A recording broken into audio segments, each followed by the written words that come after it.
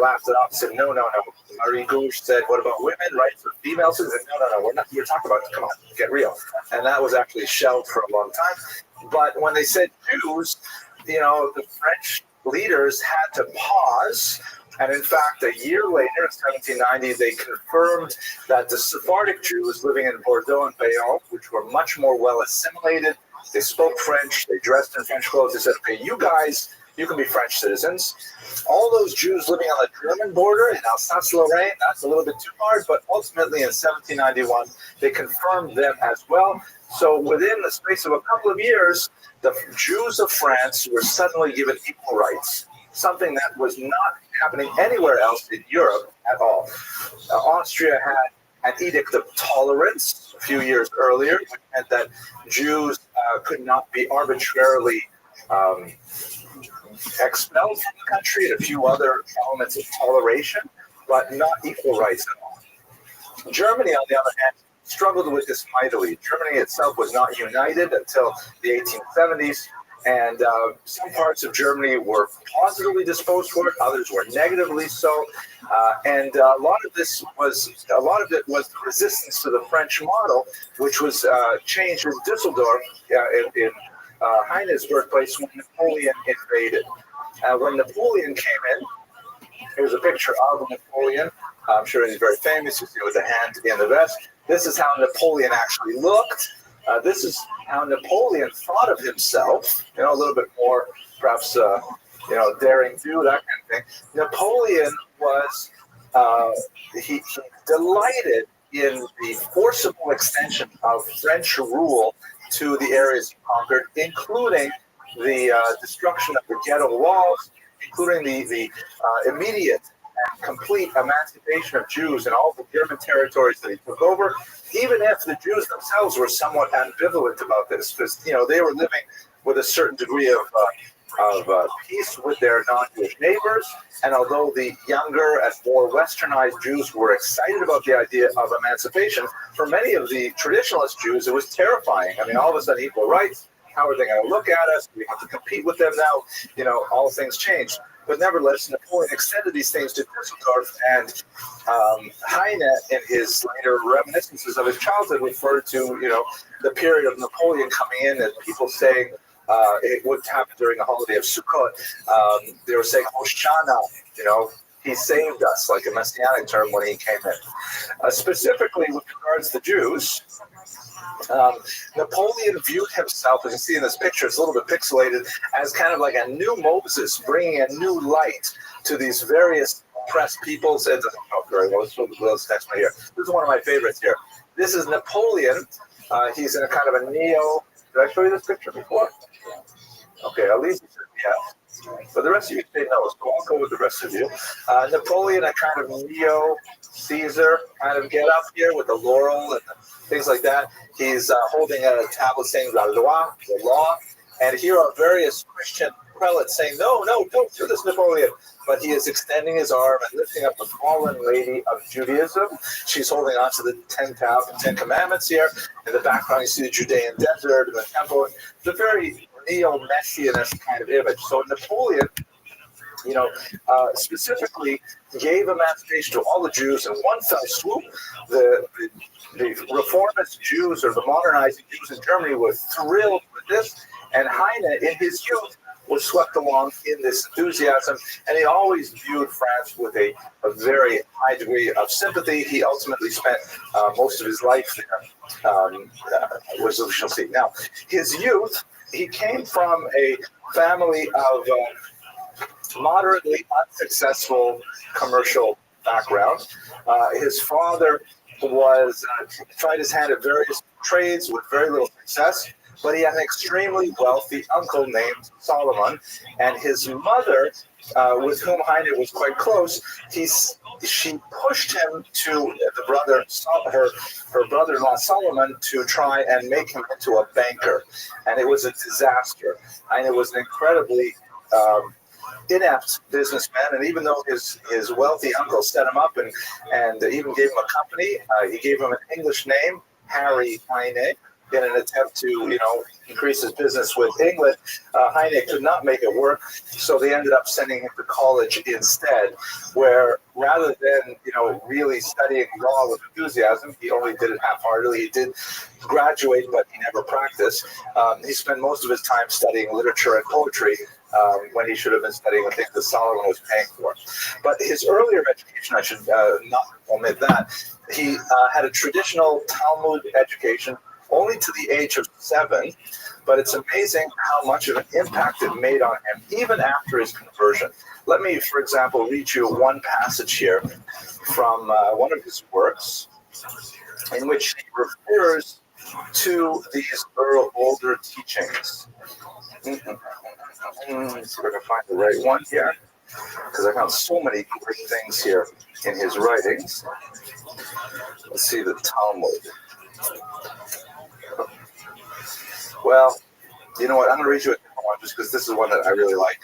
So this is a selection from his Hebrew Melodies, in which he talked about what Shabbat was like. And again, this is someone who had relatively little connection with it. He was living as something of a playboy. He had a rich uncle, literally. He was going to college, didn't have to worry about making a living, and he basically had fun, but he really thought a lot about his Jewish background, even when he was abandoning it. So here he's writing about the entry of Shabbat. This is from his Hebrew Melodies. Princess Sabbath, though, who surely is tranquility in person, hates intensity, all debating and contention of the mind.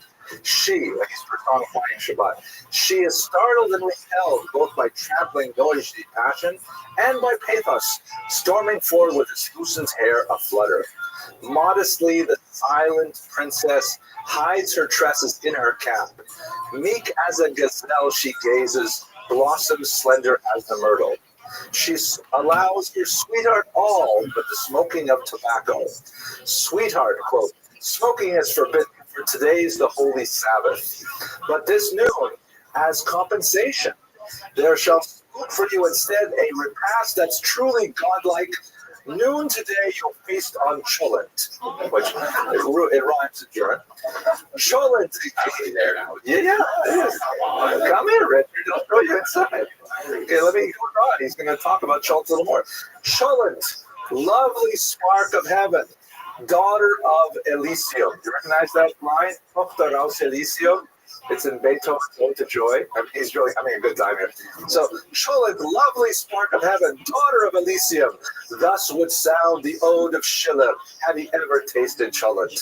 Cholent is the dish of heaven, whose immortal recipe God himself once gave to Moses long ago upon Mount Sinai, where the Lord made manifest all his good religious dogma and the holy Ten Commandments writ in characters of lightning.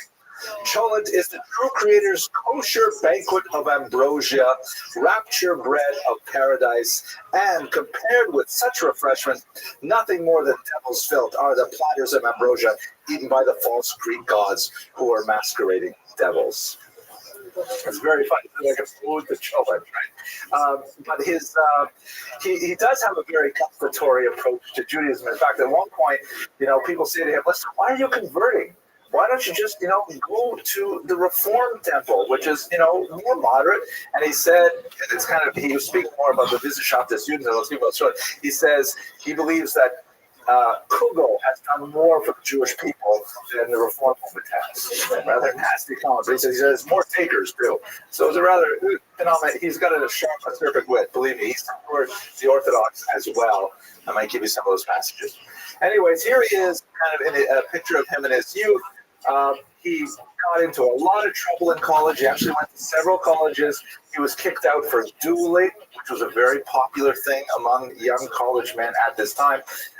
And he fell into some inappropriate arrangements with his sponsor because he developed an obsession for his daughter that was behind his first cousin, Amelie, shown here. She did not reciprocate whatsoever, but there's a lot of literary scholarship that indicates that, in fact, through most of his life, he was pining for this early love in his late teens and early 20s. She went on to marry a wealthy banker, as expected. and he could not live without her, possibly live without her sister too. There's some interesting discussion about that.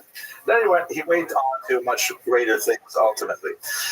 Specifically, he fell into the salon of Rachel Varnhagen, who was someone that we actually spoke about in this forum a couple of years ago. She's also, someone who experienced the Judenschmerz as well, and her way of expressing her Jewish identity actually had a tremendously salutary impact on the development of Jewish culture in Germany. She basically opened up her living room, known as her salon, which would be the French word, and she invited through the engine of sponsorship, many young, talented individuals to come and present their art and research and poetry and things like that to a larger audience of wealthy individuals who would become their patrons. Heine was a regular at Varnhagen's salon, and much of his early fame was generated through this contact between those that could create art and those that could support artists, which is something that happened to be very important for Heine as it is today. So Varnhagen was a turning point in his life. Here's a couple of pictures of her. You can see that her contribution to German culture is so great that they made a postage stamp dedicated to her. So let's have a look at some more of his writings. Let's try to understand a little bit more about who he is. So I mentioned his sense of humor, but I didn't give you too many examples. Here's a kind of a fun passage when he's talking about the social classes in Germany. He has these great kind of one-liners. So for example, he says, talking about his first college where he was kicked out for dueling, for the most part, the inhabitants of Göttingen are divided into students, professors, Philistines, and cattle, which four classes are by no means sharply distinct. Right? You have to read it twice sometimes to really get the sense of it. I'm going to read you a little bit more about his.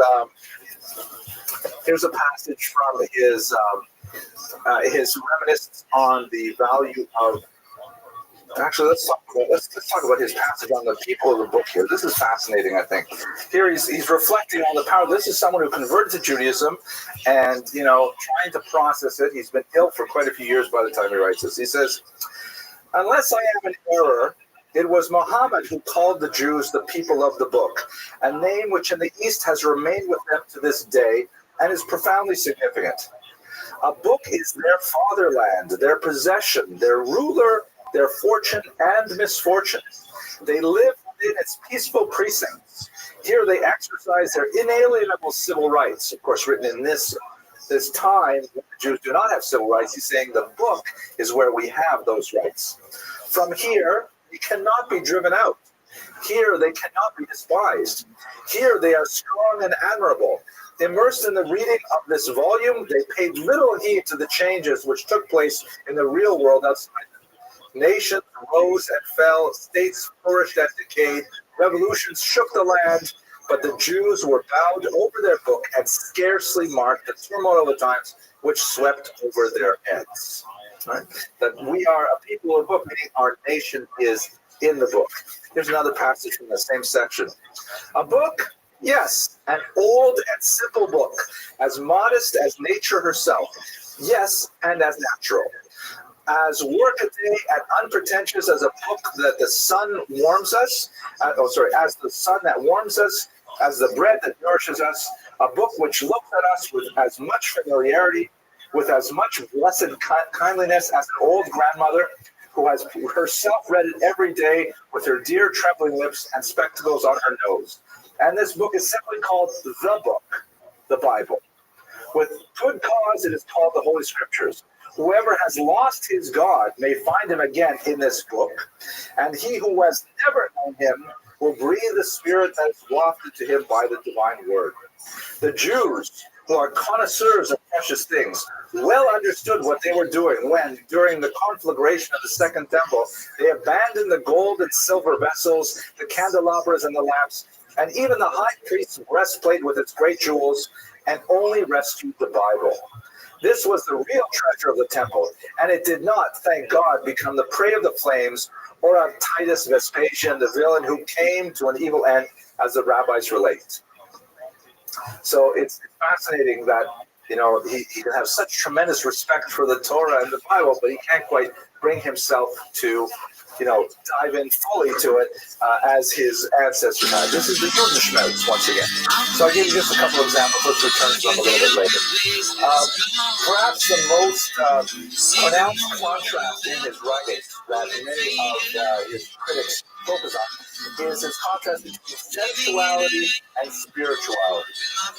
He quite often writes about, you know, pleasures of the flesh in an Epicurean sense. I mean, he writes, you know, pleasures of eating, of drinking, of traveling, of sexuality, and so on. And he loves the contrast of the Hellenic or Greek aspects of love of the body and the bodily pleasures. And at the same time, he is always thinking about religion, thinking about God. What does God want? How do I relate to God? Who is God?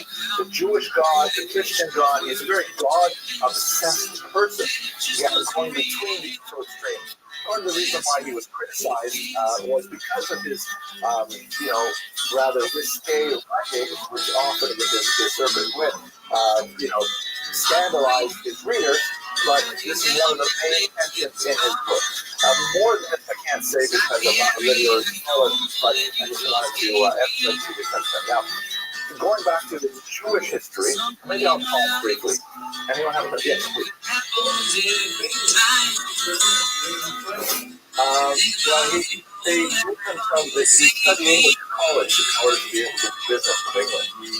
Oh, these are all translated though. You wrote it.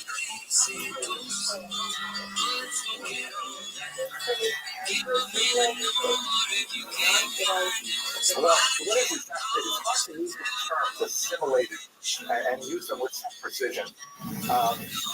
His parents were of that generation where they were, you know, they were both Jewish, which compared to American, for example, that's already, you know, they might well be, you know, the chief rabbi and rebbetzin in the land because that's not so common anymore.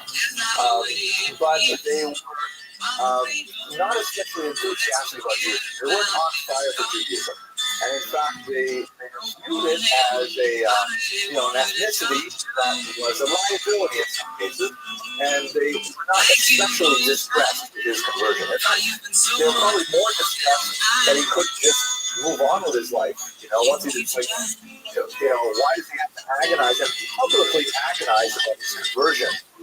He's going to be a Christian. But once he becomes a Christian, I don't keep complaining about being a Christian. Kind of like what we did with Solomon Ivan, was tempted to become a Christian, and he makes that declaration to the priest, which completely invalidates his conversion. That's the kind of purpose. Now, in terms of their belief structure, you know, they obviously felt seriously enough about Judaism to give him at least primary education, and one may assume that they were moderately Sabbath observant. But I think without, you know, the age of Torah, without the fire of Torah. Yes. Yeah.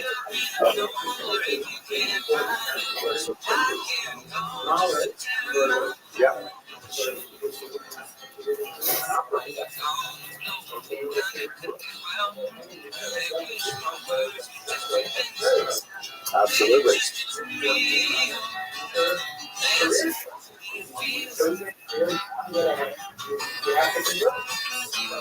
Exactly. That's what it means by the ticket of admission to European culture. That's what gets you in. Without it, not at all. Okay, our last question. Your favorite song. Better be brilliant. You go on to the something in my eyes.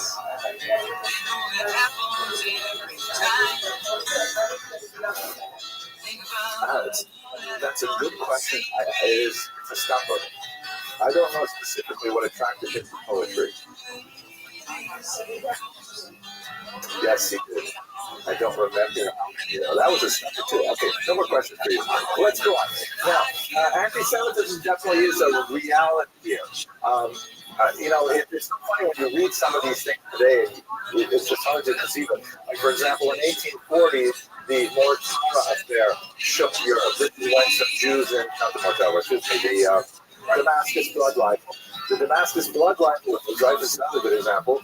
Damascus blood libel was in 1840, where Jews were arrested in Syria and charged with kidnapping a Christian child and killing him for his blood, which was, a ridiculously medieval charge, but it was taken seriously, and Jews were put on the death watch for it.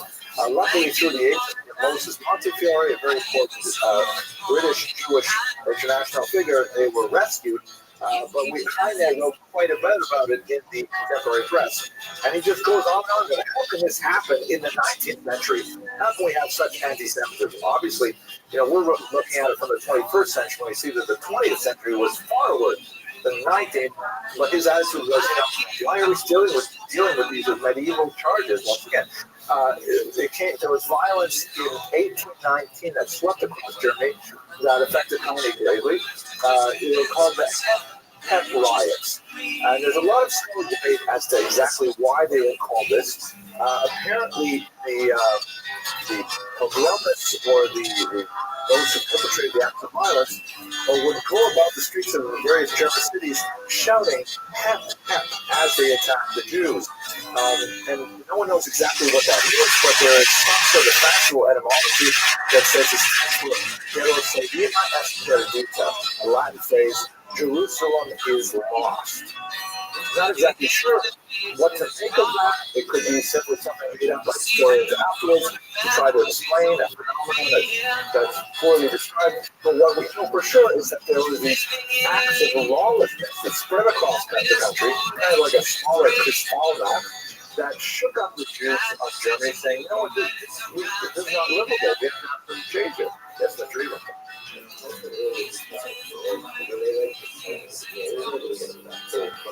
It was the whole country in that there were many different cities that suffered from it, but the level of violence, it was very little murder, for example. It was more like hooliganism, beating people up, that sort of thing.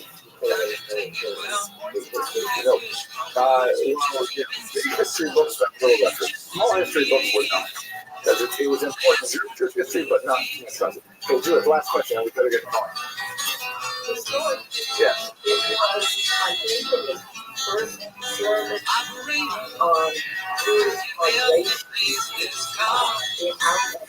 Correct. A lot of Jewish, the males in particular, because also had the imposition on Jewish males not to be allowed to marry for second or third or fourth sons. So it's true, a lot of Jews came to America as a result. Okay, now another development occurred, about which Heine was very excited initially, was the institution known as the Wissenschaft des Judentums. This was sometimes translated as the Society for Jewish Culture.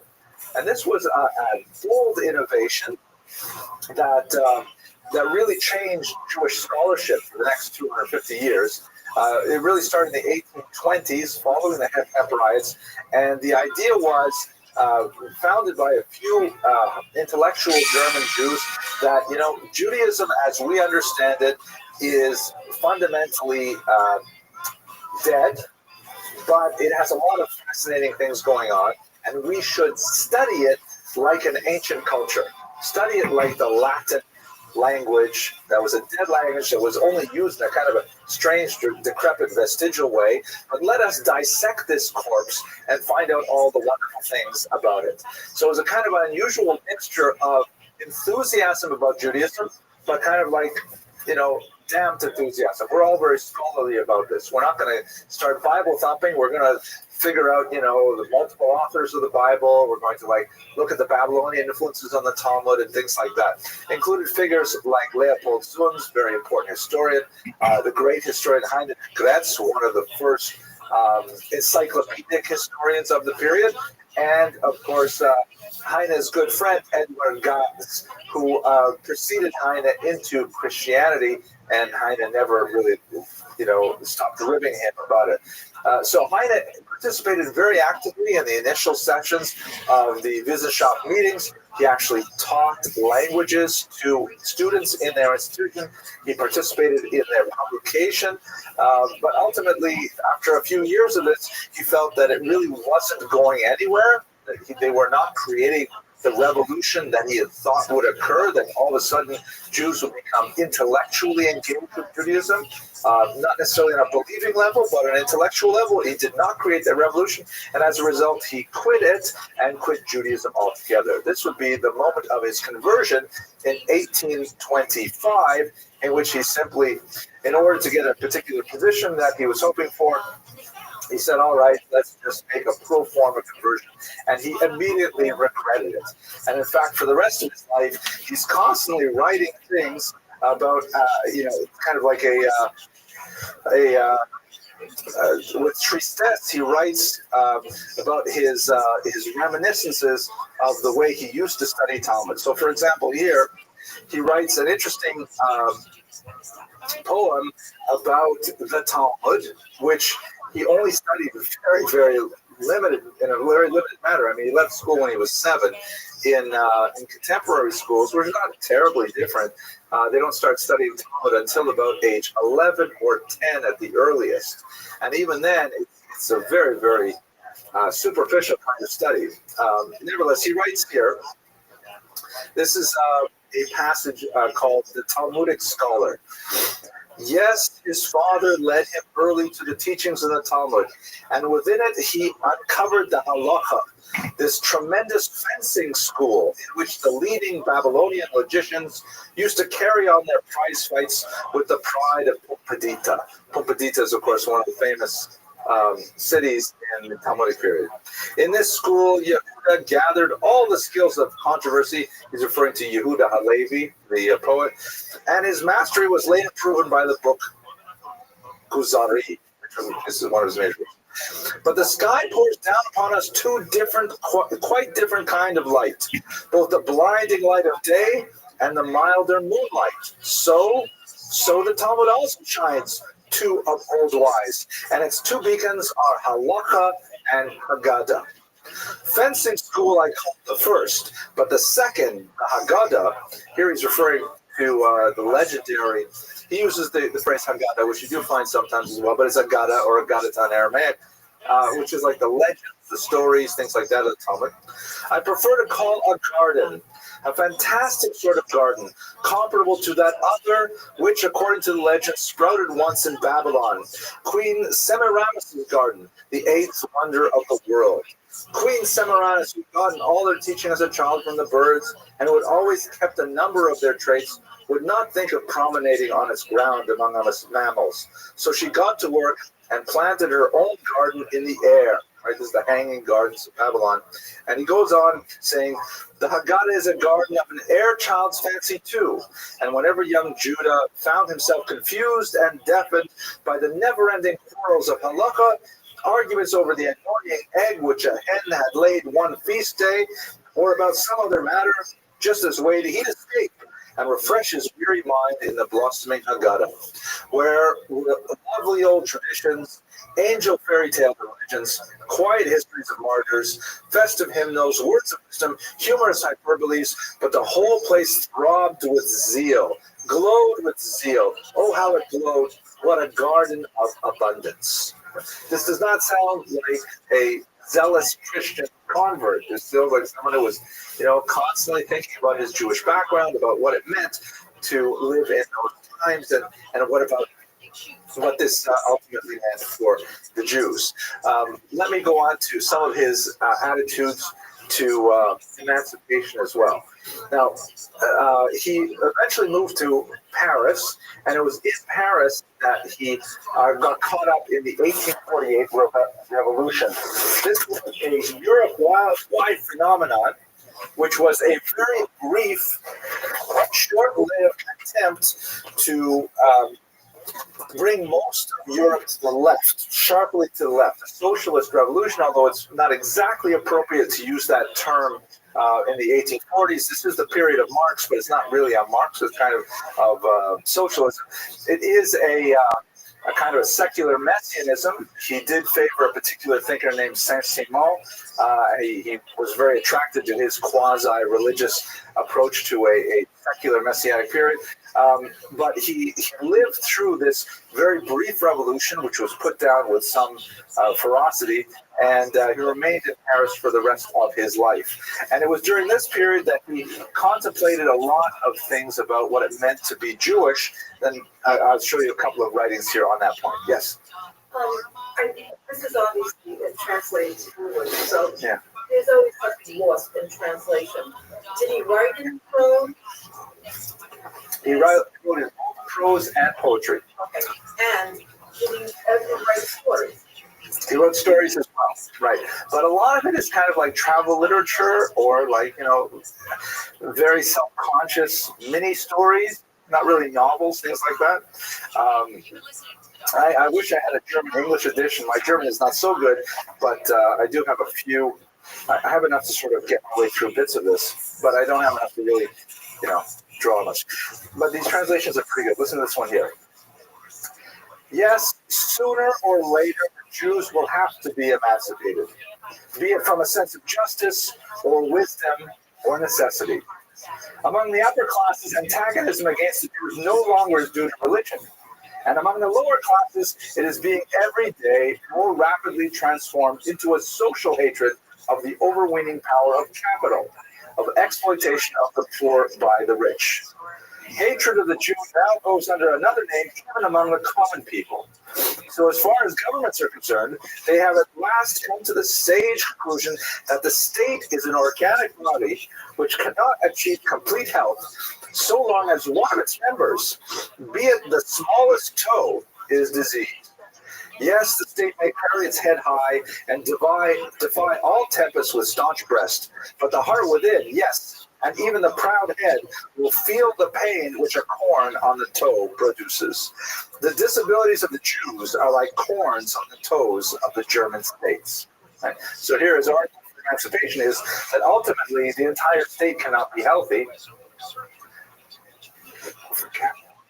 Thank you. There we go.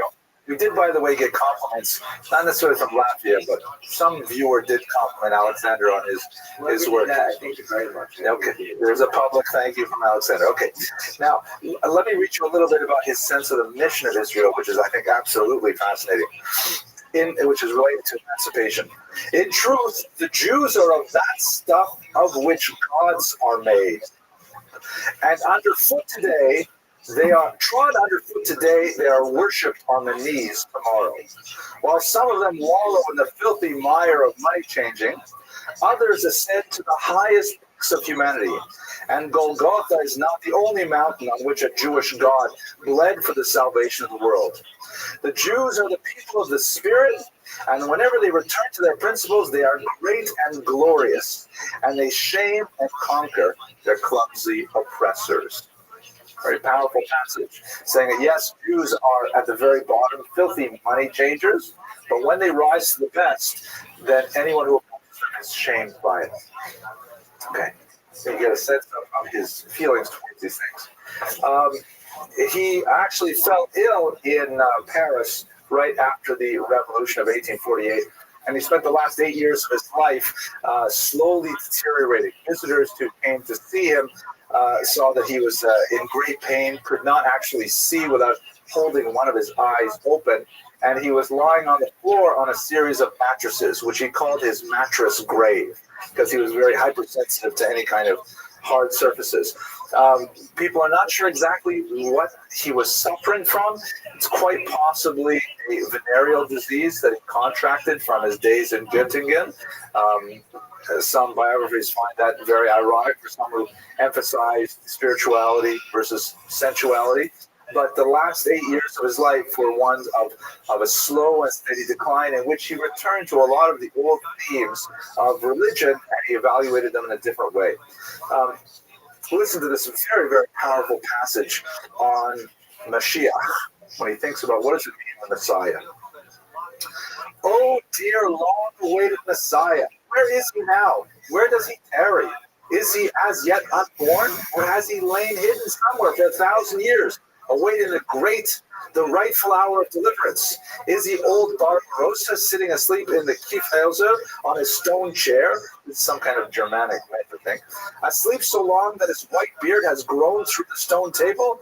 Now and then he drowsily shakes his head, blinks with half-closed eyes, and reaches dreaming for the sword, then sinks back into the heavy 1,000-year sleep. No, it is not Emperor Redbeard who will free Germany, as the people believe.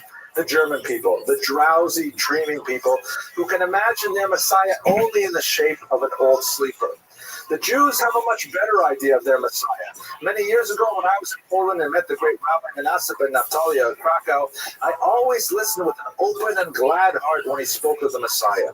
I have forgotten which book of the Talmud contains the details that the great rabbi faithfully communicated to me, and only the main features of this description remain in my memory. The Messiah, he said, was born in the day when Jerusalem was destroyed by the evil doer Titus Vespasian, and ever since he... There she is.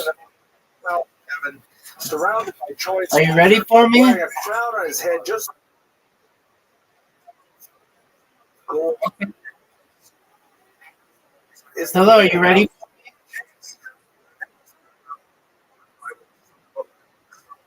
For with these fetters, I may lose patience Yes, ma'am. and suddenly hasten to come down and commence his work of deliverance too soon, and at the wrong time.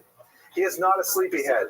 He is a handsome, very slender, but extraordinary, powerful man, blooming like youth itself. He leads a very monotonous life. In the morning, he spends in the customary, or he laughs and jests with his servants, angels in disguise, and play the flute. Then what a way to his start. long hair combed and nard. Sounds like lard, but doesn't sound. You know what nard is? Alexander will fact check it for me. N-A-R-D. And dressed in princely purple. All afternoon he studies the Kabbalah. Oh, he's doing that Siri. That's so disruptive. At any rate, I'm going to switch it around now. Oh, you are on fire.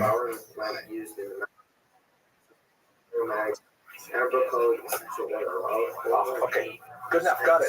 Aromatic essential oil as a perfume. Okay. Okay, Alexander, the Latvians want to hear the rest of the lecture. Okay, but what's interesting here is his transvaluation. Thank you very much. His transvaluation of the role of the Messiah.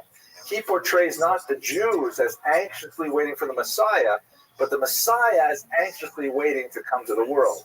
Saying the Messiah is growing impatient with this world. He's about this messianic redemption, but he is held fast.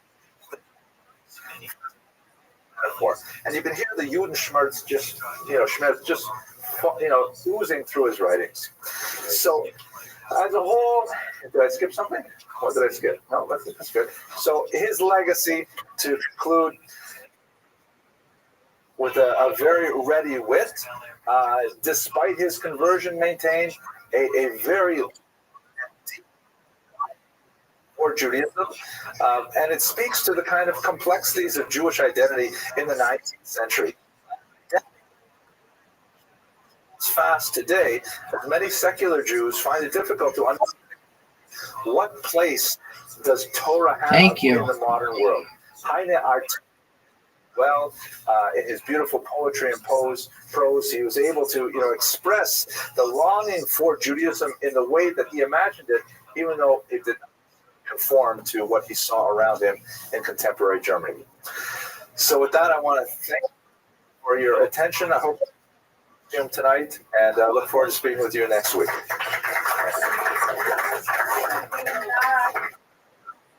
It's a flower. Oh. Thank you.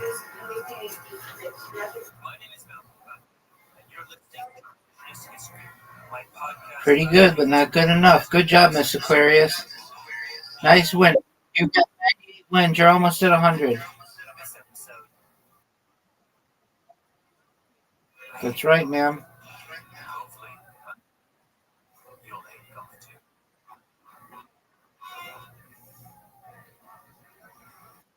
Ooh, look at you. Fire today. There we go. To another edition of This Week in Jewish History. This coincide with the anniversary of a terrible event in Polish Jewish history, the burning of the Talmud in the wake of the Frankist disputation. So his movement and how it came specifically to this very sad and unusual chapter in Jewish history. Frank was born to a middle class family in 1926.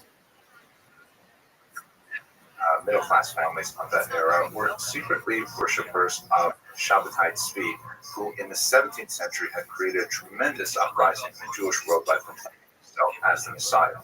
His particular story ended very badly as he ultimately converted to Islam.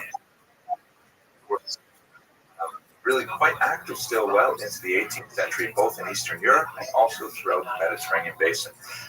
Many of them to apostasy to Islam and became a movement known as the Dunman. Jacob Frank, our subject, actually in a few other places where there were large numbers of Sabbateans, and he was highly influenced by their teachings. Frank came back to Poland after actually a conversion to Islam as well, and gathered followers who were very interested in his charismatic. He promoted an idea of purification through transgression, or a sin for the right reasons, as it were, and was reputed not only be involved in public desecration of the Sabbath and things like that, but even wild orgiastic rituals that were looked on with high levels of.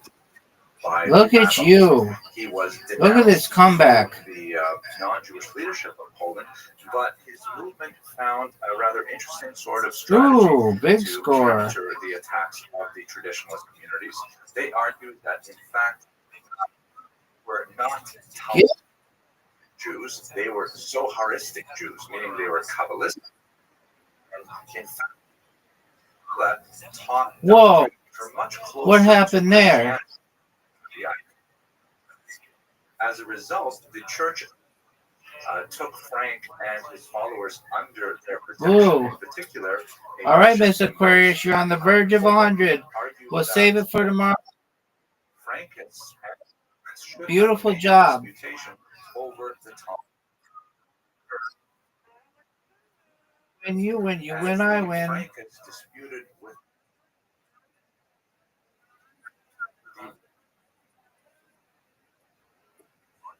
absolutely. Sweet dreams to you, my friend. The church decided Frankus Will do. Take care. volumes of Talmud were collected. Thank you. Libraries of the Jews of that. Frank ultimately led a very checkered career afterwards, converting to Christianity and attracting even more followers in his now third religion. He made something of a career of it, but he got into trouble with the authorities because of his ongoing antinomian activities. Ultimately, he was in prison for a while. He carried himself as a noble, but when he died, he had a very large retinue, as you see in the contemporary depiction of his deathbed. The movement did continue under his daughter Eve, and traces of it lingered well into the early 19th century. The long-lasting impact for the Jews, however, was the devastating attack on the Talmud, once again, resulting in a huge loss not only of the human capital of many Jews who actually were attracted to Frank's movement, but also of the destruction of many precious volumes which were lost forever. Well, that's it for this week. I hope you have an excellent week, and I look forward to speaking with you again. In July 2007, Ryan led the crisis was beginning. The CEO of Restream, Rabbi Rothschild, from Wall Street Friday afternoons to his exclusive course in New Jersey to get around it before sunset. Even when his company was collapsing, he couldn't stop playing golf. Under President Donald Trump's first 4 months in office, he visited his own golf courses 25 times. 1 week he played 3 times. Hello, everyone. Hope you had a great holiday. We're back here with another edition of This Week in Jewish History. And this week happens to commemorate the yahrzeit, or the death anniversary of Rembrandt, very important 17th century painter who was not Jewish, but who had a very close connection with Jews and Jewish subjects and represented them in his art. So let's have a look at the Prezi right now to understand a little bit about Rembrandt and his Jewish connection. So Rembrandt was a very important 17th century painter, and here's a self-portrait, one of many that he made. You can see the tremendous depth of expression that's evident in his portraiture, and that's especially useful for us because he painted a lot of portraits of Jews, as we shall see. The historical accident that placed Rembrandt in close proximity with many Jews was the fact that he lived in Amsterdam, which was home to many refugees from the Spanish and Portuguese. Dr. Michael Masters, a professor of biological anthropology at Montana Tech, currently coined the extraterrestrial hypothesis or theory, the idea that these beings that we're interacting with are essentially time travelers, and their crafts are essentially time machines. Some of them, yeah. Many. High degree of liberality that was see these patterns. A tremendous amount of religious freedom, which allowed the Jews to feel very much at home in Amsterdam. And Rembrandt lived in a highly Jewishly populated quarter of that city. As a result, he used many Jews as his subjects for his art. This is perhaps one of his most famous representations of Jews, a portrait of an older Jewish man. Once again, you see the tremendous genius over and over again in these cases, and what it seems to him. But perhaps more interesting for us is the fact that Rembrandt viewed 17th century Jews, his contemporaries, as the legitimate inheritors of the ancient tradition, and did not see. They're not just us from the future, but they're us from a lot saw every day, and the larger story of Christianity. As you can see in the portrait on the left of a young Sephardic Jew, Rembrandt used his models as the basis for his representation of Christian figures, such as Jesus, shown here on the right. Fascinating way of looking at contemporary Jews, which was not an This brings me to something I wanted to talk to you about, something you've talked about before, about an interaction you had at had painted many portraits of Jews. We also have an unusual phenomenon. a few years ago. Multiple, yes, where are misidentified as Jews. This particular example, for a long time, was thought of as Rembrandt's work, a representation of a Jewish rabbi with a rather distinctive hat. But a closer examination by art historians has shown a strangeness began is with a UFO encounter. I was kind of called out to look at them. I think into this, but also a closer examination of the artwork itself shows that this rabbi is wearing some very suspicious jewelry, which does not indicate. it wasn't like I was obstructed or anything. And so many of those representations of Jews thought to be Rembrandt's original are neither Rembrandt's nor the high speed. So I was full on wanting to quit. Not long after that UFO encounter, I had this telepathic interaction. Well, I hope you found that interesting, and look forward to speaking to you in the future. Have a great Shabbos and a great week. Please visit the main website, www.jewishhistorylectures.org, for lots of information. With these entities. And then the fall of 2022,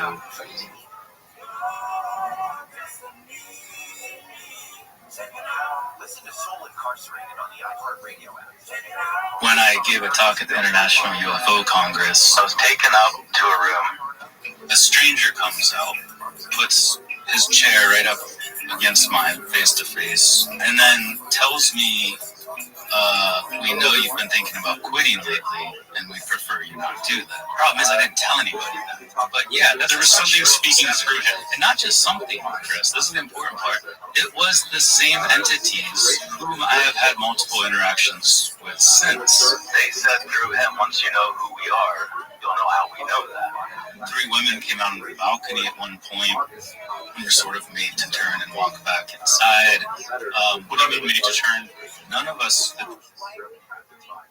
Unless he, of course, was a known Jew, but he was very much influenced by his close and all 3 of them turned at the exact same dates are almost identical to his own.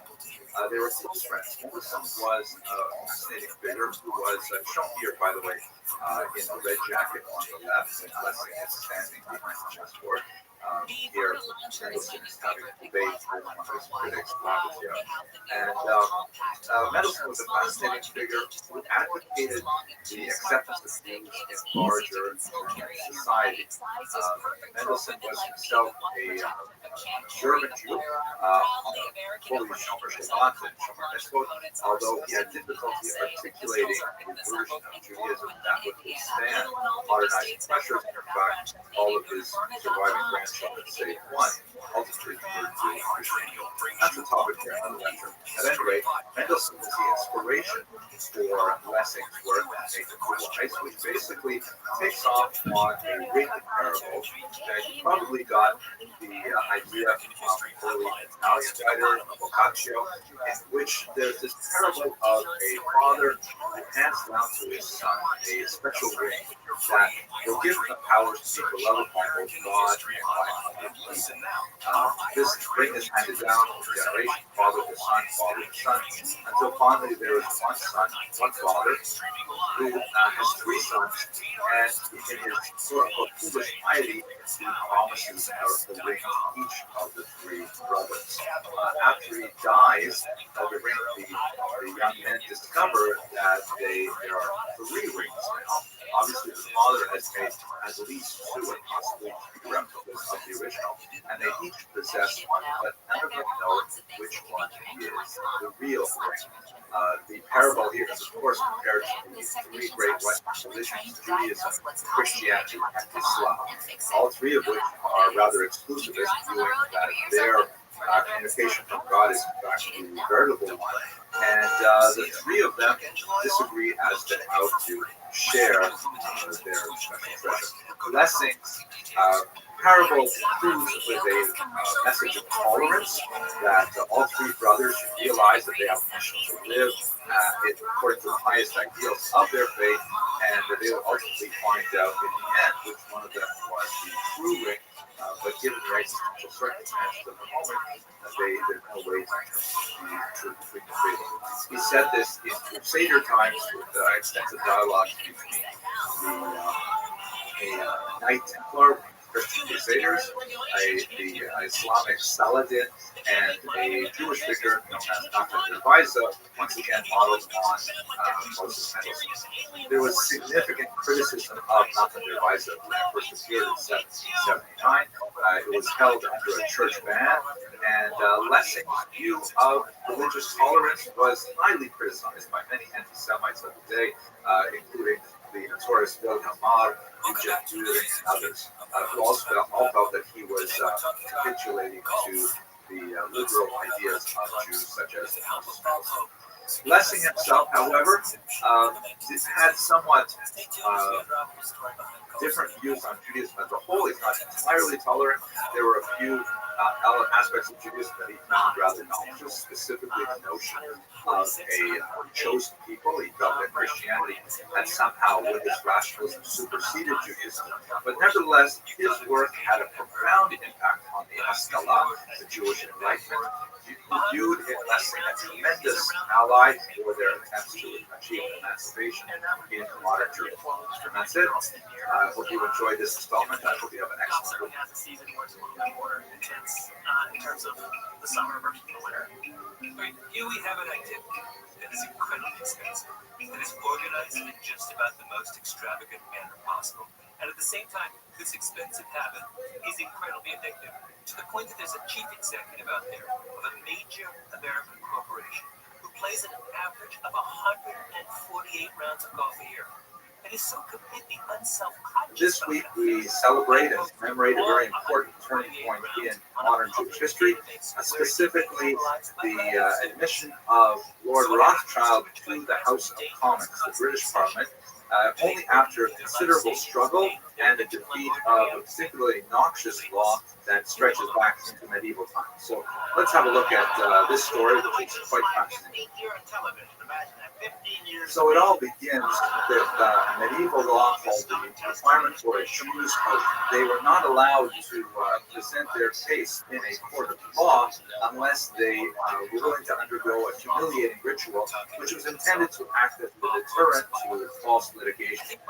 The Jews' oath often involved all kinds of really nasty and noxious elements, such as, for example, the Jew was often required to stand barefoot on a pigskin, as shown in the 18th century rendition here. They were forced to put their hand on some Hebrew scripture. You can see that the artist here obviously has some sense of what Hebrew letters look like, but it's just gibberish, so he's not Hebrew literate, unlikely to be Jewish. And of course, they're often required to be bare-chested and bare-headed. This is a very onerous device imposed on the Jews to try to keep them from going to court and seeking redress of wrongs. A lot of this changed with Jewish emancipation, a process that began in the late 18th century and was climaxed under Napoleon, who is shown here as a savior to the Jews. You can see that he's dressed in sort of neo-Roman garb, and he is lifting up this woman who represents Judaism, who needs his assistance. You can see the menorah and the Judean hills in the background, which are onto the two tablets, and all this is done over the protest of various clerics of different faiths who do not want to see Judaism raised to those standards.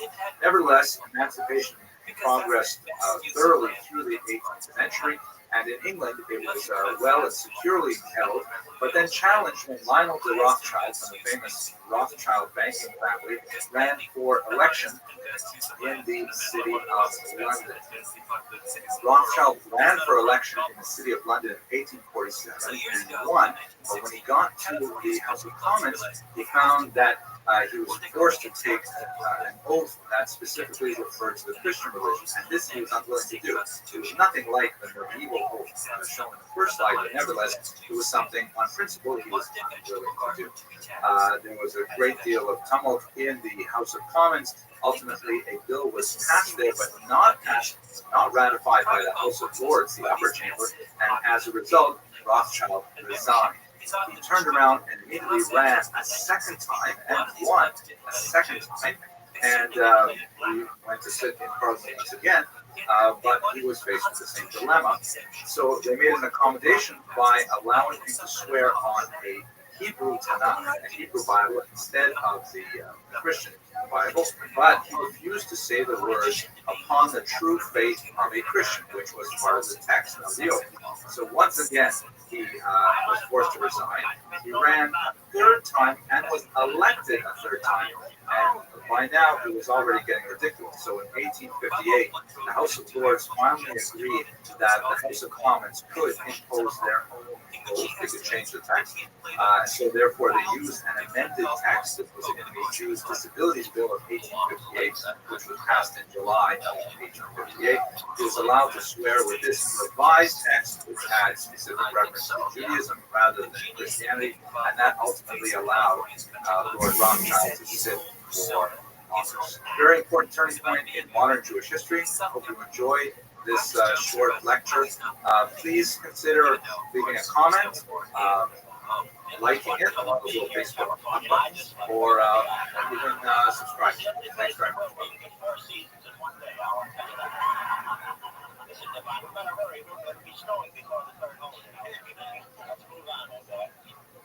So how did the bomb golf campaign do in 1960? It wins. Proposition passes and is added to Article 13 of the California Constitution, where it remains to this day. In order to win a set of privileges for the very wealthy. Hello, everyone. Welcome to another edition of This Week in Jewish History. We're going into the saddest week of the Jewish year, the week in which we commemorate Tisha B'Av, the destruction of the temples of Jerusalem, the expulsion of the Jews from Spain, and a whole host of very negative things that have occurred to Jews on this day throughout history. It's kind of like, in a flippant way, National Jewish Bad Luck Day. And I'd like to turn to a specific story that occurs at this season in the year 1858 that gives me a tremendous amount of anguish, and perhaps it's worth bearing in mind as we go through this difficult holiday. I would also like to mention, for those of you who are in Surfside or in South Florida during Tisha B'Av, I will be lecturing on this topic for about a regular 60-minute lecture, which we hope to post online in a little while. What I'd like to talk about is the kidnapping of Edgardo Mortara, a very horrible and sad story that involves the church and a young boy named Edgardo, who was a 6-year-old living in the home of his parents in Bologna, Italy. He was a regular Jewish boy, nothing special or distinctive about him at the time, but what brought him into world attention was an emergency baptism that was apparently performed on this child when he was very ill several years earlier by a non-Jewish servant girl that was living in the Mortara home at the time. She felt that he would go to hell if he were not baptized, and therefore she took a bit of water, she sprinkled on his forehead, she pronounced a few words, and he was considered baptized. Now, this would have meant nothing except for the fact that the church held that once a child is baptized, they actually become Christian, no matter how nonsensical the circumstances under which that baptism occurred. And therefore, the Pope Pius IX, shown here, and the Grand Inquisition, which was still active in Bologna at the time, went to the Mortara home in June of 1858, knocked on the door, and kidnapped the child, took him away from his mother and father and his siblings, and brought him directly into the church, where he stayed for the rest of his life. His parents made tremendous efforts to try and release him, but the Pope was adamant. In fact, took a direct and personal interest in the child, placing him in a special school that was designed specifically for Jews who were converting to Christianity, and he ultimately ended up becoming a priest of the Augustinian order. When he finally was freed from the church officially, he remained a Catholic and in fact dedicated his life to proselytizing Jews around the world. There was at one point a moment where the Pope was willing to release Edgardo back to his family, but only on the condition that his parents would also convert to Catholicism, and tragically and heroically, they refused. You can see from this photograph here taken when he was an adult that there's a certain amount of ambivalence with his mother, who is clearly in this photograph heartbroken at the circumstances, and one of his brothers who views him just by body language alone with some degree of suspicion. Nevertheless, this very sad story had some very important implications for Jewish history as a whole. First of all, let us recall that this occurred in 1858. This is the modern era, and there were modern communications. The world as a whole was aware of what Pope Pius IX was doing, and in fact, protested significantly. There are numerous editorials, even in the New York Times. The folk hero of the time among the Jews was the great Moses Montefiore, perhaps best known to visitors of Jerusalem for his construction of the famous windmills there, and his tremendous efforts were insufficient to release Edgardo from the church. This prompted a very important change in the way Jews viewed their relationship to the secular world. It was the formation of the Alliance Israélite Universelle, a French organization that was designed to be a world conglomerate of Jews to try and lobby more effectively in the modern world for Jewish causes. This eventually fed to the World Jewish Congress, the Federation Movement, and so on.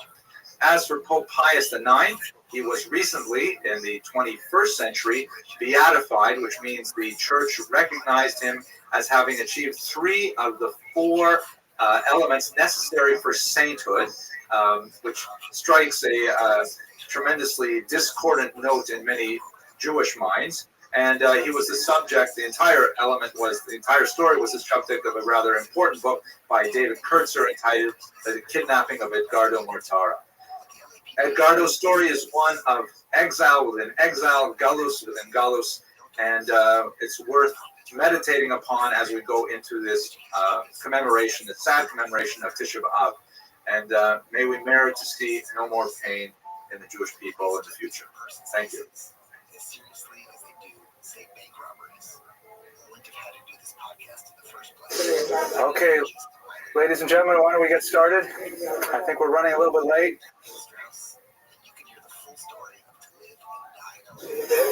So 20 seconds. So watch the cord there. So it's this time of year. I often think about my grandmother, Shalom. She passed away a year, 2 years ago, and this would be right around the time of her birthday. She was a woman of an exceptional sense of humor, very biting, acerbic, sometimes harsh Lithuanian style of humor. You would not want to be on the receiving end of it. But as once I started to figure out what the Yiddish punchlines meant, I really learned to appreciate her jokes. So I'd like to tell one joke in her name, in her memory, that is probably not such a kosher joke, but I think that since I'm saying it over in the name of my my holy grandmother, Aleh Shalom, then maybe it'll be okay. And I don't think the rabbi ever watches these videos, so I'll probably be okay. So joke goes like this. There are two brothers, and one of them, very, very holy Jew. He goes to shul every day, very careful with how he treats people in business, a lot of derech eretz, personal courtesy, and so on.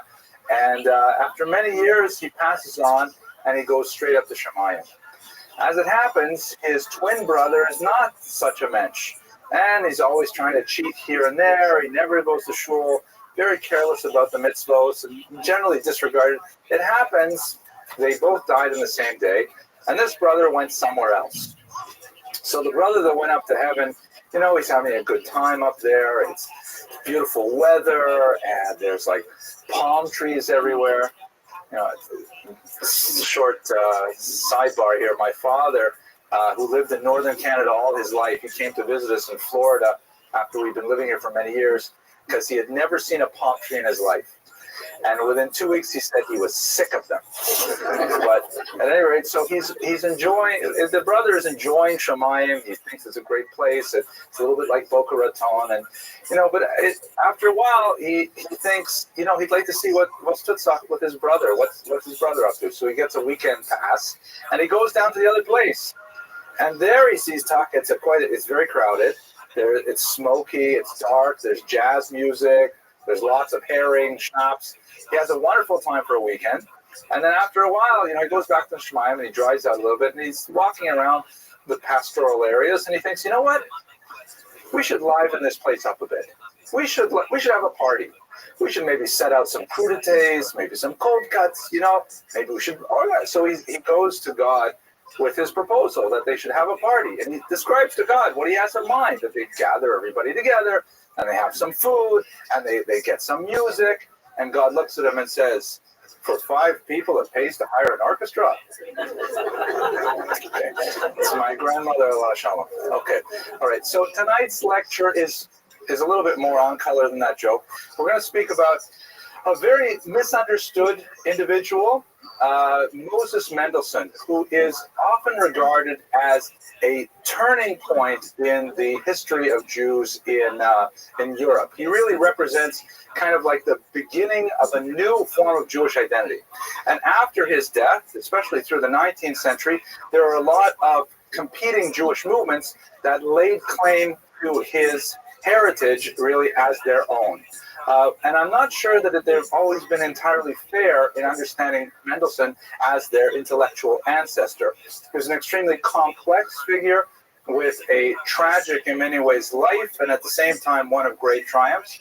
And I think it's extremely important to look at his life and understand the type of tribulations that he endured, because in reality, he was the first European Jew to articulate to a larger Gentile audience how it would be possible for Jews to live as emancipated citizens in a free state. He, of course, would not experience that. He died in the late 18th century. But over the course of the 19th century, actually really the late 18th century in France and then throughout the 19th century elsewhere, all European states would be exploring the ideas that Mendelssohn first brought forward to the scene. So let's understand a little bit more about his background specifically. There are very few photographs of him, or portraits of him. This is considered one of the more authentic versions. He was born in 1729 He lived in Berlin under a single king's rule until he died in the same year as the king, 1786. And as I mentioned, he's a transitional figure between the medieval period and the modern period. In the next slide, I'll tell you a little bit about what it meant to be a Jew in the medieval era and how that transitioned into the modern era. For those of you who are familiar with Western historiography, the medieval is a term that's long gone by the time you get to the 18th century. But for Jews, we really remained in a pre-modern state much longer than Western Europe. And for us, modernity refers to that moment when Jews were finally emancipated as citizens within a modern state. He himself was personally observant, quite scholarly. He wrote extensively on the Jewish tradition, some very, very impressive translation projects of Tanakhs and so on. Yet he is widely regarded as the intellectual father of the Reform movement, which has a highly divergent understanding of the responsibilities of Jewish law. His activity on behalf of Jews in Europe was key in setting the stage for their later emancipation. We'll have to speak a little bit of what that means.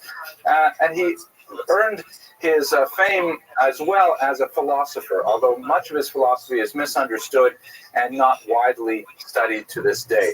Nevertheless, he was really an unusual figure, and we'll explore all those aspects of his life. By the way, this cool device is something, the TorahCafe.com people, they like to take my lectures and then they make them better. They start by editing out the joke at the beginning, and then they kind of fold the PowerPoints into the lecture. So you can see the same lectures, except shorter and better, on TorahCafe.com. And they sent me this microphone so that you could hear me a little better. And this week they sent me this really cool automatic clicker. Watch this. Wow, that is phenomenal, right? I can do it again. Watch this. All right, okay, I really like it. And watch this. You see, I don't have to, for example, I don't have to point over here, because I can go like this, and you can see exactly where I'm pointing, right? I can point over here, and wherever I want to point. This is a really cool thing. Okay, right. So, I'm sorry? Probably. We'll have to see when they take this. But thank you, Torah.com, for this cool device. I think that actually, the microphone's been great, and this automatic clicker is great. I think we need a Jaguar now to really help me get here on time. Okay. Anyways, on the cusp of modernity. So what is the separation between medieval and modern when it comes to the Jews? There's a lot of different ways to try to understand this, but perhaps the most obvious way is the understanding of what place do Jews have in modern states. Are they equal partners in the building of a multicultural state, or are they literally tourists with temporary residence privileges in a given state? I mean, in Germany, for example, Jews had lived there. By the time we get to Mendelssohn, Jews had lived there for over 800 years, and yet they did not enjoy permanent residence rights. They could be and were frequently expelled from given locales at the whim of local rulers, and their very existence, economically, socially, it was extremely precarious throughout this entire period. So that said a lot for the kind of factors that develop the Jewish culture, Jewish personality type, perhaps. And one of the things that really changed with modernity is the notion that perhaps Jews should be included in the overall attempt to create a geographic state reality in a given territory. Mendelssohn was among the last generation of Jews to experience not being a citizen. In France, it would come very rapidly. In 1789, you have the revolution, and then 2 years later, the French government formally admits Jews to be French citizens.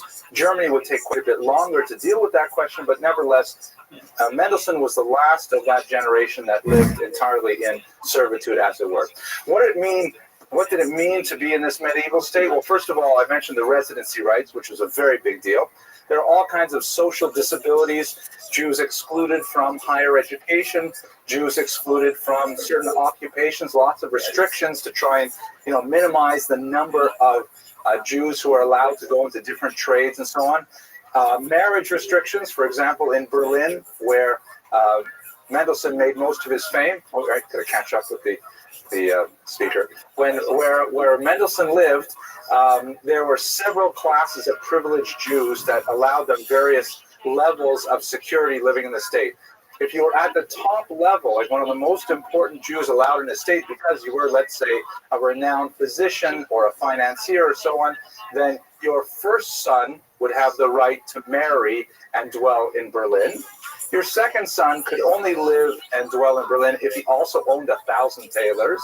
Your third son could only live there if he also owned 3,000 tailors. So in other words, it was really tailors meaning like dollars, not tailors like soap, like Motel Camsoil, right? And the fact is that they really didn't want Jews to live there.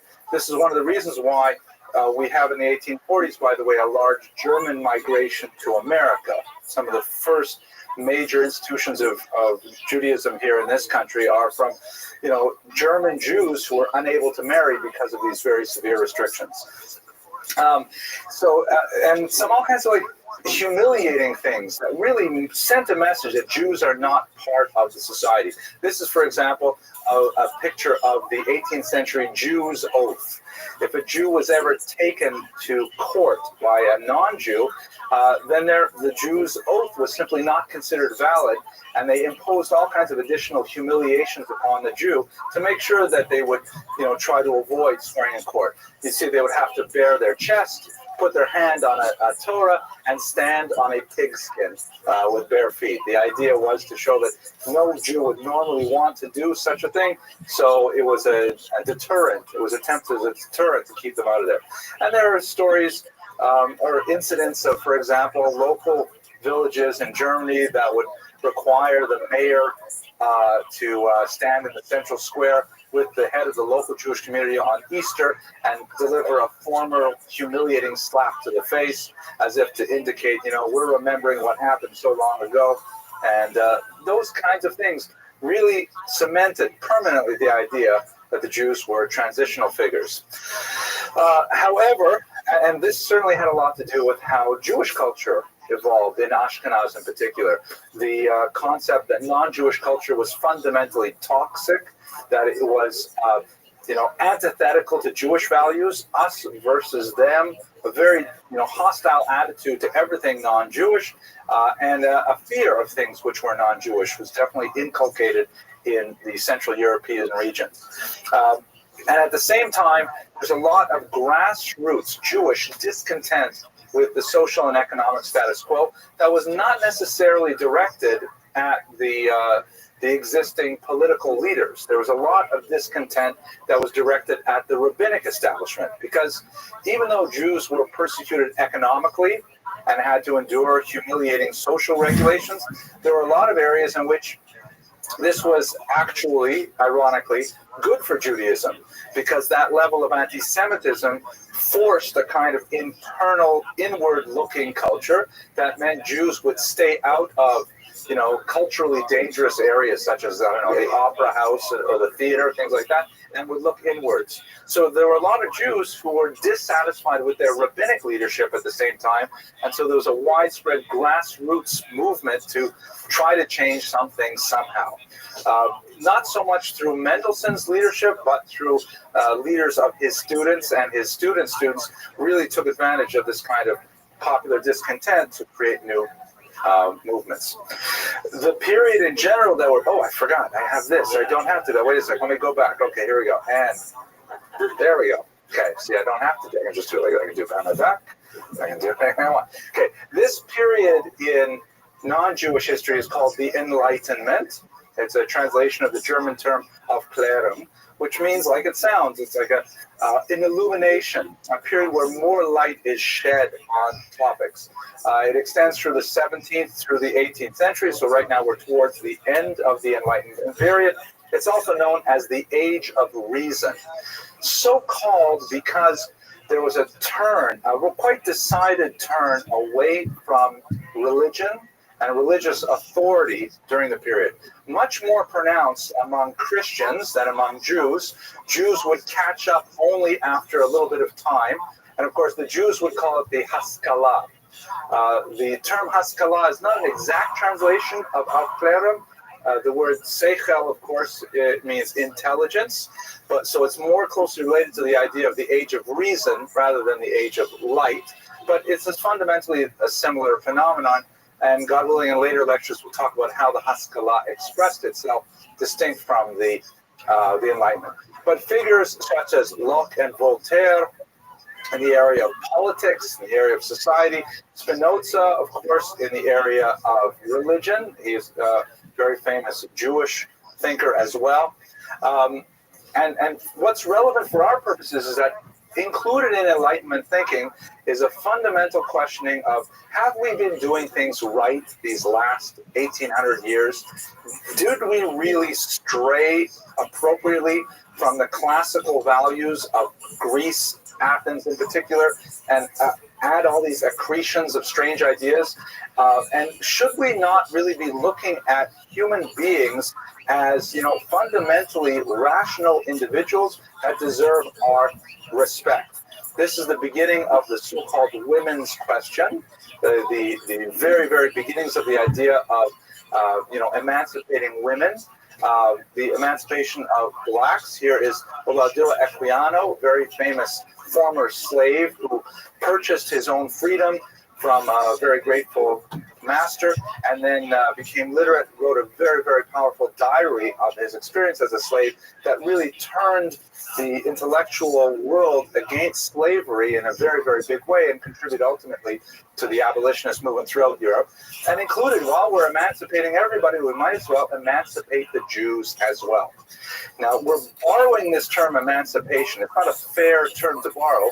It's mainly a term that Anglo-Jewish historians use based on the American example.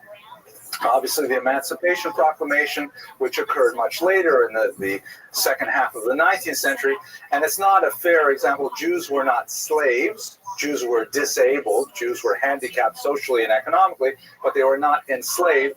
Nevertheless, this term was borrowed to refer to the equalization of Jewish rights in Western society. So that's the period that we're working in, and this is where Mendelssohn comes to the fore. Okay, any questions? Yes, Judith. I take it that whether you were doing the Roman Catholic or as in German society, the anti-Semitism was essentially, or the limitations were essentially on the Jewish population. That's a fascinating question. To repeat for the camera, was the anti-Semitism experienced in, let's say, Catholic countries like France comparable to the anti-Semitism experienced in primarily Protestant countries like Germany? I think I'd like to think a little deeper on that question before giving a sophisticated answer. But off the top of my head,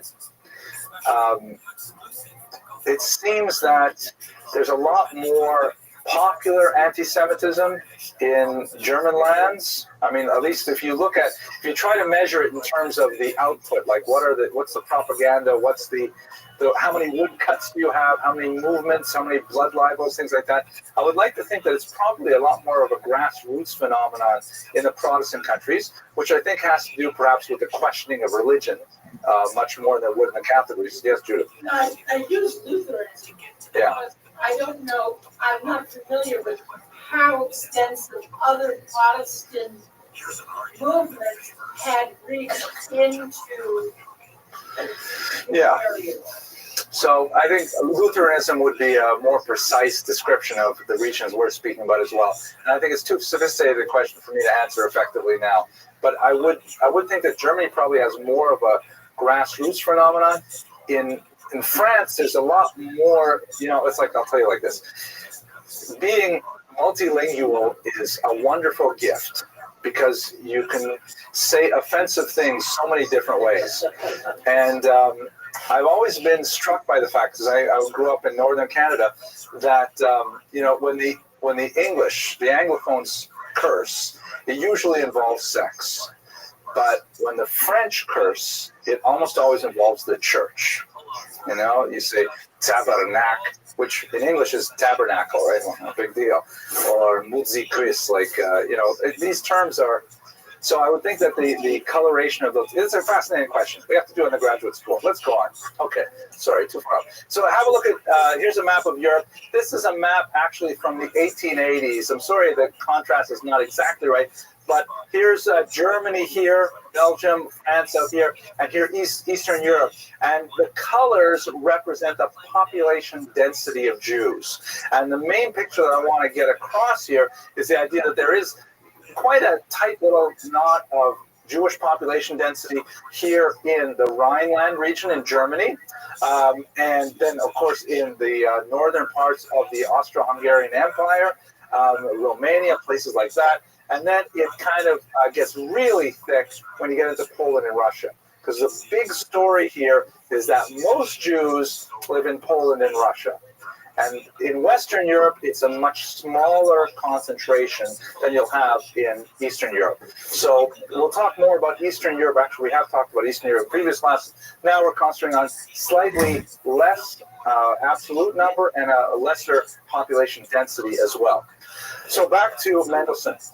His father was a sofer in Dessau, a scribe, and in fact, his father's name was Mendel. He was of that first generation of Jews that, in line with the increasing bureaucratization of society, Jews received in Central and Western Europe last names, surnames, in the 18th century in particular. So his name, probably like my own ancestor's name, his father was Mendel, and so when he was asked to choose a name, he chose the name Mendelssohn, right, the son of Mendel, and probably one of my ancestors was named after his father was Abram, so Abramson or Avramson.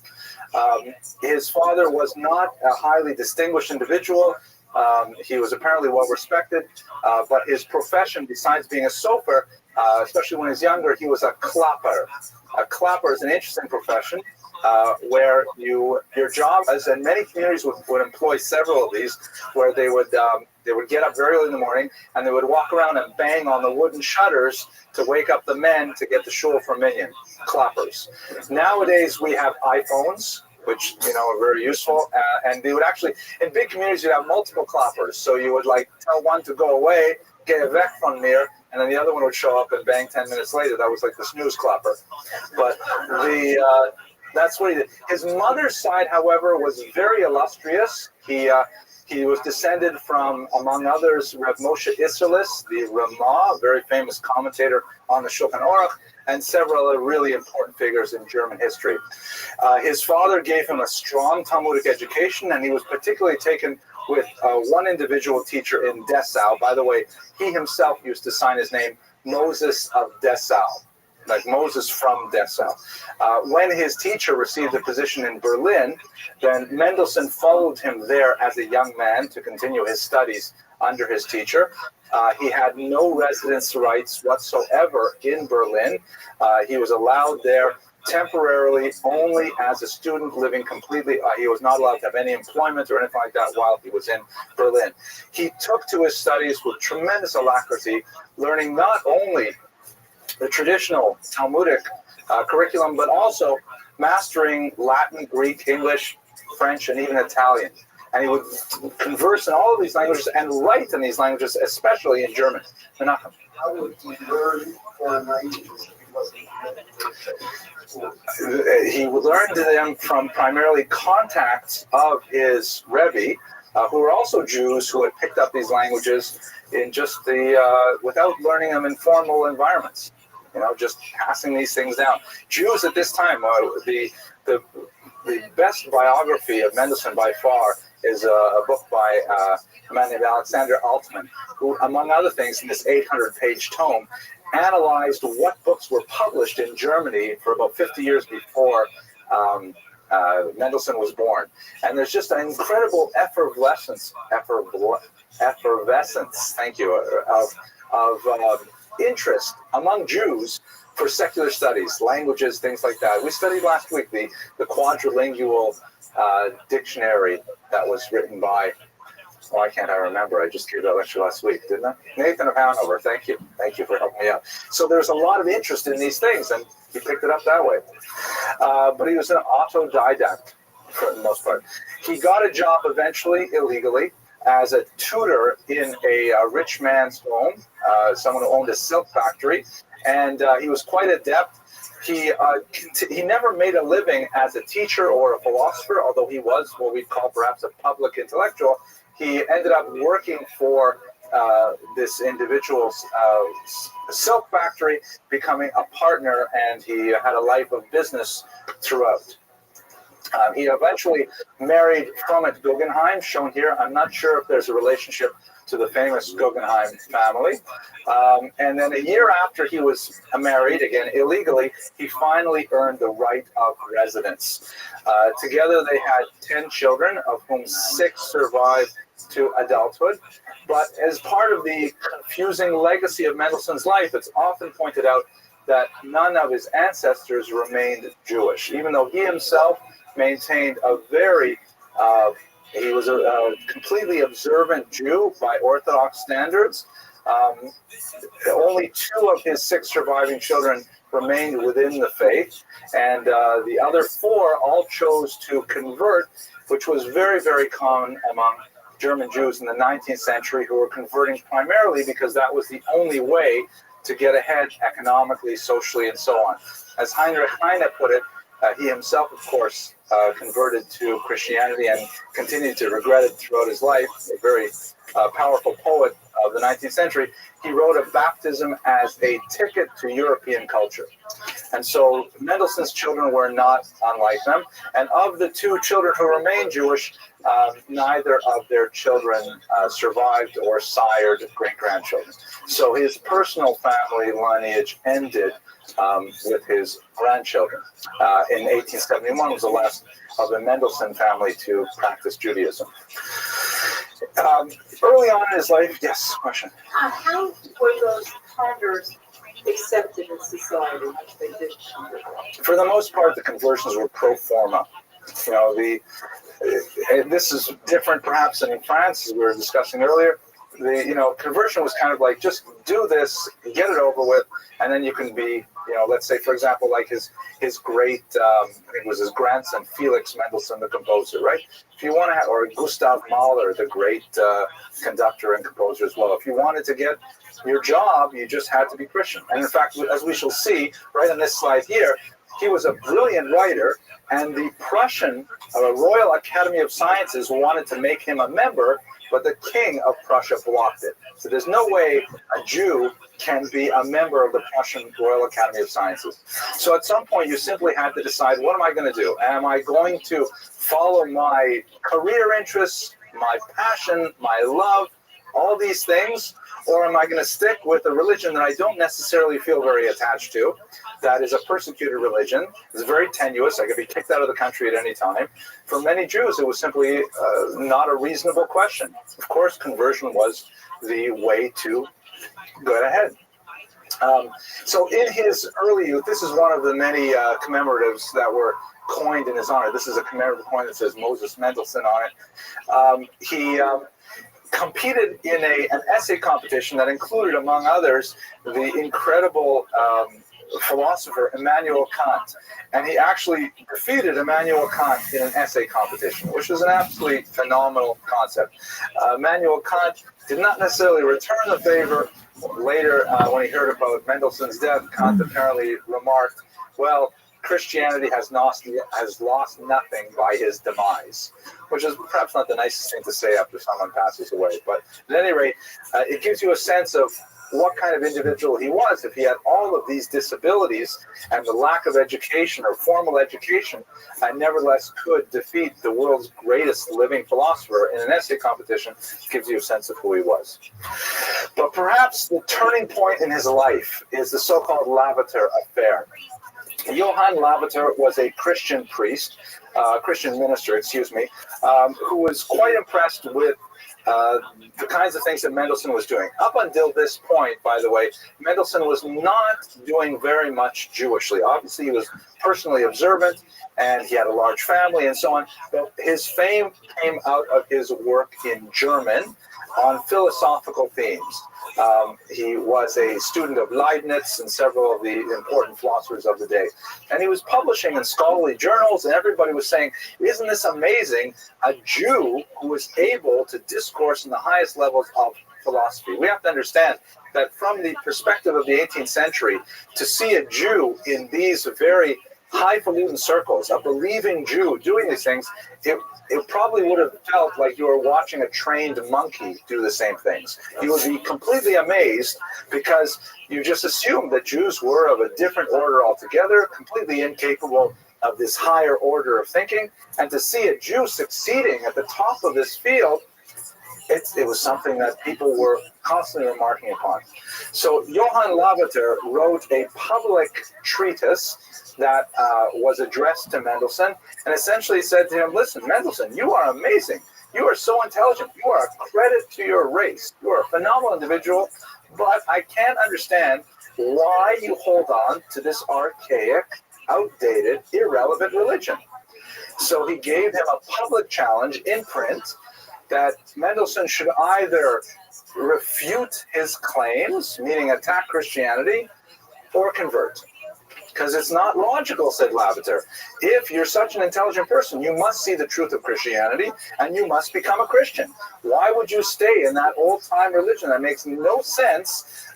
So one or the other. Either refute Christianity or convert to Christianity. One or the other. This caused a tremendous amount of distress to Mendelssohn. And actually, it took several years for all of this to die down. Mendelssohn felt that he could not ignore this challenge because so many Jews looked up to him as, an important figure, a representative of their people. And for him to simply ignore a public challenge like this would be considered a kind of defeat.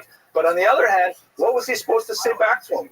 Do you think that it would be reasonable in the 18th century for a Jew to actually attack Christianity in a print format?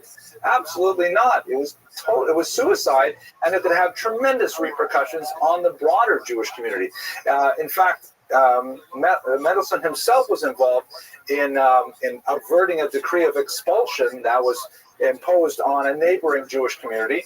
And he simply couldn't stand up and face Lavater's challenge. It was not a fair fight that Lavater was proposing. So he wrote back to him in a very, to use Altman's phrase, polite and restrained but forceful public response, the essential content of which was, I'm not free to answer your challenge. I live as a member of an oppressed minority, and he said quite clearly, it's really not, frankly, safe for me to say everything I think about Christianity. But more to the point, Mendelssohn argued that it doesn't matter what I think about Christianity. He said that Judaism is a religion which is for Jews. It's almost tribal in that nature. Jews have the obligation of 613 commandments, whereas non-Jews only have these 7 Noahide commandments. So he says to Lavater, why are you bothering with me? I'm not bothering with you. I'm telling you, if you have 7 commandments, then the God we share will reward you in the afterlife, and you are living a perfectly well-actualized life. Me, on the other hand, I have different responsibilities. I have 613 commandments that I have to live up to. Let me live my life, and you'll live yours, and gesundheit, so to speak. But Lavater would have nothing of it, and the discourse went back and forth between them, and more significantly, it went beyond the two of them to many other thinkers who participated in the debate, in the journals of the day, in the newspapers of the day, primarily writing, incidentally, on Mendelssohn's side, but quite a few very sharp-tongued critics who indicated that, Germany is a Christian country, and there's really no reason for us to tolerate this kind of business. We should either keep it with the same status quo or even be harsher with our Jewish minorities. So this was not at all what Mendelssohn was interested in engaging in, but nevertheless, Lavater's challenge put him in this difficult situation, and actually it dogged him to the end of his life. And we know from his private correspondence a little more about what he thought specifically that he would not write, and I'll share some of that with you in a moment, but maybe I'll pause for a couple of questions. Yes? My question is, in reference, you mentioned it as far as the secular involved at the beginning. Oh, look, watch this. We can go like this. Yes. And you mentioned it was much more for outside to be the rabbinical view of them, because we cannot go to the upper end or the other. Yeah.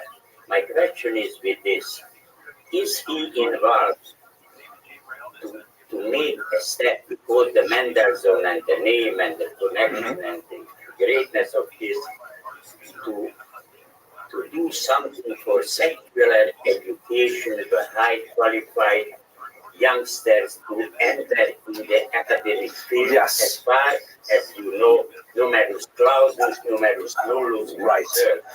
Absolutely. In fact, that's a, let's just... Did he make any... Right. He did, in fact. So let me address that specifically now. Now, I'm going to go a little bit out of sequence because I want to address this question, which is, if I can paraphrase for the camera, you know, did he do anything to try and elevate the secular education of Jews as a whole, academically and so on? And the answer is definitely yes. One of the really seminal works that he wrote, and again, this is before the Lavater affair, and it was short-lived, but it set the tone of a future direction that would become very important for him. He and a few friends published a short-lived journal called Kohelet Musar, which was only 2 8-page editions in print run. That's it. But it had a tremendous impact on Jewish readership. And what exactly was this Kohelet Musar? It was a kind of a Hebrew language imitation of a German literary form that was popular at the time, these so-called moral readers. I think that in contemporary terms, they would probably be similar to Reader's Digest, which are kind of like short little things that are meant to be uplifting and edifying, not terribly challenging intellectual, not big, heavy, you know, paper or hardback tomes, but, you know, something you can read on the bus or something like that. So when he wrote this Kohelet Musar, what was interesting about it, it was written from a secular Jewish perspective in Hebrew about appreciating the wider world around them. It was these 2 essays that was the first time that really, because what did Jews write? You know, Jews write rabbinical things. Jews write some scientific topics, but to write on a popular level and say, you know, wait a minute, we can appreciate the whole world around us. We can appreciate music and art and nature and all these kinds of things. So it was like, hey, wait a minute, nobody actually thought of this. And then he put a lot more energy into translating key texts into German to allow Jews to learn more about the German language and beyond that. But before that, I get to that, that's a big controversy. Let's just go on to, let's go back to where I left off here. Okay, so the consequences of the Lavater affair is that all of a sudden, because of Lavater's challenge and Mendelssohn's response, the question of Jewish emancipation really came to the fore. And people were saying, wait a second, what are we really doing with the Jews? Okay, Mendelssohn is a very exceptional individual, but, you know, we do have several thousand Jews living here in Berlin and maybe 100,000 living all of Germany. What are we doing with these people? So Mendelssohn kind of turned away from his philosophical writings, and he focused pretty much exclusively on writings on the Jewish question, obviously with a strong philosophical content, as we shall see. And he turned to some of his friends like Christian Wilhelm von Dohm, asking them, could you please write to this question? Von Dohm was an important intellectual at the time, wrote a very significant tractate that was later published and republished many times on the civil improvement of the Jews in Germany, where there are a lot of non-Jewish authorities who are saying, you know what, it's time for us to take the emancipation to the Jews, to take the Enlightenment to its final step, and really say, we are a country made up of many religions, not just one. Mendelssohn was very close with a lot of highly influential intellectuals, such as Johann Lessing. And in fact, this picture here is a very famous one. It shows Mendelssohn and Lessing here with Lavater in the background, and they're all discussing the future of the Jews. Lessing, of course, wrote a very famous play called Nathan der Weise, Nathan the Wise, in which the Jews come across very, very well. The lead character, Nathan, is actually based on Mendelssohn's character, and Mendelssohn becomes the primary, poster child, so to speak, for the question of the Jewish future in Europe. And then we get to these things here. And now Mendelssohn worked very hard. He sent his Christian friends because he felt only the Christians could really argue for the emancipation of the Jews. It's difficult for the Jews to do it from within, but he decided to work on educating Jews at the same time. And this is where his legacy becomes extremely complicated, because one of the things that he did most significantly on a literary level is he translated the Bible into German, which you might think not such a hugely controversial topic. I mean, after all, in this shul alone, there's so much Art Scroll, Hebrew translated into English. What's the big controversy over translating the Tanakh into German? And it's not even really German. They translated it into German written in Hebrew characters because the Jews couldn't even master or weren't as familiar with the Roman alphabet. They had to learn German with Hebrew letters. But this book, the Biur, which is the title of the commentary on it, was actually burned by many Jewish communities, and especially in Eastern Europe. Imagine burning the Torah because Mendelssohn wrote this German translation. What is the big problem with the German translation? I asked you, Ms. Abramson, why would that be such a big deal to translate into German? Doesn't matter, we translate lots of things. Let me ask Ms. Abramson, what do you think?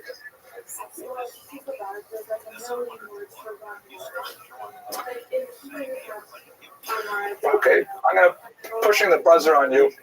Good argument, but that's not the reason. Okay, Judith, what do you think? No, one thing. It's okay. She's a very secure individual. I don't know how many Jews in Germany could read Hebrew. Okay. And two, how many Jews in Germany were familiar with German as opposed to Yiddish. So that's really the point here. Very good, Judith. Thank you. I hope you're paying attention, Ms. Abramson, because it's like this. We have Art Scroll primarily because there are Jews who need the English as a window into the Hebrew. The English helps us get into the true language of the Torah, so to speak. But when he wrote the Biur, they had enough Hebrew to be able to figure out the Chumash, but they had very little German. They had Yiddish. And so the Biur was explicitly, as he wrote to his own sons, it was a way of helping Jews learn German. Even though it was a holy book, it's the Torah, it was felt by many Jews to be a kardom lachpor book, a shovel to dig with. Like, it was degrading to the Torah to use the Torah as a translation text so that Jews should learn German. And of course, the extended argument is, well, why are they learning German? Is it not to assimilate, to convert? And in fact, the next century would really say, if that's how you prove the intention of the ends and the means, seemed very much linked. Now, maybe it's not a fair criticism of Mendelssohn, but nevertheless, this is how he was perceived in the East. Yes, Menachem. Was there any controversy between German and Christian established over his attempting the translation? Because they have divided in German. Yeah. I'm unaware of any Christian controversy over it. But among Jews, very, very heated controversy over it. And he called this a first step toward culture for the Jews. Right here, I'm translating the German. When the Jews get this, they'll be able to speak German probably. Then who knows? They may be able to read Goethe, Schiller, whoever. Was Goethe alive yet? No. Well, they would eventually. And so it was so controversial that many Jews wanted to have it banned, but one of its allies was very close, King Christian the Seventh of Denmark, who actually got him to subscribe to it, which really gave it a huge boost because it's impossible to ban it when the King of Denmark is actually a subscriber. The way you would buy books by then is you would usually pay for them in advance as they're being written, and you would have them come out. And the list of subscribers was considered a very, kind of an endorsement. So meanwhile, he's also working on a very important work of philosophy, which is perhaps his most significant work, Jerusalem or the religiöse Macht und Judentum. Jerusalem, or on religious power and Judaism. And it had a two-pronged kind of thesis that perhaps did not turn out exactly the way he thought it would, but was very significant at the time. Ever since the Lavater affair, he was obsessed with the notion of what right does the state have to dictate my personal religious observance? And he wanted to argue that fundamentally the state has no right to coerce anyone to believe anything. He wanted to really argue for a sharp distinction between the power of the state and the power of the church, so to speak, which sounded good so far because that made sense for Jews, that the Jews could not be forced to believe as Christians do. But at the same time, while he's arguing for a lack of state coercive power, the argument could be said that Jews should also lack coercive power over their own members. Meaning, how can you argue on the one hand that I don't think the government should tell me what to believe, and at the same time say, but I do believe the rabbis should tell me what to believe? How can you argue for a lack of coercion in one place and for a lack of autonomy on the other? So he argued for state liberalism, but he wanted to argue that the Mosaic Constitution, so to speak, only had complete authority in ancient Israel. So in other words, he wanted to say that adherence to the commandments was one born completely out of faith, and people who chose not to observe the commandments could not truly be forced or punished by even Jewish authorities, because the Jewish authorities today did not have the same level of power that they would have in the time of the ancient Israel. I myself have difficulty understanding his argument. I have to say I've tried to read Jerusalem, I think 3 times, and I've never gotten past 3 or 4 chapters before I get too bogged down in it. That's my weakness because it's considered a great classic of modern Jewish philosophy. But even if I don't understand his thesis, I do understand his questions. And the questions are ultimately the same questions that Jews have been asking for the last 200 years since Mendelssohn. On the one hand, we want the government to stay out of our belief system and not tell us what to do. But at the same time, we want to maintain our own group integrity. And that means that we have to cede some coercive power to our leadership. We have to say we want our rabbis to be able to tell us what to do, to force us, because we don't have somebody forcing us to have some standards. We're just going to, disappear through assimilation. But on the other hand, who likes to be forced to do anything? So Mendelssohn's thesis really encapsulates the problems of living as a Jew in modernity. Okay. Now, how was it received? Not with as much excitement as he had hoped. On the one hand, the so-called Altgläubiger, which is the group of Jews that would later be called the ultra-Orthodox, primarily those Jews who lived in northern Hungary, Szeged, places like that, they felt that everything that Mendelssohn said was heresy, was really completely antithetical to Judaism. To argue, for example, that it's not appropriate to punish Jews for transgression that was, completely undermining the authority of the Beit Din.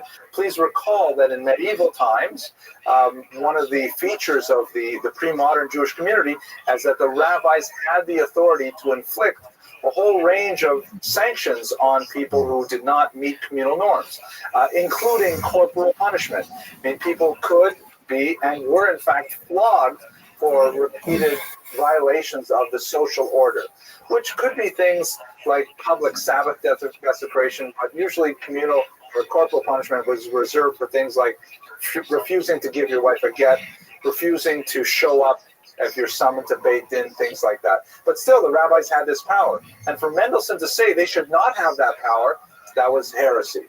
The Maskilim, and these are just beginning to emerge right now, the movement of Haskalah is going to be more like the 19th century. They're not happy with the idea that Mendelssohn also argues that the commandments are valid, that they do count, that you still have to keep them even if you're not coerced. So nobody's really happy with Mendelssohn's thesis, and maybe that's why I find it so difficult to read today. But nevertheless, he did not.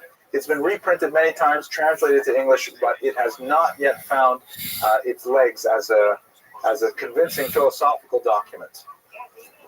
So try to understand his legacy as a whole. So he had limited results in the political sphere.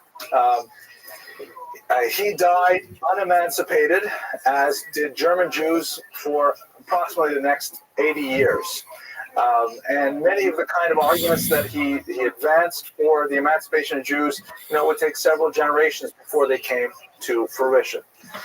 His philosophical response to modernity, his argument for what exactly it meant to be a Jew in the modern era, I'd like to say that he got the questions right, but I'm not convinced by his answers. And we're still struggling with the same questions. His answers are not satisfying, and so many Jews look for other alternatives.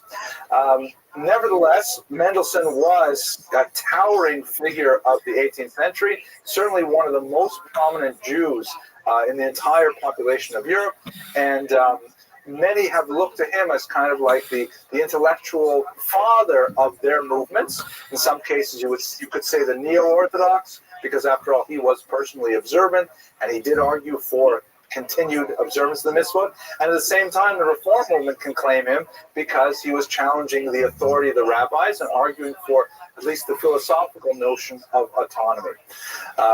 He died after a brief illness. It was kind of like an extended aspect of the Lavater affair. He had written a long response to another Lavater-like attack by another thinker, and he was actually very, very disturbed by having to write it, so he insisted to his wife that he had to get it out to the publisher the very day he finished it. It was at the beginning of January 1786, a very, very cold day. He went out, he got a cold after giving this manuscript over to the publisher, and he was dead within a few days of this flu.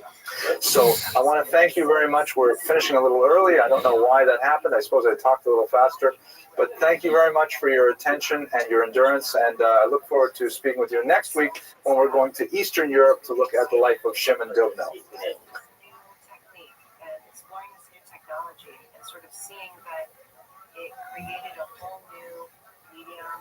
Thank you all for coming tonight. I know that it's the penultimate day before a snow day, and it's tempting to stay on, but I really appreciate having an audience here. Otherwise, I would just be talking to myself. It's really nice to talk to you. Tonight's lecture, of course, is on Herod, and the first bit of not such great news is that we don't have a sponsor tonight. I can't exactly figure why nobody wants. You're sponsoring this week? Oh, we got a sponsor tonight. Okay, thank you very much. I'll have to wipe that out. I was going to make the joke here, though. So tonight's lecture was sponsored by the Rottenbergs. Well, I'll edit it later and put it on the web. But the joke that I was going to make is nobody wants to sponsor a lecture by Herod because he's got such like an ambiguous sort of legacy. But we'll skip over that. Thank you to the Rottenbergs for sponsoring this lecture. The purpose of sponsoring, now, I sent out that survey a couple weeks ago with fascinating results. We went over them very briefly. One of the problems that we're having is not too many people on the web actually know why we're doing this. The reason we're doing this is because we want to raise funds for student scholarships. We have this webpage, the Friends of Jewish History, and you'll see it at the end of the lectures. There's a little box you can click on, and then you can give money so that we can support our undergraduate students and get the excellent education that they deserve. Okay, and so we raised $3,700, including $14 from the pushka on my desk. Every now and then. Okay, now I'm turning off my game because I wasn't expecting a sponsorship last night. Let's begin as we usually do with our sources. Where do we learn what we know about Herod? So there are three principal sources that we're going to rely on for today's discussion. The first is, of course, Josephus, who is undoubtedly the greatest contemporary chronicler of Herod's life. Very important, first century before the Common Era, and then just edging into the first century life. We also have a couple other, scattered passages about Herod. We have some phrases that have survived from Nicholas of Damascus's work. He was actually a court biographer of Herod, but we've lost almost everything that he has written. We have some passages that refer to first century Israel from Pliny the Elder, very important Roman historian, but Josephus is a major source. As we've discussed in the past, Josephus is somewhat problematic because, after all, the documents that we have in his name were written explicitly for a Roman audience in a very polemical time. He has a case to prove. It's a very complicated case. He himself is a turncoat to abandon the Jewish cause in order to join Vespasian and to scheme the destruction of the temple. There are a lot of problematic Zoot? Even in his somewhat Dude, I'm sleeping. cruelties, we have some suspicion. Hours. Conflation of stories and of embellishment. Best wishes with stand-up comedy. In a very Hellenistic kind of framework, but nevertheless, he is the one go-to. Best wishes with stand-up comedy. Second major body problematic. Oh, come on, you're dropping the ball. As we've discussed in many discussions in this room, the Talmud. Amazing document with a phenomenal amount of information, but often very difficult to tease out the historical data from it appropriately. The authors of the Talmud were all in the Pharisaic tradition, and they were very polemical towards Herod himself, and yet they had an ambiguous sort of stance vis-a-vis his work, as we shall see by the end of today's lecture, because they admired some of the things that he did for Judaism and the Jewish people, at the same time extremely critical of his incredible cruelty and of his cavalier treatment of the rabbis in particular. I just mean to cavalier, of his inhumane treatment of the rabbis in particular. So, but we do have passages of, that are relevant to Herod that come from the Talmud. We'll see some of them today. And finally, I think really fascinating, I spent the whole weekend reading about this, the Dead Sea Scrolls, which don't say too much about Herod in person, but they do have a lot to say about first century life in general, first century before the Common Era. Let me take you through a very quick discussion of what are these Dead Sea Scrolls, and perhaps in another lecture some other time, we'll go back to them and explore in much greater detail.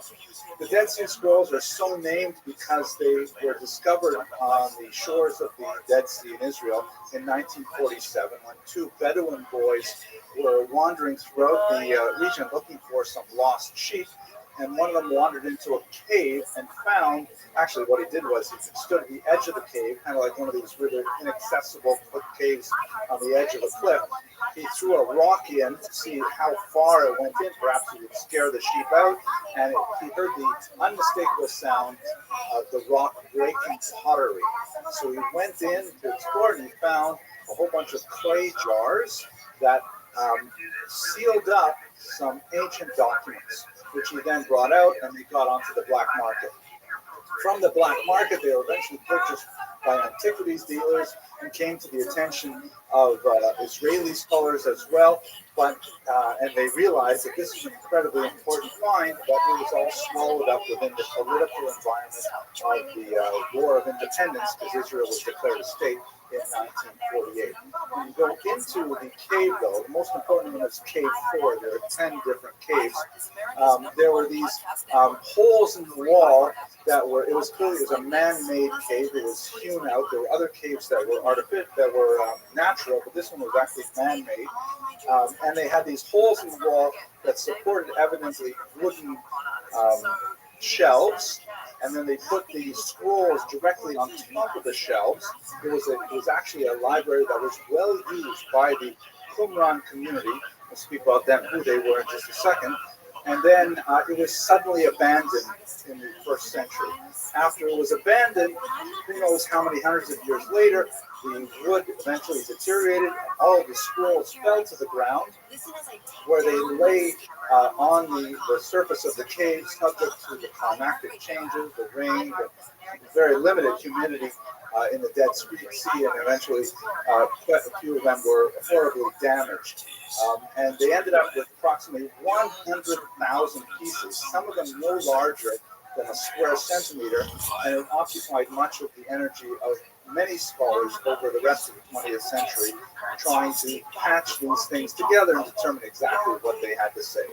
There's also a major political story behind this, because when they were discovered and when they became popularized, there was a widespread belief that they must shed light on early Christianity, which they do, but only from a tangential point of view.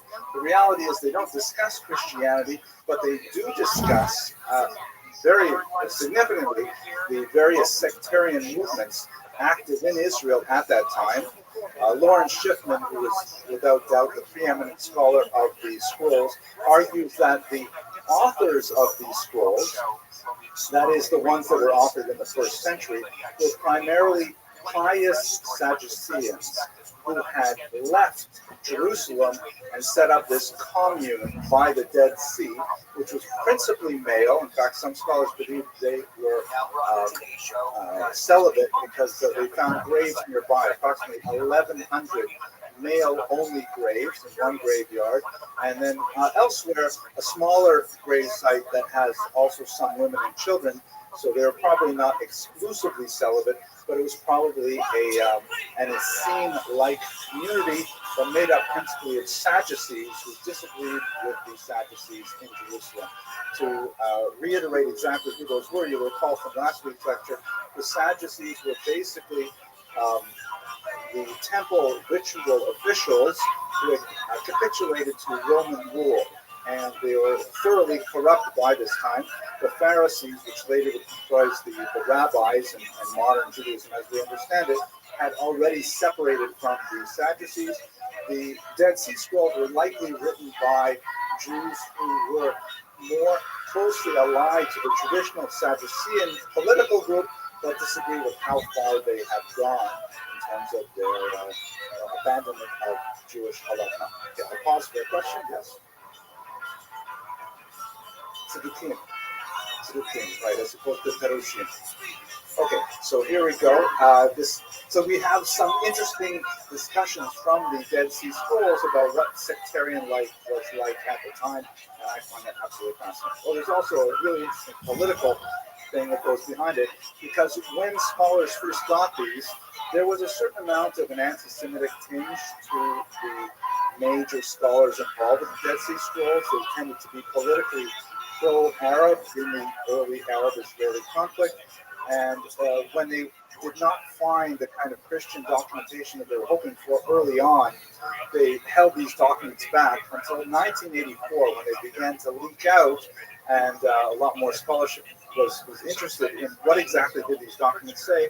The pressure eventually built, and now these scrolls are available for everyone to read, and we see that fundamentally they are really Jewish documents, not mainstream Jewish, but nevertheless concerned with the temple and with Pharisaic law and with purity laws and things like that are entirely within the realm of Jewish concern. So those are our major sources that we'll discuss over the next 40 minutes or so. Let's go to Herod himself. And it is a really ugly story. So let's just place him within the context of the Hashmonaim, of the Hasmonean dynasty that we've been speaking about for a while. At the very top, you have Matisyahu, the father of the Maccabee rebels, and underneath him, Yehuda Maccabee, Jewish Maccabee, mentioned here. These are the progenitors of the beginnings of the Hashmonaim period, when you have a resurgence of Jewish statehood after the successful repulsion of the Syrian Greeks, and especially of their Jewish allies. We talked last week about Hyrcanus, John Hyrcanus, Yochanan Cohen Gadol over here, and now we're moving all the way down to his great-grandchildren, great-great-grandchildren already, down to the period of Herod. Herod himself was born in the year 73, more or less before the Common Era, and he died in the year 4. His connection to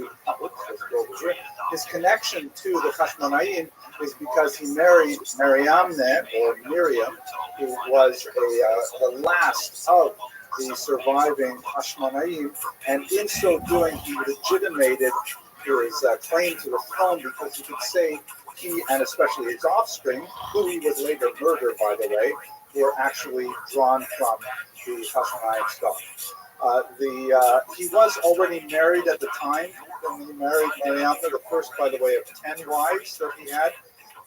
His first wife was named Doris, but when he married Mariamne, he sent Doris and her son away so that he could enjoy his much more royal life. His parents were Antipater II, known also as Antipas the Idumean, and this is related to something we talked about in last week's class as well, that according to the rabbis, Herod was a punishment to the Jews, because Hyrcanus, when he conquered the Idumean region, known as Edom in some rabbinic manuscripts, refers to a region immediately under Yehuda. When he conquered that region, he forcibly converted the Idumeans to Judaism, and this was definitely an outrider in terms of Jewish practice. Forcible conversion was not something that the rabbis condoned, and so they argued that Herod was a punishment many generations afterwards for that original act. His mother was a Nabatean, although his father was technically Jewish from the Jewish line. The mother was from Nabatea, which is in modern-day Jordan. Evidently, she had converted to Judaism, because Herod is considered fully Jewish, even though there are some questions about his father's personal relationship with Judaism. There's no question that Herod himself was not observant in a modern sense of the word at all. And in fact, he was a great enemy of the Pharisees, of the rabbis, but nevertheless, his Jewish status is not questioned. His ability to be a king, however, was definitely criticized by the rabbis. They felt that his background was insufficiently of the tribe of Yehuda to merit being a king. But nevertheless, that's the route that he took. His rise to power is very significant. In the year 47, he was involved in pacifying the Galilee. His father was allied with the government after one of the Roman emperors, Ptolemy,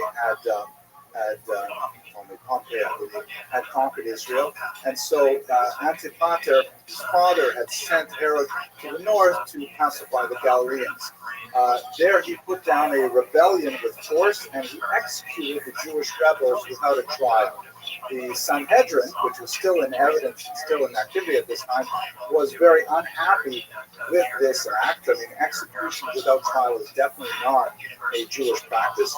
And as a result, they called him in for with a subpoena. So the Talmud has a discussion of this, which is actually in the Talmud itself not referring to Herod.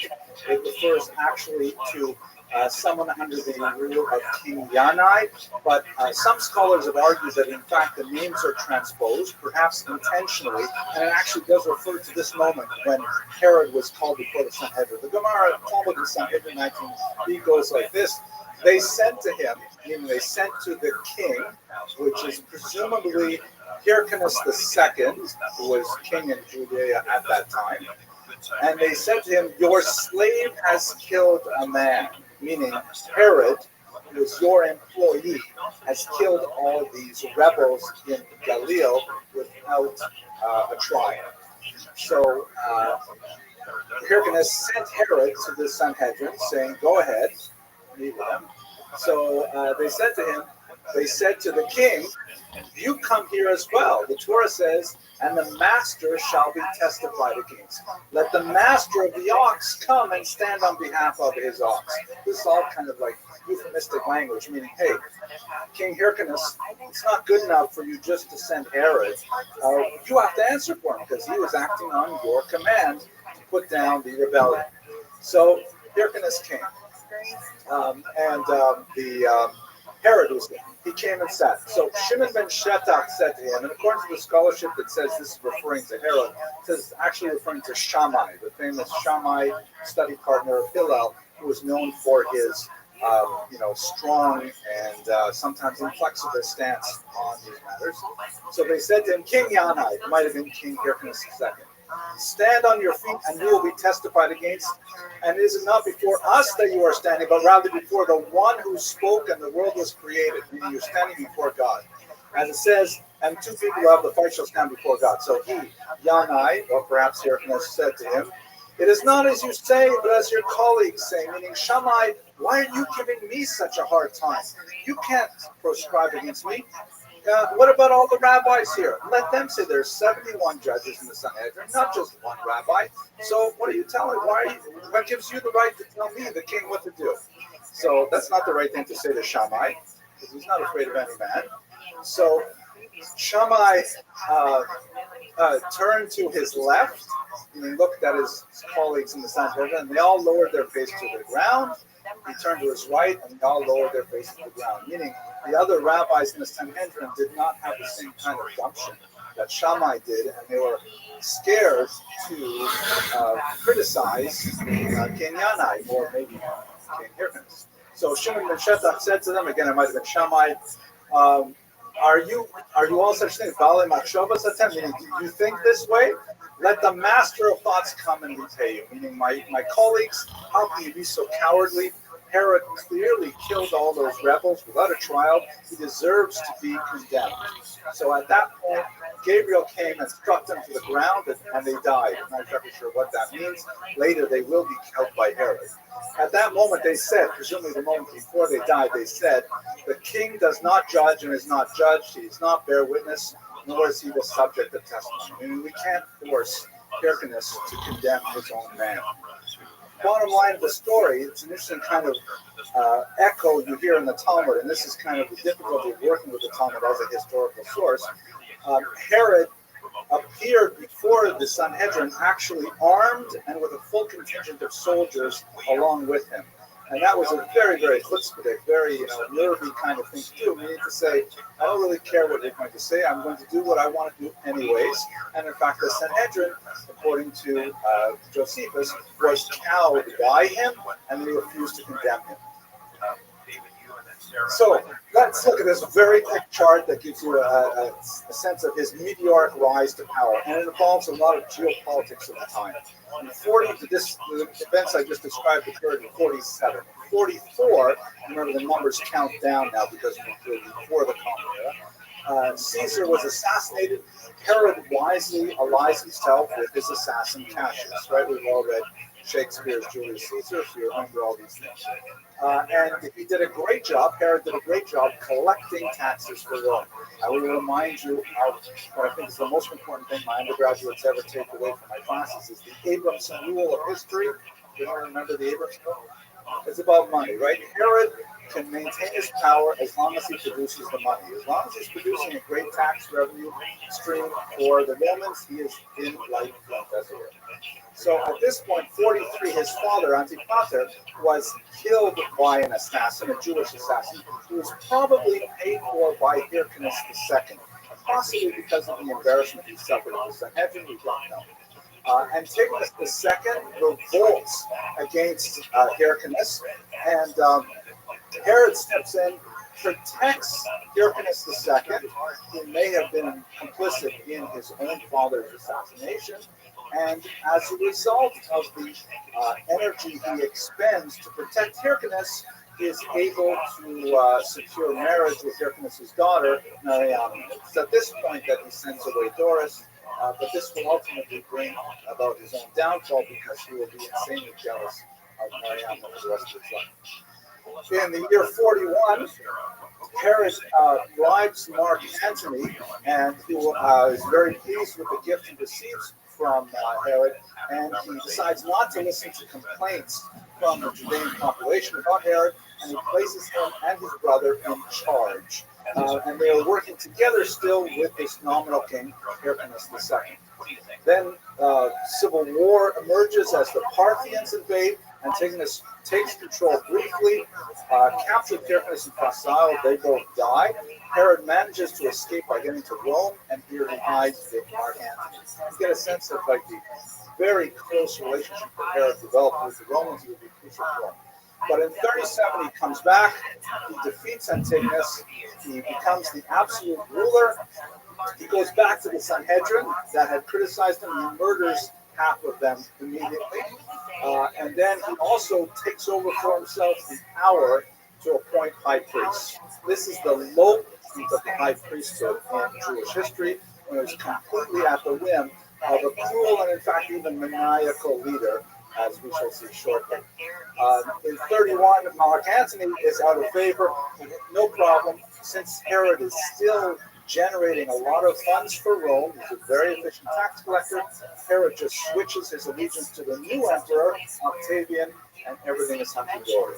So you get a sense of how Herod managed to maneuver to power in a very complex situation, lots of assassinations, simply by maintaining the revenue stream and by wisely choosing the correct allies in Rome.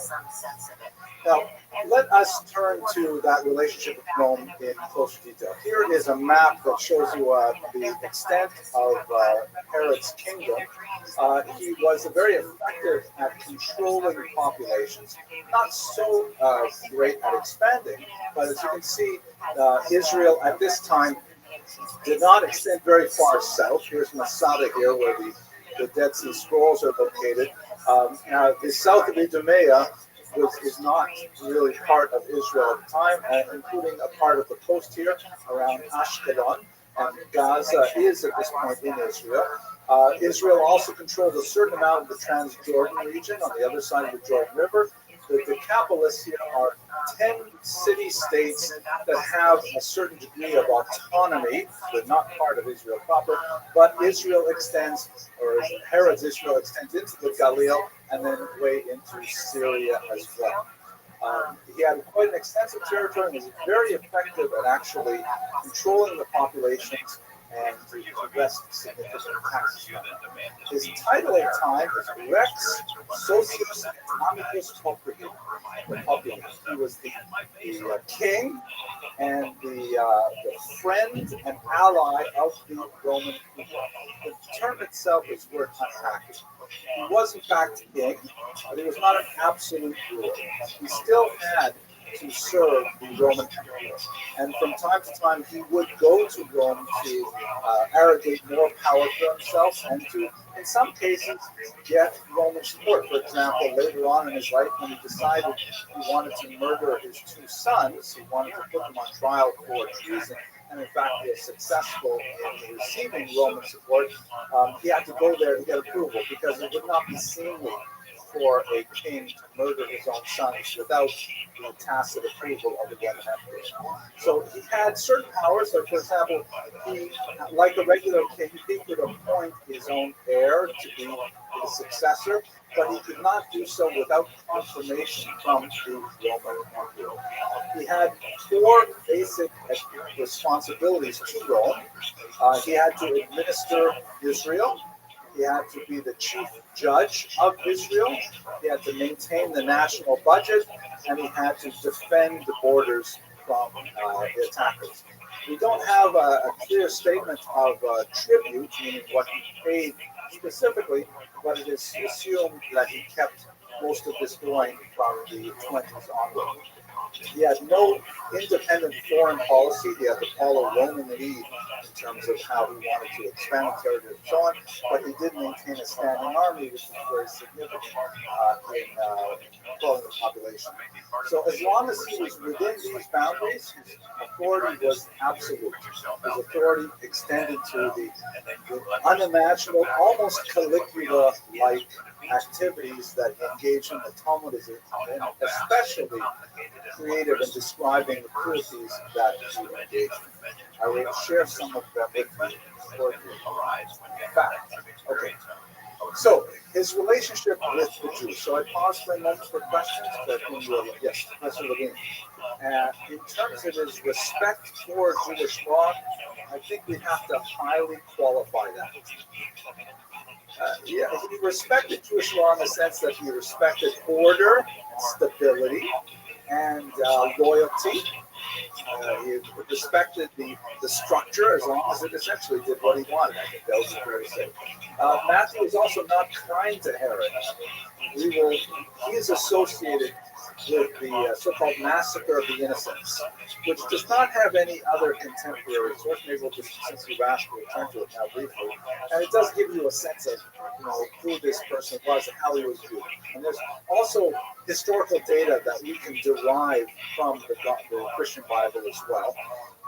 In the case of Herod, he's portrayed as uniformly evil, which is not completely out of step with the way the Pharisees would have viewed him as well. Although there are some embellishments that we don't have a Pharisaic tradition about. Like, for example, according to the account in Matthew, chapter 2, if I remember correctly, someone told me about it. It's like the rabbis, when they give sermons on Shabbos, they say, someone told me, it says in the newspaper. Right? So the Magi come, if I remember the story correctly, the Magi come to Herod and they say, the Savior is born, we're here to go see him, right? The three wise men, right? Yeah, three wise men.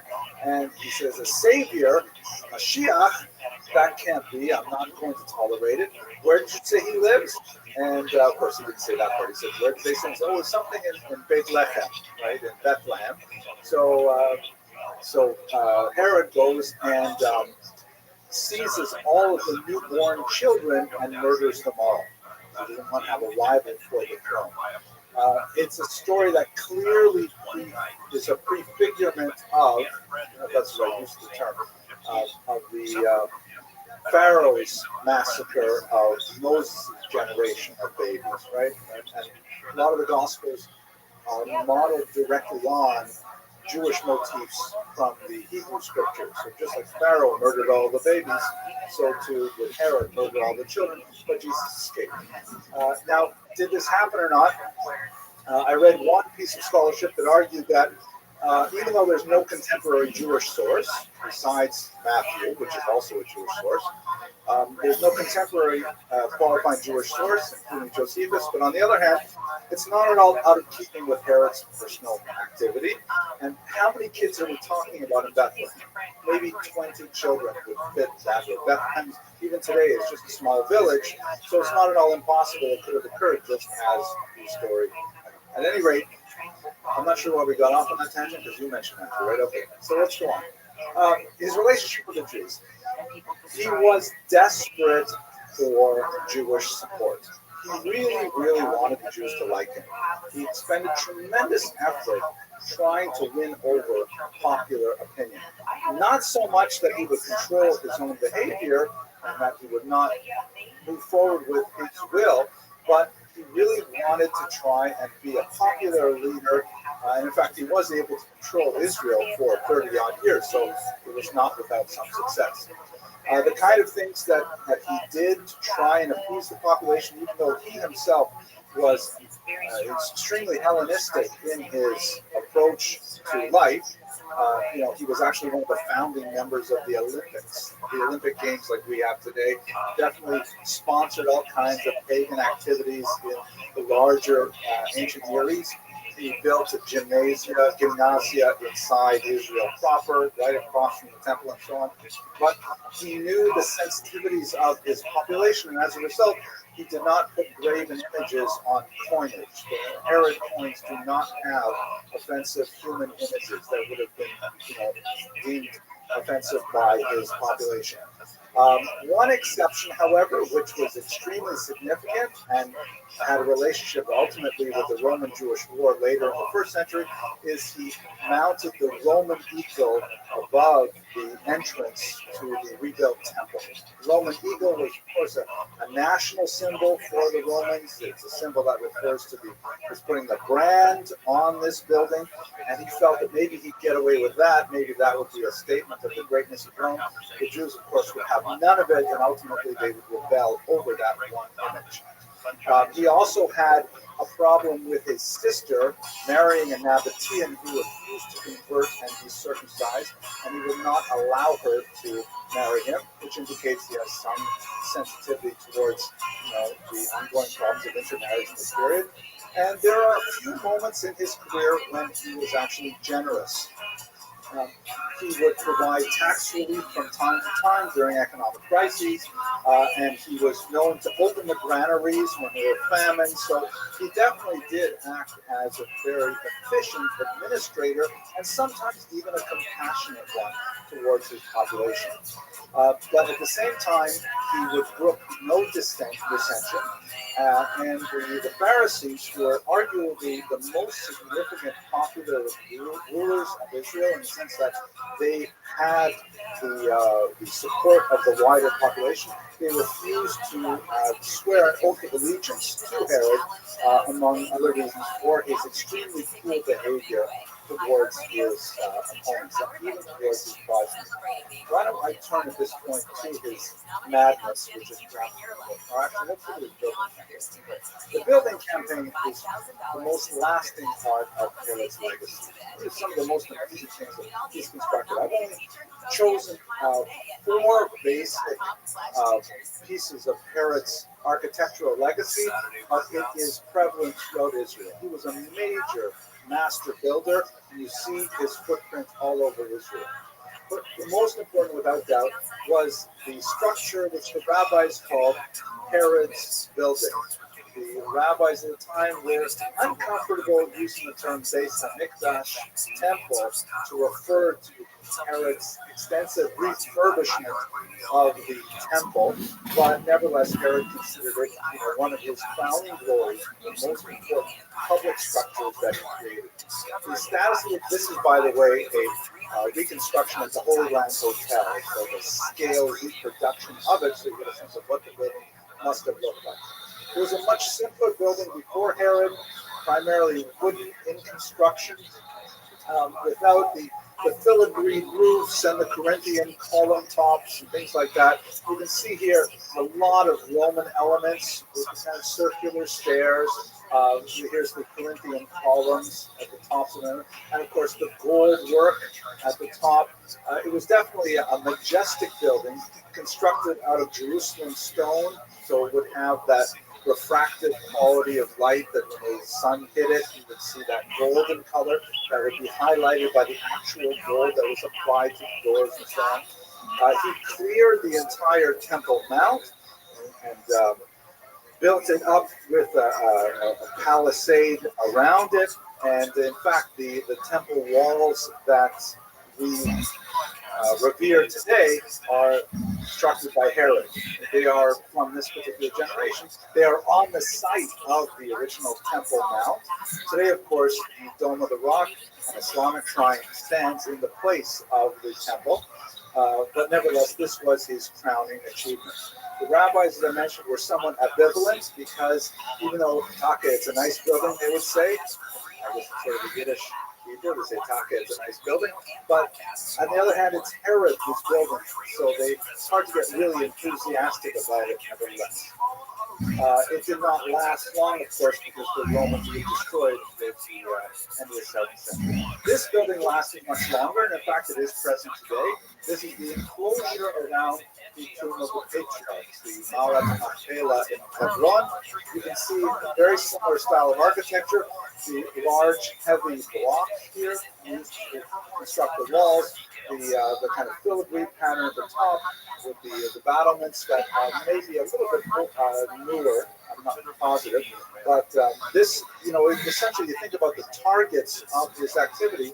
He really reached out to the Pharisee community because they were the ones that had the most touch to the Jews, the rural population, and he wanted to try and give them structures that they would respect, admire, and hopefully they would transfer their allegiance to Herod.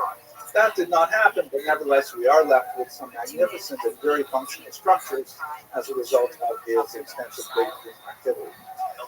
My favorite, personally, or maybe my second favorite, is Caesarea. Absolutely gorgeous town, which was a deep water port that he constructed on the coast, largely for pleasure and for commerce with Rome. This is an artist's rendition of what his palace must have looked like. It has, natural water pools out here in the palace, jutting out in the promontory to the Mediterranean Ocean. We only have pieces of it structured, but modern Caesarea has been extensively excavated, and you see a tremendous number of monumental sculptures and architecture that really show a strong Hellenistic influence and makes it a gorgeous city. It's not a particularly religious city. It's never been associated heavily with, it's not like Bnei Brak or someplace like that, primarily because of the Herodian origins of it, but it is atypically beautiful part of Israel. Here's some of the excavation of his palace there with the Mediterranean Ocean in the background. Here is a gorgeous shot of an amphitheater that he built, which has been thoroughly renovated and now is actually used in Israel today for various theatrical events. You can imagine just watching a play or a concert or something like that with the sun, I guess it would be setting, right? That would the sun setting and watching it. I mean, actually, it's really nice if you're sitting over here, the sun would be in your eyes, but still, absolutely gorgeous architecture. You get a sense of the structures like that. And finally, a lot of major public works, like these run up and down the coast, carrying water. All classical Roman architecture, beneficial to public import. So again, you get a sense of, on the one hand, he murdered his relatives. And you just think about the buildings he put up. It's hard not to think that. Sorry, I take that back, right? Nevertheless, he did leave a tremendous legacy. Here's my favorite, the palace complex at Masada. Now, he did, from time to time, create these little hideaways for himself. There was a period of time where he had to hide out among the Syrians. There was a period of time when he had to hide out among the Romans. So he definitely tucked away throughout Israel a few kind of like luxury palaces, so to speak, if I count his Mar-a-Lagos that he could go to on the weekend. But the Masada fortress was one of them. I'm sure many of you have been to Masada. It is a redoubt that is on one of the flat mountaintops near the Dead Sea, not too far from where the scrolls were found. Very inaccessible place, and of course the Jews, the Zealots, would make it their last stand in the Roman-Jewish war, only falling after a long, difficult siege in the 8th decade of the first century. So he built, a complex on the top here that was later occupied by the Zealots, and this three-stepped palace complex. Here's another view of it in an artist's reconstruction, and it must have been absolutely gorgeous. You can imagine what it would be like to, have the view over the mountains of Moab like this. In fact, I can tell you from my own experience, I remember when I was 18 years old, it's funny, my son moved on to be a soldier now in Israel. He is preparing for his first call up. He wants to go into a high level unit. And so he's really working on his kibbutz in a kibbutz. And he is totally loving the kibbutz, just like when I was 18. I totally loved the kibbutz too. I tell you, if I didn't go to college, I would have stayed in the kibbutz. I would be picking avocados, things like that, even today. But at any rate, one of the real big moving moments that he had and I had, and I think it's like a generational thing, every Israeli, every visitor to Israel has to do this. You have to climb Masada, in the wee hours in the morning by candlelight, and then you get to the top and you watch the sun rise. It's just overwhelming. It's a life transforming moment to be at the top of Masada. Okay, anyway, so you can imagine he was seeing that every single morning. Okay, so that's, now, what about his madness? Because now that we've had a sense of some of the contributions he made to Israel, his madness was absolutely incredible and has become a major staple of a lot of artwork over the centuries. And a lot of dramatizations in play and music and so on. So just to get a quick list of the kind of people that killed and why he killed them. He killed Antigonus, you recall that was one of the rivals for his throne early on in the conflict with Hyrcanus. Then, when he got to power himself, he tried to take away the Kohen Gadol position, the high priesthood, from his brother-in-law, Aristobulus, that would be Mariamna's brother, and he tried to appoint someone else in his stead, because he wanted a Kohen Gadol that he himself could control. He had, however, really serious mother-in-law issues. Mariamna, who was, of course, this Hashmonai royalty, her mother was really offended with the idea that she had to marry Herod. And she harbored a resentment against Herod to the end of her life, which she, of course, hastened by murdering her. So Alexandra, Mariamna's mother, was very upset that her son could not be Kohen Gadol because Herod said so. And at that time, Herod's power was not absolute. So what happened was she went to Rome, and the Romans said, no, let's just kind of keep the status quo. Let Aristobulus be the high priest. Okay, Herod? Herod said, fine, no problem. Then when they were in Jericho, and they were having some kind of perhaps Hellenistic type sporting event, Herod had Aristobulus drowned. And it was a very public event. They were all at this public swimming pool, and Aristobulus was with the other boys in the pool, and they were all splashing around. Aristobulus did not come up, and he was killed. Everyone knew that Herod was complicit in murdering Aristobulus. At that point, his power was definitely ascendant. He ended up killing Hyrcanus II, the prior king, who was his wife's grandfather. But at this point, relations had definitely soured with his wife Mariamna and her mother. I mean, you can imagine, he murdered Mariamna's brother, and that was Alexander's son, not to mention Zaidi as well. And so they were actively plotting against him, especially Alexander. So what he did was he put them in jail and left instructions that when he was traveling, he put them in jail. He said, if anything ever happens to me, because they were still powerful people, if anything happens to me while I'm traveling, they should be put to death. So they were his insurance policy against any untoward activity.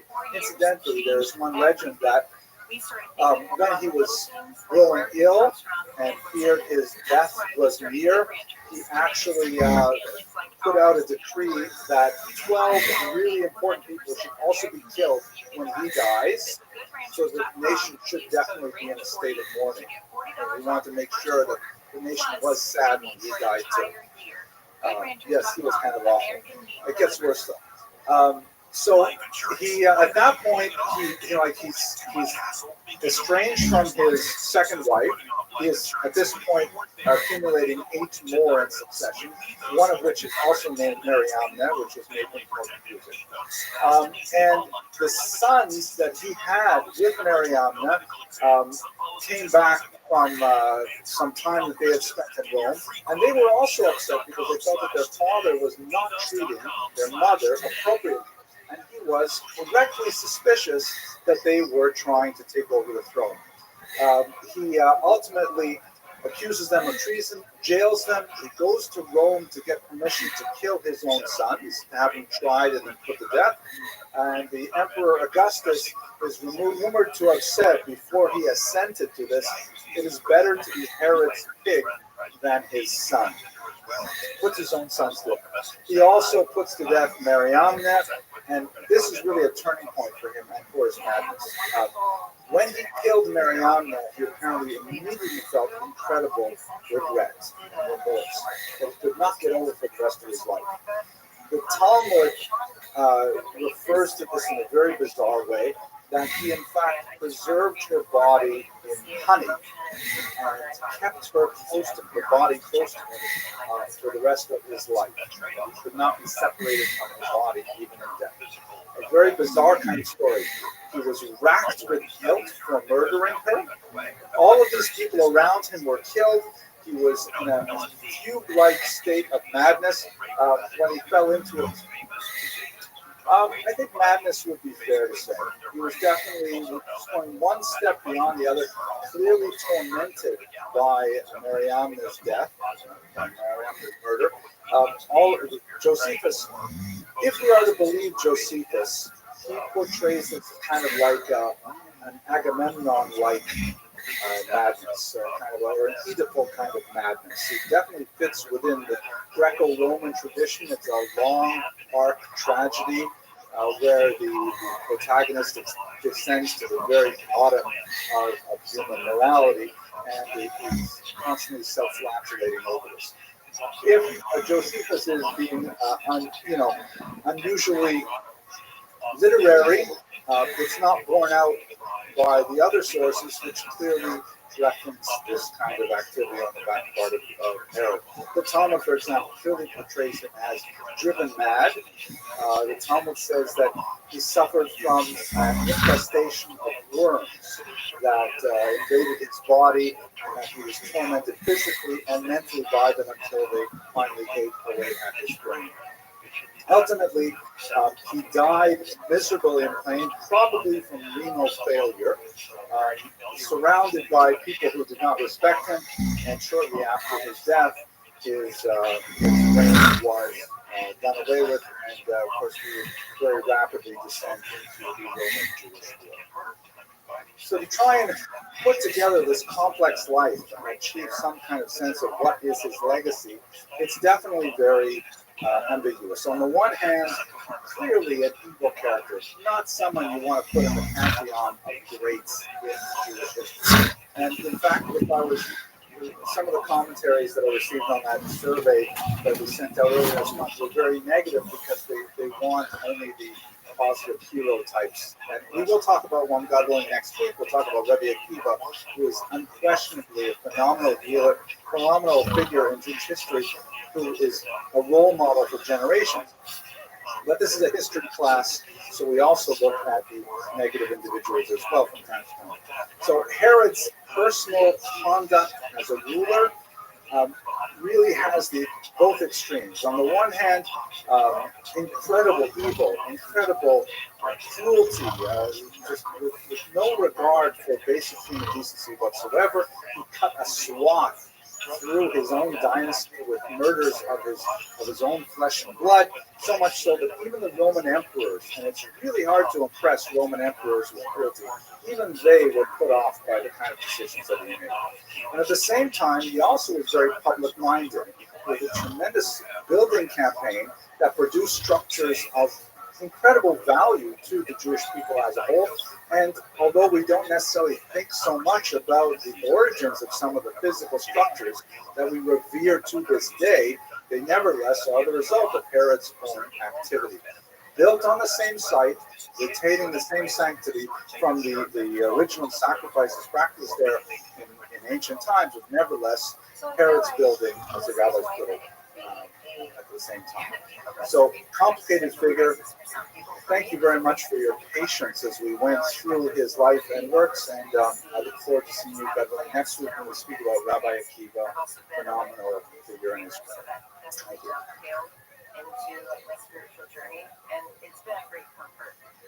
Some of the things I find really exciting about the research is that they've been able to see what looks like the first evidence that there's a neuroprotective quality that DMT can give people recovering from stroke, and it might actually be directly related to the near-death experiences that people have. That is sort of like the brain's last-ditch effort to protect itself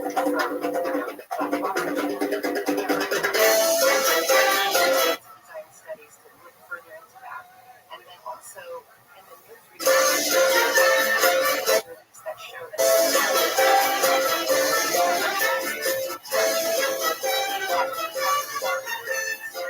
Hello everyone, welcome to the very first lecture of HIS 155, History of the Jewish People 1.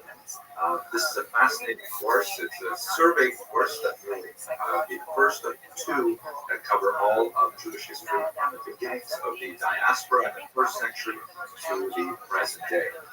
Today's topic is what is Jewish history. It's just an introductory lecture, but I hope you find it interesting. Let's have a look at the Prezi right now. Okay, so here we begin.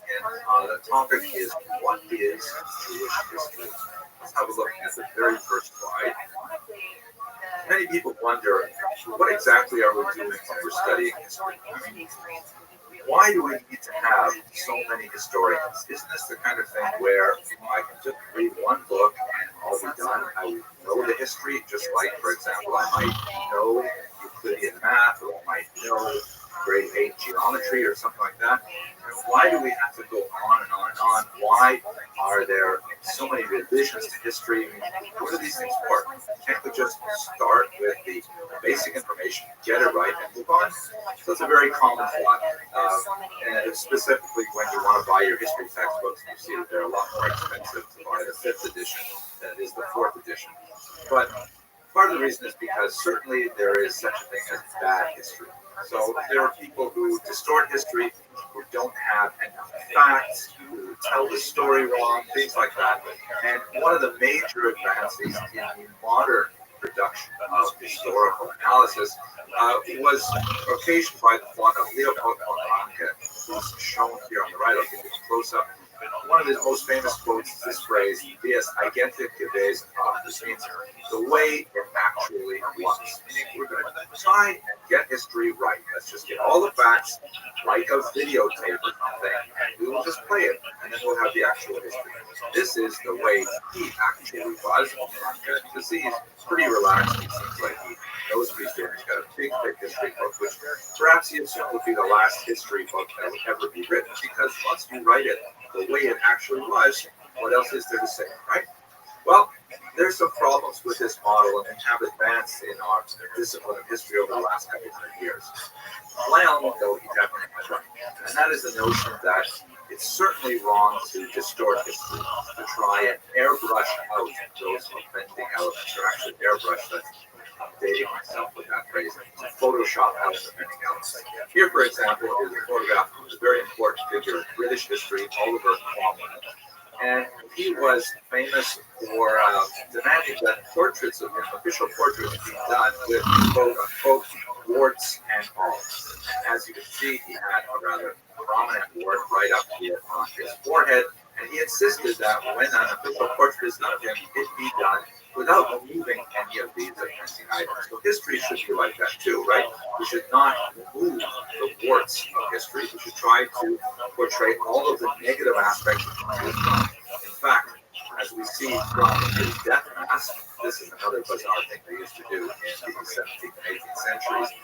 They used to take like wax molds of people's faces immediately after they died, and then they would make them into plaster casts, which would be sold and distributed. It was a popular kind of item, but it's valuable for historians because here is the death mask of Oliver Cromwell, and as you can see, yes, there it is, the wart. You can't miss it. We have, in fact, an accurate rendition of history. But on another level, that is missing the point of what history actually does. Consider this image, for example. This is an official portrait portrait of Louis XIV, the last Soleil, or one of the French kings from the 17th and early 18th century. Now, this portrait is certainly idealized. I mean, it's done by an artist. If there were any words on his face, he would certainly have removed them here and things like that. So you can see on the level of, what are we looking at? There is a lack of verisimilitude, a lack of accuracy, perhaps, in the photograph-like reproduction of his likeness. But at the same time, I think this image says a lot more about who he was. I mean, check out the clothes. Those are just so wild. He's got this rather racy slit up his skirt. That's a robe. The hose are really, quite impressive. They go with the heels, I think. And that wig that he's wearing, I mean, this says something about Louis XIV that you would not get in a photograph. This talks about his view of himself as a larger-than-life figure, someone with power. You see the sword sticking out underneath, and at the same time, a sense of style. It's rather cumbersome. Can you imagine walking around in that kind of outfit? It's hard to imagine. But it says more about Louis XIV and his artistic representation than you would get in a simple photograph. And if you find that maybe a little bit of a stretch, check out this image. Here you see that, once again, he has definitely a pronounced penchant for skirts. But the way he views himself here is he's somehow, at the head of battle. He's carrying some kind of scroll, and I'm not sure exactly what that means, but it's hard not to miss the wings victory there, placing a laurel crown on his head, indicating that he's really, victorious in every way, and she's got the sun banner above him. And this is certainly nowhere near reality on one level, but on another level, it says a lot more about what the reign of Louis XIV must have been like. So history, on one hand, it is very much like mathematics or a physical science, biology, physics, things like that. But on the other hand, it's much closer to poetry. It's one of the humanities. It's one of those areas in which the freedom of human expression is extremely important for understanding history. So that's the first point, that we should understand that history is, on the one hand, an attempt to capture the realities and the photograph-like accuracy of some kind of reproduction of the past. And that's really important. We can't make up facts. The facts have to be real.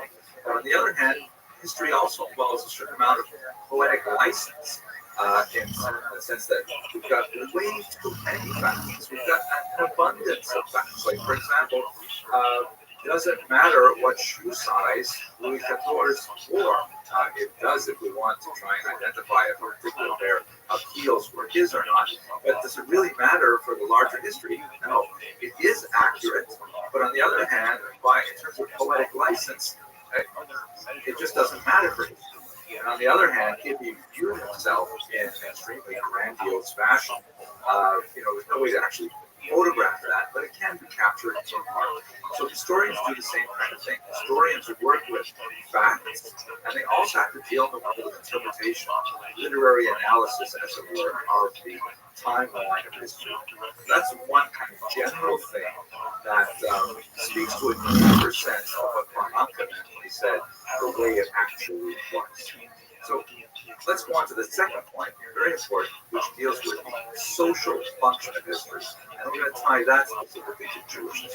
So what do we mean by the social function of history? Well, basically, history has to do something. History has to somehow meet a need in our intellectual and even our physical lives. What exactly is that? Well, first of all, let's note that the word story is embedded in the word history. And that's because history provides a narrative. Narrative is a really important term here. Narrative is kind of like the logical sequencing of events, the logical sequencing of facts to tell a coherent story. In other words, a story that has a beginning, a middle, and an end. History is quite chaotic. There's a zillion things happening every single day.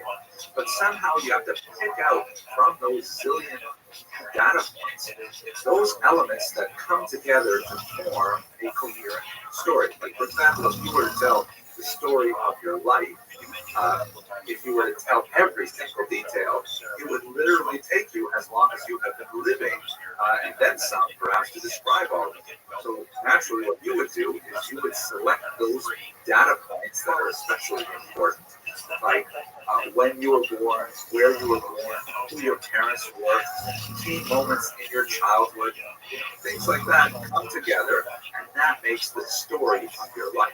So history is the same kind of thing. History has to provide a narrative. Now, what does this narrative do? Narratives typically affirm victories and rationalize defeats, to put it in kind of a military metaphor. In other words, when we're talking about our life story, let's say we have a positive, healthy vision of ourselves, then, when we achieve things in our life, we're going to play those things out. We're going to understand them as the result of our hard work and effort, things like that. But on the other hand, when we have setbacks, our life story is going to kind of explain why those setbacks happen and give us a chance to try and move on in our lives, because we can kind of shelve them away in a manner that allows us to consider the meaning of our life as a coherent whole. That's why history is often written by the victors.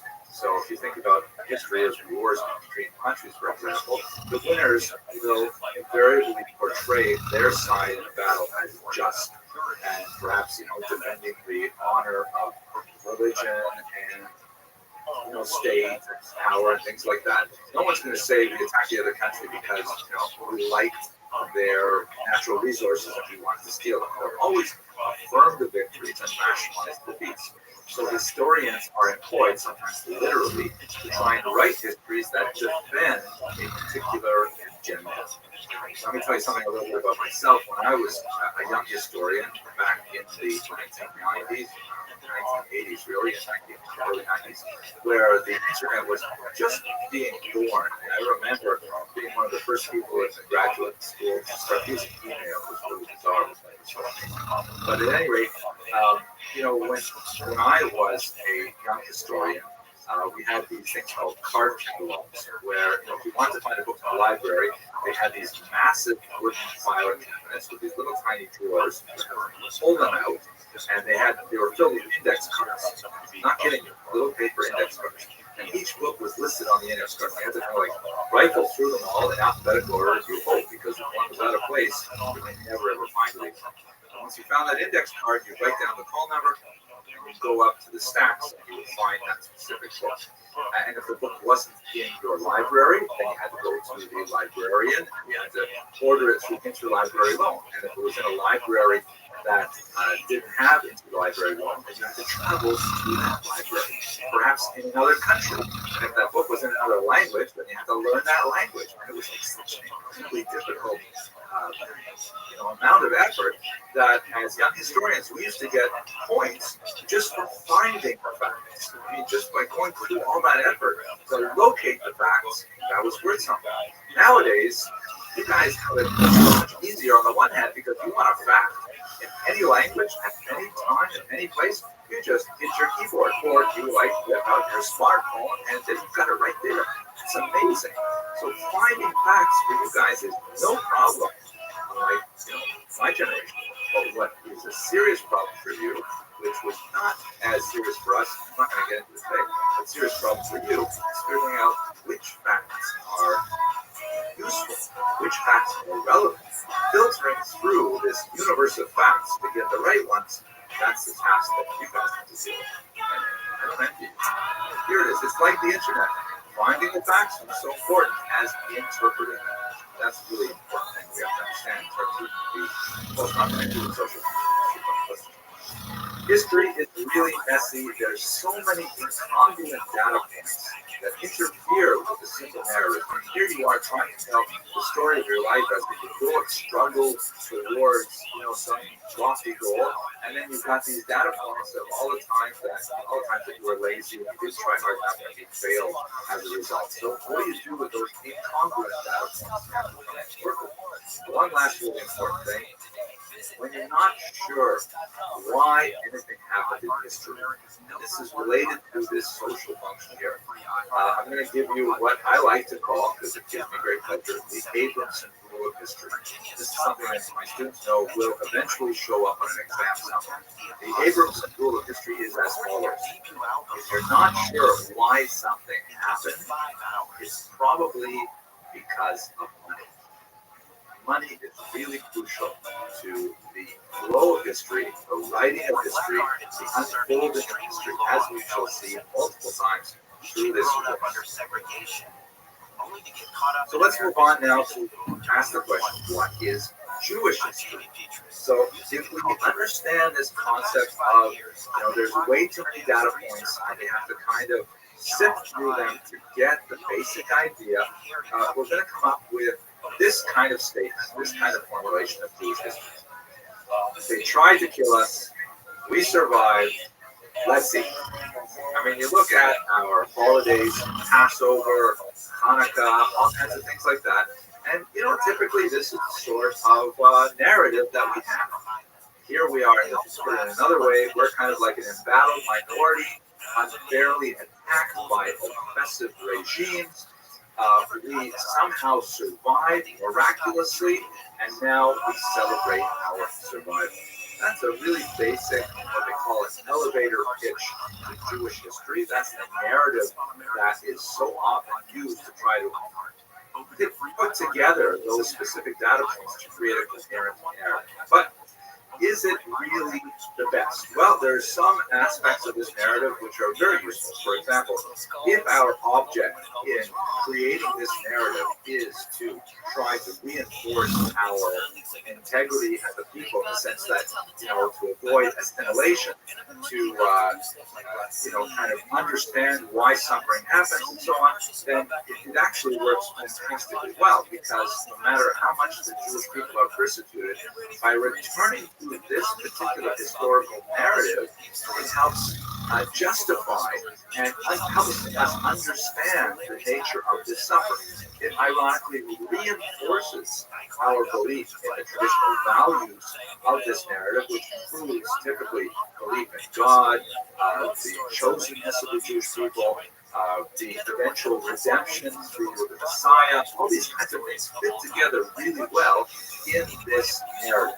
Now, there are other narratives that we could choose from, and in fact, many other historians do, as we shall see shortly.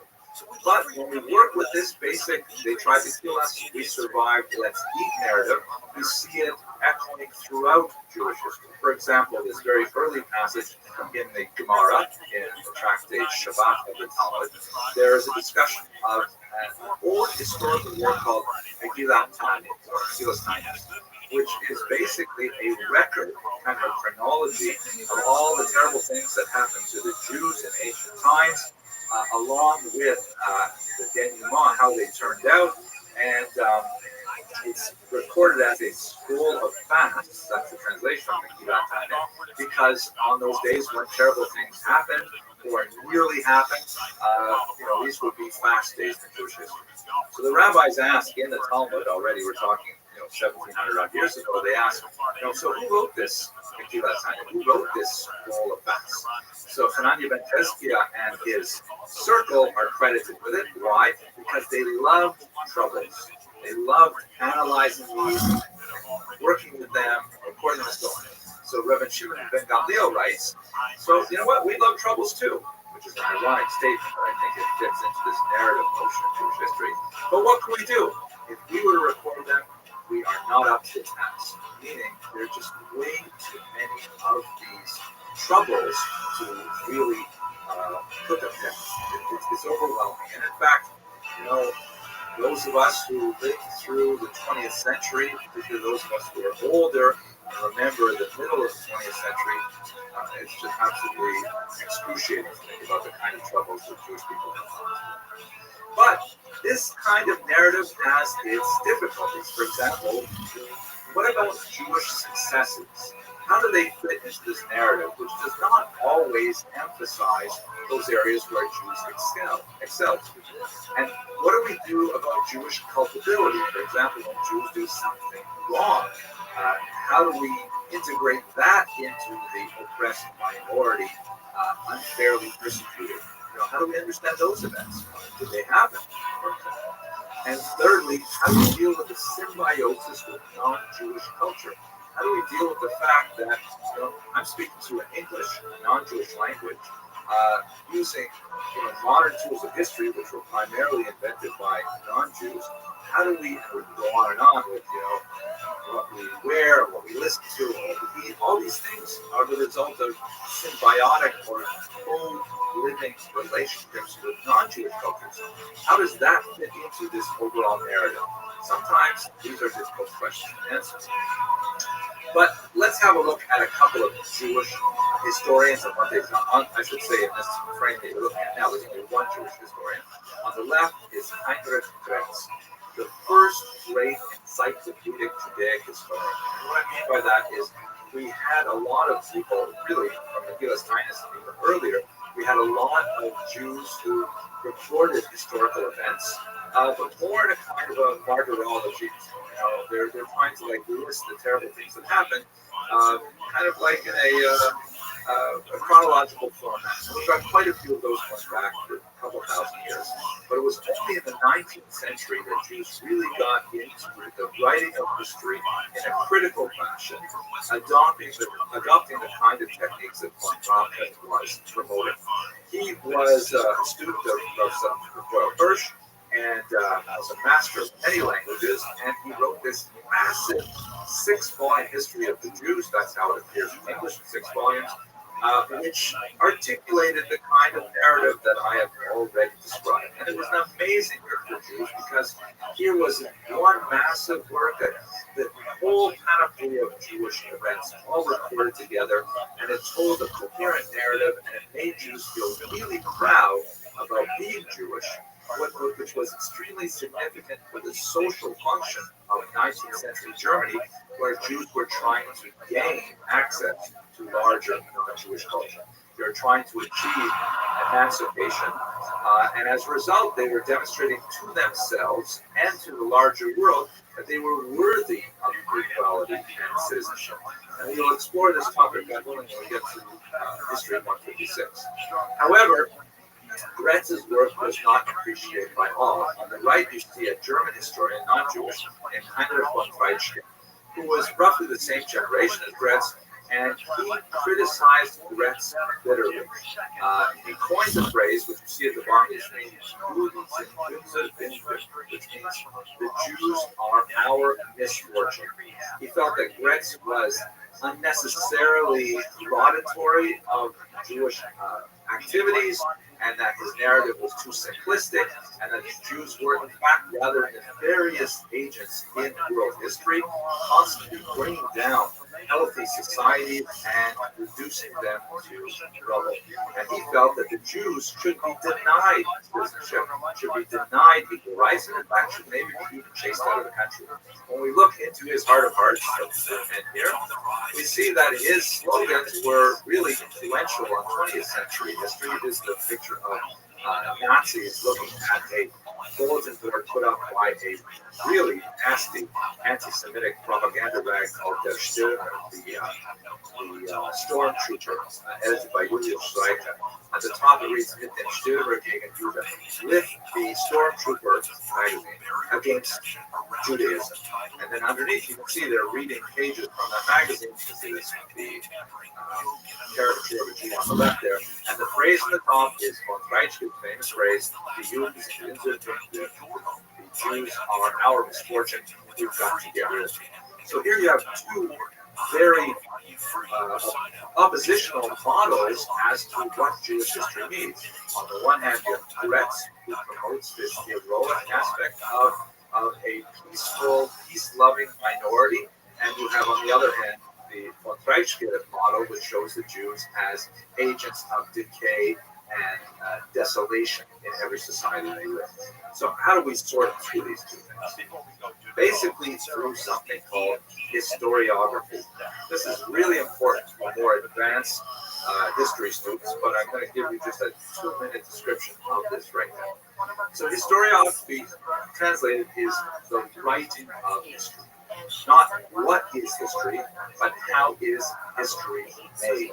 And it takes into account all the things we've discussed so far, including the kinds of narratives that are constructed, the social function that the history is applied to try and tease out, what is wrong with this history and how can we improve it. The kind of problems that historiographers have to deal with, or historians who study historiography have to deal with, are the following. For example, source bias.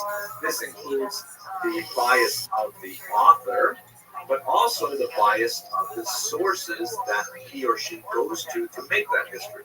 For example, one of the great historians of the Holocaust, Raoul Hilbert, did not read Hebrew or Yiddish. So he wrote a fantastic, amazing, multi-volume history of the Holocaust called The Destruction of the European Jews, which was incredibly useful work. But because he was not able to access traditional Jewish languages, he didn't have enough material on, modern historians criticized his work because he didn't have enough material on what the Jews thought about what was happening to them. Memoir literature, newspapers, diaries, and things like that. So his history, which is again extremely valuable, but he presented a lot of his analysis from the perspective of the Nazis, understanding the bureaucracy of murder. So the sources that a historian turns to are really significant for creating the final document. Propaganda is the document, the final book of history, let's say, trying to push an agenda. So every book pushes an agenda. That's really another way of saying narrative. But is it doing so in an unfair way by omitting those key data points, or by downplaying them, or by taking them out of context, and so on? And finally, very common in Jewish historiography, hagiography.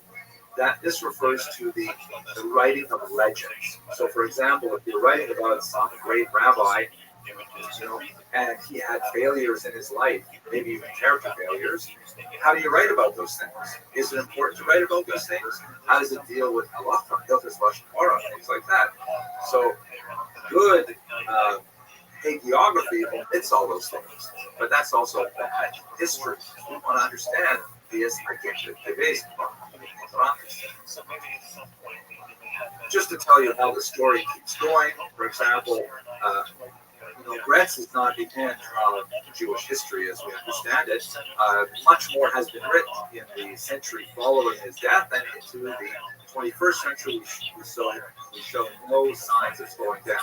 Shimon Dubno here, another great encyclopedic historian, writing a 10-volume history of the Jews, which is also translated into English in a 5-volume edition. He criticized Gretz for his excessively Prussian attitude towards Jewry, in which he said that the Eastern European Jews were hopelessly backward and superstitious. He took a very, very dim view of Kabbalah, of the Hasidic movement, and so on. Dubno, living in the Russian Empire, emphasized these as true expressions of the Jewish spirit, of the folk culture, and so on. And then later in the 20th century, the great American historian, originally born in Europe, Salo Baron, in his magisterial 16-volume work, Social and Religious History of the Jews, he takes issue with what he calls the lachrymose vision of Jewish history. Lachrymose meaning tearful. But he says, why are we always emphasizing all these persecutions? Can't we just get off the persecution thing and talk about Jews as part of the larger social, religious, economic, political elements of a society as a whole? So this is just a couple of little tidbits to give you a sense of how historians disagree with each other in terms of historiography, and as a result, they create very different histories. Okay, last slide. What's in this course? So basically, we're going to study the Jewish diaspora, meaning the time that the Jews spent out of their country from the destruction of the temples in the 1st century all the way up to the present day. Of course, the last part of the second element of this course will deal with modern Israel, but I'll get to that when we get to next semester. In this semester, we're going to focus on the Roman-Jewish wars to the Spanish expulsion. And then next semester, we'll begin with the Spanish expulsion and go on to the present day. Okay, great. Hope you enjoyed this short lecture. and I hope you'll think about it.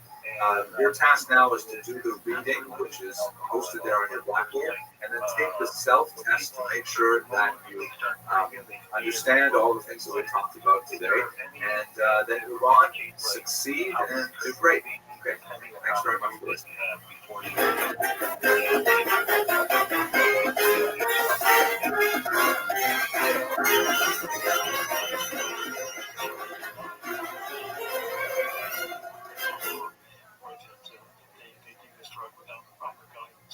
I would suggest that anybody interested in doing it, they should contact the Medicinal Mindfulness Institute in Denver, Colorado, where it can be done legally, or they go to a place like Peru.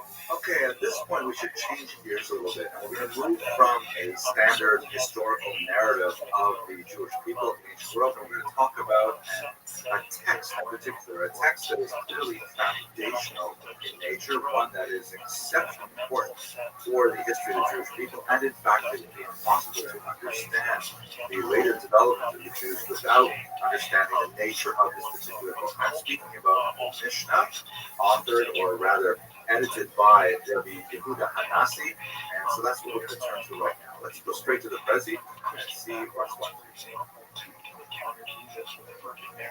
So the Mishnah is, as I mentioned, a major text in the Jewish intellectual tradition. And perhaps one of the most important reasons that this text is so different from so many others is the fact that it made Judaism portable. It made it diaspora ready. It is a massive text that allowed Judaism to leave the narrow confines of the quality of the region of Israel, and specifically leave the temple itself, and exist effectively as a viable entity outside the land of Israel in the increasingly large diaspora that Jews found themselves in. The Mishnah was kind of like a portable tabernacle. It was a portable religion, something that could be taken with them wherever they went, and would serve as the fertile soil for the development of Judaism in many other climates. It takes Judaism out of a physical structure and puts it into an intellectual, textual structure, and later this becomes the foundation of the Talmud, which really takes you to a further level, and we'll talk about that in a later lecture. So our discussion today is going to be based on the Mishnah itself, because we're not talking about a historical span of time. We're talking about a text that situates within history. That's really the main source for it. However, as we shall see later, there are a lot of really useful extra Mishnaic texts that were considered and yet rejected for inclusion in the Mishnah by Rabbi Rothschild, and those texts were preserved in other bodies of information, which we have to this day. So the Mishnah has kind of like a second edition that's not considered as valid as the Mishnah itself, as we shall see shortly, as useful for understanding the Mishnah and the Talmud as well. We also have, to a lesser degree, some sources from non-Jewish origins, such as Roman and Persian documents, that reflect on the Mishnah and give us a sense of what that text really means as a whole. Okay, let's recap, though, the historical background so we can place this text in its appropriate context. The temple was destroyed in the late 1st century, and the Jews essentially lost their sovereignty. Roman imposition of more tight restrictions on Jewish activity, the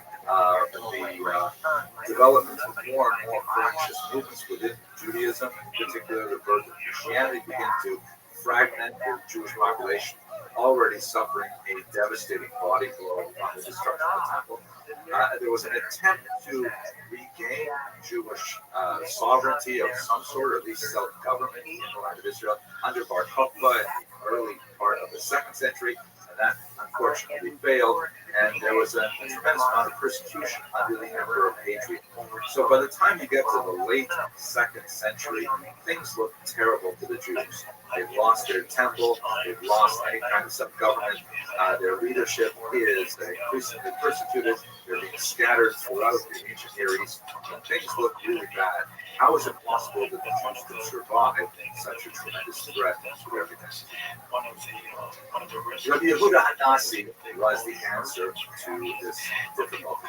According to Talmudic legend, he was born on the day that Rabbi Akiva died. Rabbi Akiva, of course, one of the most famous rabbis of the ancient period, killed through Adrianic persecution as one of the so-called 10 martyrs of the state. In Hebrew, the Asara that are commemorated in the holiday service. He had a political position because the Jews did have a very tenuous kind of at least titular leadership that was legitimately recognized by the Romans. He was the Nasi, known as the prince, and he held a certain degree of political authority over the Jews. He shared much of that authority with the Av Beit Din. That is something for a much larger discussion, but think of, for example, Hillel and Shammai. If you're familiar with rabbinic texts, Hillel was the Nasi and Shammai was the Av Beit Din. He was known, Rabbi Yehuda Hanasi, was known for his very close relationship with a mysterious Roman leader known as Antoninus in the Talmud, where the Talmud records all kinds of long-winded and complex discussions of theology that they had really quite profound and fascinating aspects of dialogue between the Roman and the Jewish world, which represents two things. First of all, it represents the engagement of Judaism with a much larger population, but at the same time, it also represented a pragmatic modus vivendi because a close relationship with the Romans was essential for Yehuda Hanasi to maintain his authority over the Jews and to wield that power effectively to maintain the integrity of the Jewish people. It's possible that this Antoninus was even Marcus Aurelius, the famous emperor of Rome, who was known as the philosopher king of the period, although his dates are just a little bit early to really jive with Yehuda Hanasi well. He could have been one of his successors, perhaps modeled after Marcus Aurelius, but nevertheless, the idea is that Rabbi Yehuda Hanasi had close ties with the Roman government and was able to gently negotiate the difficulties of maintaining Jewish existence under these trying conditions. So let's look at the Mishnah itself. Let's try to understand some of the background. First of all, the Mishnah is a crucial text in what is known as the oral Torah. According to traditional rabbinic theology, which has come down as the basis of modern Orthodox theology today, for example, the Torah was given to Moses in two distinct forms. The first was the written Torah, which is expressed in the first 5 books of Moses, the first 5 books of the Hebrew Scriptures, Genesis, Exodus, Leviticus, Numbers, and Deuteronomy.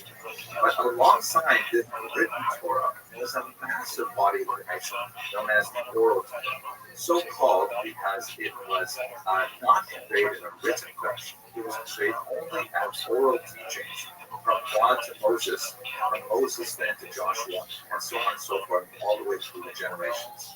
Now, this oral Torah, we do have several references to a body of knowledge circulating in the ancient world, but we have no written examples of it until we get to the 2nd century, when several rabbis, not only Rabbi Hanasi, but also Rabbi Meir, for example, began to keep small personal notebooks of the oral Torah, which they would share with their students. The oral Torah has a very important role to play in that the written Torah is difficult to understand. It has a lot of opaque moments in it, and it has a lot of passages where, if you're reading it as a totally secular document, say, well, this is, for example, a spelling error, or why would you say it in this way? Or, for example, why are these letters printed upside down?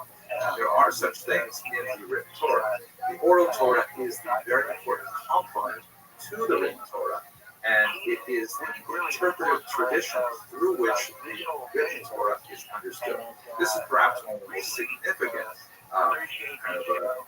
what's the word for crossroads. This is one of those specific crossroads where Christianity goes one way and Judaism goes another way. Judaism clearly follows the very strong influence of the oral Torah, whereas Christianity essentially leaves behind the oral Torah, to some degree creates its own oral Torah that takes us far beyond the scope of our discussion.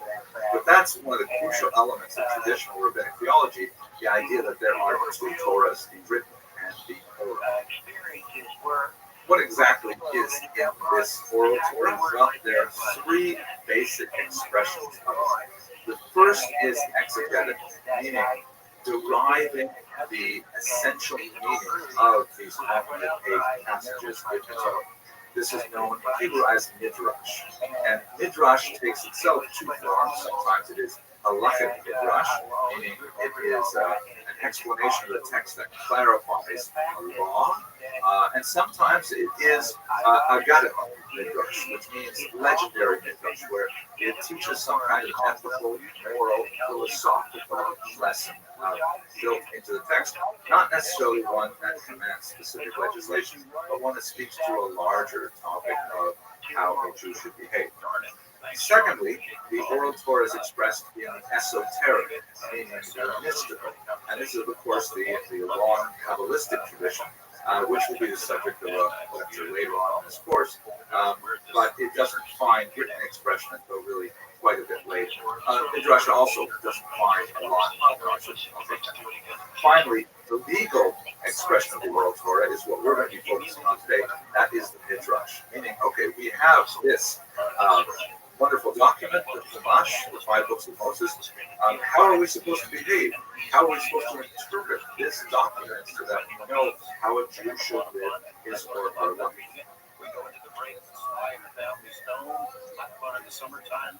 So the legal functions of the oral Torah, which are explained at great length, or at least discussed at great length in the Midrash, are threefold in nature.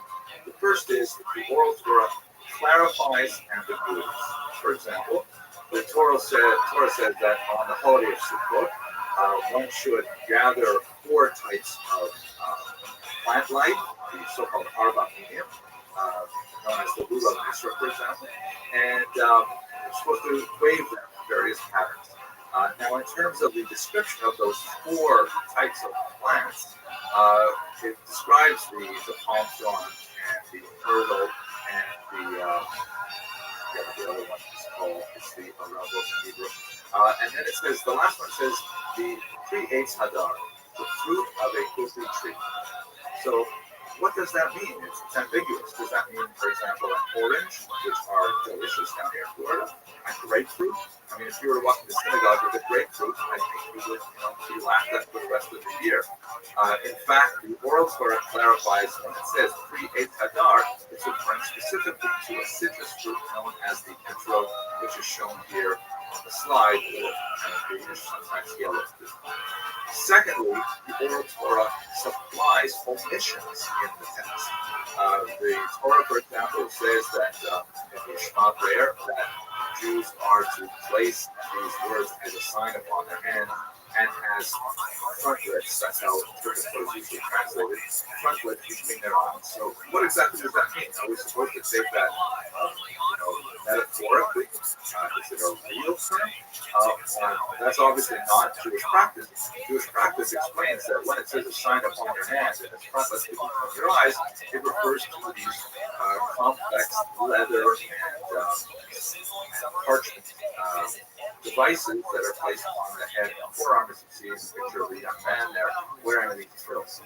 The Torah itself doesn't say anything about how filling should be constructed.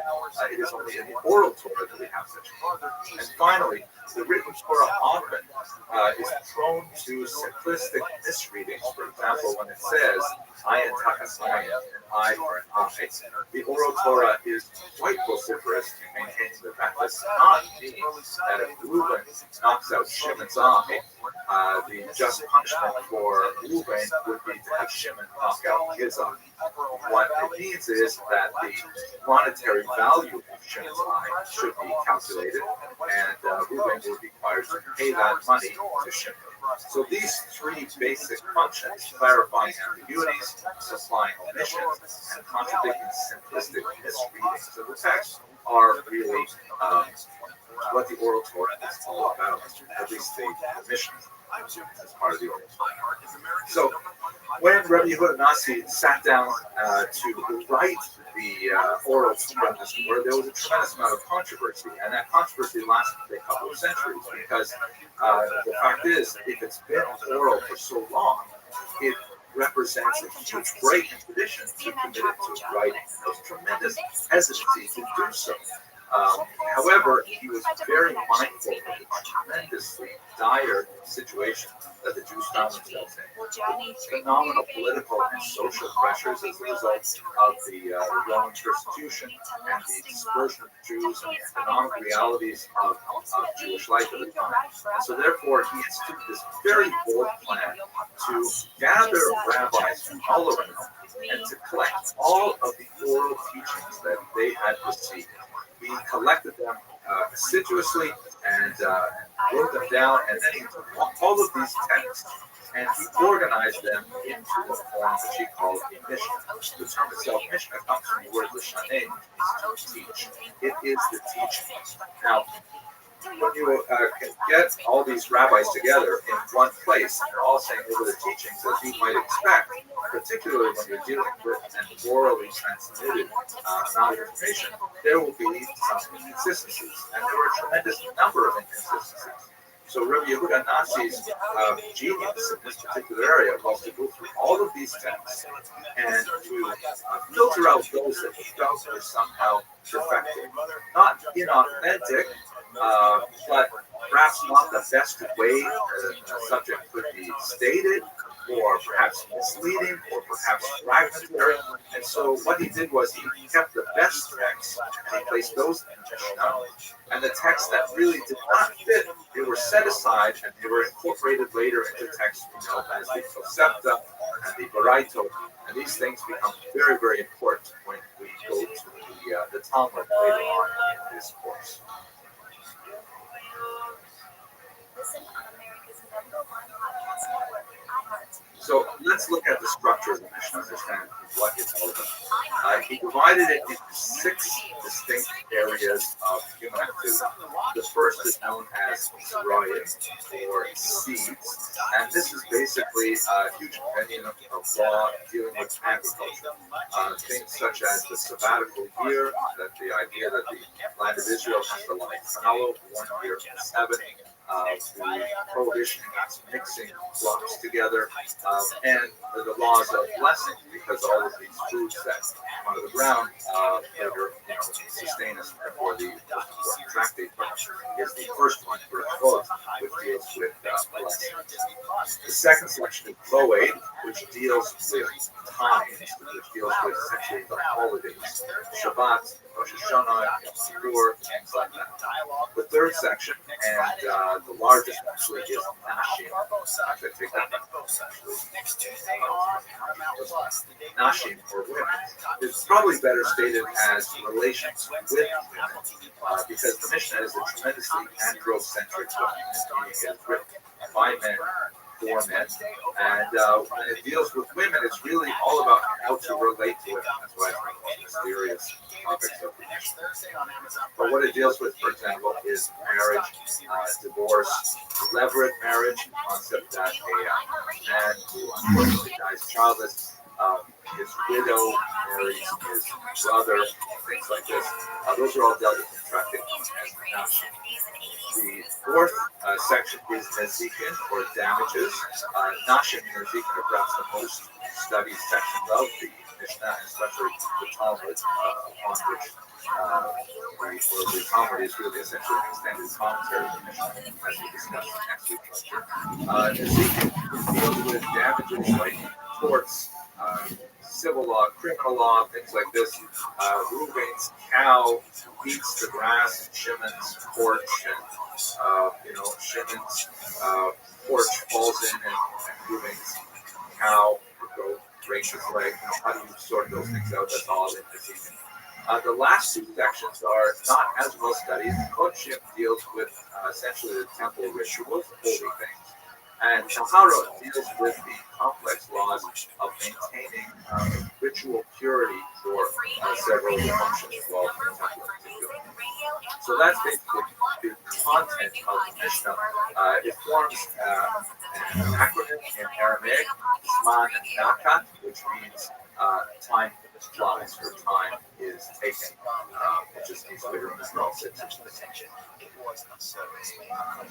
Now, one of the most fascinating aspects of Mishnah debate is the fact that since it involves the opinion of so many rabbis, it is quite intentionally ambiguous in nature. Meaning, Rabbi Yehuda Nasi rarely clarified, what is the bottom line. A typical Mishnah will read, Rabbi X says that this kind of chicken is kosher.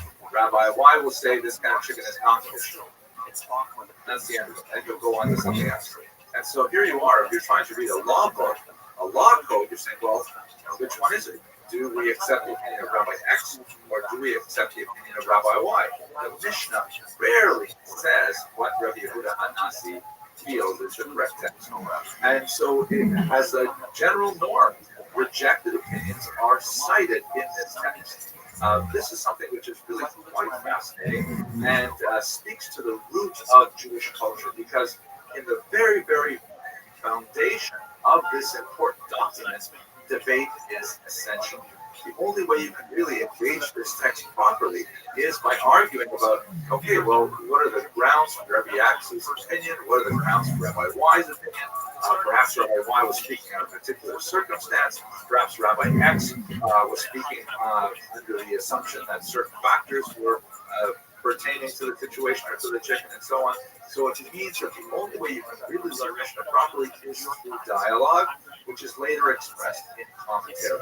That's essentially what the Talmud is going to be, and we'll speak about next week.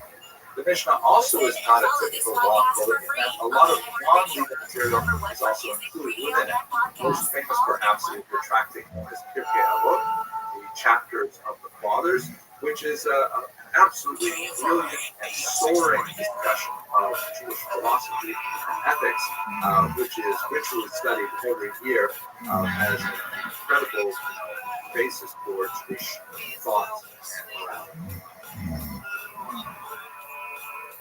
So, in conclusion, the Mishnah is a work of subtle genius. The fact that Rabbi Yehuda Nasi left it so often open-ended and left it rather unfinished in nature meant that the only way that Jews could deal with this is through being involved. It's not a kind of text where you can read it once and understand what's going on. Every passage has to be puzzled over, and perhaps more importantly, every passage should be debated, which requires an interlocutor, it requires someone else, it requires a Kadrusa, study partner to engage in the text together. This formed the basis of Jewish studies, requiring Jews to live close together and to be attracted to people who were able to explicate this complex document. And in a way, this book was essential to preserving both the oral quality of the oral Torah, because it required that active human interface, and also preserve the vitality of the Jewish people and allow them to keep their Judaism even under the trying circumstances of the diaspora.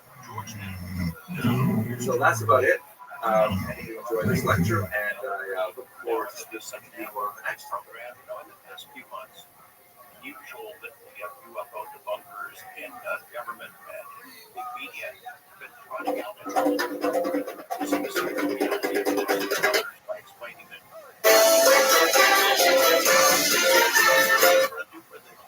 they're doing so because there's a spiritual hole in their minds, and that's why UFOs aren't really worth worrying about or investigating.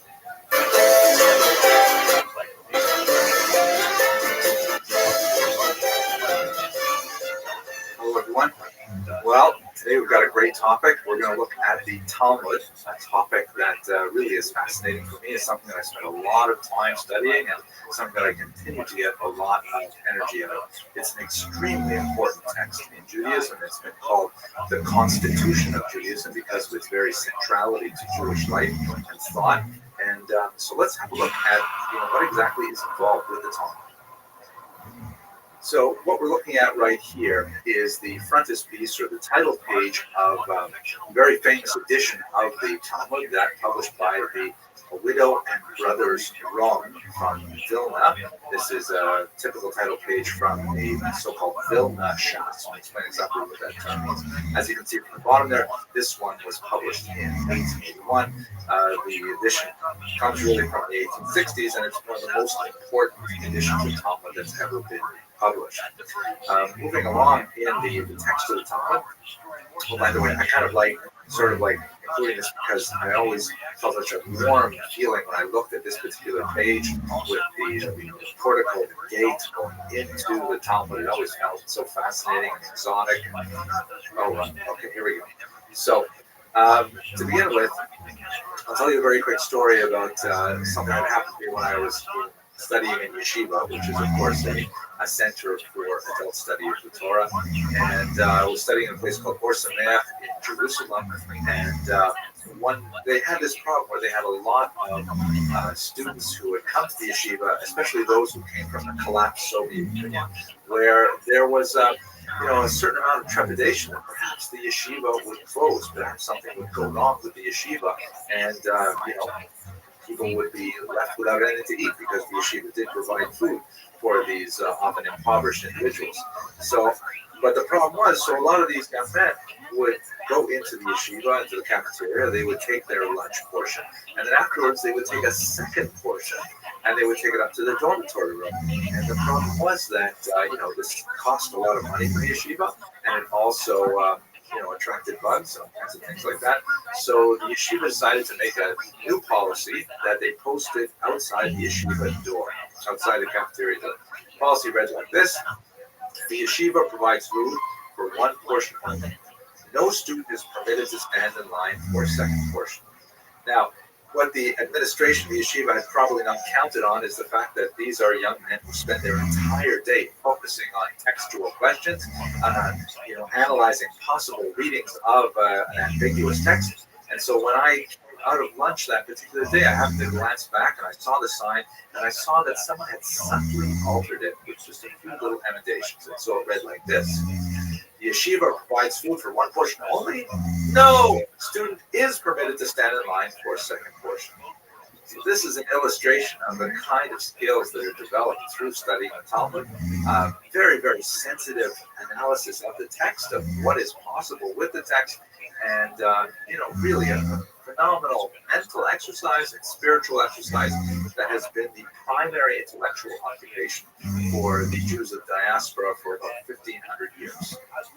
So I'm going to take a lot of stuff from a book I wrote a couple of years ago, a small book that is a brief and personal introduction to something they call the Sea of Talmud, that talks a little bit about my personal encounter with the Talmud. It has a lot of kind of like fun stories like that in it, I think, and a lot more material which really talks about what exactly is the Talmud.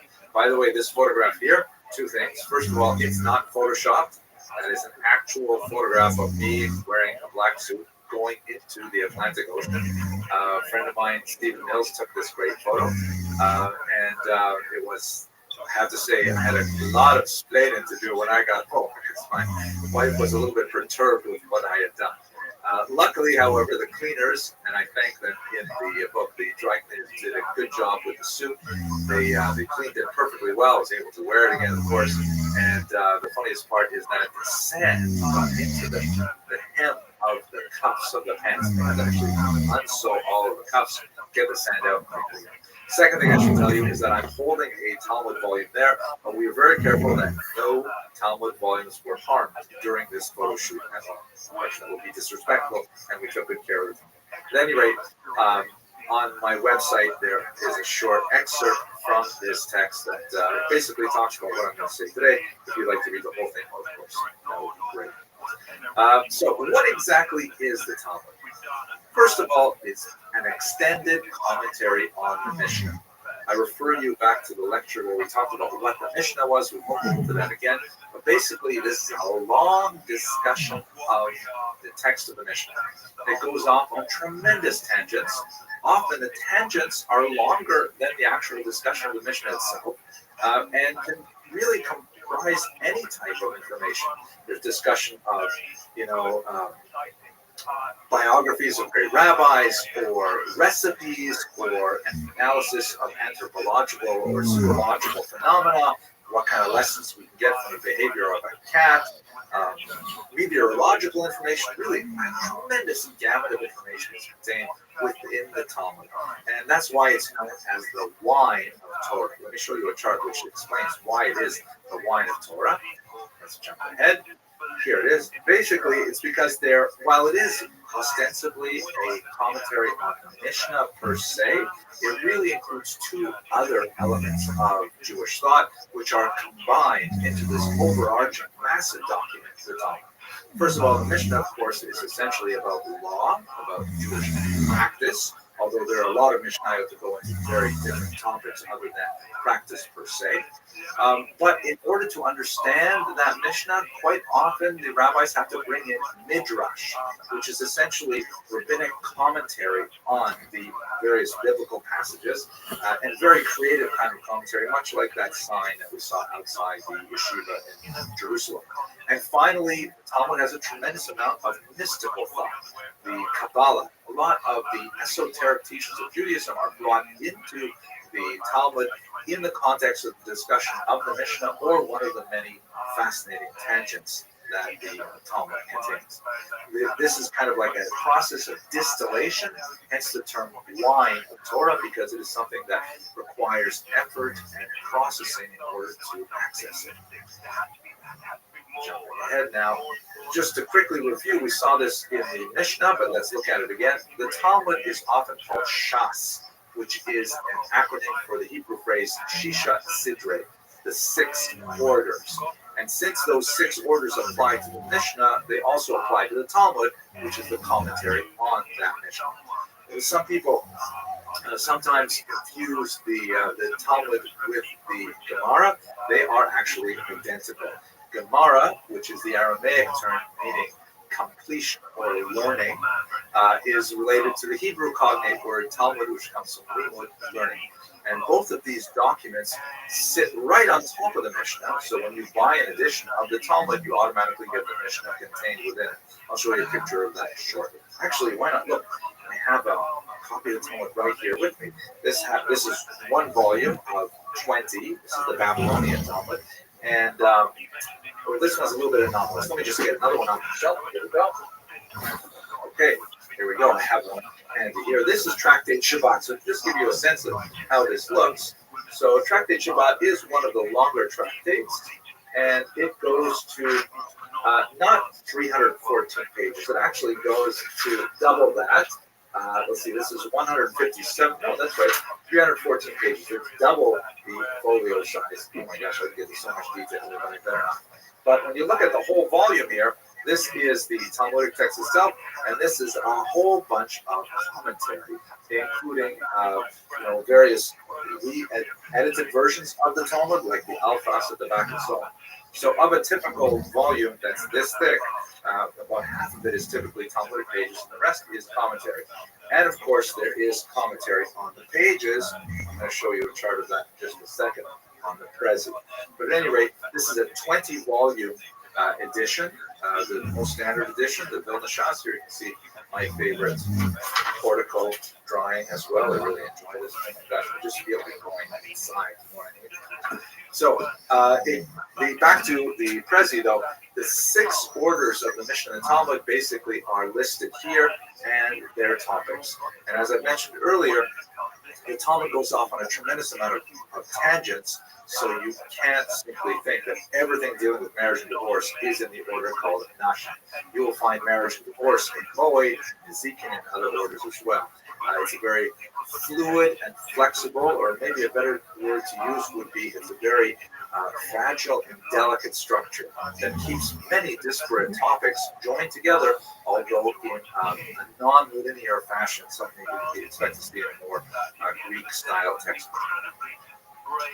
At any rate, who wrote this text? Well, there is basically hundreds of authors involved. There are the original rabbis of the early period, the period of, let's say, Moses, Joshua, and the elders, as Pirkei Avot describes it, that will hand down teachings, and they are continued through the prophets and various scholars through a period known as the period of the Zugot, which are associated with the early Mishnah, and then the Tanaim, which are the Mishnah teachers proper, and then finally it reaches the Amoraim, or the speakers, who take all of these things and combine them into the Talmud. Another way to look at it is basically these are the transcripts of huge, massive discussions of rabbis in the various academies, both in the land of Israel and in Babylon, processing all of this material, trying to analyze the Mishnah by bringing in variant texts from the various Boraitot and Tosefta. You'll remember that from our lecture on the Mishnah. Comparing them and trying to refine exactly the truth of the material as a whole. Now, I mentioned there are two Talmuds, the Jerusalem Talmud and the Babylonian Talmud. The Jerusalem Talmud is actually a bit of a misnomer because it wasn't written particularly in Jerusalem. It was really written in the north, in the Galil region, it's the city of Tiberia region. But at any rate, this is the earlier version of the Talmud, which was written probably around the 4th or 5th century of the Talmud era. The Babylonian Talmud, written 100 or 200 years later in the Mesopotamian region, where the Euphrates and the Tigris rivers come together. The Jerusalem Talmud is not nearly as popular as the Babylonian Talmud. The Babylonian is considered more authoritative, primarily because it could consider the Jerusalem in its own deliberations, although there are many sections which are in the Jerusalem that are omitted from the Babylonian Talmud, primarily because they are not as relevant to Babylonian life. In particular, for example, the agricultural law that was related to living in the land of Israel, the sabbatical law, things like that, whereas the Babylonian Talmud is especially expanded in the area of civil and criminal law, the order of Zik in particular. When people say they're studying the Talmud today, they're almost invariably studying the Babylonian Talmud, although there are many scholars, of course, who looked at the Jerusalem Talmud for a tremendous wealth of information that's not present in the Babylonian. So the Talmud, as it's presented, is very fascinating. A lot of people like to look at the page of the Talmud itself, and in reality, the page of the Talmud is a page of history presented in a two-dimensional format. In many ways, it's similar to the internet, the World Wide Web, specifically because it has hypertexting. And it is possible that when you study the Talmud, you are really engaging in a massive conversation that covers millennia, literally millennia. You'll look at a text that goes back to the Mishnaic period, quoting a text from the Bible as earlier, that will be debated by two Talmudic rabbis, and then there will be people in the 10th century, let's say Rashi discussing it, disputed by Tosafot in the 13th century, moving up through, let's say, Rabbi Akiva Eger and early modern Europe, and all the way up to the 20th century. It's really a fascinating, really 21st century, fascinating document that offers so much history really on a single page. The page is divided into three basic areas. There is commentary on the text. That is basically a way to try and just get a sense of what does the text say. The Talmud is written in a highly arcane Aramaic idiom that not only is difficult because of the linguistic difference, where we no longer have Aramaic as a vernacular. It was, of course, the vernacular of the rabbis when they wrote the Talmud, but it's written in a highly coded and condensed version that is especially useful for oral retention, because, as I should not omit to mention, this is oral Torah. It was committed to writing only centuries after it was discussed. So in the oral format, it's really highly compressed, often with one word signifying an entire paragraph of meaning. And it takes many years to be able to learn to decode the text, which incidentally is presented entirely without punctuation. That makes it even easier to figure out. Then there is a second level of discussion on the Talmud page, so-called analysis. And that's especially something you see with Tosafot, where, text will be compared. Tosafot will say something like, wait a minute, how can it say this on this page of the Talmud when 30 pages ago we saw something totally different? Or even 30 pages later, we will see something different. the concept of time, of linear relationship of ideas is not truly present in the Talmud. It's one huge gestalt whole that you like to see, that you have to really approach at any shoreline, and eventually you will reach the other shore. But quite often you have to experiment with swimming in hot water, cold water, deep water, water filled with massive marine life and jellyfish, sharks, all kinds of things like that. Getting off topic. And the other thing you'll find in the Talmud is often coded material. We'll talk more about this when we get later in this course, but codes basically are an attempt to kind of digest all this material and say, all right, let's organize this and say, what exactly is the bottom line? How are we supposed to behave? Is this chicken kosher or not? Can this couple be legally wed or not? And the codes, which often appear on the page or as cross-references to codes that are printed elsewhere, will tell you that kind of information. What is the bottom line? The Talmud, like the Mishnah, often does not get to the bottom line, often does not produce a sentence that says, after discussing this for 10 pages, we have decided X. That does occur occasionally in the Talmud, but more often than not, it does not. And it is up to the student, guided by a teacher, a qualified teacher, to really understand, what did the Talmud just say, after all? It's really not so simple. Here's a look at the Talmud page. I showed you a copy of my own Talmud, but here's from Tractate Brachot. And really, we can spend a lot of time talking about all of the details, but just to give you a quick look, you'll see that the Mishnah occupies the top part of the central portion of the text, and that's, of course, the ancient document that comes from the 3rd century. Then following it is the Gemara, that's signified by a larger print, Gimel and for Gemara, or Talmud, which is a discussion of that Mishnah. Now, that section of the Gemara can and does go on for many, many pages before the Gemara then concludes and a new Mishnah is presented. On the right-hand side, it'll be on the left-hand side on other pages. It's always on the center of the binding, though, is the commentary of Rashi, which is essentially a really important commentary just to follow the line-by-line description of what's happening in the Talmud, sort of unpacking that really dense text for 11th century readers. Now, of course, we often need commentaries on Rashi to unpack it for 21st century readers. And then on the opposite side, you typically have Tosafot, which are the school. It's not just a single person, a school of rabbis who analyze the text, who try to break it down, criticize it, question it, turn it every which way, and try to get, wring every last little bit of truth out of it. Tosafot includes, on others, Rashi's own descendants.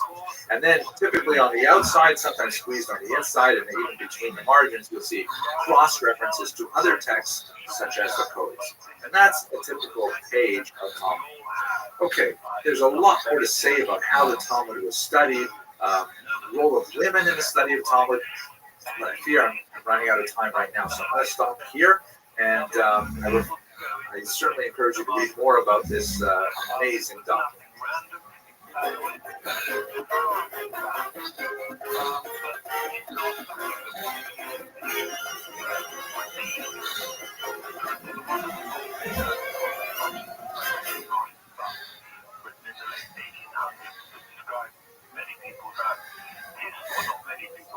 A number of people who've experienced in his mind cosmic consciousness. They're really great names, they're great avatars. Dr. King was able to do this with that intense practice. And in terms of his initial contact, this was in May of 1954.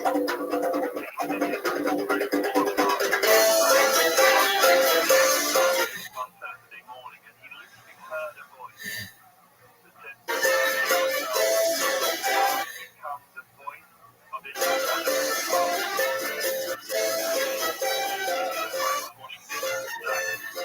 Okay, today's topic is really bizarre. It's one of the most unusual chapters in this long history of the Jewish people.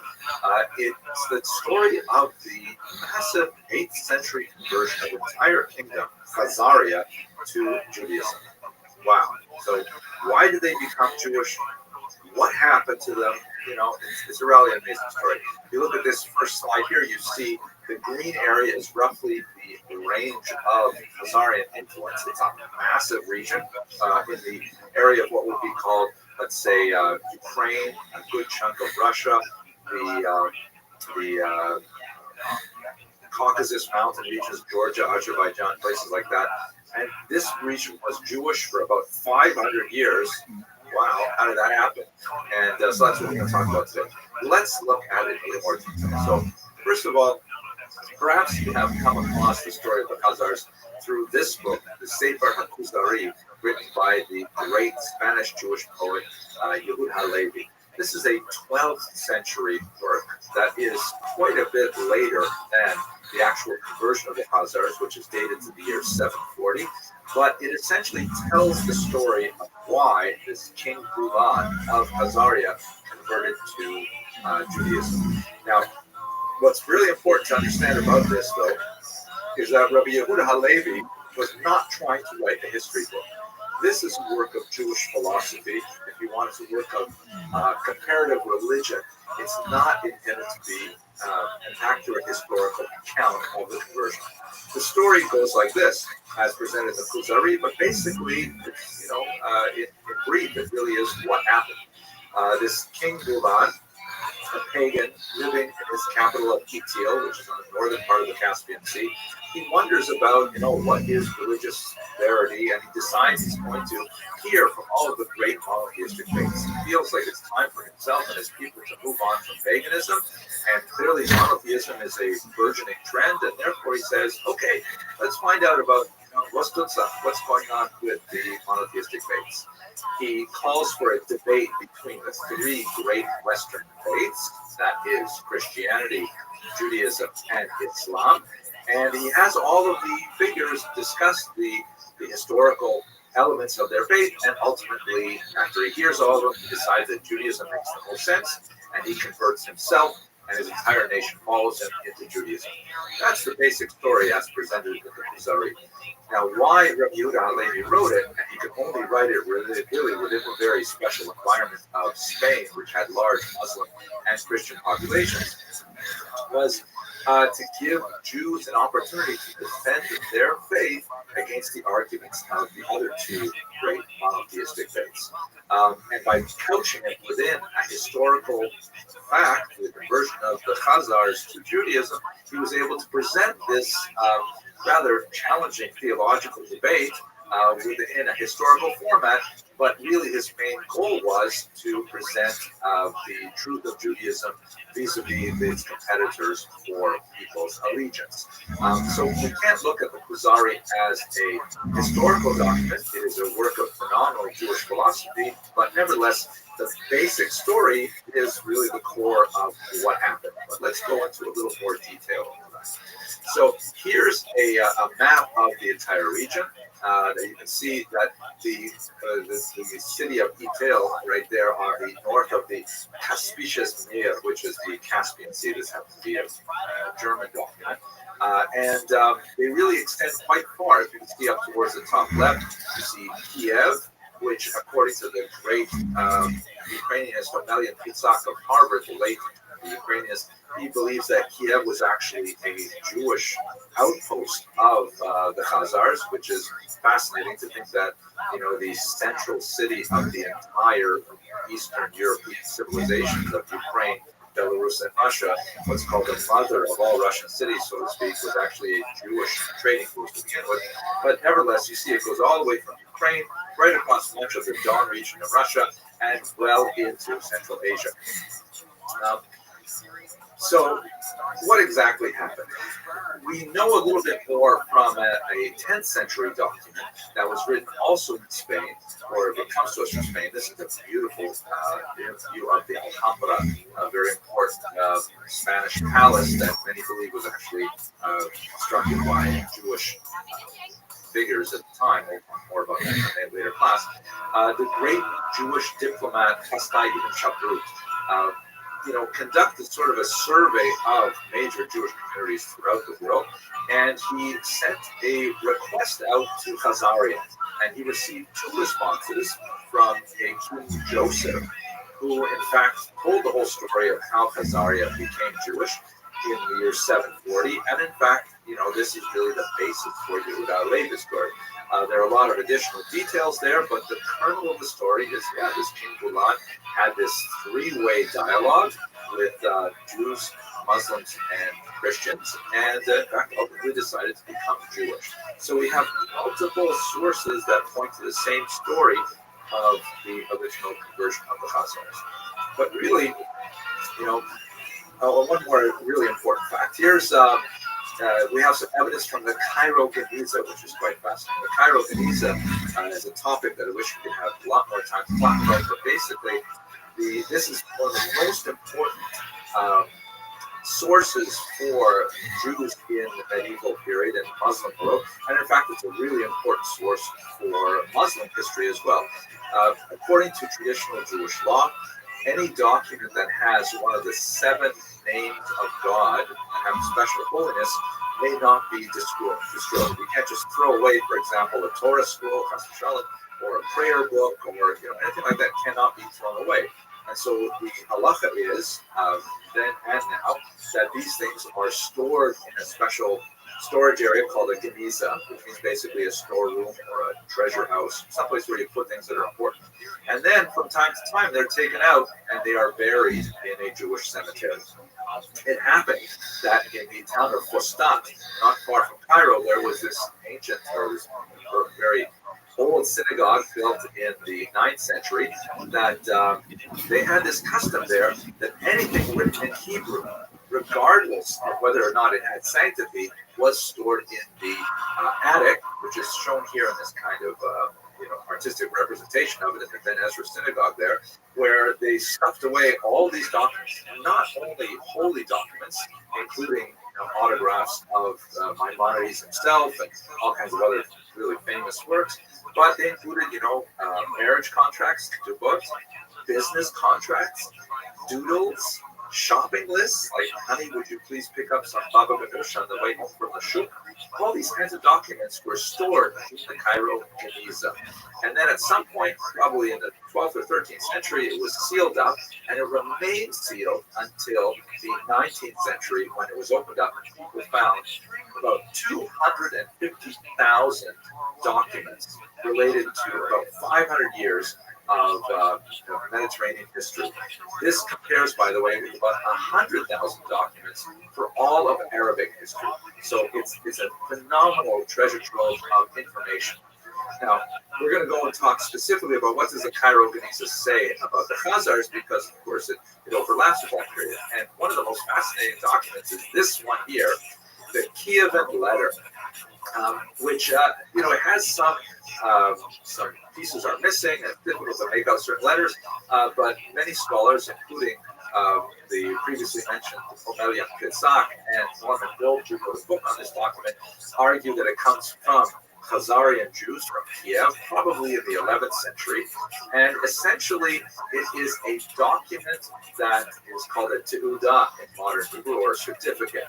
The document says, the bearer of this document is a fine, upstanding man, and he needs your support, so please, give him, be generous with him. And essentially, we still have these documents today. If you live, for example, in any Jewish community, if you live in a single family dwelling on the street, you will get, charity collectors knocking on your door and presenting you with letters, something like this. Usually they're laminated, and they usually have signatures from the people of the community that say, this person deserves your support. He has 17 children. He has to marry them off. He has this. He supports the yeshiva. He does whatever it is. And so this is essentially, 1,000 years ago, they were doing exactly the same thing with these kinds of documents. What's interesting when you analyze this particular document, though, is you look at the bottom left there, you see something written in Turkic runes, not written in Hebrew, but written in Turkic, which was the language of the Khazars. And it is translated as the phrase, "I have read it."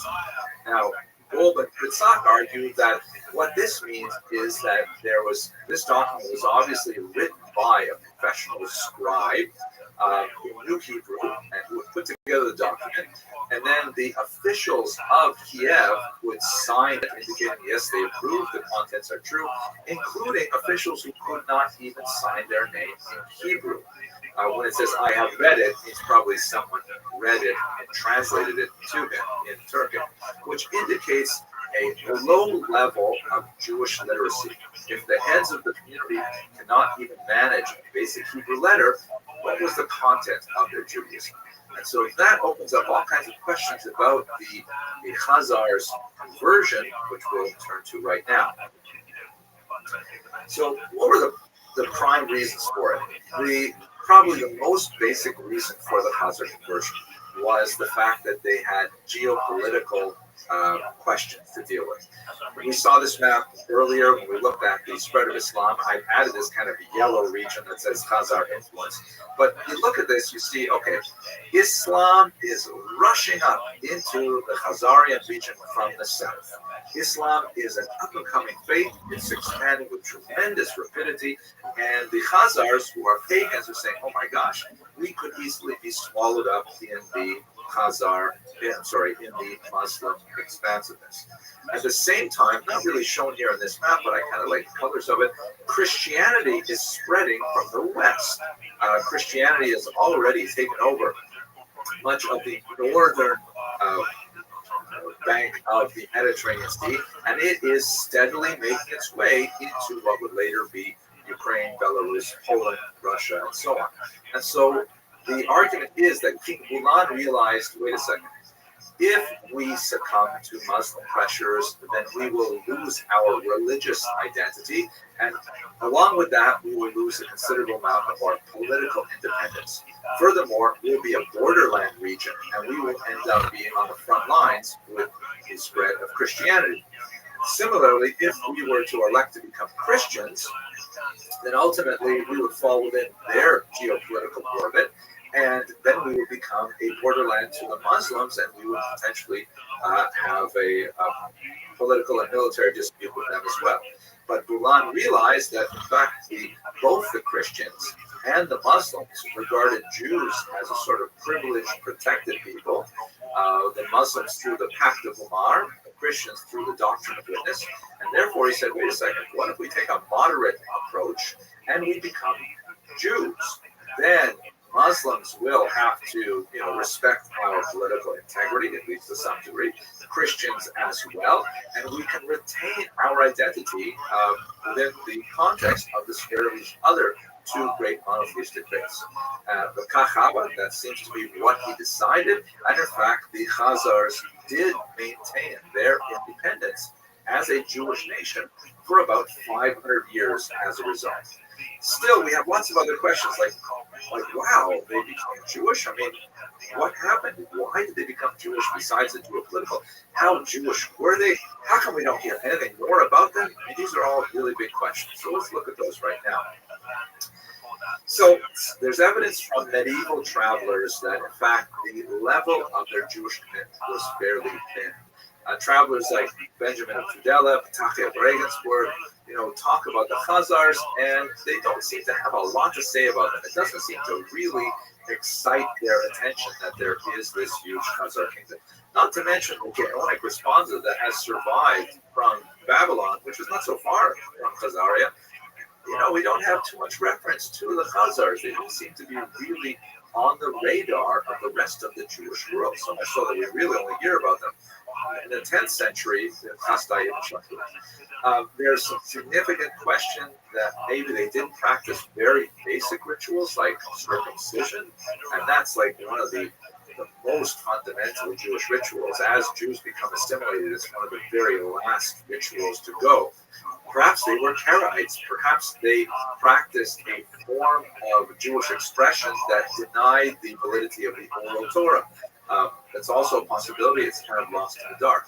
And it's very difficult for us to determine this from the archaeological record. If you see, for example, this coin from early Khazaria, it looks like a Jewish symbol, but the fact is the Star of David wasn't a Jewish symbol for many, many hundreds of years later. So it's hard to really understand what kind of Judaism they practiced. But the bottom line is they probably were not practicing full rabbinic Judaism as other peoples were. Many scholars feel that perhaps the reality of the Khazar environment was such that only the top layer of society, the royalty, for example, converted to Judaism, and the rest of the population just maintained a nominal kind of attachment to Judaism. All these things are possible as we understand the degree of conversion of the Khazars. Now, what happened to them? So this is kind of an interesting topic that many scholars look at today. Perhaps the most significant argument that really stirs the pot over the Khazars is expressed in this book by the famous author Arthur Kessler called The 13th Tribe, in which he argues, along with several other scholars, that the Khazars, when they disappeared, they essentially formed the ethnic basis for Eastern European Jewry, known as Ashkenazic Jewry. Most scholars dispute this theory, and in fact, they impute less than ideal motivation to those who advance this proposition.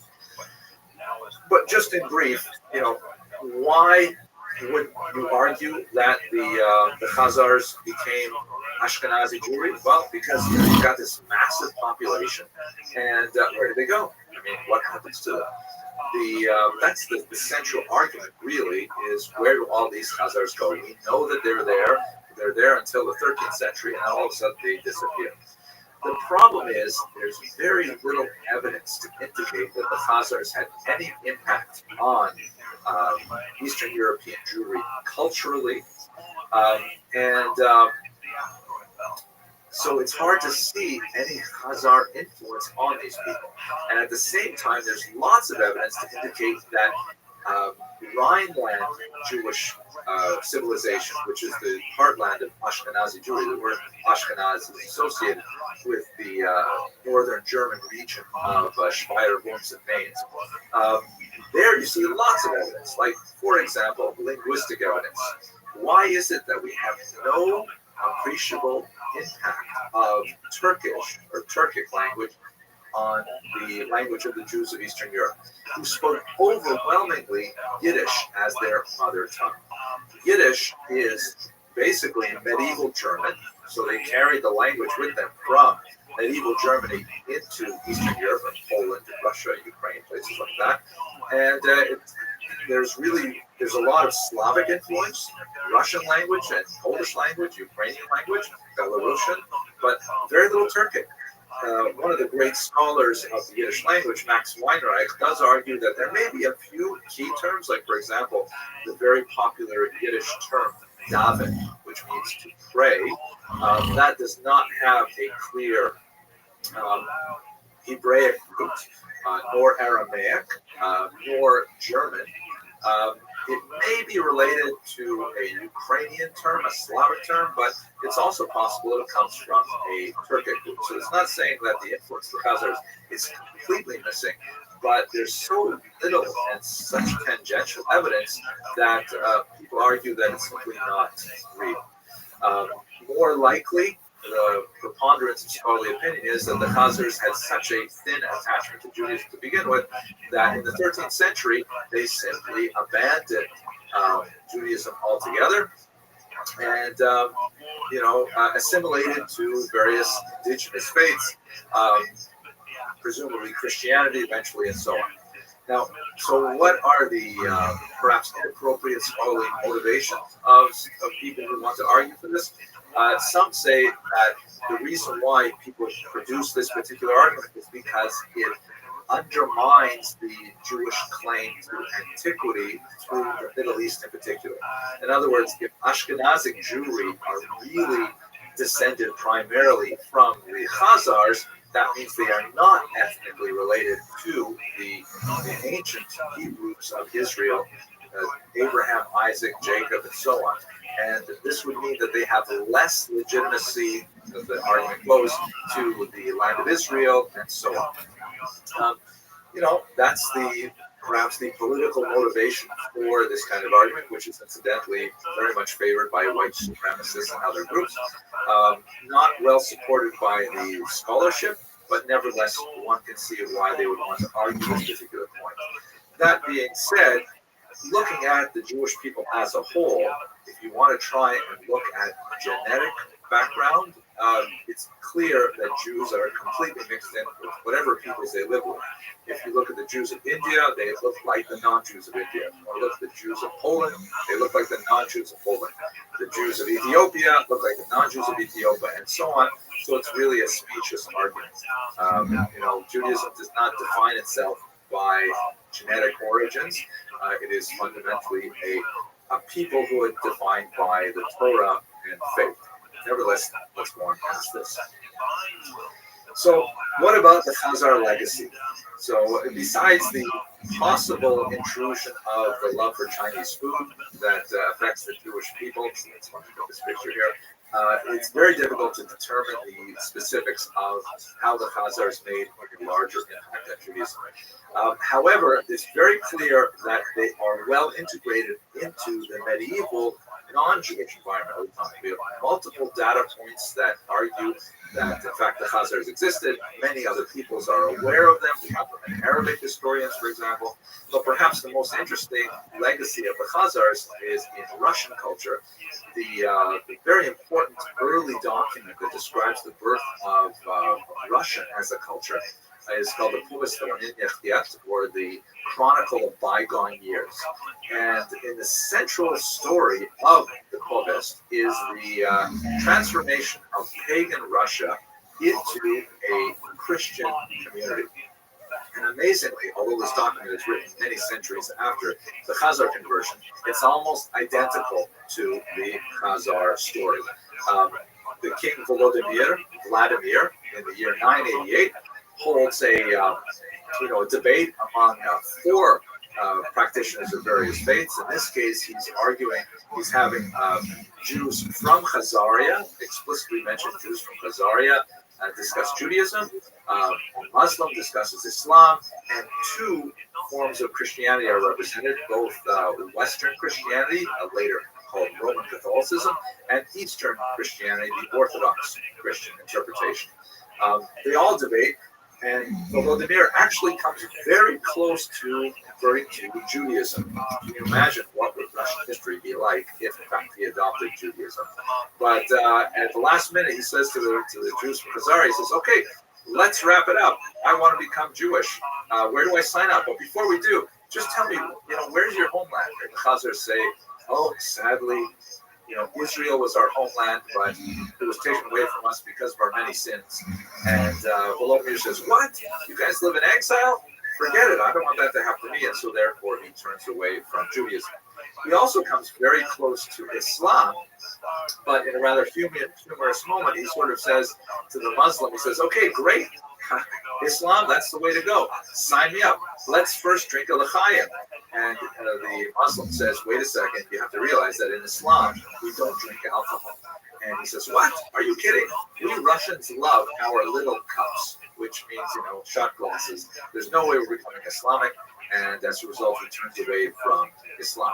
Then the debate comes down to the Roman Christian, the Roman Catholic Christian, and the Orthodox. He ultimately, of course, chooses the Orthodox, and in 988 there is a mass baptism in the Dnieper River, and ultimately Kiev and later its successor civilizations in Belarus, Ukraine, and Russia become Orthodox Christians. So that's perhaps the most interesting legacy of the Khazars in the non-Jewish world. Okay, a fascinating and unusual chapter in Jewish history, but it's time to move on. Thank you for listening.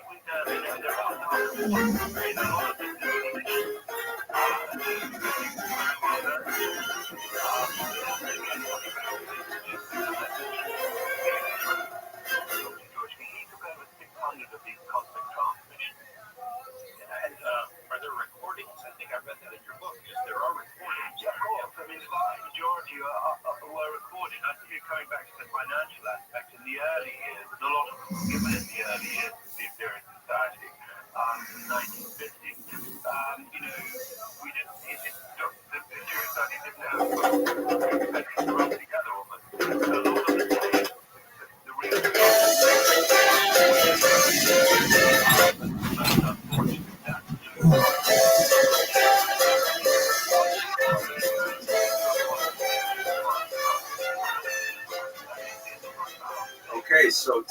talk about a subject that's of extreme importance in understanding the survival of the Jewish people.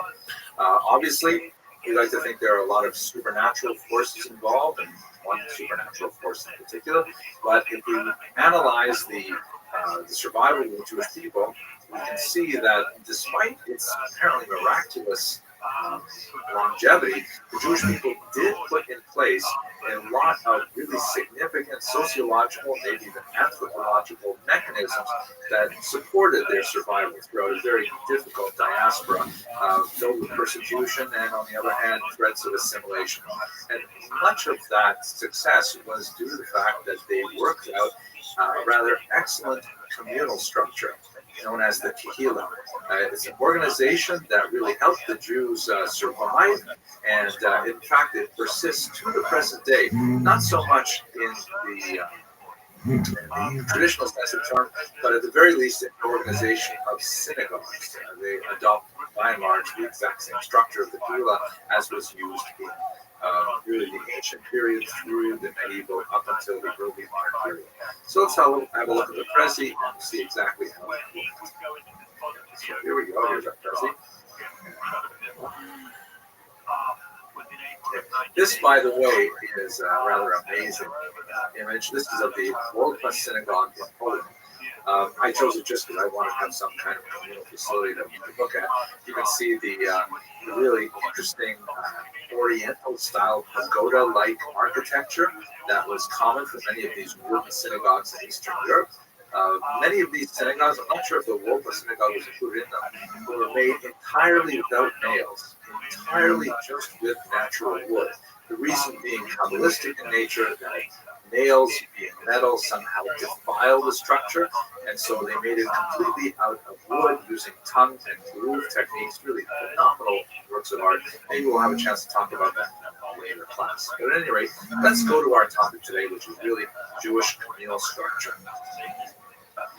So the passage in Pirkei Avot really says it all. If there is no flour, there is no Torah, and if there is no Torah, there is no flour. Meaning, you have to have work in order to engage in spiritual activity, and you have to have spiritual activity and able to continue working. We need both of these things together. And in many ways, the way the Kehillah was structured was essential to Jewish survival. The Kehillah supported Jewish survival, and with ongoing Jewish survival, there was a perpetuation of the Kehillah structure. This would come crashing to a halt in the 19th century, and in many ways the Jewish world has suffered tremendously as a result of the Kehillah, still trying to figure out exactly how to define its existence after the loss of this institution that lasted close to 2 millennia. But nevertheless, let's concentrate on the ancient or medieval periods today. The Kehillah survived and was so successful at keeping the Jews intact because there was a tremendous amount of coercion involved in the system. In other words, you had to belong to the Kehillah, and once you belonged to the Kehillah, you had to follow the rules. It's very important that we understand that up until the late 18th century, really, the French Revolution, there was no such thing as a secular Jewish identity. You either belong to the Jewish community or you belong to another religious community, the Christian or the Muslim community, for example, depending on which culture we're looking at. There was no such thing as saying, I just feel like opting out. I don't feel like belonging to the Jewish community. Now, it's true, as I may have mentioned to you before, the current, excuse me, of the Kehillah structure would be an institution like, let's say, the United Jewish Appeal or the Federation Movement. And once you get on their mailing list, the only way to get off is through the FBI Witness Protection Program. But that's not true of the ancient period. In the ancient period, the only way to exist was within a corporate structure like the Kehillah, or moving out to a different estate, let's say in a feudal system like the Christian peasants or the burghers and so on. On the other hand, if the Kehillah is overly coercive, if there is no freedom and no dissemination of power, then the Jewish community would simply dissipate of its own accord, as people would voluntarily elect to leave the community and join the other communities they had to compete with. There was no middle ground. You're either in or out. And we should remember that the Kehillah, even though it exercised this coercive power to keep the Jews intact, we should view the fact that they did so within the context of an often hostile minority. Tiny Jewish minorities living within an overall hostile environment can spell disaster, but the Kehillah was an important mechanism for keeping them alive. This is exemplified in the late 19th century work of Shalom Aleichem, the great Yiddish writer, who wrote, as you can see in this picture here, Tevye der Milchiker, Tevye the Dairyman, popularized in English as Fiddler on the Roof. The idea being that Jews are like violinists perched on the very top of a peaked roof, and they're trying to eke out the tune of their lives. They're trying to play music, all the while balancing precariously on the rooftop. And that was the nature of Jewish life, trying to figure out exactly how to maintain a Jewish existence within a hostile environment. And the Kehillah was one of the most profound balancing factors. Now, if you actually log in and see the Prezi, you can watch this little video of Tevye. He talks about tradition and things like that. It's really great to watch it, but actually maybe we should watch it. It's fun. No. We're gonna go on. Just go and log into the Prezi, and you'll be able to watch the whole thing properly. We're gonna go past this. Okay, sad but true. Okay, so here's the Kehillah, and I've broken it up into several main parts so you can understand the most significant elements of the Kehillah. The first element of the Kehillah, first section, was the so-called Tuvei Ha'ir, or the good people of the city. This was typically an association of 5 men.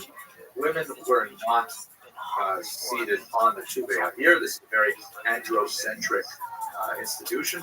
It's also a plutocratic institution, meaning it's dominated by wealthy individuals. The members of the Tuvei Ha'ir were expected, in exchange for the great honor of receiving these leadership positions, they were also expected to essentially write checks to the Jewish community. And so it was kind of give and take. Wealth gave privilege, but at the same time, responsibility. And quite often, the Tuvei Ha'ir would have to underwrite a lot of the very important work that the Kehillah would do, as we shall see later. The Kehillah would, the Tuvei Ha'ir, would appoint one member who was known as the Parnas, or the president. The word Parnas and president are most likely related, but the Hebrew term Parnas means the one who provides, the Parnassians, to feed, to provide, that kind of thing. And that was a very accurate term because the Tuvei Ha'ir were required to give of their own wealth to keep the society moving. There were periodic elections, people would move in and off of the Tuvei Ha'ir, but this was a standard feature of every Kehillah. Now, the Tuvei Ha'ir was balanced by the Beit Din, typically comprised of 3 rabbis. The Beit Din were given the task of ensuring that everything that happened within the Kehillah, including the actions of the Tuvei Ha'ir, were entirely within the bounds of Jewish law, halakha. And this meant that sometimes the Tuvei Ha'ir and the Beit Din would come into conflict, especially because the salaries of the Beit Din were actually paid for by the taxes collected by the Tuvei Ha'ir and often supplemented by the Tuvei Ha'ir's own resources. So if the Beit Din were to be overly strict and demanding of the Tuvei Ha'ir, chances are the Beit Din, or at least part of the members, would be fired and they would lose their position. On the other hand, if the Tuvei Ha'ir did not behave in accordance with halakha, as clearly stipulated by the Beit Din, then the large masses, the Jewish population as a whole, would lose their confidence in the Tuvei Ha'ir and exert the kind of soft pressure that would ultimately cause Tuvei Ha'ir members to step out of those leadership roles. So the Beit Din and the Tuvei Ha'ir had kind of like a dynamic relationship of opposition and pressure that kept the whole thing basically running according to Talmudic law and with a fair degree of equity. The Beit Din would also, of course, be adjudicating all kinds of internal disputes as they occurred in the Kehillah, and was an essential aspect of making sure that there was consistency and integrity in all of the legal affairs of the Kehillah. Both the Tuvei Ha'ir and the Beit Din employed people called gabayim. The word legabot in Hebrew means to collect or to enforce. And I kind of like the term enforcer myself. Now, you may have heard this term, the gabbai, from synagogue membership, because there's always someone in a synagogue called the gabbai, whose job it is to basically make sure that everything runs properly during the services, that the correct people are called up to the Torah for the readings in the correct order, and things like that. Which doesn't sound like such a, it's an important task to running the community, but it doesn't sound like such a forceful task with a tremendous amount of authority. The traditional Gabbayim, however, were extremely powerful because they were given the task of carrying out the will of the Tuvei and or the Beit Din. In the case of the Tuvei the most important thing the Gabbayim would do was they would collect the taxes. They would have the responsibility of going out and making sure that every member of the Kehillah paid the required amount as assessed by the Tuvei. And so this is a rather coercive system. It's not like an income tax system where you fill out your forms and you have appeals and things like that. But the Tuvei would basically have a look at your wealth and say, okay, you have 3 cows this year, so we think you should pay this amount of money, and you would have to surrender it. And if you didn't like it, the Gabbayim would come. And if you didn't like that either, well, then you could run into the Gabbayim of the Beit Din, which could impose even further sanctions. They could impose fine. They could impose social ostracism, meaning, like, for example, you would lose synagogue privileges, or there would be proclamations saying people couldn't do business with you for a period of time. Or, most seriously, you could lose burial privileges. And I'll talk about that in the next slide. The Gabbayim had a tremendous amount of authority because they were acting on the decrees of the Beit Din and or of the Tuvei, and they had a tremendous amount of impact on society. Again, though, the coercive nature of the Kehillah, although it may rankle modern sensibilities, was essential to keep the Kehillah functioning. They had to have standards and consistency to make sure that Jews complied. So I should also mention that corporal punishment was not at all unknown. That, for example, let's say a person refused to appear before the Beit Din when summoned on a repeated basis, let's say, then that person could actually receive lashes for failing to comply with the Beit Din's demands. Now, the majority of the work of the Kehillah, the actual functioning of the Kehillah, was done by the Chevrot, and these were dominated by women. The Tuvei, the Beit Din, the Gabbayim, all male, but the Chevrot, predominantly female. The word Chevra in Hebrew means association or group of friends. And basically, we could translate this term as committees. There were a whole host of committees that were dedicated to serving all the needs of the Kehillah. Things like taking care of orphans, taking care of widows, taking care of poor brides, taking care of travelers, study associations, you name it. Anything that the Kehillah wanted to organize, they would create one of these free-form committees, again, dominated by women, who would then use some of the resources that were given to them by the Tuvei to make sure that they could carry out their work. So let's say, for example, very common, you have the Hachnasat Kala, the providing for poor brides. There'd be a certain number of brides in the Kehillah that did not have sufficient means to set up their first home, and so there would be a Chevra, Hachnasat Kala Chevra, that would go to Tuvei and they would say, all right, we have so many brides this year, we need so much money, and the Tuvei would have to disperse those funds. Ideally, from taxes collected from the large tax base of the Kehillah as a whole, but more often than not, they would have to actually come out with some of the money from their own pockets. So the Chevra would be responsible for carrying out this function within society, and they would rely on the Tuvei to provide them. We should also understand that compared to surrounding Muslim or Christian societies, the Jewish level of social service, the social safety net, as it were, was massive. There was very little comparison. The Jews were really very, very self-sufficient as a community, creating all of the various institutions they needed to care for those who are downtrodden within society. The Gabayim, if we go back for a second, remember these guys, one of their functions was collecting, for example, for the weekly poor relief. As described, for example, in Maimonides' Mishnah Torah, there will be several different funds, one for people who had not even 2 meals worth of food to their name, one for people who had like 3 days worth of food, and another, let's say, for people who needed food for the Sabbath, or especially, Passover.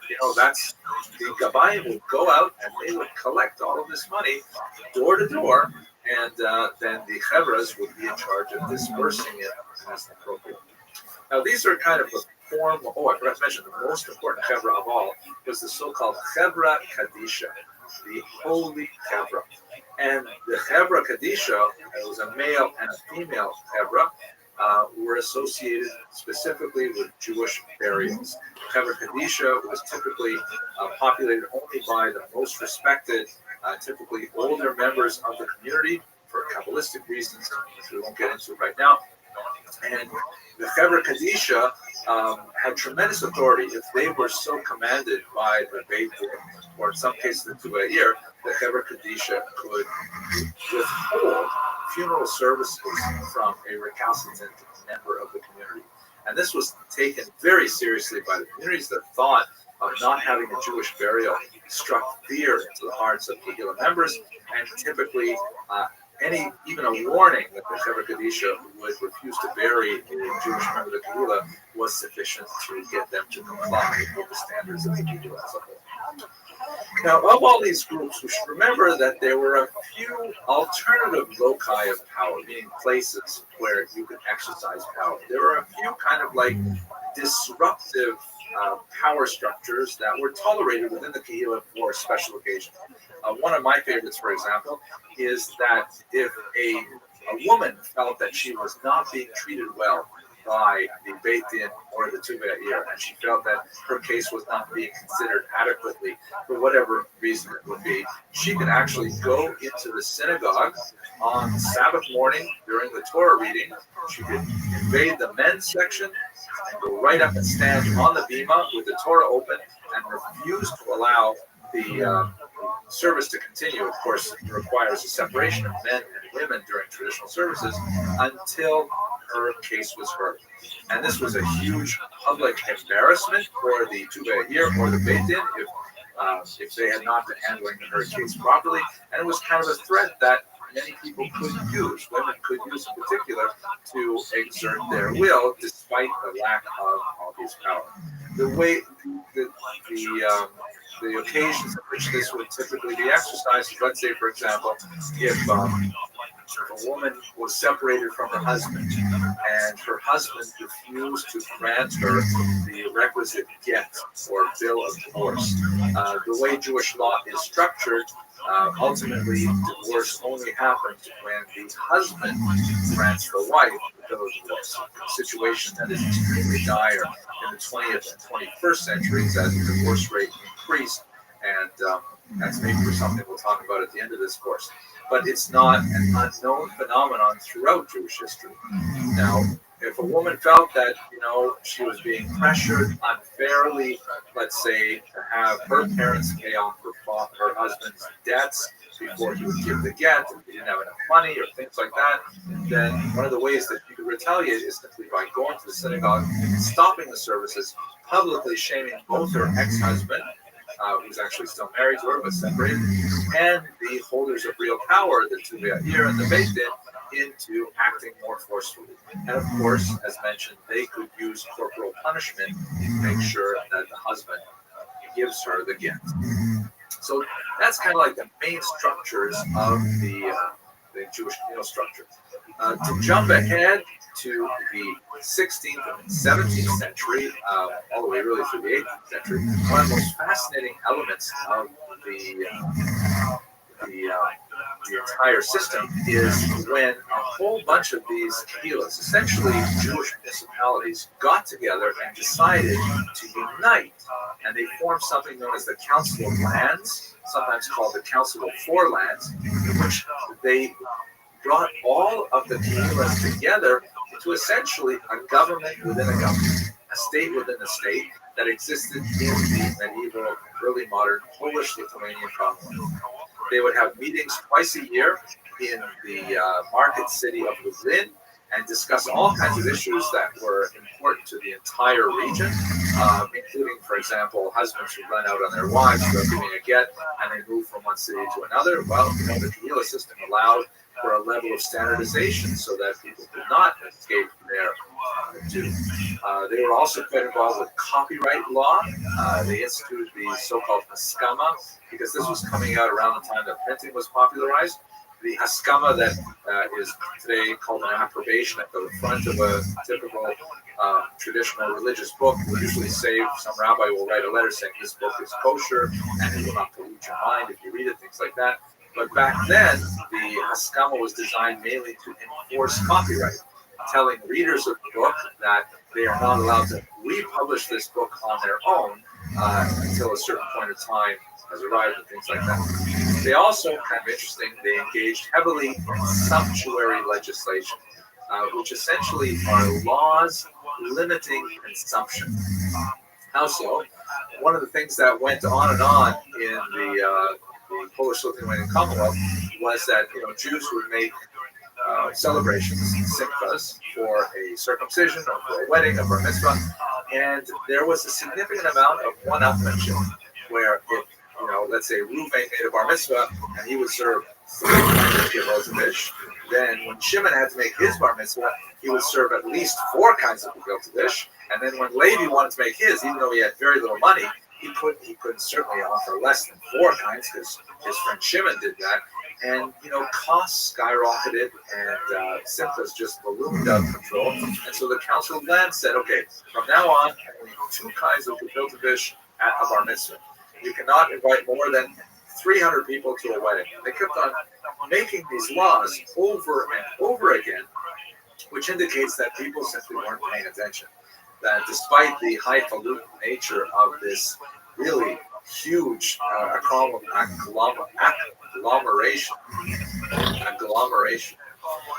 gathering, let's say, Kehilot, they still were not paying attention when it came to things like how we're going to run our own symbols.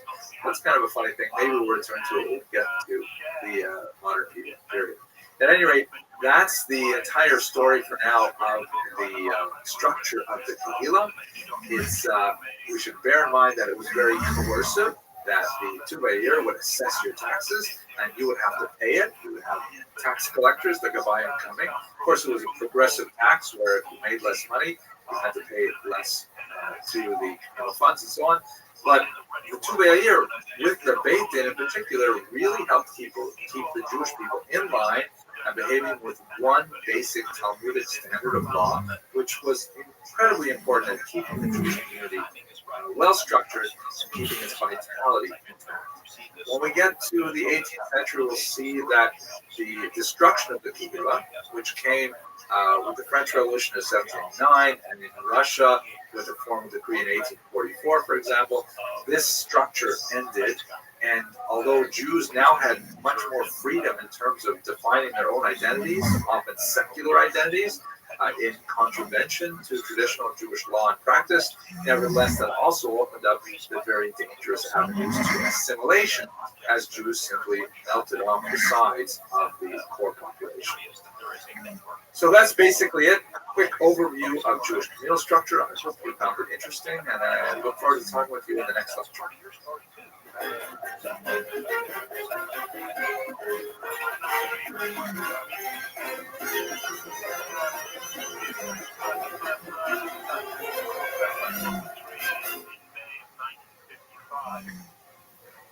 And it's a craft that comes into orbit at regular intervals.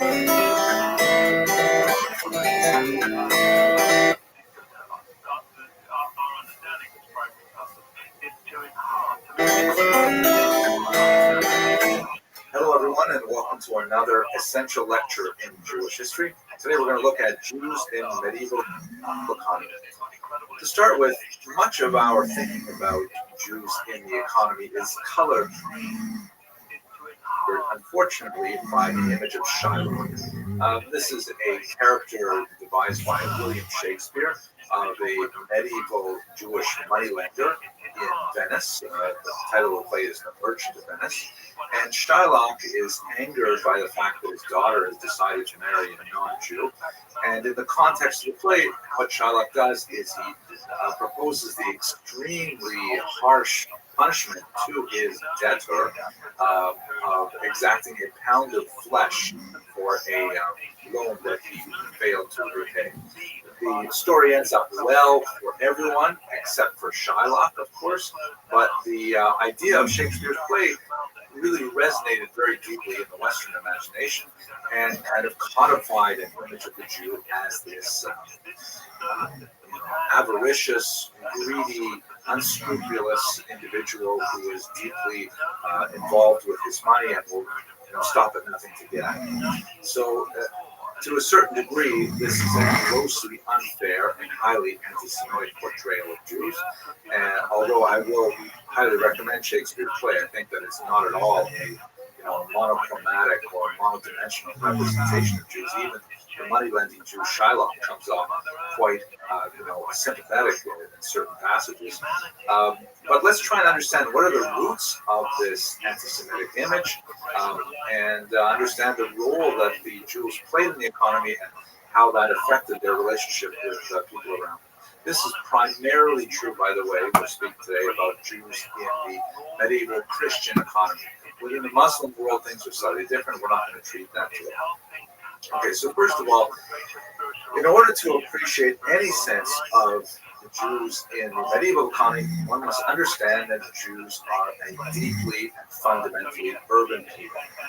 Not since the Jews left the land of Israel in the first century when they were in Roman exile, and until really their return in the late 19th century with the advent of the Zionist movement, have Jews been agrarian to any significant degree. For example, here is a Yiddish, looks like a film script, but shows the Jewish farmer, and I think it actually means the Jewish farmer. I mean, this is him. His name is Shlomi. That guy behind him there isn't even a farmer. He's just helping him out. The idea is that there are so few Jewish farmers everywhere. Anyway, even Tevye, the rural dweller of the shtetl in Fiddler on the Roof, was a dairyman himself. He wasn't even a worker of the land per se. And this is basically a truism for much of Jewish history, for reasons that I hope to explore in the next 15 minutes or so. But Jews basically avoided the agrarian experience after having left their homeland in Israel in the first century. They congregated in urban areas, either small urban areas like villages or increasingly in large cities. And this has a tremendous impact on what kind of professions Jews would choose and what kind of economic impact they would have in society. Here's a picture of typically Jewish urban environment, and Jews are a very gregarious people. They have to live within walking distance of a synagogue to form a minyan, a mikveh for the family purity laws, within distance of a Chinese restaurant for sure. I haven't had lunch yet. So these are the kinds of things that really make Jews want to live in an urban environment. And don't forget, it's also quite a bit safer for Jews to live in an urban environment, to live closer together. In many cases, behind ghetto walls that were actually preferred and selected by the Jews themselves in many cases, because this did not so much prevent the Jews from leaving the ghetto as it prevented from marauders from getting into the ghetto. If you find this a very difficult concept to grasp, all you have to do is come down here to South Florida, drive around Boca Raton, and you'll see all these massive installations of Jews in things called gated communities, which are essentially, modern self-imposed ghettos because they're kind of keeping hoi polloi out and protecting the civilization within. So Jews are fundamentally very urban population. Ironically, this means that they come into close contact with another highly urbanized element of the medieval population, and that is the clergy. Jews, because they were increasingly living in larger towns and in cities, this is where the cathedrals were built. These were where peasants would gather for their church services. And so Jews and Catholic clergy were regularly brushing elbows in the urban environment, which had an unusual kind of spin-off effect in their relationship. We'll talk about that more in the next lecture. But that's the first point. Jews are highly urbanized. Take away the ancient period when Jews lived in their land, take away the modern Israeli period where they live in their land once again, and in the 2,000 years in between, they're really a very urbanized people. Now, in that urban environment, it's important to realize that medieval society was structured quite differently from modern society. In modern society, we are citizens and the government deals with us as individuals. We all have a label called a social security number, for example, in the States, or social insurance number in Canada, and the government wants to know exactly our individual taxes, and we have to pay on an individual basis to the society, and we're judged individually, and tried individually, and so on and so forth. This is not at all the case in the much more primitive medieval environment, in which people were grouped within communities, or more properly, corporations, sometimes called the feudal nature of society, in which people basically kind of like were coalesced, forcibly so often, within certain segments of society that correspond loosely to economic activities. We look a little bit closer at this very simple drawing that shows serfs and peasants, the largest group of the population who are occupying the bottom of this triangle. Above them are knights and vassals who are engaged in various military affairs and so on and so forth. Above them you have the nobles and the church, and then finally you have the very top, the king. This is a fairly simplistic drawing, but this is the basic idea of feudal society. Now, the question that remains is, where do Jews fit within this? They're certainly not the king. They're not the church. Are they nobles? Hardly.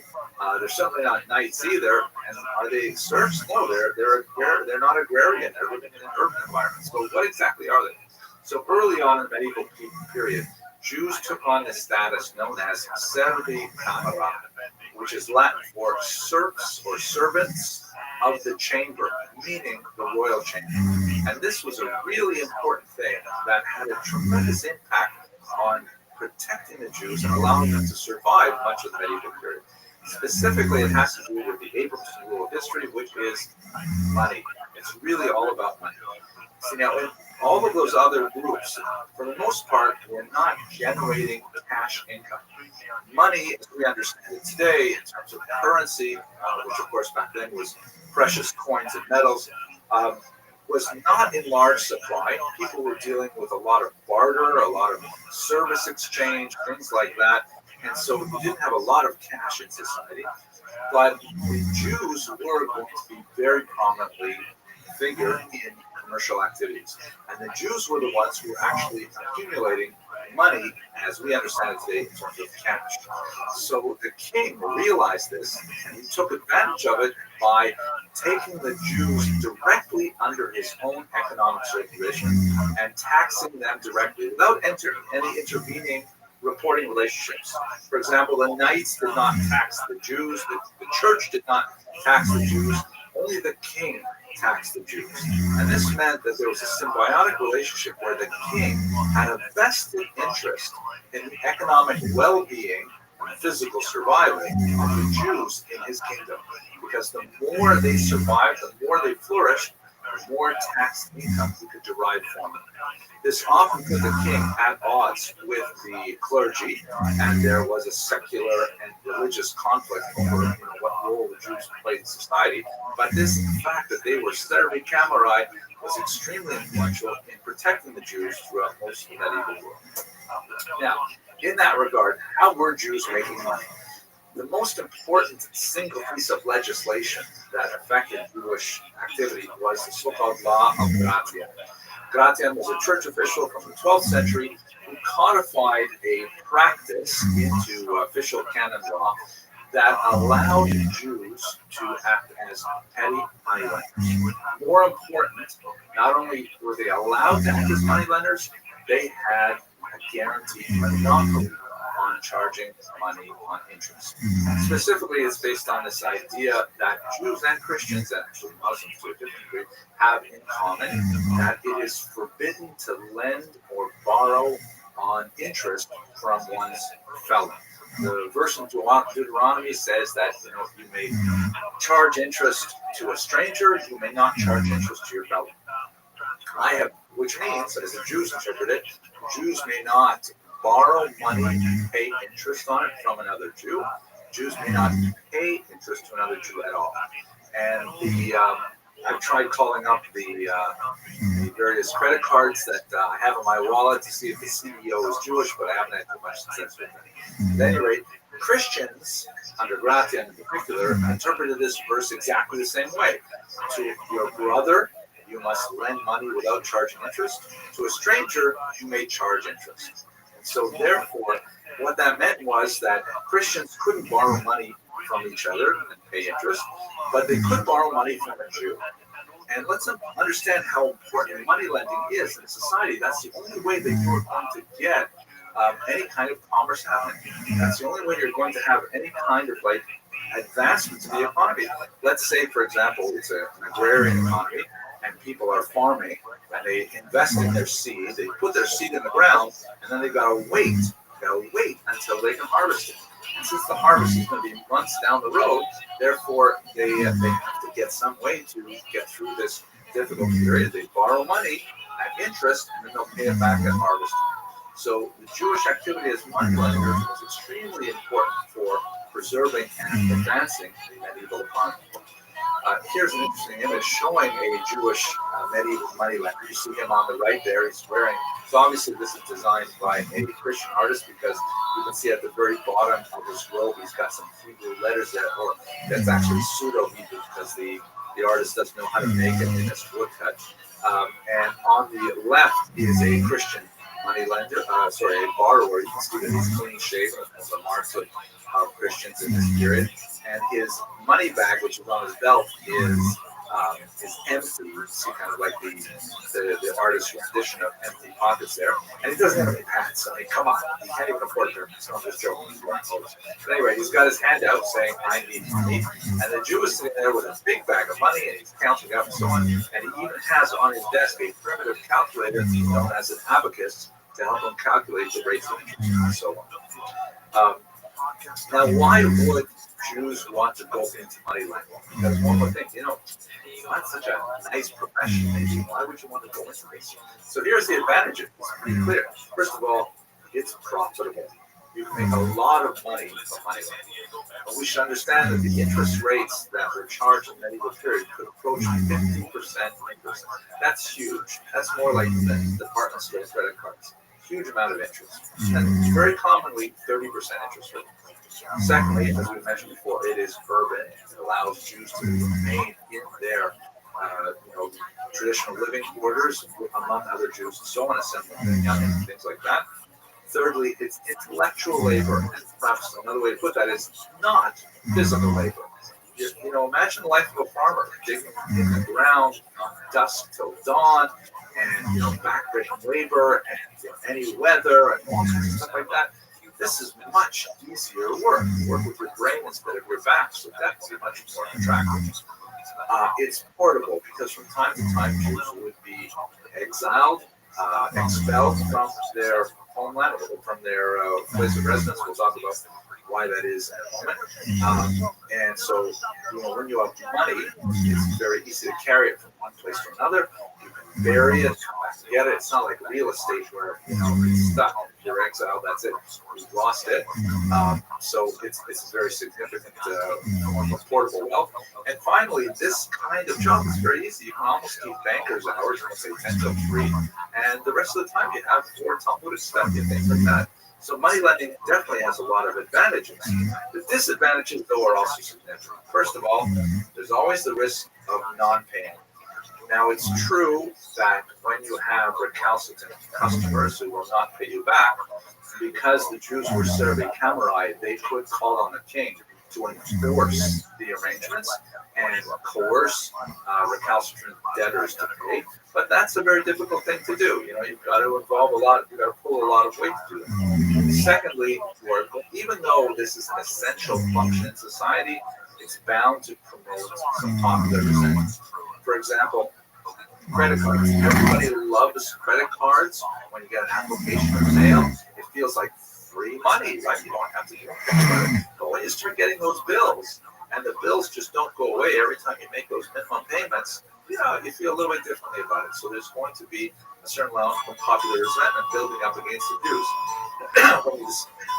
When you get to the lecture on the Eastern European century, you'll see how that really could result in sometimes catastrophic violence.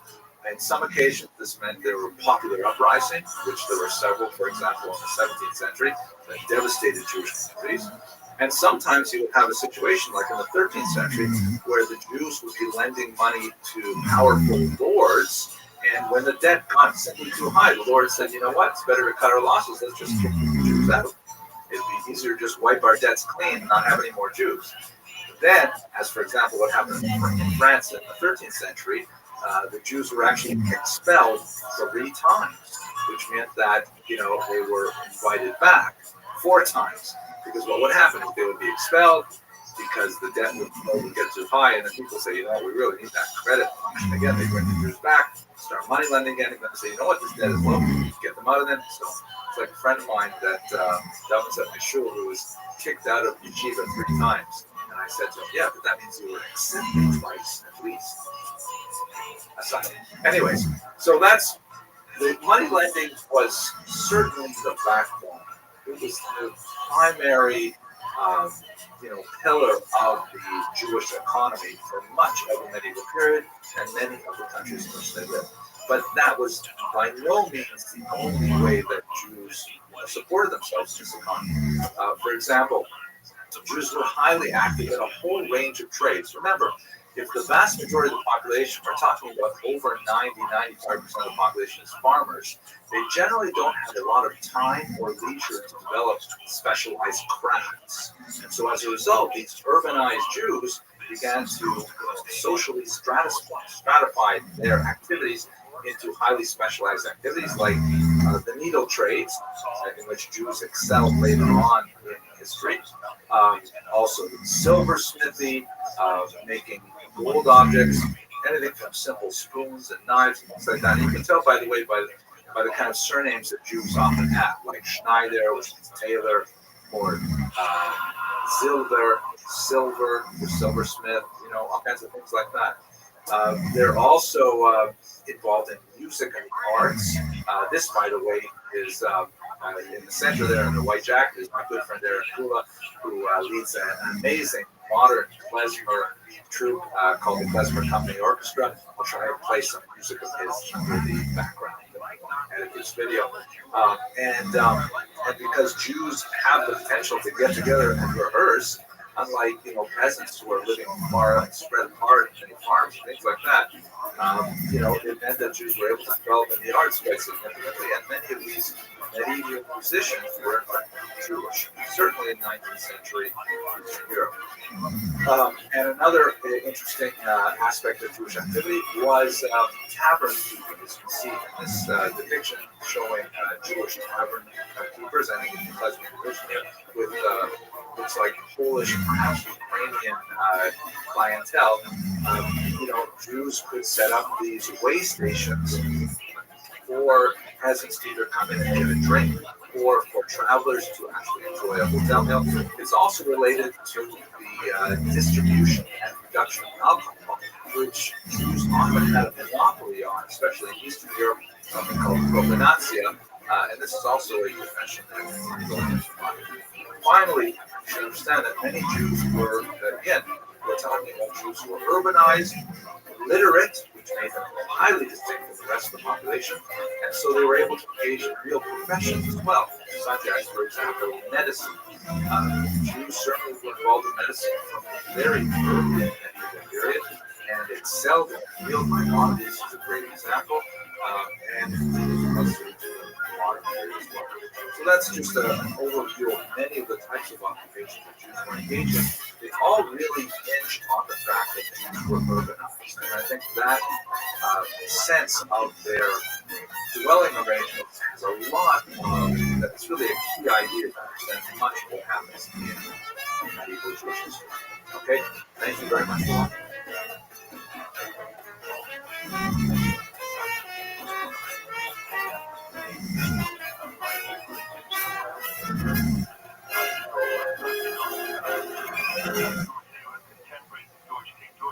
Born in 1919, so they were originally born much around the same time, and almost certainly in the middle still have.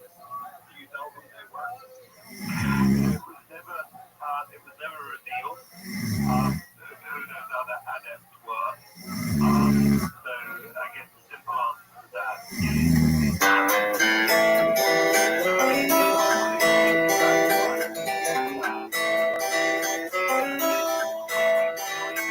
Hello, everyone. Welcome to another essential lecture in Jewish history. Today's lecture is remarkably unpleasant and a lot of nasty stuff. We're going to talk about medieval anti-Semitism. A warning straight up. A lot of the images that I will need to use to illustrate the nature of medieval anti-Semitism are quite graphic and kind of painful to look at. So if you are under the age of 18, this might not be the right video for you to look at. There we go, fair warning. Okay, so the first thing we need to say about anti-Semitism is that it's bad. The second thing is that it can be broken down into four basic periods. One of the really unusual aspects of anti-Semitism as a human ideology is that it really adapts to the nature of the society in which it is finding its host. It adapts to its host like a virus, really. And you'll see that, anti-Semitism can find fertile soil in places where there are hardly any Jews, like Japan, for example, where there is a lot of fascination with the protocols of the other design. We'll talk about that later. And it will be radically different in nature than, let's say, the anti-Semitism of 12th century Germany. Very different kind of phenomenon. There are four basic periods. We're going to focus on the third, but let's quickly run through those four basic periods in which anti-Semitism shifted its ideology. The first period is known as that of ancient xenophobia. Xenophobia refers to the fear of strangers.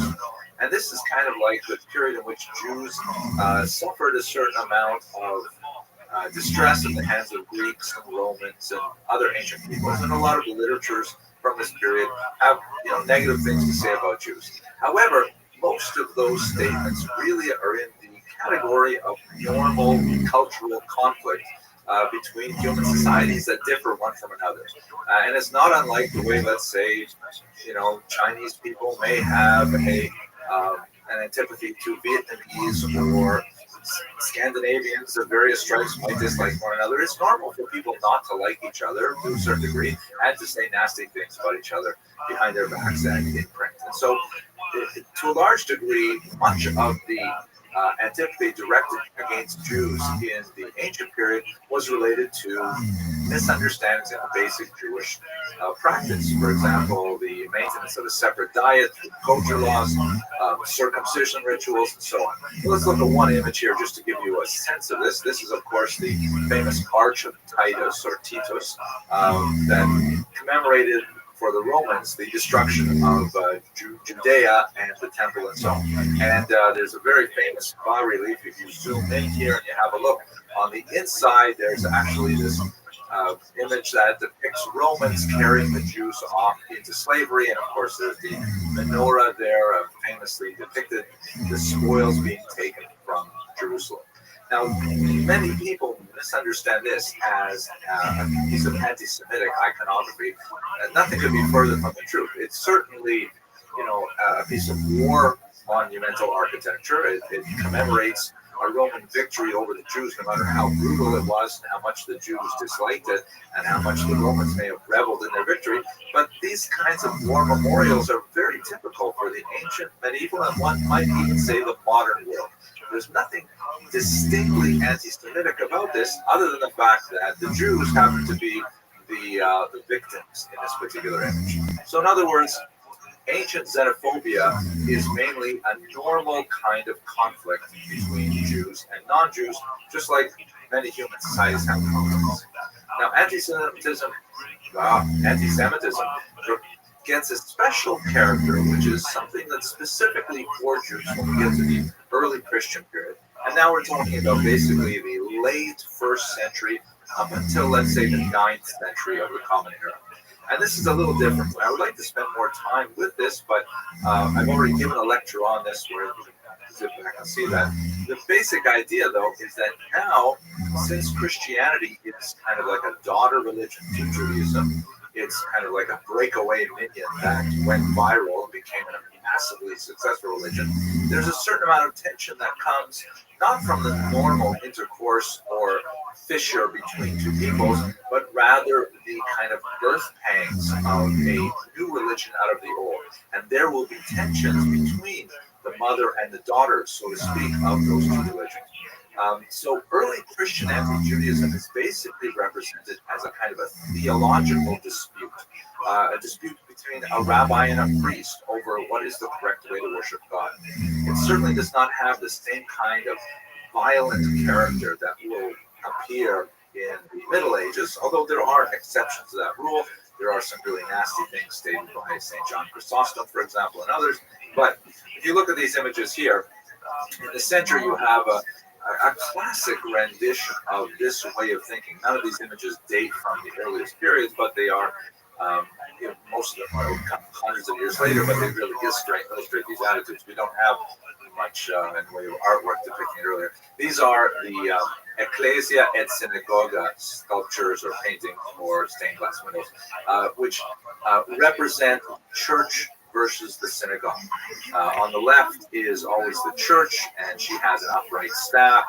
She's crowned. She's in a straight posture, and so on. And on the right is representation of the synagogue, falling away from the rock in an act of in a posture of decline, a broken staff, sometimes holding the tablets of the law upside down, meaning she's losing even her Judaism. And of course, she's usually blindfolded, meaning she can't perceive the truth of Christianity. So this is kind of like more specifically directed at Jews. It wouldn't make sense if this was, let's say, Japanese and Koreans. It has to be Christians and Jews specifically. And it repeats itself literally hundreds of times throughout Europe. Here's another example, a little bit more crude. You can see the crown falling off the head of the synagogue.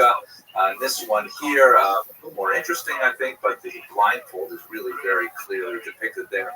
And she's holding the tablets of the law upright. And here's a really nasty one, 14th century German stained glass window. And on the left, you see a church doing really well, the upright staff, riding a tetramorph, a mythic beast, and a hand comes down from heaven and crowns the church, indicating a pretty obvious signal of divine approval. But on the right, synagogue not doing so well, riding some kind of donkey or mule, obviously not with the same connotations of Jesus riding a donkey, holding onto the severed ram's head, which refers to the sacrificial law. The crown is being knocked off the head, the blindfold, the broken staff, and in case you missed the point here, there is a sword descending from heaven into the top of the skull of synagogue. Once again, a very clear signal of divine disapproval. So this is kind of like a little more violent representation of it. It overlaps with the medieval period because it comes from the 14th century. But the notion is that it's still essentially a theological dispute at its core. Things change a lot in the medieval period, and we're going to talk a lot more about this, so I'm going to skip past it. And just to catch you up with where we are right now, modern anti-Semitism, which really dates from the 19th century onward. That's why, by the way, the term anti-Semitism was coined. In the 19th century, the term that was okuna in Germany was Judenfeinde or Judenhass, which meant Jew hatred. It was kind of like a rude term, a vulgar term. So Wilhelm Marr, a writer in the 1880s, coined this term anti-Semitismus, which means I'm not a Jew hater.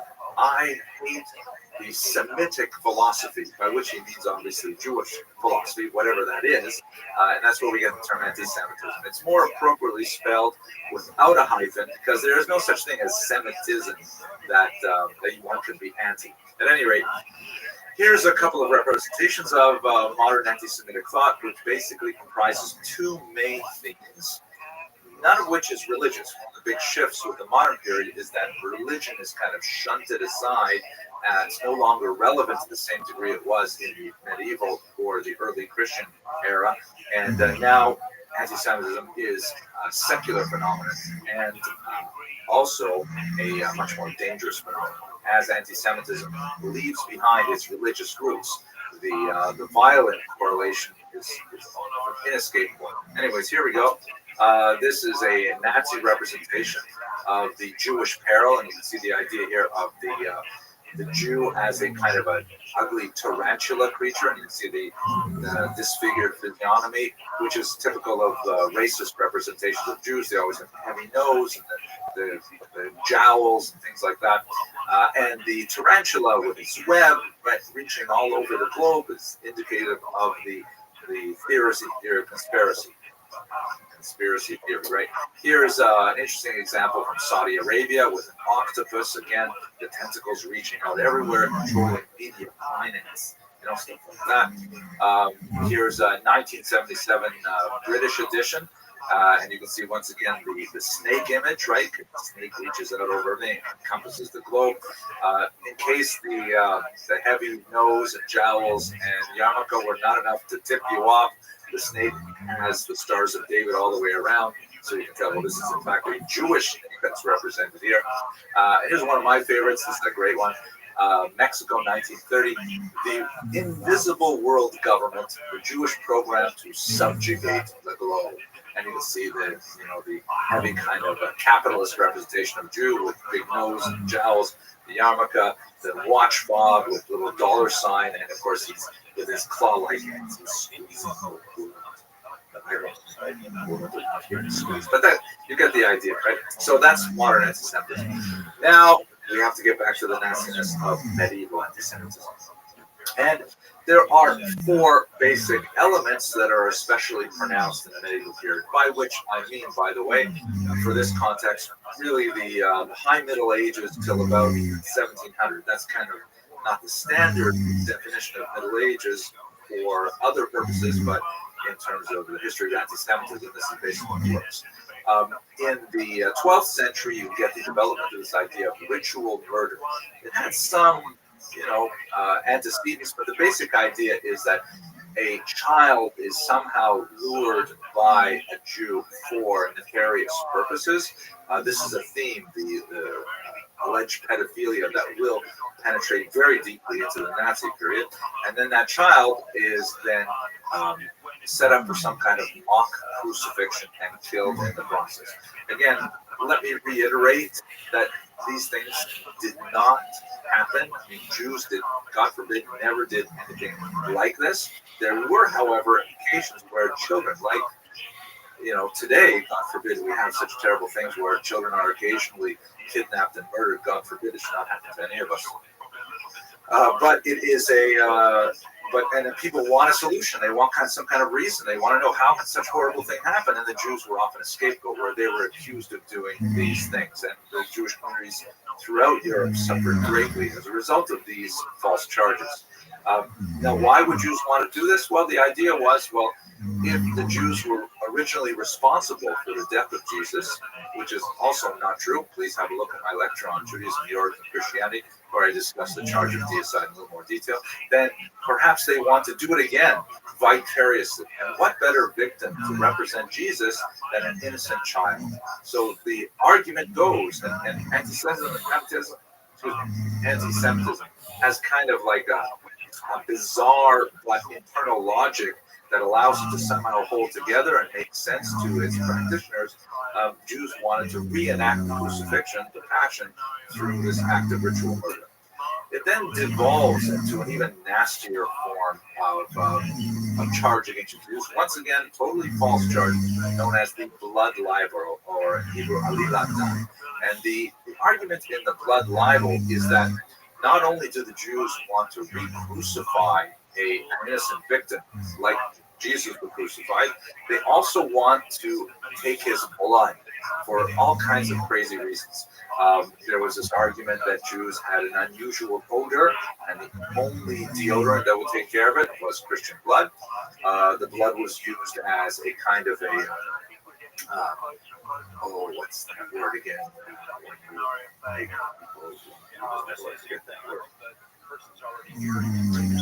Hopefully, I like to do these things in one take for some reason. Aphrodisiac. There you go, aphrodisiac. I knew I'd get it. The blood was an aphrodisiac. It was assisting in pregnancies, things like that. There's even an argument that Jewish men menstruated, and since this was the age before the iron pills, they had to take this blood to replenish their lost iron. Pretty bizarre things. But anyway, here's a representation of the murder of Simon of Trent. You can see there's a young Christian child here, and he's being surrounded by Jews. You can tell they're Jews because they have the little round well on their clothing, which was a mark that Jews were required to wear in many parts of Europe after 1215.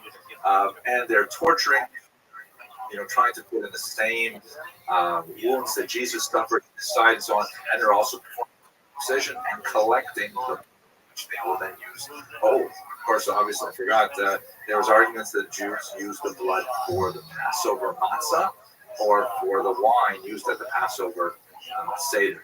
Note also that Passover always occurs around the time of Easter, which is the Christian celebration of the crucifixion of Jesus. And so therefore, all these things come together seasonally, and there's typically this kind of violence against Jews following these kinds of charges throughout much of the Middle Ages. You can see on the left there is a woman there, and she's bringing in all kinds of torture devices and so on to help out with this. Very nasty. But it gets worse. One of the major ideas that was circulating in the Christian world in the 13th century onward was the notion of communion and the idea of the host, which is essentially a wafer.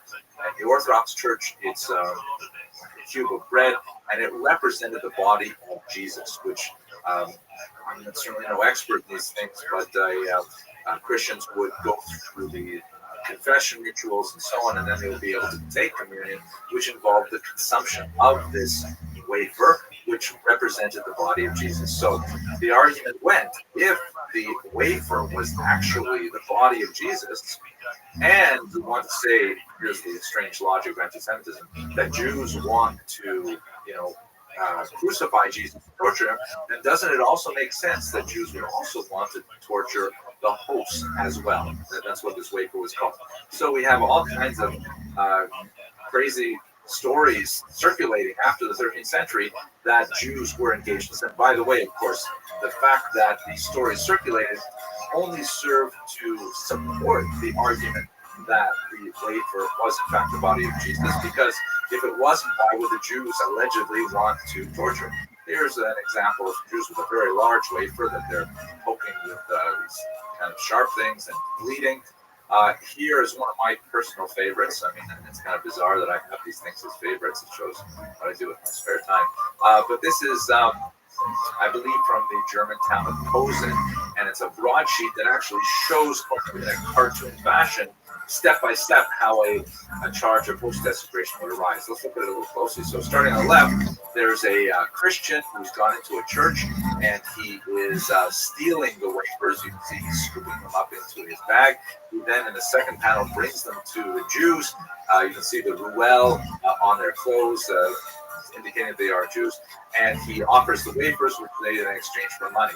They take it to their synagogue, and the right-hand panel, you can see they torture it, and miraculously the host bleeds. You can see the 10 tablets, the 10 commandments there in the artist's imagination of what Hebrew letters look like.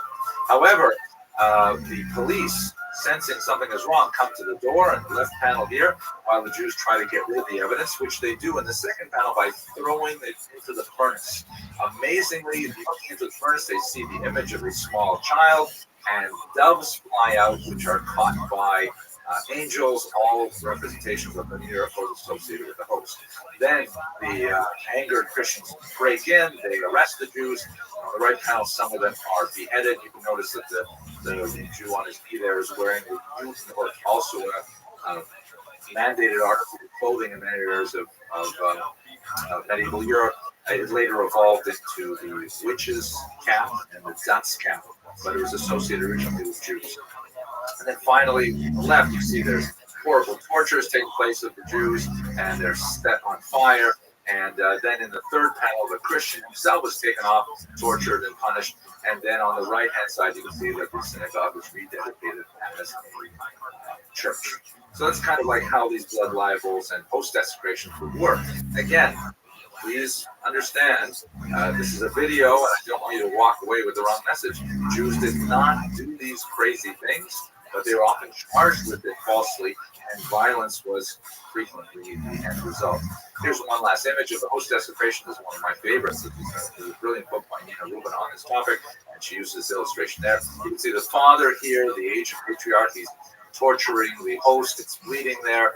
The mother is saying, "Oy vey's mir," like, because she's shocked because her rather adult-looking son, kind of a creepy picture, for lots of reasons, but the adult-looking son is saying, "Mommy, mommy, my brother, your father threw in the cauldron for suggesting he wants to become a Christian, is now rising out of the cauldron like that." And that's also part of a cycle of stories that was prevalent in the medieval period. Very nasty stuff, but wait, I think it's worse. Finally, one of the last representations of medieval anti-Semitism is the so-called Judensau. Fascinating, totally grotesque idea.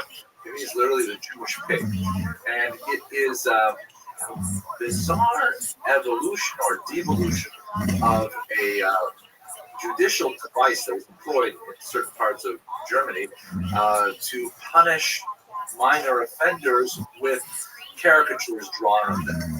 And they were often, and these caricatures would be drawn and posted, and that was kind of like a punishment for various minor crimes. They were often drawn in these caricatures as consorting with pigs in one way or another, and they were often labeled as Jews as a kind of a mocking device. And later, as that judicial device went into disuse, the whole idea of the association between Jews and pigs nevertheless maintained its status. So here's, for example, an image, and it has many of the common elements in the Judensau. You can see that there are 4 Jews involved in various activities. Once again, right in the center of the back, so the 2 middle Jews, you see the Ruel, the Jewish badge, and the figures on the outside, you can see the Judenhood, and they're inspecting the anuses of the cow, the sow, and drinking its milk and so on. Here in this image, which is more typical, you see the elements of the devil being involved. You see on the right-hand side the devil with his horns, also wearing the well, is actively assisting Jews in eating the excrement from the pig. You see there's a woman in the background, and she's also holding a ram's head, which we saw in a different image earlier for similar reasons, though. And on the top, there's a victim of the blood libel. Here's one more image from Frankfurt. Same kind of thing. You see the themes reiterated over and over again with minor variations based on artistic license. So if we take this all as a whole, I think the most important message about this third period of anti-Semitism, I really should have said earlier, is that it goes from starting with the first level, you have the xenophobia, which can be expressed as violence. And I'm not diminishing the violence, just the nature of the ideology behind the activity is basically a natural human conflict, no matter how severe it may erupt into violence or warfare. And then it goes into specifically a dispute between the daughter religion of Christianity and the mother religion of Judaism, which can express itself with violence, but for the most part, it's basically a theological argument. And then when you get to the 12th century, suddenly anti-Semitism goes off the rails, and it becomes really pathological with lots of bizarre things like the Jews need to drink blood and kill children, and none of this was present in the early Christian anti-Judaism. when we get to the modern period, specifically the 19th century and onward, and people stop believing these kinds of crazy things, but they still want to have an antipathy to Jews, so they have to justify it in a different way. They do that primarily through racism and conspiracy theories. We will unfortunately have to talk about that in another lecture later on. But for the time being, I'm sorry that I had to expose you to these kinds of images. I hope that you found them enlightening, and hopefully we keep all of this stuff clearly in the history of humanity and not have to deal with it in the future. Thank you for watching.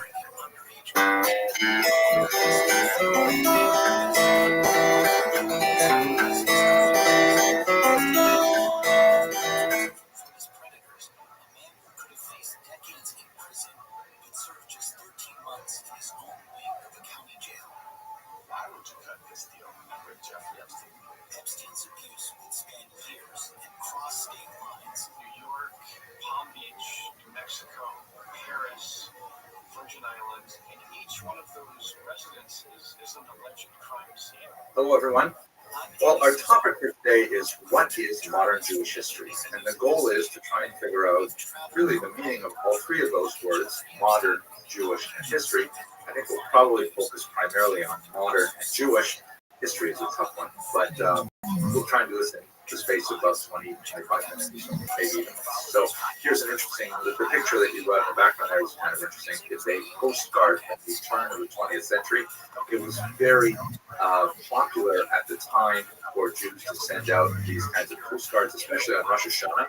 Today, many people give out holiday cards, and it shows the American eagle on the left welcoming the Russian eagle, and underneath their counterparts are the well-to-do American Jews with their hands outstretched, reaching out to the dark, huddled masses of Russian Jews who are immigrating. This commemorates the waves of immigration that began in 1881 that we'll talk about in this time. But this is welcoming the Jews from Eastern Europe to American shores. So too, this lecture is about welcoming modernity to Jewish history. So let's start by understanding these terms, ancient, medieval, and modern. They're often used when referring to history, but in reality, they're kind of strange terms and they apply primarily to Western Christian history.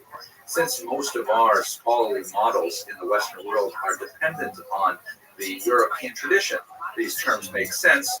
They're not an exact fit for Jewish history, and of course for other histories, Eastern history, for example, African history. But let's see how those terms work. So if we create a graph, you say on the y-axis you have level of achievement, right? Meaning the heights of society, if you have culture and science and things like that. So higher is more achievement, lower will have lower achievement. And then if you put an x-axis that measures time, so basically, the traditional Christian European way of looking at history starts out in the ancient period, moves through medieval, and then goes into the modern period. And the scope of human achievement looks something like this. It kind of starts at a golden age in the ancient period. That's basically Greece and Rome. And then it sort of declines until there's a real break with the fall of Rome in the 5th century, and it goes into the Dark Ages, which is the medieval period.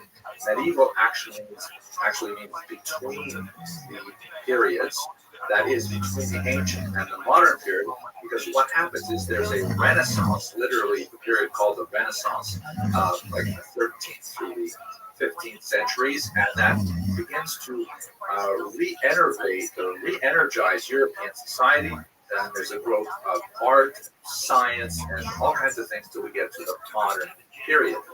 So that's basically the way Christian Europeans tended to look at history.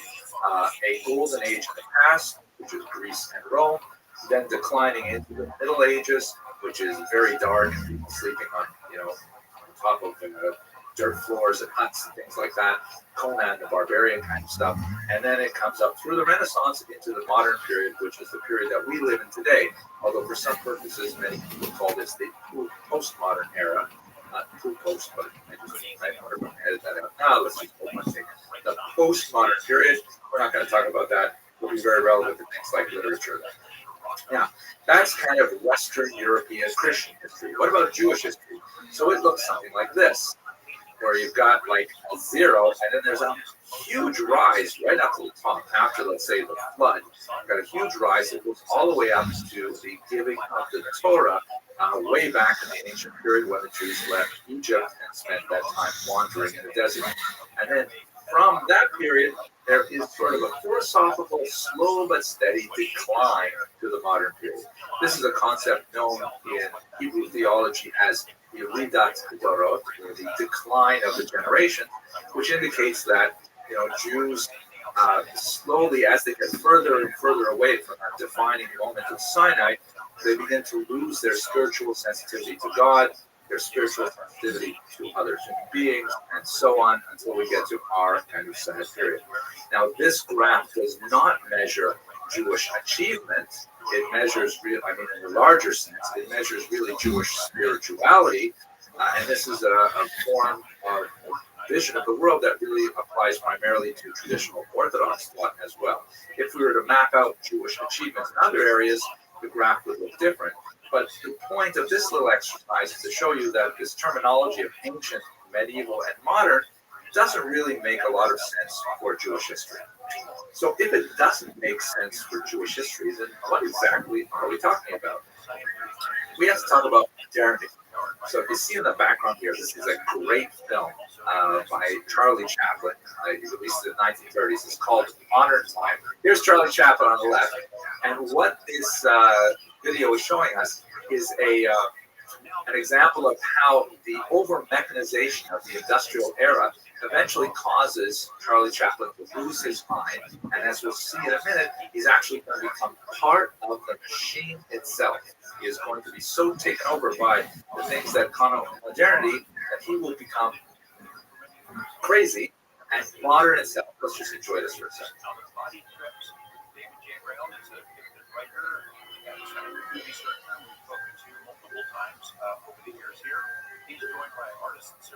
You see how he actually becomes part of the machine.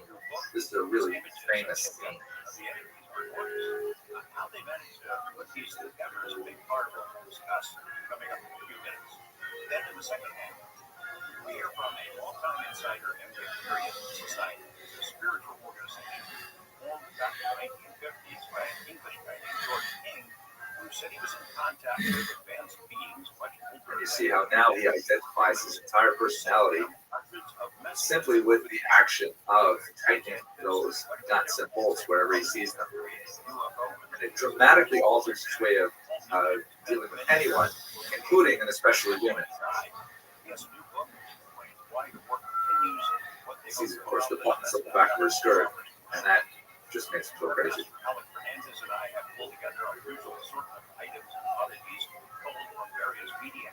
All right, so I think I better stop right now because it just gets funnier. But I encourage you to have a look at Charlie Chaplin, Modern Times, to get a sense of this.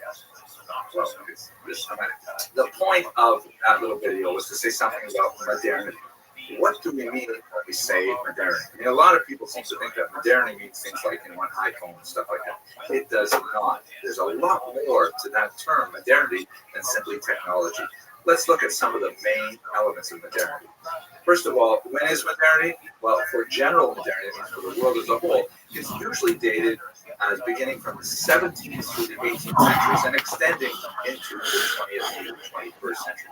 But the beginnings of modernity really begin around the 17th and 18th century, as we see a lot of the political developments, the social developments, and with industrialization, the technological developments. The kind of thinking that is associated with modernity is the general overwhelming of religious authority by scientific authority. The reliance on reason rather than revelation as the fundamental locus of truth. That means that prior to the modern period, when a person wanted to know whether or not something was true, they would go to a religious speaker, like a priest or a minister or a rabbi. With modernity, people begin to look to other sources for truth. They look to professors, for example. Oh, that's a mistake. They look to encyclopedias. They look to right up to our own day when you start Googling it to find out what is true. That's not necessarily a good example of reason over religion, but nevertheless, the trend is very clear that religion declines in modernity and scientific reasoning becomes much more ascendant. In terms of technology, industrialization makes a huge change with modernity. Industrialization refers to the creation of factories for mass production of primarily consumer goods. This means that people become much more urbanized. The nature of women's roles in society changes dramatically because they are to be employed in the workplace, albeit at a much lesser rate of remuneration than men. But women's roles change dramatically. The way we relate to the environment has changed. With electrification, for example, people don't have to go to sleep, with sundown and rise with sunrise. So time changes, all kinds of things change with industrialization. And globalization is extremely important, right? Beginning in the end of the 15th century, you have the discovery of the Americas, and all of a sudden trade really booms between the continents of North America and South America and Europe and Africa. So the interconnectedness of society becomes especially important in the modern age. Popular sovereignty is extremely advanced during the period of modernity. Popular sovereignty basically means that the sovereign, the leader of a given country, is no longer the king. It is the people as a whole. So America, France, with their democratic experiments, Haiti, places like that, that's also associated with modernity. Now, if we look at Jewish modernity by contrast, it's got a few different features. First of all, it's quite a bit later. The modern period Jewish history, looking at a lot of the features that I've shown you on the left-hand side here, really takes place in the 19th and even the 20th centuries, particularly in places like the Russian Empire. One of the ways that science over religion is expressed in Jewish modernity, although it is expressed exactly the same way that there is among Jews, the same kind of tendency of looking to science over religion, but specifically within the religiously affiliated Jewish community, there is the rise of denominationalism. We'll spend more time talking about this as we move into the course, but basically, so-called Altgläubige, or the traditionally Orthodox Jews, that term was not coined until the 19th century, they begin to bifurcate, and you have the growth of what would later be called the Reform movement and the Conservative movement and things like that. Those are expressions of Jewish modernity. There are new economies for Jews which were not available to them for modernity. As Jews become emancipated, that is, they begin to get equal rights to non-Jews, they begin to penetrate areas of activity, economically, socially, culturally, that they had never engaged in before, particularly in Europe. And this phenomenon is something that is related to modernity in a very significant way. And perhaps the most significant of all of these is the decline of traditional authority. The decline of the Kehillah structure that we spoke about in greater detail a while ago. You can go back and look at some of the earlier videos. With the decline of the Kehillah and the Beit Din, it becomes possible for Jews to really identify themselves as secular individuals, no longer even affiliate with the Jewish community, or in some cases affiliate and nevertheless ignore the dictates of community standards. This creates a kind of a massive amount of fissures in the Jewish world, and as a result, the Jewish modernity is changed by the entire period. So if we want to look at the modern Jewish history, we could start really from the flourishing of these different phenomena in the 19th century, but it's useful to sort of take it back a couple hundred years to try to understand the antecedents for that change. And in that suggestion, we really have to look at a major scene in Jewish history, a huge rift in the progression of development of Jewish culture and community, and that would undoubtedly be the Spanish and Portuguese expulsions of the late 15th century. The Jews of Spain, the Iberian Peninsula in general, were extremely cultured and advanced, very well integrated to society. It was already past their golden age, and they were beginning to experience more and more persecution under the Spanish Inquisition. But the sudden and dramatic expulsion of this large population really had a huge impact on the Jewish psyche as a whole. When you look at this map, you can see how the Jews of Spain and Portugal made their way throughout the Mediterranean basin and up into northern Europe as well, and they carried with them the memory of this dramatic change in their lifestyle and their situation, which had an impact on all of the communities that they visited and really shook the Jewish world. So we're going to start with the immediate aftermath of the Spanish and Portuguese expulsion and go in the next lecture into that period. And hopefully that will give us a good starting point to understand the gradual unfolding of modernity among the Jewish people. So that's it for this lecture. I hope you found it useful, and I look forward to speaking with you in the near future. Question. I definitely have known people who have difficult experiences with it. I wouldn't necessarily say I've known anybody personally who's had permanent psychological damage, but as with any psychedelic, it's really important to have an understanding of your own personal history and your own personal familial history psychologically. Psychedelics in and of themselves are very powerful. Whether it's something like psilocybin mushrooms or LSD, those are profound experiences that can have a life-changing impact on somebody's psychology and consciousness and spiritual journey. And it's not to be taken lightly by any means. Hello, everyone. Welcome to another essential lecture in Jewish history. Today's a little different from most of the lectures because today I'll be speaking about something that I actually know something about, primarily because I spent a ridiculous amount of time researching the Jews of Eastern Europe for a book I wrote on the Jews of Ukraine, the PhD dissertation that was later published. So I crammed a ridiculous amount of information into my skull, and now I will dilute that into about 14 or 15 minutes, give or take, for the presentation today. Our task is to look at the Jews of Eastern Europe from their origins, and specifically looking at the big migrations that occurred after the Crusades up until about the 17th century, and then we'll look at some of the major developments up to the beginning of the Hasidic. Okay, so here we go. So if you look at the Prezi, you can see in this map here that there's a huge movement of Jews from the traditional Ashkenazi homeland, the Rhineland in Germany, and they're moving to the east in really the 11th through the 17th centuries. It picks up significantly from the 13th century onward, and they're eventually going to create the greatest, largest concentration of Jews in the world in the Polish-Lithuanian Commonwealth. And there are basically two reasons why this migration occurred.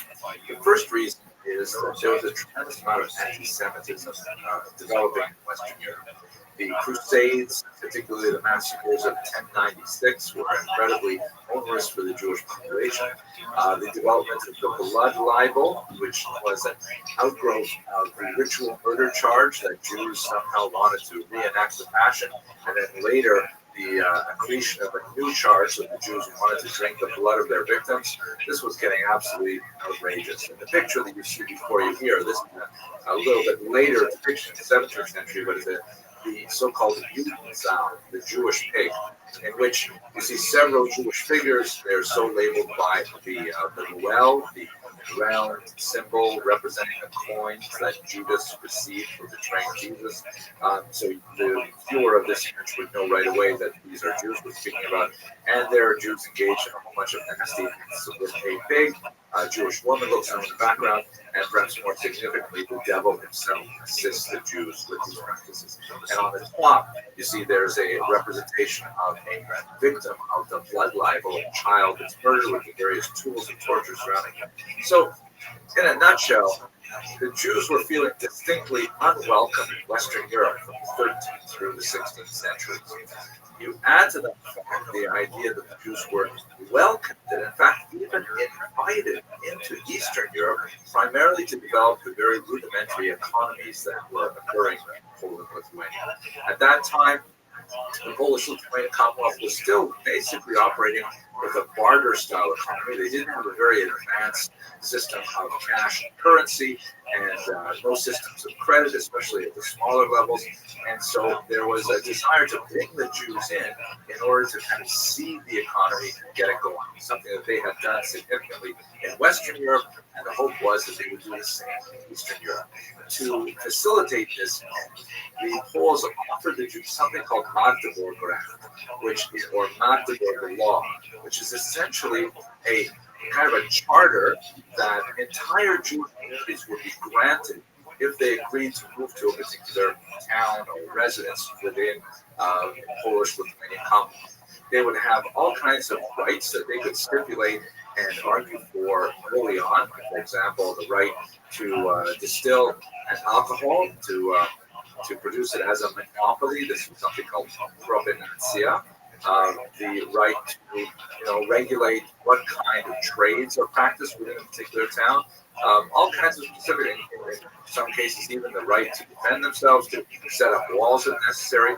All kinds of interesting sort of perks that the Jews found very attractive, so that they would come to these communities. When you combine that with the anti-Semitism they were experiencing in Western Europe, it looked like a no-brainer that Jews should go to the Polish-Lithuanian Commonwealth, and in fact they did, huge numbers, and with a tremendous sense of security and relaxation, as it were. It was not a wealthy lifestyle, but it was a relatively secure lifestyle compared to the vagaries of Western Europe, where Jews, for example, were being expelled on multiple occasions, 3 times alone from France in the 14th century. So coming to this part of the world, the Polish-Lithuanian Commonwealth, made many Jews quit that Poland, which is the Yiddish term for Poland. Poland was actually an acronym for Polin. Here we'll rest. Here we will spend the night in our soldiers. And that's really what Poland and Lithuania and Ukraine, the southern nation, was for Jews for much of this period. The backbone of the economy is the so-called renta system. And this was something that originally looked like a fantastic economic deal, but ultimately it had disastrous results. Basically, there was a triangular conflict going on here. The Jews formed one point of the triangle. Another point was formed by their overlords, the Polish nobility, who were primarily living in the northwest, in the cities of Poland, like Warsaw and so on. And the third point were the masses of Ukrainian peasants who were living on these large estates called latifundia.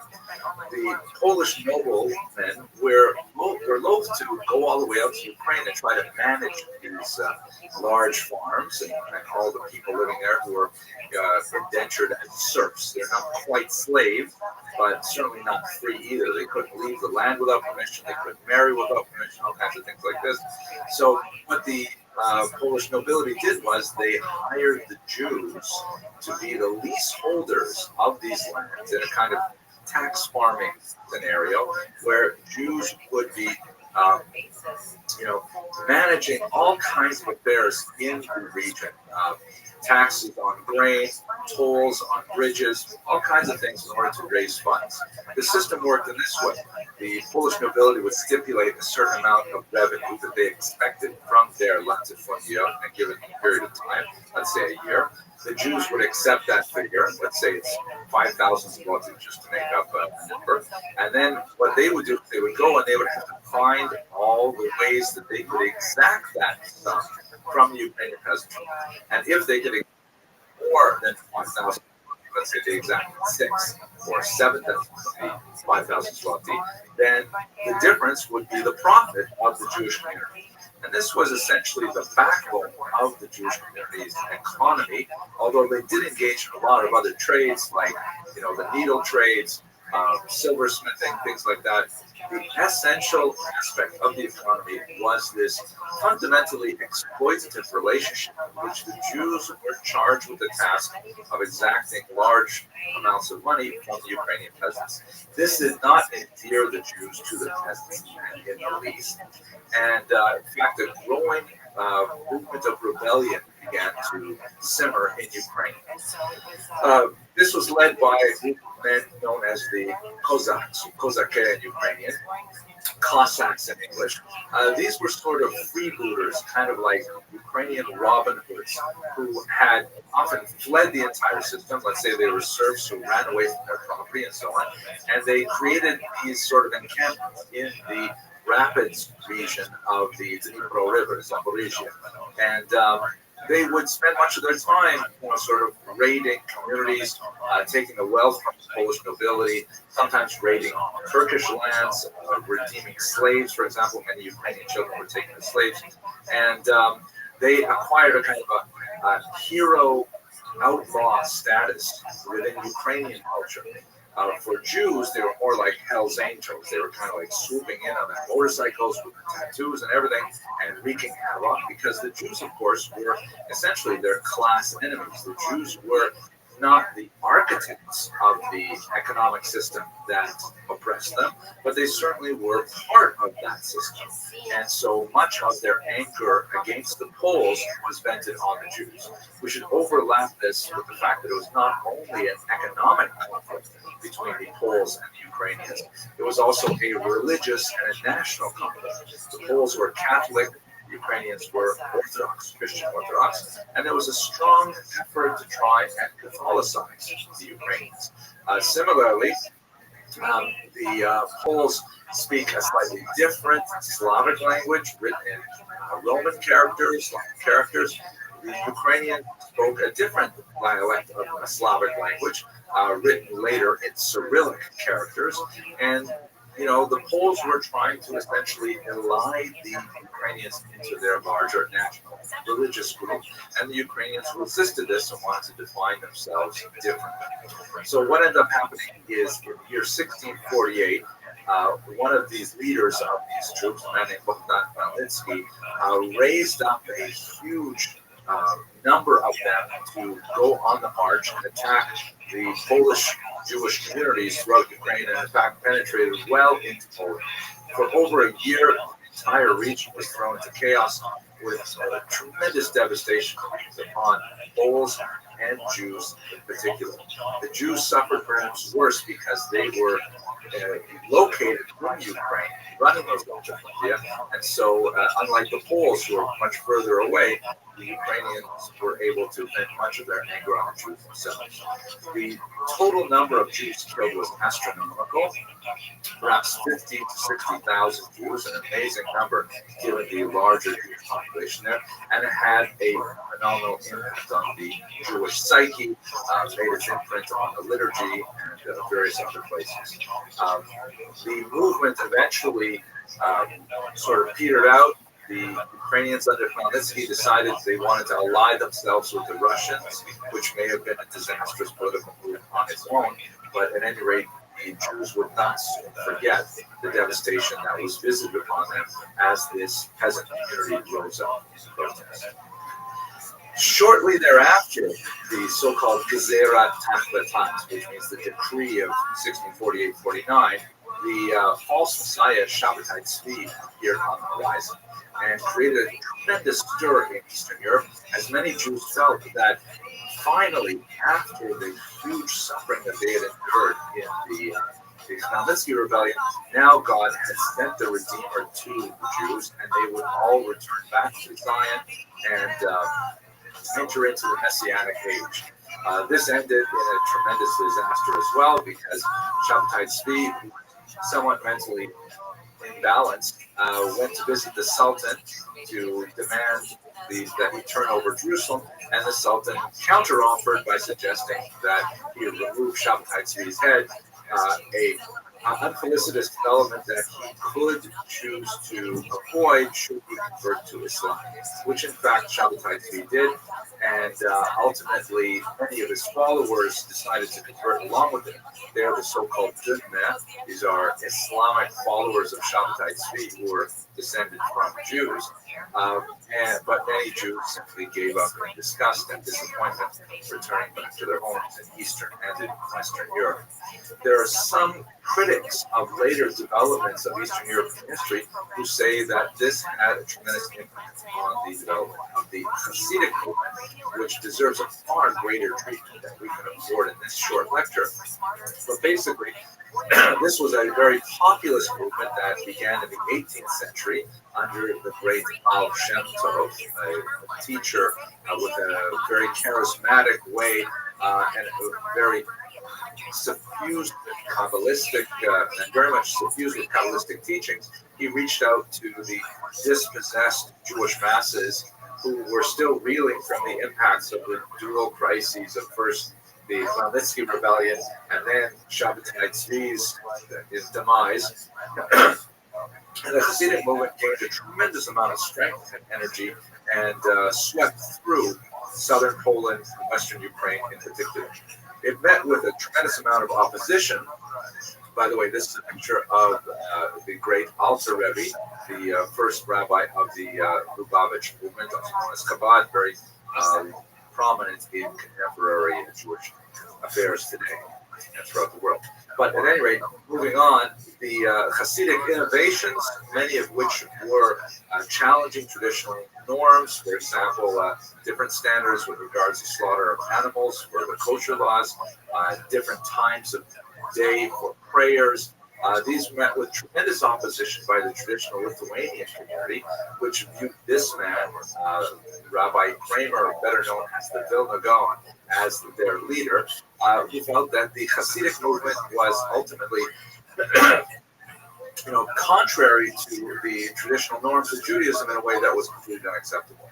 A series of bans and counter bans between the so-called opponents, or Hebrew Nagdim, Ashkenazi pronunciation, Misnagdim, or to our friends, the Snackics. The Misnagdim opposed the Hasidim bitterly.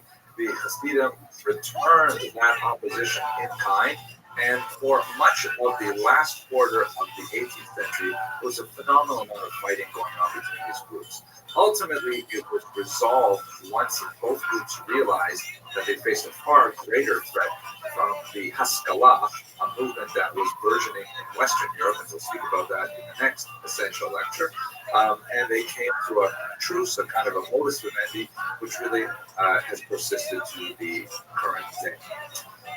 Okay, that's about it for Eastern Europe. A quick rush through this period. I hope you found this lecture useful, and I look forward to speaking with you in the next.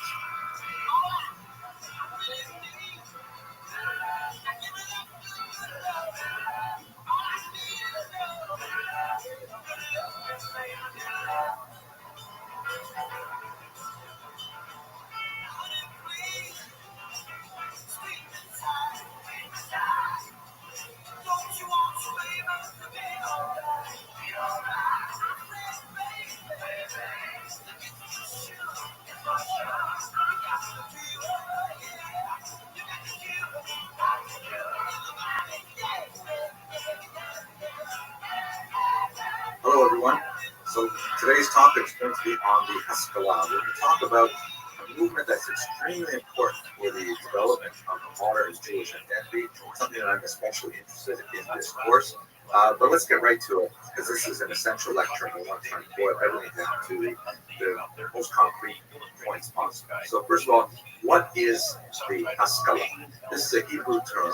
It's derived from the Hebrew root sachal or seichel, intelligence, and it is a translation of the German term Aufklärung, which means enlightenment. This is a movement that the Enlightenment that spread across Europe about 50 to 100 years prior to the Haskalah, and Jews really picked up on it and translated it into Jewish terms. And it has some specific elements which are really particularly appropriate for the Jewish community that distinguish it from the Enlightenment as a whole.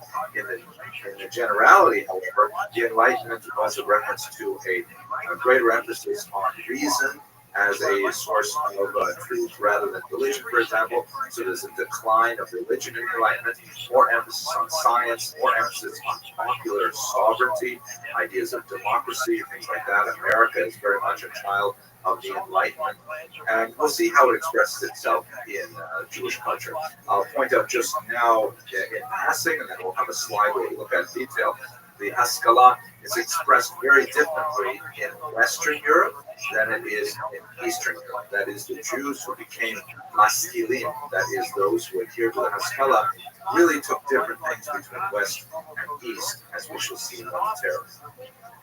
The Haskalah is especially associated with this man, Moses Mendelssohn, a rather amazing individual who lived in the 18th century.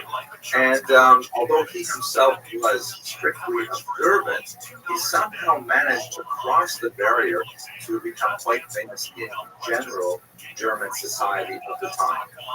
Known as the Illuminati genius of Berlin, he attracted a wide following, primarily of liberal non-Jews and aspiring masculine, that is, Jews who wish to penetrate the larger culture of Germany with his ideas. He was an extremely controversial figure in many quarters.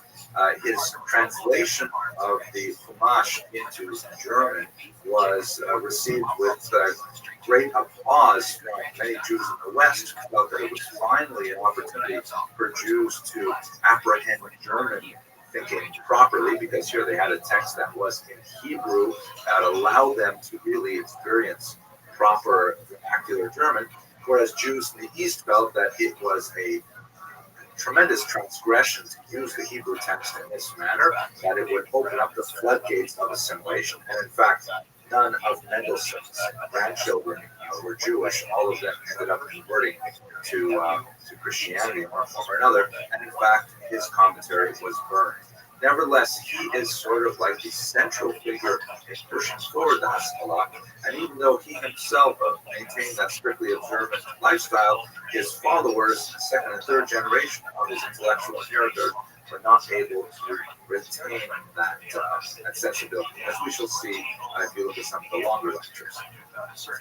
So what's very important about the Haskalah politically as opposed to intellectually is the fact that it was related very closely to the concept of emancipation. Emancipation was a term that later Jewish historians borrowed from American culture, somewhat inappropriately. Obviously, if you study American history, you're familiar with the Emancipation Proclamation, the freedom of the African American slaves. And Jews wanted to kind of hijack this term, in English language at any rate, hijack this term to refer to the granting of equal rights to Jews in Europe. Now, the Jews were not slaves in Europe, but they were subject to a large variety of disabilities. They were considered non-citizens. Generally, they were resident aliens. And they had to endure all kinds of ritual humiliations, like, for example, appearing in the town square once a year where the mayor of the town would slap the chief of the Jewish community across the face. All kinds of strange things like that. Discriminatory taxation and economic discrimination. Various types of privileges were revoked or were not granted. For example, this is a picture of the Jews' oath, which is a 17th and earlier century phenomenon. Since Jews were considered broadly untrustworthy, should a Jew be required to present himself in court, secular court, his oath was considered invalid unless he went through a ritual of humiliation to indicate that he really did mean what he was saying. Jews would, of course, strive to avoid this kind of humiliation. As you can see from the picture, he's got his shirt bared, his head is uncovered, he's made to stand barefoot on pigskin and lay his hand on a Hebrew Bible before he takes his oath. So there are all kinds of these discriminatory impositions on Jews. All kinds of higher access to education was closed to them. Many professions were closed to them. And so Jews in Western Europe in particular really wanted to be emancipated and to be granted the kind of freedoms that would allow them to express themselves politically, economically, socially, culturally, and so on. They finally got their chance in 1791, 2 years after the French Revolution, in which, with the toppling of the king, France suddenly became a dramatically transformed democracy. And as you can see in this poster from the period, here are French citizens saying the indivisible unity of the Republic, in which they proclaim liberty, equality, and brotherhood or death. So if it meant liberty, equality, and brotherhood, then that surely must include the Jews. Now, when this came before the newly formed French Parliament, they hesitated a little bit, but by 1791, they had determined that, in fact, yes, the Jewish inhabitants of France were also to be considered French, and they were to be given equal rights. A tremendous milestone in the history of Jewish civilization, and as we shall see, it had a tremendous ripple effect throughout Europe. Of special interest is Napoleon's Sanhedrin. So, as I mentioned, in 1791, the Jews were given equal rights, but within a decade, there were a lot of complaints from non-Jews, particularly in the Alsace-Lorraine region bordering on Germany, saying that the Jews had taken these rights and had used them in an exploitative and unfair manner to oppress their non-Jews that they had come into competition with. Obviously, this is an aspect of economic competition because Jews were suddenly allowed into various professions and into various economic activities that previously been closed to them, and a lot of markets shifted as a result. So there was a certain amount of pushback on emancipation. Napoleon thought about the question, and ultimately he took a very bold, characteristically bold act. He summoned a Sanhedrin, meaning he tried to reestablish the grand court of the Jews that had not existed for 2,000 years.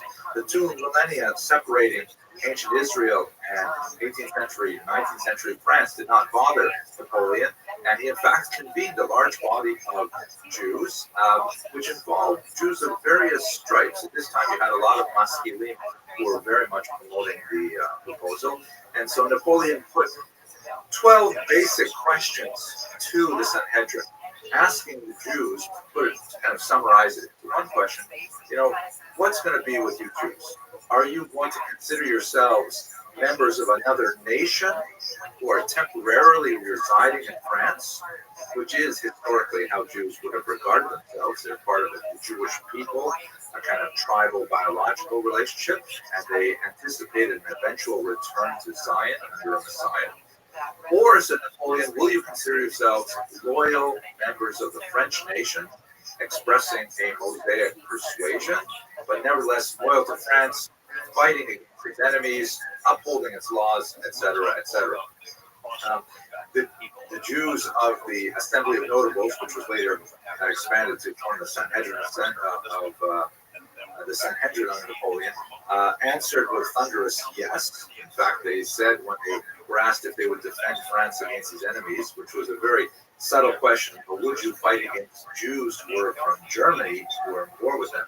They responded, jusqu'à la mort, to the point of death, meaning that the Jews would really buy into this. Napoleon accepted the answer and therefore confirmed the emancipation. He added a few anti-Semitic discriminatory laws to try and reduce the competition, but that's a little bit more detail than we need here. This great picture here shows, it's a state picture that Napoleon commissioned, so it portrays him in the light that he wanted.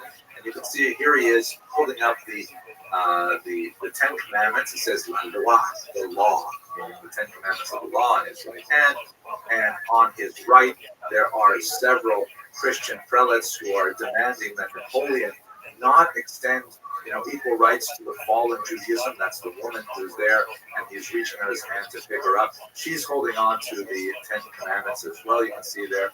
And in the background, you have the Judean desert, the menorah, and so on. Napoleon obviously viewed himself in a kind of neo-messianic fashion here as being someone who would ultimately, transform the world by rescuing the Jews, among other things.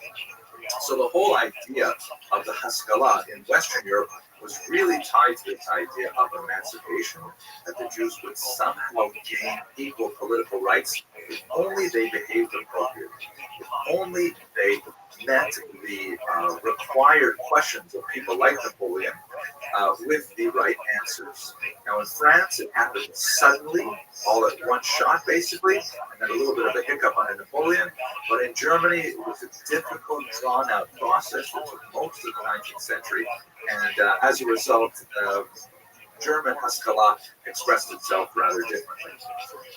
So let's look at the distinction primarily between how the Haskalah expressed itself in the West and in the East. So in the West, and now we're talking primarily countries like Germany in particular, France as well, England, to a certain degree, major cities and places like Hungary. The Jews there were reaching for this goal of emancipation. They believed that if only they would, meet the requests of the dominant nation, if only the German government would see that Jews are really loyal citizens, then they would be emancipated. Everything would be wonderful. In the East, in the Russian Empire, there was no such thought that perhaps the Jews would gain equal rights. In fact, the Russian culture did not hold for most Jews the same kind of attraction that German culture in particular did for the Western Jews. And so rather than striving for accommodation to the state, there was more of a rumbling of the revolution. In the West, in a somewhat apish manner, the Jews often tried to adopt German norms with, tremendous changes to long hallowed religious traditions and customs and so on in order to try to appear more German. And that led to a tremendous degree of assimilation, as we shall see. In the East, the Haskalah was not expressed in a pro-Russian assimilation. Rather, it was expressed in a rather revolutionary fashion, either through socialism, which again represented a desire to do away with the Russian government, although it may have been expressed entirely in Russian language and tradition. The idea was fundamentally revolutionary rather than assimilationist, or Zionism. The bulk of the Zionist movement, although its leaders hailed from Western Europe, where they had a lot more freedom of movement, a lot more freedom of activity. In Eastern Europe, there was a great yearning for Zion, which represented a challenge to the status quo in many ways, which we shall discuss, God willing, in another lecture. In the West, there was a huge emphasis on Jews learning the vernacular, that is, learning German, being able to communicate effectively in the language of the country, to observe its civic duties, to serve in the army, pay appropriate number of taxes, and so on and so forth. In the East, there was a certain amount of desire to improve the ability of Jews to speak Russian. By the way, in the East, the vast majority, well into the 90s, 90 percentiles, the vast majority of Jews spoke Yiddish as their mother tongue, which is essentially a version of medieval German written in Hebrew characters with a huge influx of Hebrew, Aramaic, Romance, and Slavic words as well. As Billy Crystal put it, said, Yiddish is basically German with phlegm. That's a joke. I'm laughing. Anyways, but more significantly in the East, the language question for Maskilim was resolved in favor of Hebrew.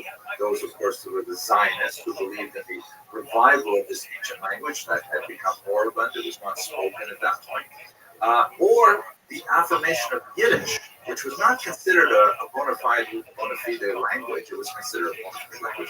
It was considered a jargon or a kind of the Jewish language. It was not considered really a full-fledged language. So many people in the 19th century said, no, this is in fact the authentic voice of the people. Let us create a literature in Yiddish. Let us affirm Yiddish. Let's standardize its punctuation and its spelling and so on. So that's how the language question was. In the West, there was some significant liberal support. That is, the idea of Jews attaining emancipation was a cause célèbre among many individuals. Lessing, for example, and others really believed that the time had come for Jews to be free. In the East, you didn't have the same kind of significant figures in the Russian leadership who felt that Jews should also achieve this goal. And finally, in the West, you have a level of denominationalism, where in their attempt to articulate an identity that was at once both Jewish and German, you have these new formulations of traditional Judaism that challenge the status quo very significantly. In the East, you don't have nearly as large a phenomenon. In large cities like in Warsaw, in Lviv or Lvov, you might have, let's say, a Reformed temple, but the vast majority remained Orthodox, even if they were rejecting Orthodoxy. The movement they were rejecting was Orthodoxy. They did not really get attracted to an alternative. Let's look at those liberal movements now. So, two very significant ones. The first is the liberal movement per se, which is known in America as the Reform movement. This is a grassroots movement that really got started in the first decade of the 19th century. And it's often associated with the work of this man, the scholar Abraham Geiger, who identified a real need among German Jews to express themselves in a way that they felt spiritually meaningful. They were alienated by Hebrew. There was a large-scale ignorance of the language and its meaning. They were put off by the arcane and rather oriental forms of worship with the long talids and mixed between men and women, the kind of chaotic service, and so on. And they felt that they wanted to really emulate more Protestant German norms in their form of worship. So there are a lot of innovations that Abraham Geiger and the Reform movement in general brought about that were considered anathema by the traditionalist opinion. That included, for example, the introduction of church bells into the synagogue on Saturdays. Of course, that was considered a violation of the Sabbath. The removal of the mechitza, separating the men's and women's section. The removal of certain passages, for example, the idea of messianism is very problematic to the goal of emancipation. If the Jews were ultimately waiting to go back to Zion, to Israel, then what did that mean about their homeland here in Germany? And so therefore, messianic references in the liturgy, which are rampant, were removed. And things like the term synagogue was changed to the term temple. Synagogue implies temporary, it means literally a gathering place. It's a translation in Greek of the Hebrew term Beit Knesset, whereas temple, Beit HaMikdash, implies permanence, singularity, and so on. So by changing the name from synagogue to temple, it meant we're going to stay here. This is our temple here in Berlin or Hamburg or whatever. But it was the Hebrew language that caused a major split in the 1840s when at a reform convention they voted to remove Hebrew from the liturgy entirely. And of course, the movement has gone back and forth on many of these issues. But Zacharias Frankel, shown here, who was president at that convention, said that's it, it's too much. The pace of change of this liberal movement, the reform movement, was simply too fast for him. He felt that it was moving willy-nilly and it was kind of pushed by the demands of the population rather than by a rabbinic leadership standing out front and determining the pace of change and the nature of change. So he formed a movement which was called at that time the Historical Positivist Movement, which agreed in principle with the appropriateness of changing Jewish practice, but disagreed with the reform movement in terms of the process of change. He emphasized much more of a leadership of rabbis who were learned, who would express themselves and issue written opinions, shuvot, really to try to articulate the direction and the pace of change. And this eventually became known in the American world as the conservative movement.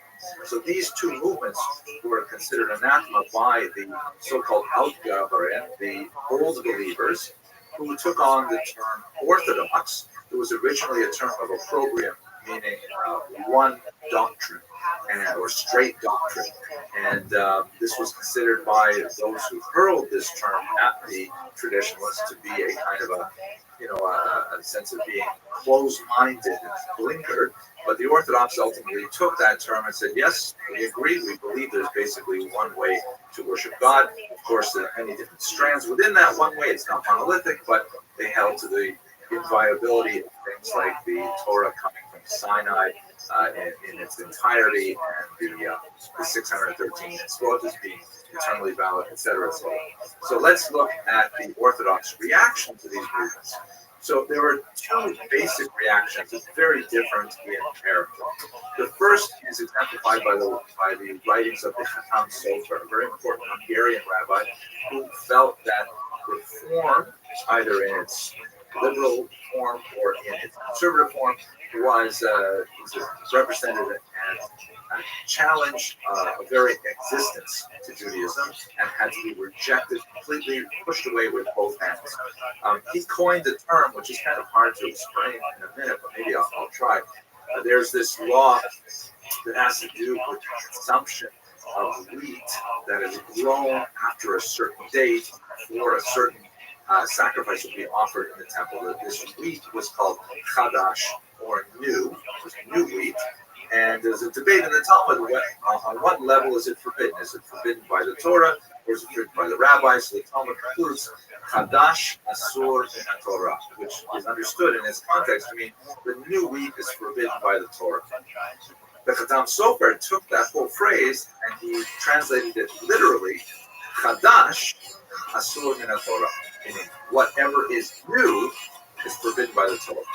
And this represented a kind of, it's a little bit of a joke and a pun as well, but this represented a concept of saying, no, we are under such tremendous stress right now as people that any change represents a potential breach that could widen to destroy the walls that retain our identity, and therefore everything that is new, modern, must be rejected. There's a lot to talk about how exactly to apply this principle, but this is ultimately expressed in certain forms of orthodoxy today, which have an extreme allergy to anything new, whether it's technological, sociological, or so on, and view Hadash as in the Torah, and everything new has to be approached as if it were highly toxic, and that perhaps it was quite dangerous to the well-being of the Jewish people. Another approach, which is more characteristic of Central Germany, is the one evinced by Rabbi Samson Raphael Hirsch. Now, the Chatan Sofer's approach would work very well in an environment where the vast majority of Jews already essentially believe in the Torah, Sinai, and the inviolability of the inviolable, I'm not sure what the right word is here, and the permanence of the value of the 613 mitzvot. But Rav Hirsch was working in an entirely different environment where the vast majority of Jews are actually leaving. They're already voting with their feet and they're moving to these new liberal environments. The dam is already burst, and Rav Hirsch had to find a way to try and articulate a safe space where he could at least retain a core population that would ultimately grow to a much larger movement. And so he coined a term. Actually, I'm not sure if he coined the term, but the movement was named after him, Neo-Orthodoxy, or as it's translated often in America, Modern Orthodoxy. And the basic concept was that, let's look very carefully at our practices. Let us determine which practices are mandated by the Torah, and we will absolutely, without compromise, adhere to those principles and behaviors. On the other hand, those other things, which are merely accretions of fashion, style over the centuries, if they are, external to the essential aspects of Judaism, we can simply abandon. So elements like trimming one's beard in an appropriate manner, or wearing clothes that are appropriate for 19th century Germany, attending university, all kinds of things like this, which are not so clearly forbidden by the Torah. And of course, there are discussions about all of these things, but those things could be adopted. And so he tried to articulate kind of an interesting balance between modernity on the one hand and traditionalist orthodoxy on the other hand. This movement eventually coalesced into the something called Torah in Derech Eretz, meaning Torah with the way of the land. It's a paraphrase or a quotation from Pirkei Avot, and is expressed in the modern Orthodox movement in America today.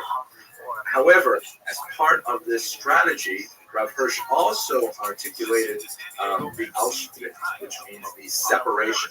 And it was a very controversial thing that occurred in the 1860s in Germany, where he appealed to the German government, the Austrian government actually, and said, I'm not sure whether it was Austrian or German, but hold on, maybe I should edit these things. Anyway, let's just keep. He appealed to the authorities, and it was a very unprecedented appeal to actually split the Jewish community in two. Traditionally, each municipality was governed by a single Jewish body. You had a Parnas, a president for the entire body, the Kehillah, as we discussed in the previous lecture. But under Rav Hirsch, he said, look, it is impossible for us to have one community when you have a large number of Jews who believe, for example, in the use of bells on Shabbat, which is considered to be absolutely a desecration of Shabbat by other Jews. Therefore, he appealed, he petitioned, and was granted the right to create a separatist community that was comprised entirely of Jews who wanted to observe the halakha. This strategy of retreat, of strategic retreat, was emulated throughout the next few centuries as a way to maintain the standards of orthodoxy within an environment that really encouraged assimilation to the outside world. So if we kind of summarize these things, we see that in the 18th and 19th century, there's a tremendous change going on in the Jewish world. We see the growth of the Hasidic movement, which is essentially the first modern Jewish reform movement, which was a great challenge to the status quo in Eastern Europe. We see, as we talked about very briefly today, the rise of the Haskalah, and its challenge to the traditionalist authorities. And we also see the rise of neo-traditionalism, which is in many ways a reaction to reform just as much as neo-orthodoxy is. So people like the Chatam Sofer, who might even say the Vilna Gaon, and others felt that, okay, the only way to really defend against these modern challenges is to create new boundaries that perhaps did not exist in the 16th and 15th century, but create these new boundaries in order to ensure the integrity of the Jewish people. All of these things come together with the decline in the coercive authority of the Kehillah.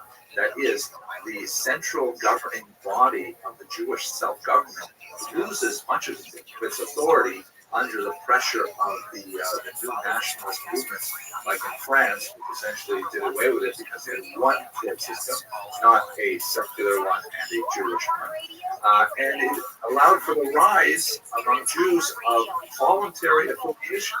And for the first time, Jews could actually opt out of the traditionalist community without suffering really dire consequences, because the Beit Din no longer had that same coercive authority.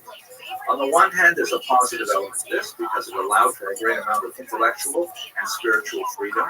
Jews could identify themselves, for example, as Hasidim, or they could identify themselves as Reformed Jews, all kinds of different ways of expressing themselves religiously. But the negative side of it is rampant assimilation, because many Jews simply said, well, why should I identify with being Jewish at all? And sometimes many of these movements were really stepping stones towards that, as we see, for example, with Moses Mendelssohn. So that's the Haskalah in a nutshell. There's a lot more to say about this. I hope you'll watch some of the longer lectures, and I hope you found this lecture useful. Thanks very much. We've reached a deal. It's a good deal for everybody, I believe. And I think you were saying this is probably the biggest deal ever reached in any capacity, trade or beyond trade. It is. The president called it the biggest of all deals during a joint news conference on Sunday with European Commission head Ursula von der Leyen in Scotland. Trump said the 27-member EU has agreed to purchase $750 billion worth of energy and make $600 billion worth of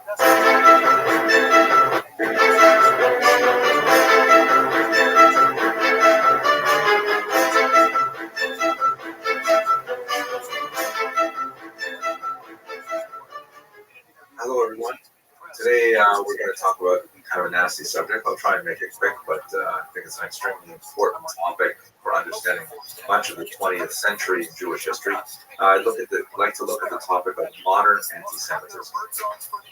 The first thing that we have to say is sort of a preface, and this is supported by a lot of videos that I've already put on this series, so you can go back and watch them later. But the basic concept that I really need to get across is the fact that anti-Semitism can be divided into four distinct periods. There are four distinct historical ideologies that exist at various points in time. And anti-Semitism is kind of like a very dangerous ideology in that it's able to adapt to the changing climate, both culturally, spiritually, economically, religiously, of a particular host society. And anti-Semitism will adapt to the needs of that society in order to perpetrate this nasty message to another generation. Those four basic areas are ancient xenophobia, which is basically contained within the Greco-Roman world 2,000 odd years ago. And then following that, early Christian anti-Judaism, which is a rather different, you also use different terms for the anti-Semitic thought, to use that term anachronistically, because they have very different basic elements that they contain. Ancient xenophobia refers to the idea of the hatred of that which is different. That's what xenophobia means. Anti-Judaism is a religious dispute that is specific to the relationship of Christianity and Judaism as a daughter and mother religious dispute. Christianity being born from the Jewish society, Jewish ideology, and yet seeking to distinguish itself from its mother religion. There's a certain amount of antipathy that develops there, and we discussed that in an earlier lecture as well. The third period is medieval Jew hatred, which is perhaps the nastiest of all the periods of anti-Semitism in terms of the message, in which all of a sudden, although there is a very tenuous connection to religious ideology, it goes totally pathological. It goes completely off the rails, and all kinds of crazy ideas like Jews need to drink the blood of Christian children, and just insane things like that are prevalent in the medieval period. The period that we're going to talk about today is modern anti-Semitism. And when I say modern here, I'm referring basically to the late 19th century onward. That's really what modern means in terms of these four categories. The term anti-Semitism was actually coined in 1879 by Wilhelm Marr. I'll show you a picture of him in a minute. And the reason why the term had to be invented is because the existing terms for Jew hatred, the German terms Judenfeinde or Judenhass, for example, were considered in 19th century German society very, boorish and uncultured, and only people of very low thought and sensibility would actually resort to that sort of ideological mindset. By coining the term, a philosopher named Wilhelm Marr tried to give it a more scientific sounding name, to say that, that's not that I hate Jews, it's that I hate what Jews stand for, which is specifically this idea of Semitism. What is Semitism? As you probably know, the Semitic language family includes many peoples from the Middle East, including not only Jews, but also Arabs and so on. And many people from the Middle East are not Jewish, they are Christian or Muslim or Druze and what have you. And furthermore, many Jews, although they have an ancient connection to the Middle East, they have a wide variety of racial and ethnic backgrounds. So what exactly is Semitism? Wilhelm Marr wanted to argue that there is this international world conspiracy of Jews to try and destroy Germany and Germanness, and that's the Semitism that he's referring to. So it's not that they're anti-Jewish, it's that they are anti-Semites. They are proudly saying they are trying to rescue Germany from this horrible fate of being dominated by Jews. Here's a picture of the Mars. You can see that here's the also that was the term anti-Semitism. The way for the victory of Germanness over Judaism or Jewishness. And it has kind of a shrill tone that the Jews are taking over, the Jews are dominating our society, and we have to kind of rise up and we have to defend ourselves from it. Later in life, he apparently recanted his anti-Semitism, but at that point it was really far too late. Now, this flows very heavily into the concept of race that was also gaining tremendous currency at the end of the 19th century. We, in the early 21st century, tend to think of race as a given, especially in America, which has such strong racial consciousness as a legacy of the African slave trade. But we should recall that for most of human history, race was not a functional concept. There was definitely a consciousness of different skin tones, and one finds in many societies a color bias that is linked to, one might want to say, proto-racism. But the idea that all of the peoples of the world can be easily categorized into, groupings based on their external physical features is something which is relatively new, meaning in the last 200 years or so, it's begun to develop a lot of currency. I would like to go into this in greater detail, but I don't think this is the place. Basically, the idea gets a lot of currency after Charles Darwin's theories are promulgated. Darwin, of course, one of the great thinkers of the 19th century who developed the theory of evolution, argued that various creatures adapt to their surroundings. You have this, clash of the environment and other competitors for scarce resources, and only the strongest survive. And the various creatures, whatever, you have, turtles and tigers and elephants, whatever, they adapt themselves to their environments, the survival of the fittest sort of thing. And he applied this basically to creation. but he did, maybe that's not such an appropriate term to use in this context, he applied it to all the creatures of the world.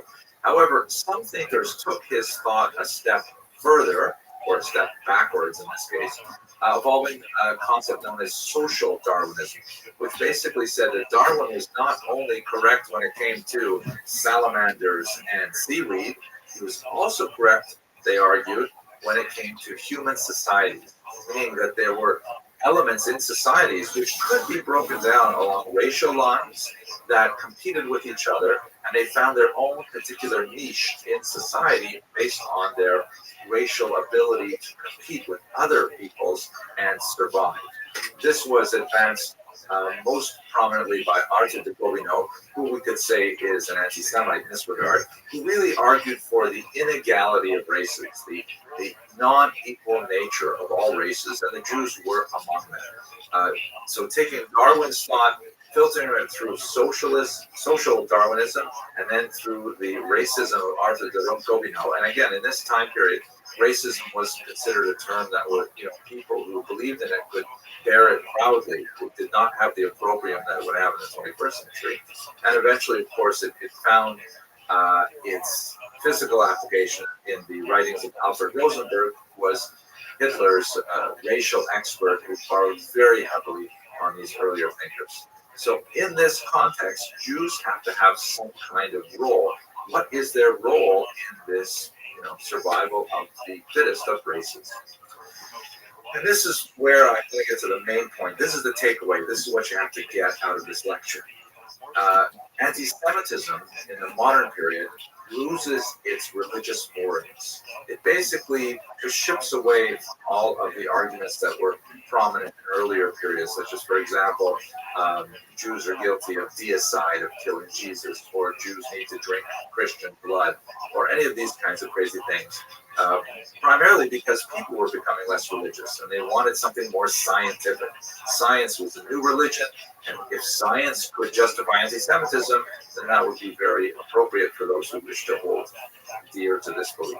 And the two major elements of modern anti-Semitism, once again, now it has lost its religious moorings, are racism and conspiracy. The concept that Jews are somehow locked in this international conspiracy to dominate the world. Let's have a closer look. So the concept of racism shows up all over modern anti-Semitism. If you look, for example, at a 20th century example here, this is from some of the Nazi propaganda that was directed at children.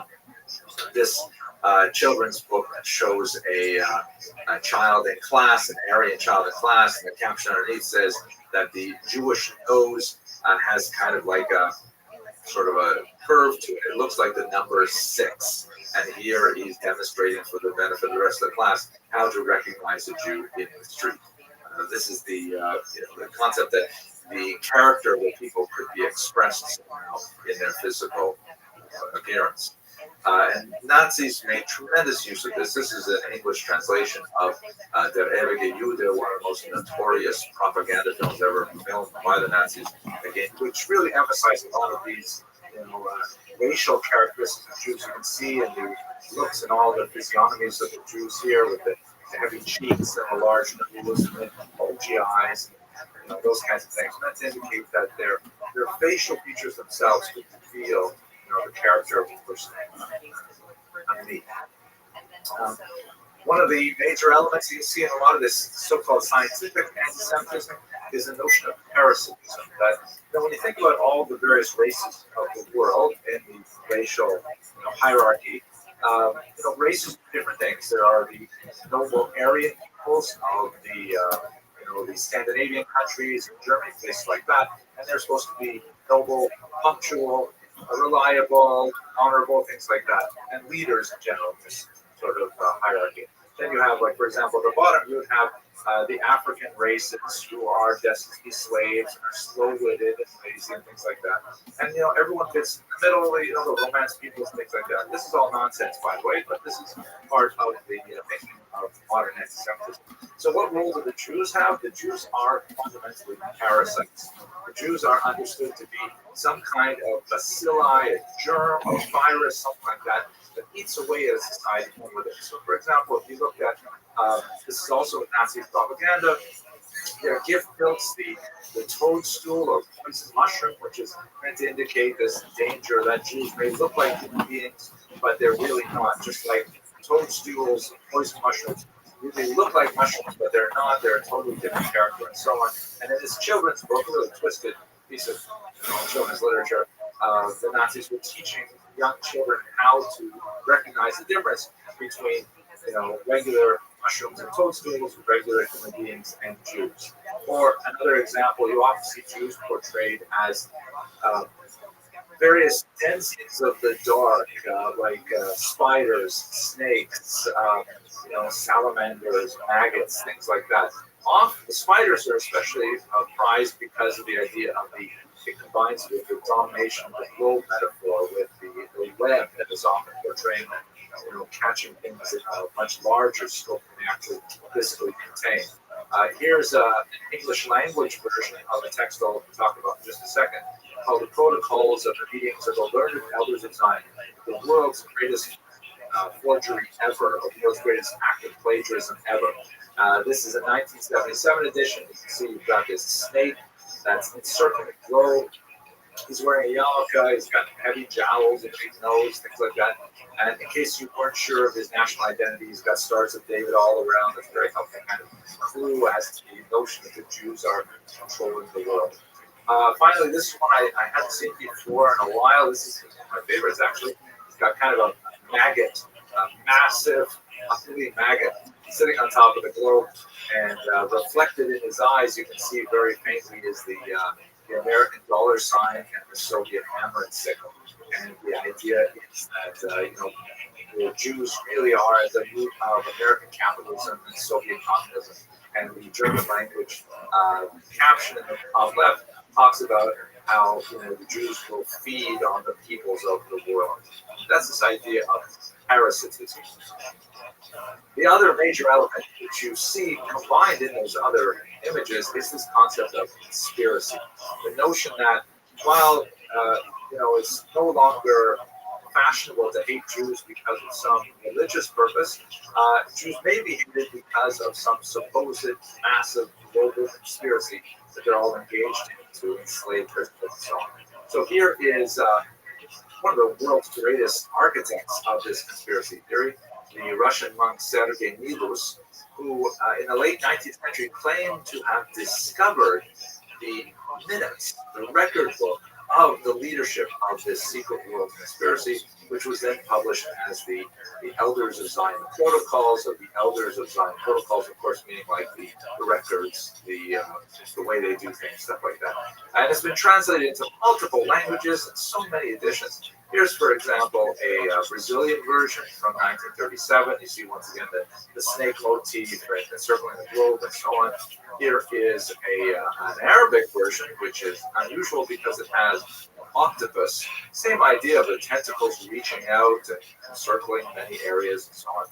And here is even a Japanese version, which again speaks to the absurdity of anti-Semitism. That Japan, which has maybe 5,000 Jews on all of the 4 islands, nevertheless has a significant anti-Semitic tradition that is largely European in origin. The last thing that I'd like to touch on in this short lecture is the disturbing trend of Arab anti-Semitism. One of the characteristics of this ideology is that if you compare the Muslim world with the Christian world, it really had a much thinner and less expansive tradition of anti-Semitism.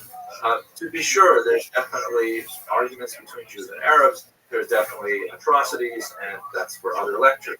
But the sheer amount of ideological output of ideologues, of thinkers who wanted to advance anti-Semitic ideas, there's no question that in Christian Europe, you have a far greater scope of material to choose from. Nevertheless, in recent decades, especially in the context of the conflict over the state of Israel, the Arabs have been catching up, and Muslim anti-Semitism, using those terms roughly interchangeably, is probably not so fair right now, but Arab anti-Semitism has really begun to catch up with European models, primarily by borrowing from them. Let's have a look at a few images. Here's one that shows Ariel Sharon, one of Israel's leaders, and he is bludgeoning Palestinian children with a Nazi swastika, and the blood is then sprinkling on, it looks like possibly Jewish children behind him there, indicating that they are also soiled by his decisions, political decisions. And this is basically a political cartoon. There is an anti-Semitic element in there. Anytime you use the swastika in connection with Jews, it has kind of an overtone of anti-Semitism. But it's not nearly as nasty as some of the other versions we'll have here. This is a classic restatement of the Christian blood libel in a Muslim context. You see here are laughing Israeli soldiers who are feeding Arab children into a kind of a ringer that kills them, obviously, and drains their blood, which is then consumed by Israelis. Very distasteful and painful representation of what is essentially a Christian motif, but transformed into an Arab context.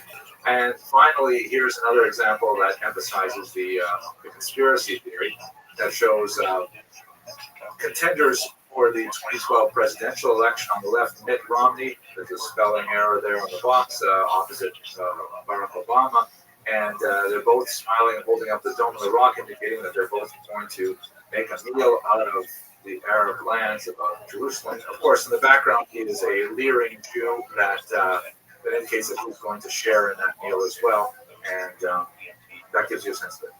Anyways, that's it for a quick discussion of modern anti-Semitism. I'm sorry it's not a very pleasant topic, but have a look at some of the other lectures there for more fun.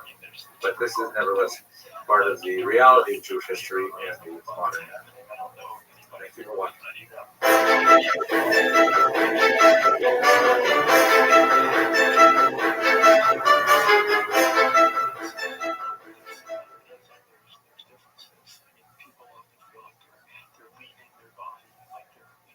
Separating from their body in some kind of way, that they're entering another realm, that they're encountering, ancestors or loved ones who have passed on. That's also a very common experience for people who have deity experiences, not just being with ancestor spirits or beings. Hello, everyone.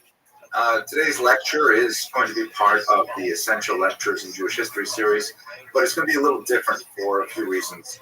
I've been reading Ruth Weiss's new book on Jewish humor. I'll show you a cover of it a little bit later, and it occurred to me that for this section on Jewish culture, we really should discuss humor because it is such an important element of modern Jewish culture. And she presents a fascinating thesis that I think we should explore a little more, with a little more detail. So let's get right to the material. So first of all, I think what's most exciting about her book, besides the jokes, which are quite excellent for the most part, is the concept that Jews were not always funny. This is like a shocking revelation to me. My wife likes to say, for example, that Jewish men developed humor as a kind of an adaptation to the environment in a Darwinian sense.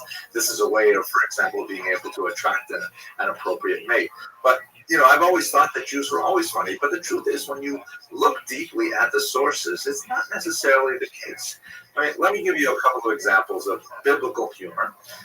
For example, in Genesis 32:7, so Jacob is very worried about his encounter with his brother Esau. He has, prior to this chapter, already taken his birthright and a couple other things, and so he sends out messengers to see, how is Esau going to greet him. And he says, Yeshuva Malachim El Yaakov, and so the messengers came back to Jacob, Lamor, and they said, Banu Elachicha El Esav, hey, we talked to Esau, your brother, V'gam Holech Likraska Vara Mel Zishimo, and you know what? He's coming. He's bringing 400 guys with him. Okay, it's going to be 400 armed men coming with him. So that passage was not really so funny. Now here's one that I think is a little bit funnier. I actually enjoy this one every year when we read it. It's in Parshas Beshalach, Exodus, chapter 14, verse 11. the Jews have just left Egypt, tremendous miracles and the death of the firstborn and all those things. And they make their way out to the sea, and they realize that they're trapped between the water and, of course, Pharaoh's army, which is behind them. And they're either going to drown or they're going to be killed in warfare. And so they turn to Moses and they complain by Yomer al Moshe. They say to Moses, Hamibli ein kvar b'Mitzrayim. What? There were no graves in Egypt? That you had to bring us here to die in the desert? And it's kind of funny. It illustrates this aspect of Jewish complaining, which is a remarkable theme in Jewish humor that we'll see a little later. But still, this is just a couple of jokes in a rather massive book. It's hard to imagine that a work so central to Jews would have so little humor in it.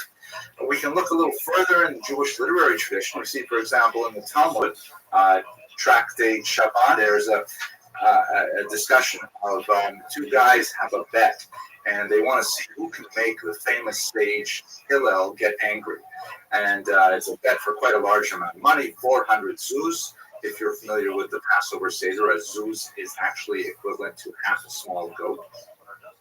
Anyway, so this guy goes up, and it's Friday afternoon, and Hillel is in his house having a shower, and so he knocks on the door, and he speaks in a rather rough way. Is Hillel here? Is Hillel in a rather disrespectful way? Hillel turns off the shower. He comes outside, and wrapped in a towel. And he says, "Yes, my son, what can I do for you?" And the guy asks him a really stupid question. Hillel takes the time to answer the question properly, and then sends him on his way. The guy comes back again, takes Hillel out of the shower again, and this goes on for a few episodes until finally, when Hillel comes out, the man says, "I'm worried that you're going to get upset," which is, of course, his object because he wants to win the bet. And Hillel sits down on the front porch and says, "Ask me all the questions you have. Don't worry." And then the guy gets upset. He says, "Oh my gosh, Hillel, there should be no more of you in Israel." And Hillel asks for the whole story, and he explains to him what's going on. And Hillel says, "Hey, it's worthwhile, but I shall not get angry, and that you should lose 400 Jews." So again, it's a nice story, and I find it amusing, but it's not exactly funny in the sense of modern humor at all. In fact, you can find so many examples where the Talmud provides excellent material, really great material for humor, and yet the rabbis of the Talmud don't follow up. Like, for example, also in Tractate Shabbat, it's Daf Kuf Nun Vav Kuf Nun Zayin, I think, where there's a whole discussion of this concept, Ein Mazal Yisrael. There is no mazel, there's no luck for the Jews, which is meant in a different context where it's discussed there. But still, this is a great opportunity for a tremendous amount of humor, and the rabbis simply don't pick it up. So, and finally, we get to medieval humor. There's just not much funny that I can think of in medieval Jewish literature. So what do you do with this? One is tempted to conclude, as Dr. Weiss does, that in fact, Jews were not especially funny, at least not any funnier than any other people until the modern era. So we're going to have to explore what exactly is it about modernity that suddenly unleashes this torrent of Jewish humor. Dr. Weiss argues that the turning point really had to do with emancipation. Here, by the way, is a picture of her. She's a tremendous scholar of Yiddish literature. And this is a picture of her recent book on the topic. You can see the fake glasses there, which are inspired by Groucho Marx. I'll show you a picture of them in a few minutes. At any rate, she argues that the 18th and especially the 19th century, which were exceptionally important for the emancipation of Jews, was connected very closely with the development of Jewish humor. And I encourage you to go have a look at the lecture on the Haskalah, the essential lecture on the Haskalah, where I talk a lot more about what that period meant in Jewish history. Specifically, she refers to the activity of this man, Heinrich Heine, arguably Germany's greatest modern poet, exceptionally popular in the 19th century, who was of Jewish origin, and faced with the challenge of his Jewish background, which was impeding his career advancement, he converted, at least on the surface, to a form of Protestant Christianity, and then did not end up getting the job, and he spent the rest of his career really making fun of his own conversion. But he had an acerbic wit and a tremendous sense of humor, and he was incredibly influential.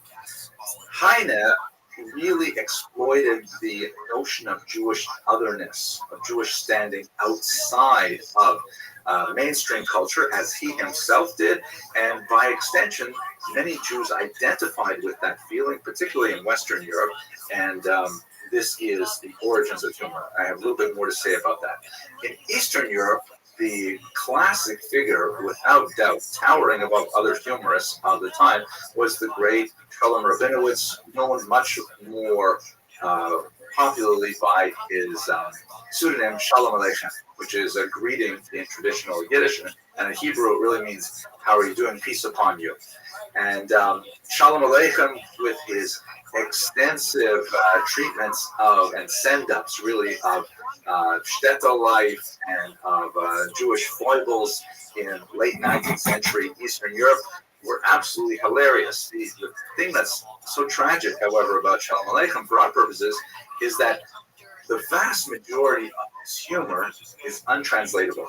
Humor, more than any other genre, requires an extensive cultural familiarity, and if you have to explain a joke, you're essentially ruining the joke. So in order to understand Shalom Aleichem, you really had to have, first of all, the linguistic ability to get the nuances of the Yiddish. Not only that, the Polish, Russian, and Ukrainian that he often used, and also the dialectical variations in which you would have to be able to tell when an educated Litvak is speaking or when a peasant Galicianer is speaking, and so on. Secondly, you have to read it within the context of the persecution of Jews in the late 19th century Tsarist Empire in order to understand Tevye's subterfuge. And finally, and this is perhaps the saddest thing, his greatest character, of course, is Tevye der Milchiker, Tevye the dairyman, who was made famous in the adaptation Fiddler on the Roof, which is a very, very funny adaptation for an American audience, but it is just such a pale shadow of the original. Tevye is an Am Haaretz. He is a well-meaning and lovable fool who is uneducated, and he is constantly butchering quotations from the Torah and the Mishnah and the Talmud. And the only way you get the joke is if you know how he's butchered the original phrase, how he has misconstrued it. And unfortunately, I've had many students who have listened to Tevye speak and Fiddler on the Roof, and he's actually quoting the text, which is just so sad. But we return to this. Anyway, these two figures, Haim and Chaim, particularly in Western Europe, Shalom Aleichem in Eastern Europe, are responsible more than anyone else for elevating the status of Jewish humor and ultimately making it a career path for many American comics as well. What are your thoughts?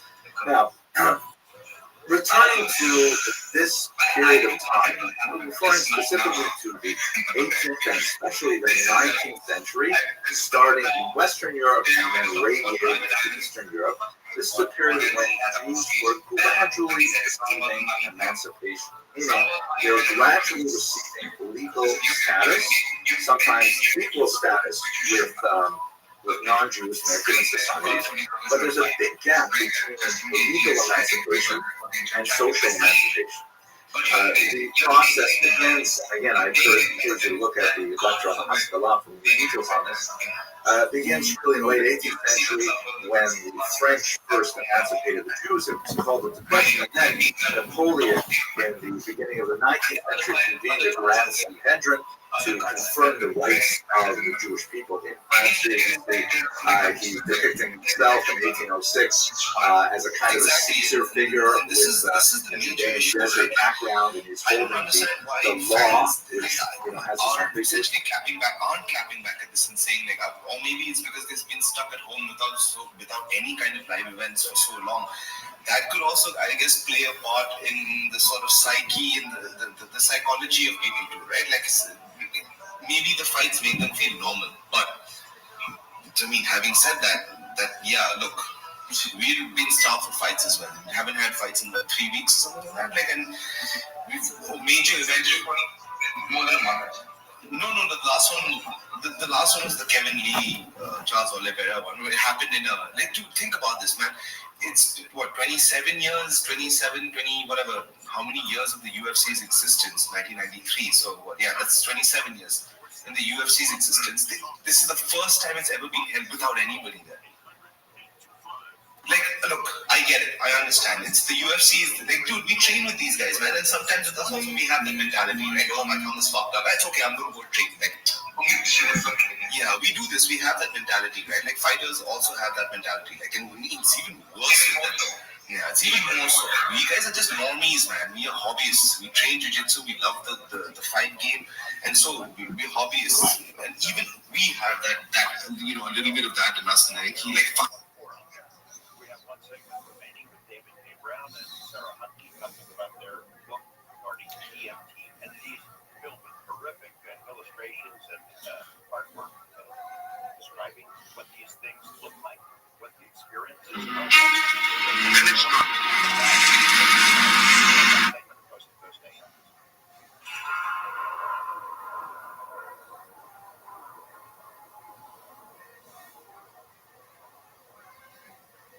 You're great at protecting your own personal information. You probably even use things like two-factor authentication, strong passwords, and a VPN. But as much as you try to be in control of how your information is protected, there are lots of places that also have it. They might not be as careful as you are. That's why LifeLock monitors millions of data points every second for identity threats. If your identity is stolen, a LifeLock US-based restoration specialist will help solve identity theft issues on your behalf, guaranteed you your money back.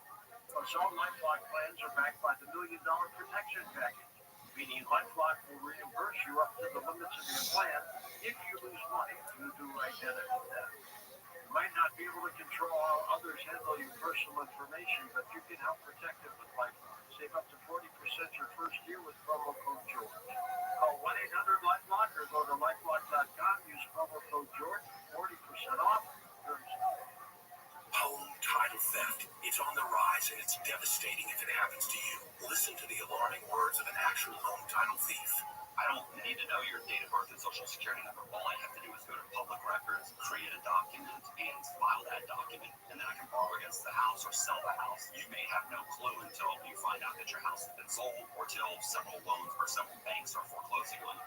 For pennies a day, Home Title Lock puts a virtual barrier of protection around your home's title with 24/7 monitoring. The instant they detect any tampering, you'll get an alert, and that's bad news for home title thieves. So when's the last time you checked on the title to your home? Find out if you're already a victim with your free title scan and complete title report. $100 value free with sign-up. Just go to HomeTitleLock.com and sign up in minutes. That's HomeTitleLock.com. HomeTitleLock.com.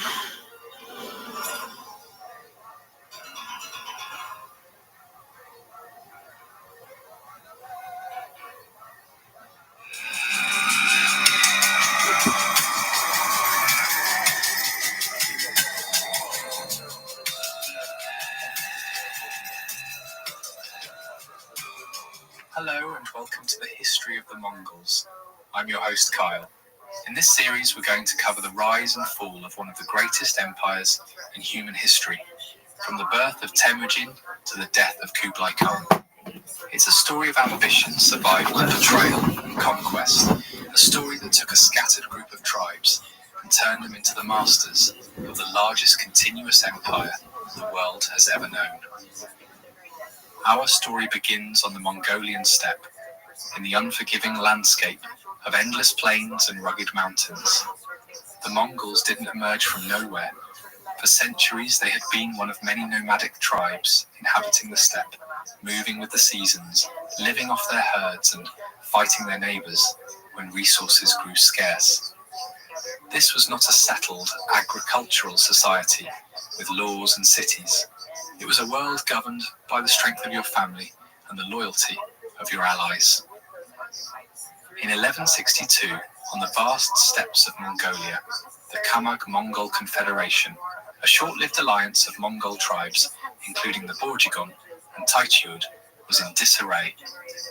The coalition had collapsed under repeated assaults by the Tatars, who were backed by the powerful Jurchen-ruled Jin dynasty of China.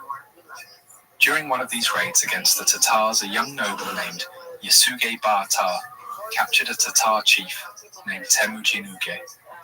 When Yasuge returned to his camp, he found that his second wife, Hoylun, who had been taken from her Merkid husband, had just given birth to a son. The newborn was clutching a blood clot the size of a knucklebone in his tiny fist, an ominous sign that could foretell greatness or violence. To commemorate the boy's birth, Yesuge sacrificed the captured Tatar chief and named his son Temujin, meaning blacksmith, symbolizing strength and resilience. This child would one day become the legendary Genghis Khan. Temujin's upbringing likely mirrored that of other Mongol children of the time.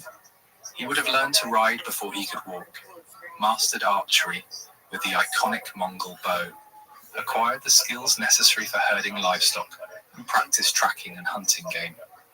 Crucially, he would have been immersed in the lore and grudges of his people, especially the hostility towards the Tatars, the sworn enemies of the Kamag Mongols, and their overlords, the Jurchen Jin dynasty. As the eldest son of Hoelin, Temujin had 3 younger brothers and a sister. From Yesuge's first wife, Suchigel, he had 2 half-brothers, one of whom, Bekta, was slightly older than Temujin. The primary source for Temujin's early life is the Secret History of the Mongols, a Mongolian chronicle compiled shortly after his death in 1227. Written for the Mongol imperial family, this epic recounts key events of Genghis Khan's life. While it offers valuable insights, the text blends fact with legend, especially regarding his early years. Distinguishing historical reality from myth can be challenging when analyzing these accounts. One of the earliest recorded events in Temujin's life took place around 1170, when he was about 9 years old. His father, Yesuge, took him to find a bride among the Olkunut tribe, to which Temujin's mother belonged. On their journey, they visited the camp of the Ongirat tribe. There, Day Sechen, the Ongirat chief, greeted them warmly and was particularly impressed with the young Temujin. Day Sechen shared a dream he claimed to have had the night before, a white ger falcon delivering the sun and the moon in its talons, a powerful omen. However, given the tendency of the secret history of the Mongols to include such auspicious dreams, it is plausible that this story was later embellished to emphasize heaven's favor towards Genghis Khan. Alternatively, Day Sechen might have used this story as a clever ploy to arrange a marriage for his daughter with any promising young suitor. Yesuge agreed to the marriage between Temujin and Day Sechen's daughter, Borte, who was slightly older. He left Temujin at Day Sechen's camp and began his journey home. On the way, he stopped at a Tatar camp.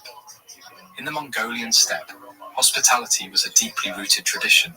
Travelers, especially those unarmed and without hostile intent, could generally expect food and shelter. However, despite these customs, Yesuge was recognized as the man who had captured the Tatar chief Temujin Uge years earlier. The Tatars, harboring a deep grudge, poisoned him. Although Yesuge managed to reach his family, he succumbed to the poison shortly after Temujin arrived. Yesuge was a prominent figure among the Borjigon, while the Taichud held a long-standing grudge rooted in the shift of Kamag Mongol leadership from their representative, Ambagai, to the Borjigon. After Yesuge's death, the Taichud in his camp, including some of Ambagai's widows, and the scheming Targutai, turned against Yesuge's family. During a feast, Hoelun was deliberately excluded from the ceremonial meal, a clear sign of ostracism. Despite Hoelun's efforts to defend her family, a servant who tried to support her was killed, and she, along with Suchigel and 7 children, were abandoned on the steppe, without any livestock or provisions. Surviving the harsh winter seemed impossible. However, Hoelun's determination proved stronger than the odds. She organized her family, teaching them to gather roots, berries, and even fish, an activity looked down upon by other Mongols. Through her leadership and resilience, not one child died of hunger, not even her youngest daughter, Temujin. While Hoelun managed to keep them alive, she couldn't entirely prevent conflict among the siblings. Tensions rose between Temujin and Bekta, Suchigel's eldest son, who bullied the younger children and took their food. As Yesuge's oldest son, Bekta was technically entitled to inherit Holen as a wife, which would have solidified his control over the family. Feeling cornered, Temujin and his brother Kasar, a skilled archer, ambushed and killed Bekta. Before dying, Bekta pleaded with them not to harm his younger brother, Belgute. Holen was furious that, after all they had endured, they would turn on one another. Soon after Bekta's death, Targutai of the Taichud came hunting for Temujin. It's likely that he had heard of Bekta's murder from neighboring families. Targutai captured Temujin and placed him in a kangwe, a wooden yoke that trapped both the neck and hands, making movement nearly impossible. Paraded from the Taichud camp, Temujin faced humiliation, and each night a different family would house him. Surprisingly, some families showed him compassion, even loosening the kang at night to let him sleep. Eventually, one family, the household of Sorkin Shira of the Suldus, helped him escape, providing a horse and a bow for his journey home. This experience profoundly impacted Temujin. He had faced relentless cruelty from those who should have been his kin, the Taichud under Targutai, Ambagai's widows, and even his own half-brother Bekta. Yet the kindness of Sorkin Shira's family and others, who had no familial obligation to him, was a revelation. It reinforced the importance of loyalty, not just by blood, but by character, a lesson that would shape his future leadership. A few years after his escape, Temujin returned to Daysechen to claim Borte as his wife, marking a joyful reunion. Borte's mother sent a gift of a black sable coat for Holen, which Temujin decided to take south to the court of Tokrul, Khan of the Kerit. Tokrul, who had been a blood brother to Temujin's father, Yesuge, was a powerful and wealthy leader. Years earlier, Yesuge had helped Tokrul secure his throne, and now, maintaining that alliance was crucial for Temujin. Having Togrul's support would make the Taichud hesitant to raid Temujin's growing camp. Pleased with the valuable gift, Togrul welcomed Temujin into his retinue. By the late 1170s, Temujin's prospects seemed to be improving. He had gathered a small but loyal group of comrades, gained protection from a powerful overlord, and secured his marriage to Borte. It's likely that at this stage, Temujin envisioned a modest future, perhaps leading minor raids against rival tribes, but without any realistic expectation of achieving the kind of power that Togrul wielded. However, history often defies expectation. The event that set Temujin on a path to greatness occurred around 1180. Years earlier, Yesuge had abducted Hoelen from her Merkit husband, an act that the Merkit did not forget. Learning of Temujin's recent marriage, the brothers of Hoelen's former husband, now leaders within the Merkit tribe, organized a raid to exact revenge. Temujin and his brothers managed to escape, but Borte, along with Suchigel and their servants, was captured and taken north to Merkit territory. Devastated and seeking refuge at Bukan Khaldun, Temujin was forced to confront the loss and uncertainty that had once again overtaken his life. Once he regained his composure, Temujin, accompanied by his brothers, traveled to Togrul's court to demand justice. Togrul, enticed by the potential plunder of Merkit camps, agreed to help. At Togrul's side was Jamuka, a childhood friend of Temujin's, and now an ambitious war chief within Togrul's ranks. For the first time, Temujin was part of an organized military campaign. They launched a surprise attack on the Merkits, whose resistance quickly crumbled. Borte was successfully rescued, but by then she was either already pregnant or had recently given birth, leaving a lingering question about the paternity of her child. The true parentage of Borte's child remained uncertain throughout his life. Whether he was Temujin's biological son or the offspring of a Merkit captor was never definitively known. Nonetheless, Temujin always treated the boy as his legitimate heir, even though he still named him Jochi, which means guest.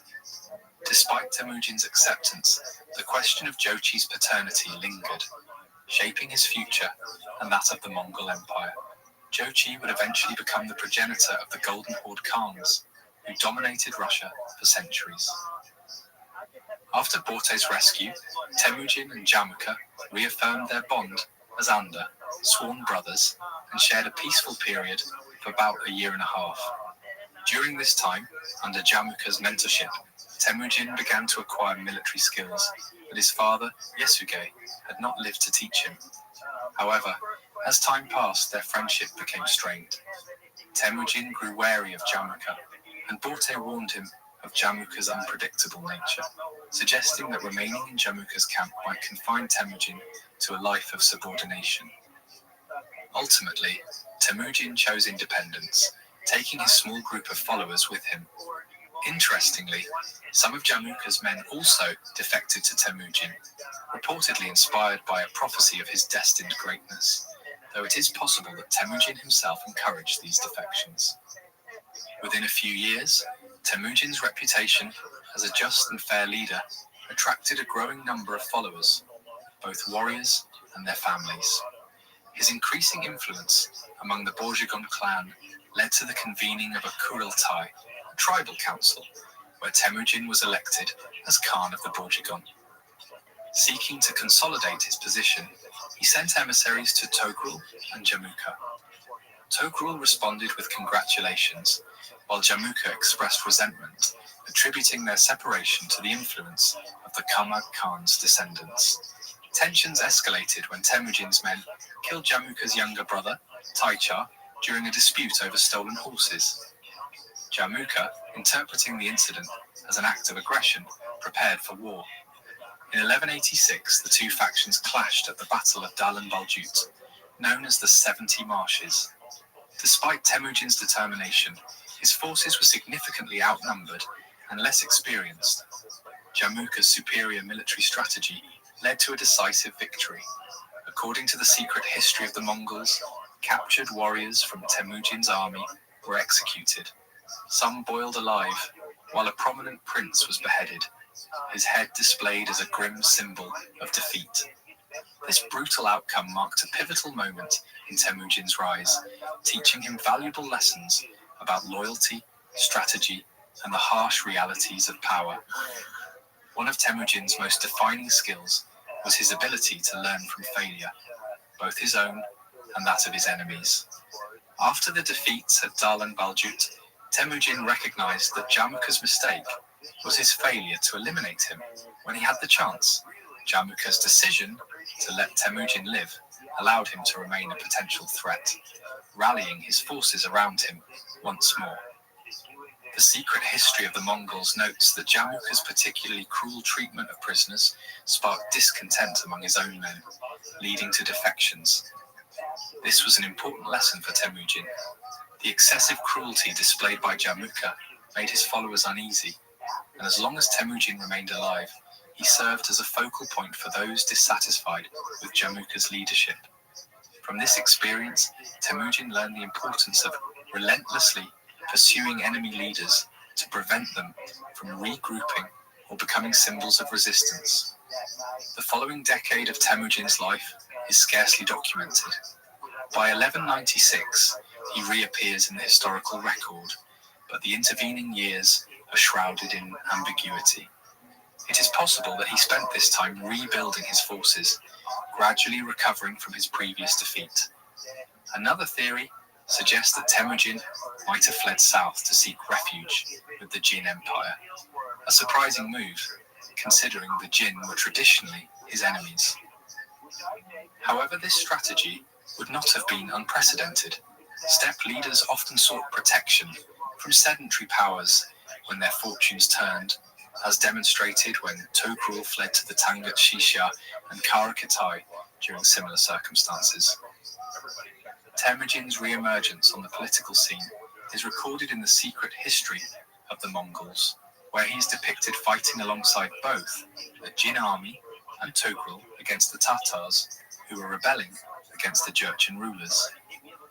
This collaboration hints that Temujin may have spent part of the preceding decade forging alliances with the Jin, leveraging their support to re-establish himself among the steppe tribes.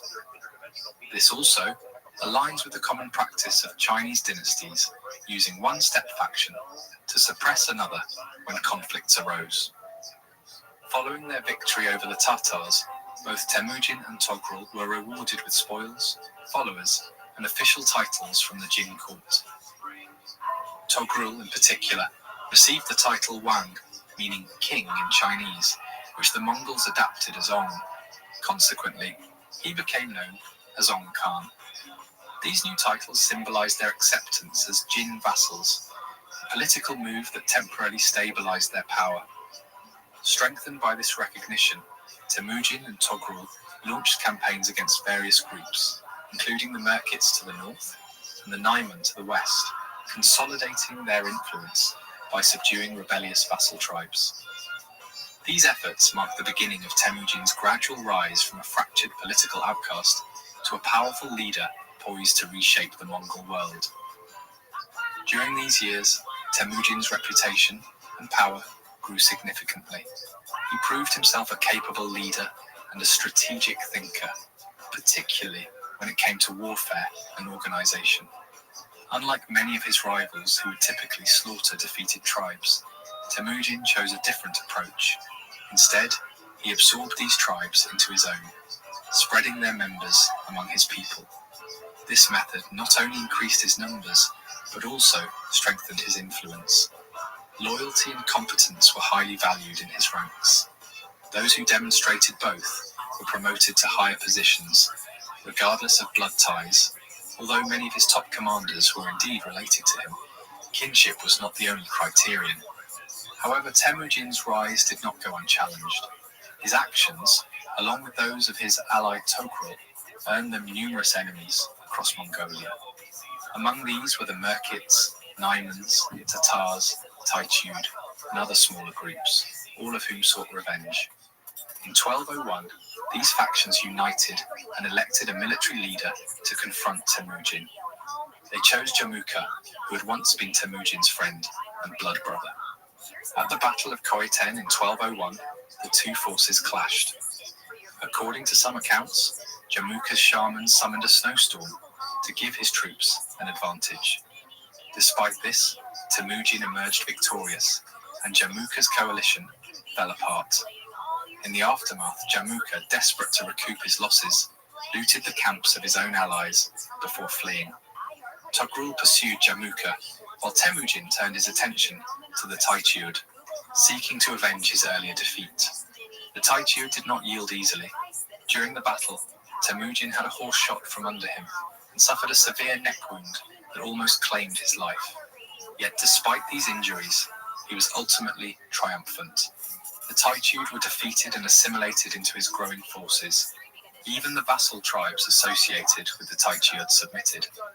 Notably, Sorkhan Shira and his family, who had once helped Temujin escape captivity, were honored for their past kindness. One remarkable incident during this period involved the man who shot Temujin's horse. He approached the Khan, openly admitting his actions. Instead of executing him, Temujin recognized his courage and honesty. The man was given the name Jebe, meaning arrow, and welcomed into Temujin's retinue. Over time, Jebe became one of Genghis Khan's most trusted commanders, leading major campaigns in China, Kara Kitai, and even pursuing the Shah of Khwarezm. His loyalty was rewarded because of his initial honesty, a trait Temujin deeply valued. In 1202, Temujin sought vengeance against the Tatars. After defeating them in battle, he ordered the execution of all male captives taller than the linchpin of a cart, a grim strategy aimed at eradicating future threats. Before the battle, Temujin had also instituted a strict rule against looting before victory was assured. This policy ensured that his forces remained disciplined and focused on defeating the enemy completely. Once the battle was won, looting was conducted in an organized manner, with provisions allocated to the families of fallen warriors. This system fostered loyalty, as Temujin's followers knew their families would be cared for even in their absence. Discipline remained a core principle under Temujin's leadership. When some Kamag princes who had previously elected him as Khan broke rank to loot early, they faced severe punishment, and their loot was confiscated. The nobles viewed this as an infringement on their traditional rights, leading many to defect and join Togrul Khan. Nonetheless, Temujin's insistence on discipline laid the foundation for the future success of his armies, as loyalty and order became defining characteristics of his rule. Togrul, now in his late 60s, was no longer the decisive leader he had once been. His weakened state left a power vacuum, and various factions within the Keriot were already positioning themselves to succeed him. Despite Temujin's long-standing alliance with Togrul, tensions surfaced when Temujin proposed a marriage alliance to solidify their bond. He suggested that Togrul's daughter marry his son Jochi, while his daughter Kojin Beki would marry Togrul's son Sengum Ilka. However, Sengum opposed the idea, interpreting it as a strategic maneuver to undermine his own claim to leadership. Under pressure from his son, Togrul rejected the proposal, allowing a rift to form between the two allies. With the alliance weakened, rival factions, including the Karmak princes and Jamuka, took advantage of the situation. They whispered in Sengum's ear, stoking his distrust of Temujin. Eventually, Sengum convinced Togrul to betray his former ally. Their plan was simple: lure Temujin into a trap by feigning acceptance of the marriage proposal. A message was sent to Temujin, inviting him to visit the Keriot camp to formalize the agreement. However, Temujin's advisors were suspicious and persuaded him to send scouts ahead. This delay proved crucial, as sympathetic herders named Badai and Kishlik overheard the plot and warned Temujin. Realizing the betrayal, Temujin escaped just in time. When Togrul and his allies discovered that Temujin had been alerted, they pursued him, leading to a confrontation at Kalkaljit Sands in eastern Mongolia. The ensuing battle was fierce and chaotic. Temujin's third son, Ogadai, was wounded in the neck, and one of his top commanders was fatally injured. Sengum himself took an arrow to the cheek.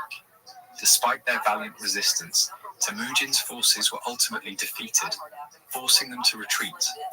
However, the victors failed to capitalize on their success due to internal discord. Togrul's inability to assert control over the coalition, coupled with Jamuka's frustration and his secret warning to Temujin, meant that no decisive pursuit followed. Temujin and his remaining followers retreated to the desolate shores of Lake Baljuna in 1203. There, while drinking the murky waters, his loyal companions swore an oath of allegiance, a moment immortalized as the Baljuna Covenant.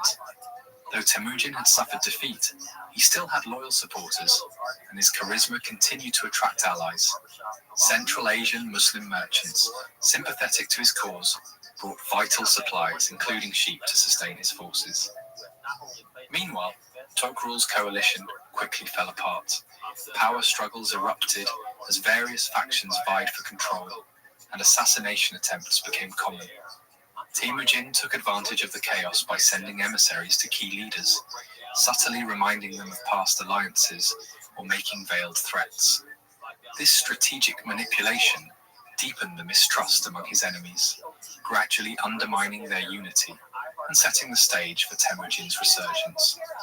As his enemies fractured, Temujin seized the moment. Under the cover of night, in 1203, his army launched a surprise attack on the Keriot while they were engrossed in a feast. Despite putting up a strong resistance, the Keriot forces were ultimately overwhelmed, and their leadership disintegrated as Togrul and his son fled amid the chaos. With their leaders gone, the Keriot had no choice but to surrender to Temujin Khan. Togrul, now a fugitive, attempted to seek refuge with the Naiman in the west. However, his miserable appearance led a patrolman to doubt his identity, and refusing to believe that this defeated figure was the formidable Ong Khan, the patrolman killed him. Thus ended the life of Togrul, Khan of the Keriot. Strengthened by the incorporation of the Keriot, Temujin now held control over eastern and central Mongolia. His remaining adversaries rallied for a final stand, converging under Tayan Khan of the Naiman in the west. This coalition included Jamuka, the Merkit under Tokto Abeki, the same leader who had once captured Borte, and various disaffected remnants, of previously conquered tribes. Yet despite their combined forces, internal disputes weakened the coalition's unity. Buiruk, Tayang Khan's brother, refused to contribute troops from his branch of the Naiman, while Tayang Khan himself clashed with his son Kuchlug, his wife Gurbesu, and top commanders over their strategy. In a bid to outmaneuver Temujin, Tayang sent envoys to the Ongut tribes to the south, hoping for support. However, suspicious of the growing Mongol power to their north, the Ongut warned Temujin of Tayang's intentions. Temujin meticulously prepared his army, reorganizing it into the renowned decimal structure, units of 10, 100, 1,000, and 10,000. He appointed reliable commanders and reinforced discipline, deliberately breaking traditional tribal affiliations within the military structure to strengthen the chain of command.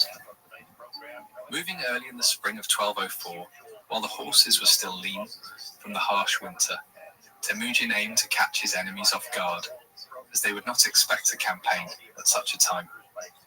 As part of his strategy, he allowed a scout with a poorly outfitted horse to be captured, leading the Naiman to underestimate the quality of the Mongol forces and their mounts.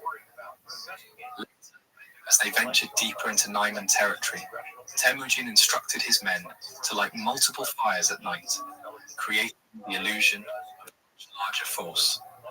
Naiman scouts, misled by this tactic, reported that the Mongol army was as vast as the stars. Overwhelmed by these reports, Tayang Khan became increasingly anxious, unsure whether to retreat and draw the Mongols further in or stand and fight. His instincts favored a strategic withdrawal, but his son and other commanders accused him of cowardice, pressuring him to engage the Mongols directly. To preserve his honor and authority, Tayang Khan was ultimately compelled to confront Temujin's forces head-on. At the Nark Cliffs, the final confrontation unfolded. Tayang Khan's leadership was disorganized and faltering, while Temujin had meticulously prepared his forces, establishing well-organized battle lines and delegating clear commands to his trusted generals. As the clash intensified, the Naiman forces were steadily pushed back, unable to withstand the disciplined advance of the Mongols. Sensing the impending defeat, Jamuka chose to abandon Tayang, taking his own men and leaving the Naiman leader to his fate. As night descended, many Naiman soldiers attempted to escape but tragically fell from the cliffs to their deaths. By morning, the remnants of resistance were easily overcome by the Mongol troops. Tayang Khan was killed, and the surviving Naiman warriors were absorbed into the Mongol ranks. Temujin claimed Tayang's widow as his own, and the Naiman's Uyghur scribes were incorporated, with their writing system subsequently becoming the foundation for the first written Mongolian script. The year 1204 marked a turning point in Mongolia's history. Although some minor resistance persisted, no rival faction within Mongolia remained capable of challenging Temujin's dominance.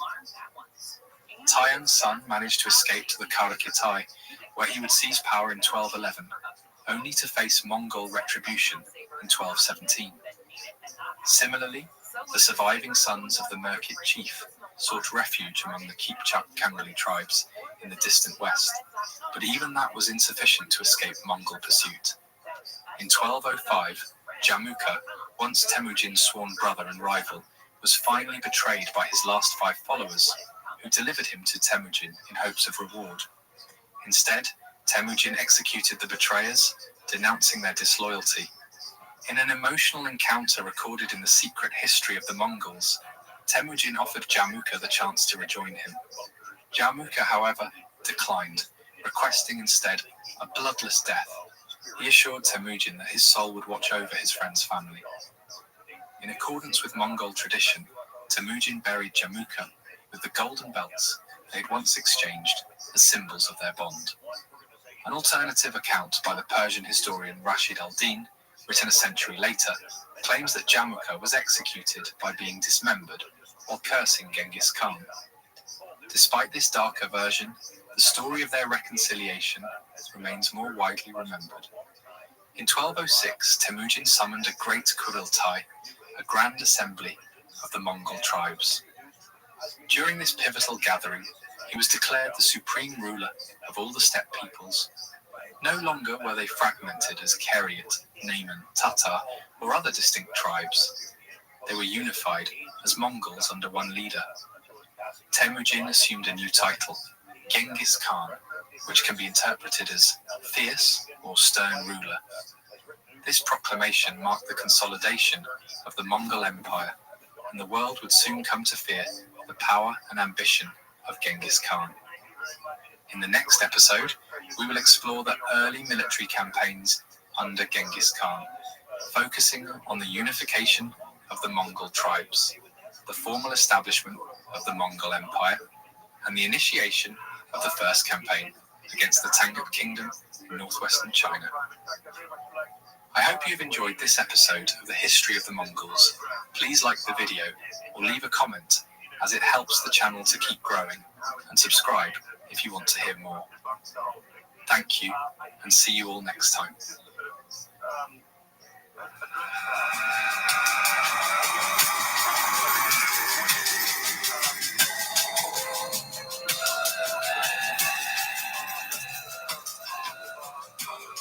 Hello and welcome back to the History of the Mongols. I'm your host Kyle. In today's episode, we delve into the sophisticated strategies and enduring legacy of Genghis Khan as he laid the foundation of the Mongol Empire.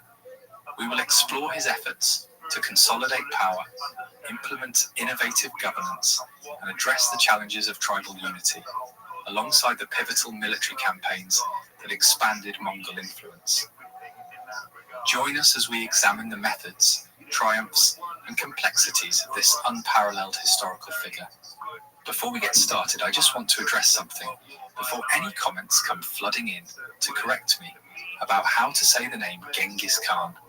The name has quite a few pronunciations: Genghis, Chingis, Genghis, and depending on language and history, they're all acceptable. So I'll mostly be using the Genghis Khan version, but again, all of them are acceptable. Before delving into the initial Mongol incursion into the Tangut, it is imperative to contextualize the preceding developments. When last examined, Genghis Khan had successfully consolidated the Mongol tribes, culminating in the formal establishment of the Mongol Empire in 1206. At approximately 50 years of age, Genghis had endured a lifetime of relentless struggle, seizing hard-won victories interspersed with bitter defeats.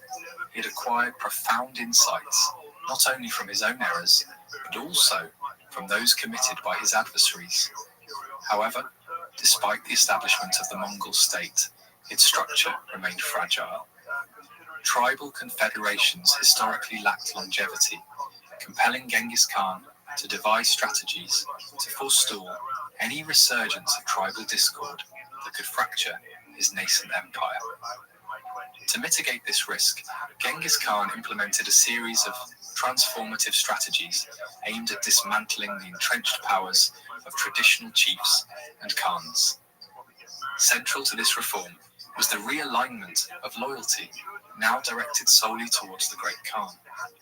Those leaders who exhibited resistance were systematically removed, thereby neutralizing potential nuclei of opposition. Moreover, the traditional tribal structures were disbanded, with families integrated among Genghis' own people, thereby consolidating unity. This restructuring was formalized through the extension of the decimal military system to the entire populace, effectuating a comprehensive social reorganization. The decimal system, referenced frequently, merits further elaboration.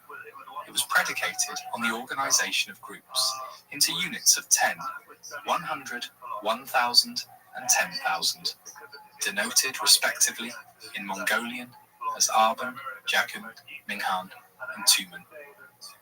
These units transcended tribal affiliations, merging individuals from diverse backgrounds into the same Minghan, thereby supplanting traditional kinship-based social structures with a uniform military administrative framework. In tandem with the military Minghans, civilian Minghans were instituted to sustain the martial apparatus. These civilian units were tasked with the production, maintenance, and provisioning of military equipment, and, in the absence of warriors, oversaw the pastoral economy, including the management of livestock. Consequently, tribal identities such as Taichiud, Tata, Keriot, or Naiman were subsumed under a singular Mongol identity. Only a select few tribes that demonstrated unwavering allegiance retained their integrity and leadership, but even they acknowledged the absolute supremacy of Genghis Khan, epitomizing the dictum, "There shall be no Khan but the Khan himself." Simultaneously, Genghis Khan promulgated a singular codex, the Great Yasa, to supersede the disparate legal traditions of the constituent tribes. The Yasa functioned as a codified legal system, standardizing customary practices while prohibiting behaviors deemed sacrilegious or antagonistic to the spiritual equilibrium essential for the state's prosperity. Infringements, however, seemingly benign, such as washing soiled items in flowing water, inserting a knife into fire, or urinating on ashes, were met with capital punishment, as these acts were believed to disrupt spiritual harmony. This stringent enforcement of spiritual etiquette was paramount during a period when divine favor was deemed vital for the empire's survival. Notably, capital punishment remained a prevalent sanction within the Yasa, reinforcing the perception of Genghis Khan's resolve in its application. The Yasa also prescribed precise methods of animal slaughter, mandating that the heart be crushed without bloodshed, a practice at odds with Islamic ritual slaughter, which necessitates bloodletting. This dichotomy provokes ongoing scholarly debate regarding the Yasa's applicability to sedentary populations and the extent of its enforcement in diverse socio-cultural contexts. These ambiguities highlight the complex intersection between nomadic governance and religious heterogeneity, a theme warranting further exploration as our narrative unfolds. To facilitate the governance of the Mongol Empire, Genghis Khan undertook the establishment of a nascent administrative apparatus.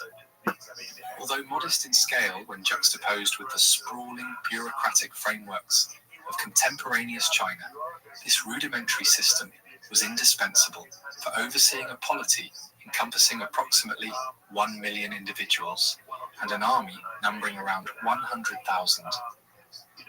Following the subjugation of the Naiman, Genghis acquired their Uyghur scribes, recognizing the strategic utility of literacy. At that time, the Mongolian language lacked a written script, prompting Genghis Khan to adopt the Uyghur alphabet, which continues to persist in Inner Mongolia today. One of Genghis's adopted sons, Shigi Kutuku, a Tatar, was appointed as the Yeke Jarvuchi, or chief judge, tasked with adjudicating legal matters, preserving justice, and chronicling both the Khan's edicts and judicial decisions in this new script.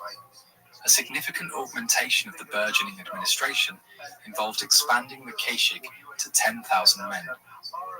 Initially established in 1204 as a personal guard for the Khan, the Keshik transcended mere protection duties. Its members served as grooms, meal preparers, caretakers of the Khan's ger, and overseers of his livestock, armaments, and even musical instruments. Comprised of trusted individuals, often the progeny of commanders or allied chieftains, the Keshik functioned akin to a military academy, fostering the development of leadership competencies. Those who proved adept were entrusted with commanding armies or governing territories. The Keshik also served as a political instrument. Members dispatched back to their homelands often acted as intermediaries, reinforcing the Khan's influence and ensuring the loyalty of their kin. Consequently, the Keshik represented both a means of fostering elite leadership and a mechanism of political consolidation.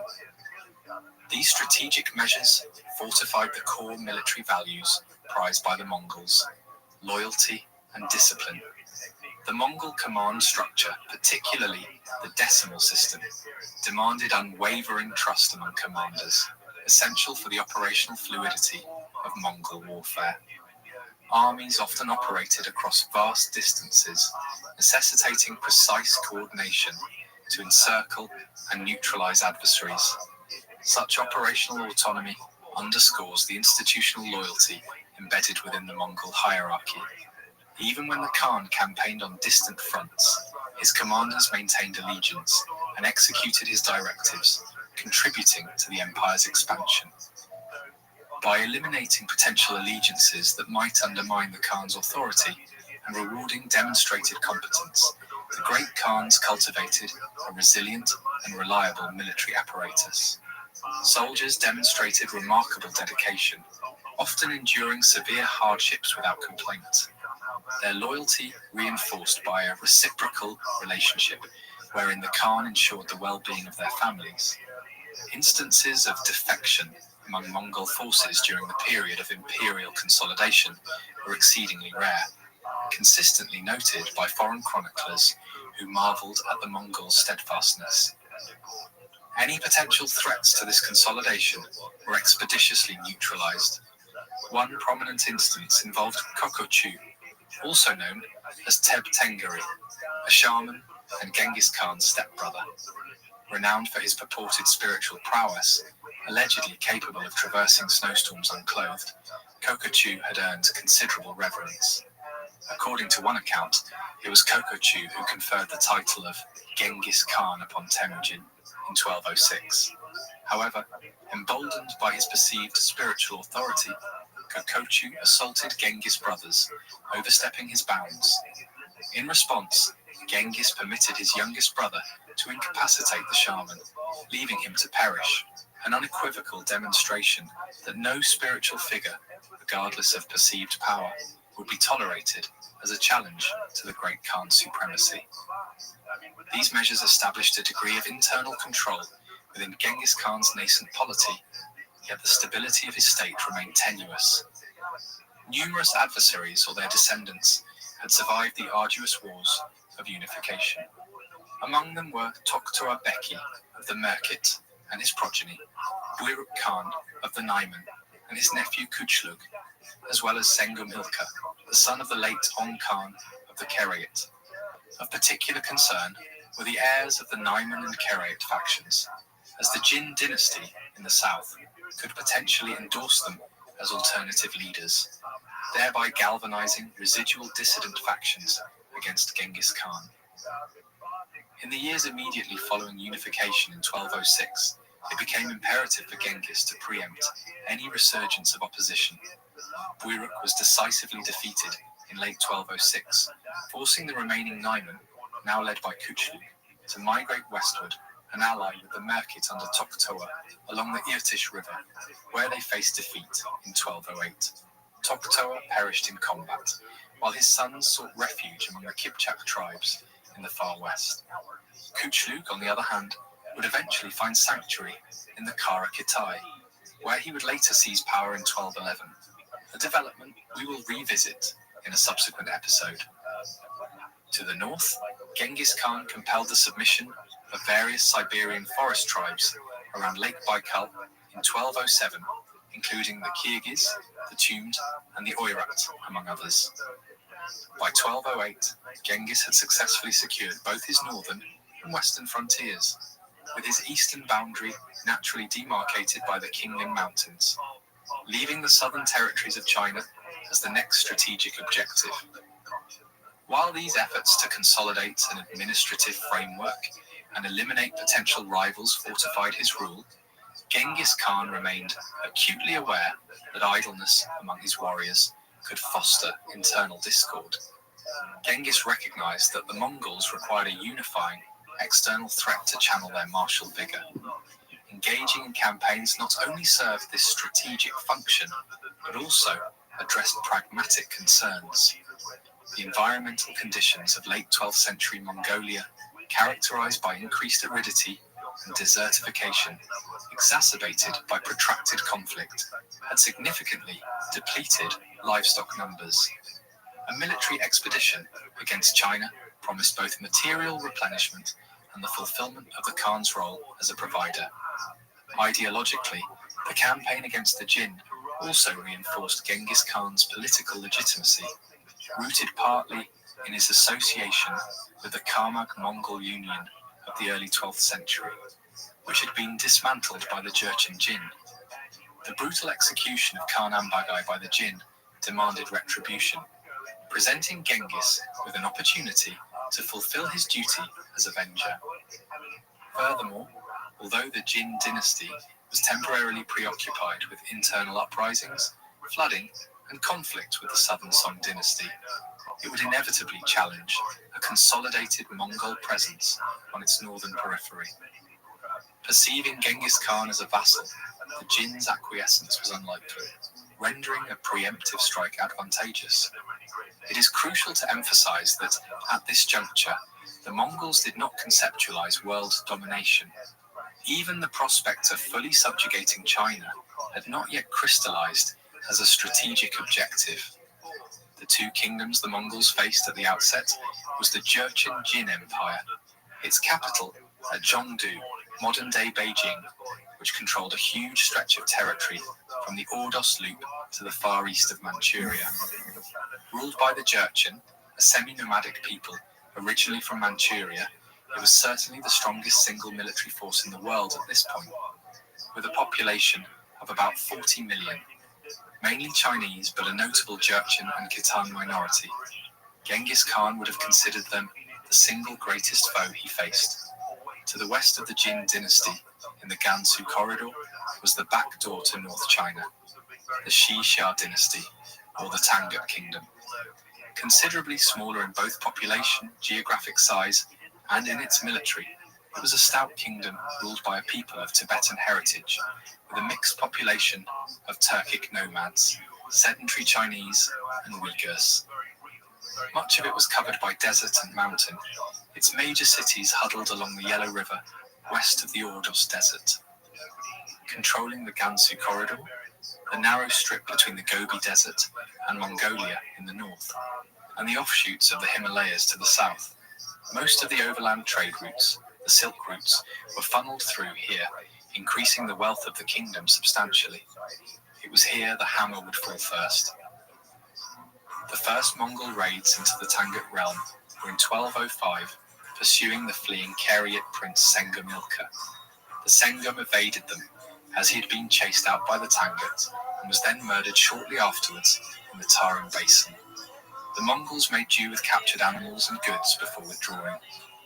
In 1207, the Mongols returned to the Tangut, a more serious probe this time, taking advantage of the first coup d'etat in the Xixia's history and the ascension of the new King Weiming Anquan.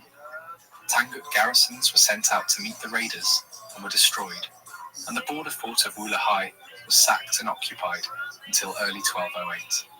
The new Tangut king looked to the Jin, their nominal overlords, for aid, but in the winter of 1208, the Jin emperor had died and was succeeded by his uncle, Wanyan Yongji. History does not look kindly on him. So poor was his reign that his successor posthumously demoted him from emperor to prince, and hence, instead of emperor, sources call him the Wei Xiaowang, the Prince of Wei. To give you an idea of his character, his helpful response to the Mongol attacks on the Tangut was allegedly to say, "It is to our advantage when our enemies attack one another. Wherein lies the danger to us? How could a man who tempts fate so willingly have been a poor emperor?" By autumn 1209, Genghis Khan was ready for more serious actions, his flanks now secured with the defeat of the Naiman Merkit force on the Irtish in the west, the submission of the forest tribes to his north, and the voluntary submission of the Uyghurs, the neighbors of the Tangut, in 1209. The Mongol conquests were to begin. The Mongols marched in spring 1209, when there would be sufficient water and sparse grasses to allow the perhaps 60,000-man army to cross the Gobi Desert. The Tangut armies, generally Turkic and Tangut horse archers and lancers, supported by Chinese infantry, fared poorly against Genghis, who personally led the invasion. His disciplined army in the open proved itself almost immediately. Made strong by their hard lives, at a strategic level, the army moved swiftly, effectively, and without complaint. Honed and sharpened by decades of continuous war, at the tactical level, they were a storm, outmaneuvering and surrounding their enemies on the field. their arrows flying far, hitting hard and striking true. Thousands of arrows would rise into the sky like a cloud, dropping like rain, and suddenly releasing cries of anguish from an army of dying men and horses. Wings of the Mongol army, separated by kilometers, but kept in touch through messengers, signal arrows, flags and drums, seemed to move as one to surround their foe. Or, in their units of 10, 100 or 1,000, sent to run against the enemy, appearing like an undisciplined horde before suddenly forming into a wall of unyielding cavalry, or swiftly wheeling about, turning in their saddles to send arrows behind them, tempting the foe to pursue. Often they took the bait, charging the Mongol archers, who parted, the impetus of the enemy charge, leading into nothing. Isolated, these horsemen were quickly surrounded, filled with arrows, or crushed by the Mongols' own lancers. The enemy infantry without cavalry support could be then almost contemptuously picked off. Like a wolf among a flock of sheep, Genghis Khan initiated his campaign by advancing toward Wulahai, decisively annihilating a Tangut force dispatched to intercept him. Shortly thereafter, the fort fell once more under Mongol control. Proceeding south along the Yellow River, the Mongols confronted the natural barrier of the Helan Mountains, which served as a protective shield from the west to the north of the Tangut capital. Zhongxing, modern Yinchuan, nestled within its agriculturally rich valley. On the capital's eastern flank, the Yellow River and its intricate network of irrigation canals formed an additional line of defense, sustaining the life and economy of the Tangut heartland. The primary approach through the Helan Shan was guarded by the fortified post of Keimin, strategically reinforced following the fall of Wulahai and commanded by an imperial prince. Initially, the Mongol vanguard faced repulsion. However, upon the arrival of the main Mongol force, the Tangut defenders opted to remain entrenched behind their fortifications. For 2 months, the Mongols maintained their position outside the fort, unable to compel the Tangut garrison to engage. Amid the oppressive summer heat, Genghis Khan employed a strategic ruse, feigning a retreat to entice the defenders out. Once the garrison pursued, the full force of the Mongol army encircled and overwhelmed them, compelling Keimin to capitulate shortly thereafter. Upon descending from the Helan Mountains, Genghis Khan found himself confronting the formidable fortifications of Zhongxing. The city's thick stamped earth walls, interspersed with robust towers and protected by the irrigation canals, rendered a direct assault nearly impossible. Without adequate siege equipment, the Mongols resorted to pillaging the surrounding countryside, yet Zhongxing remained unbroken.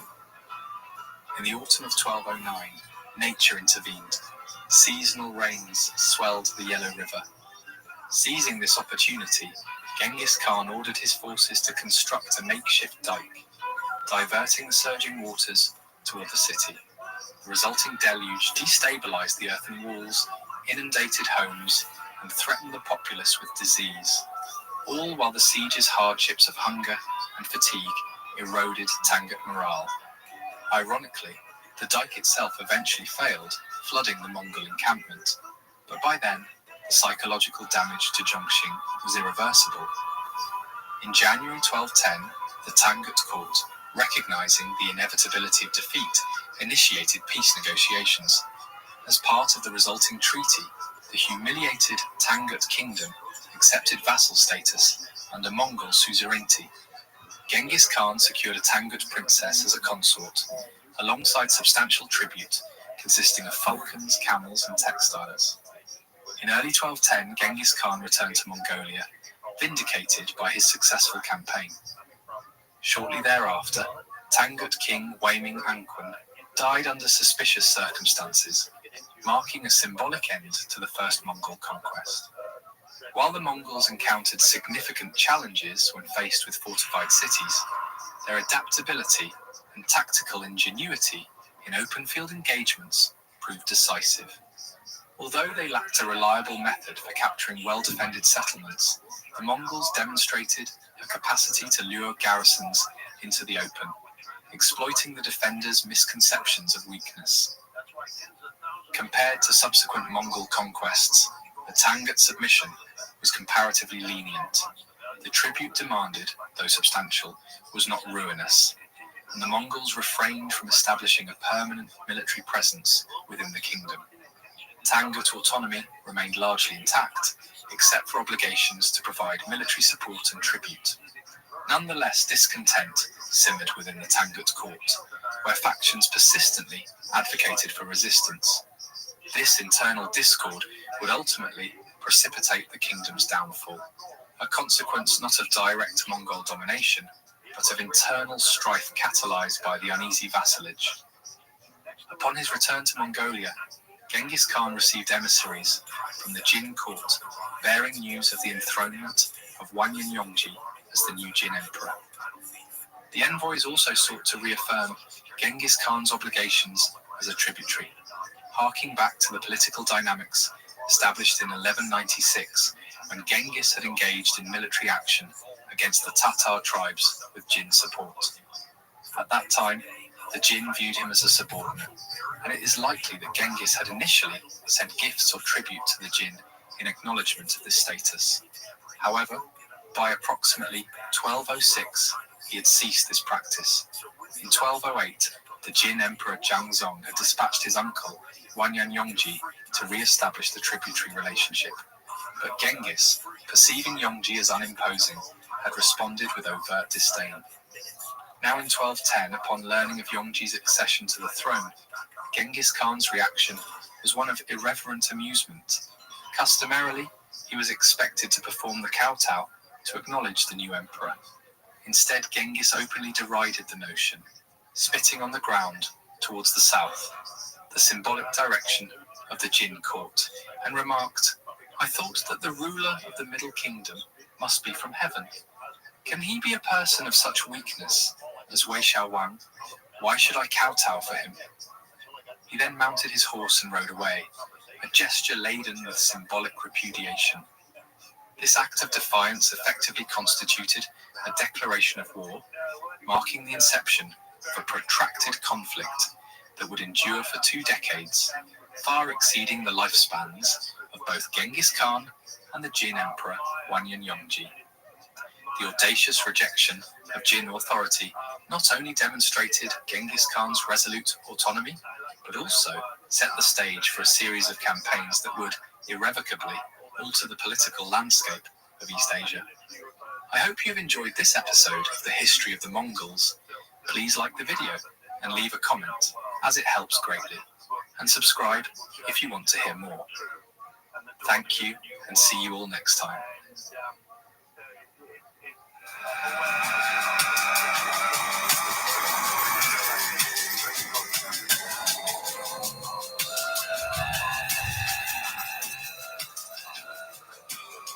Hello and welcome back to the history of the Mongols.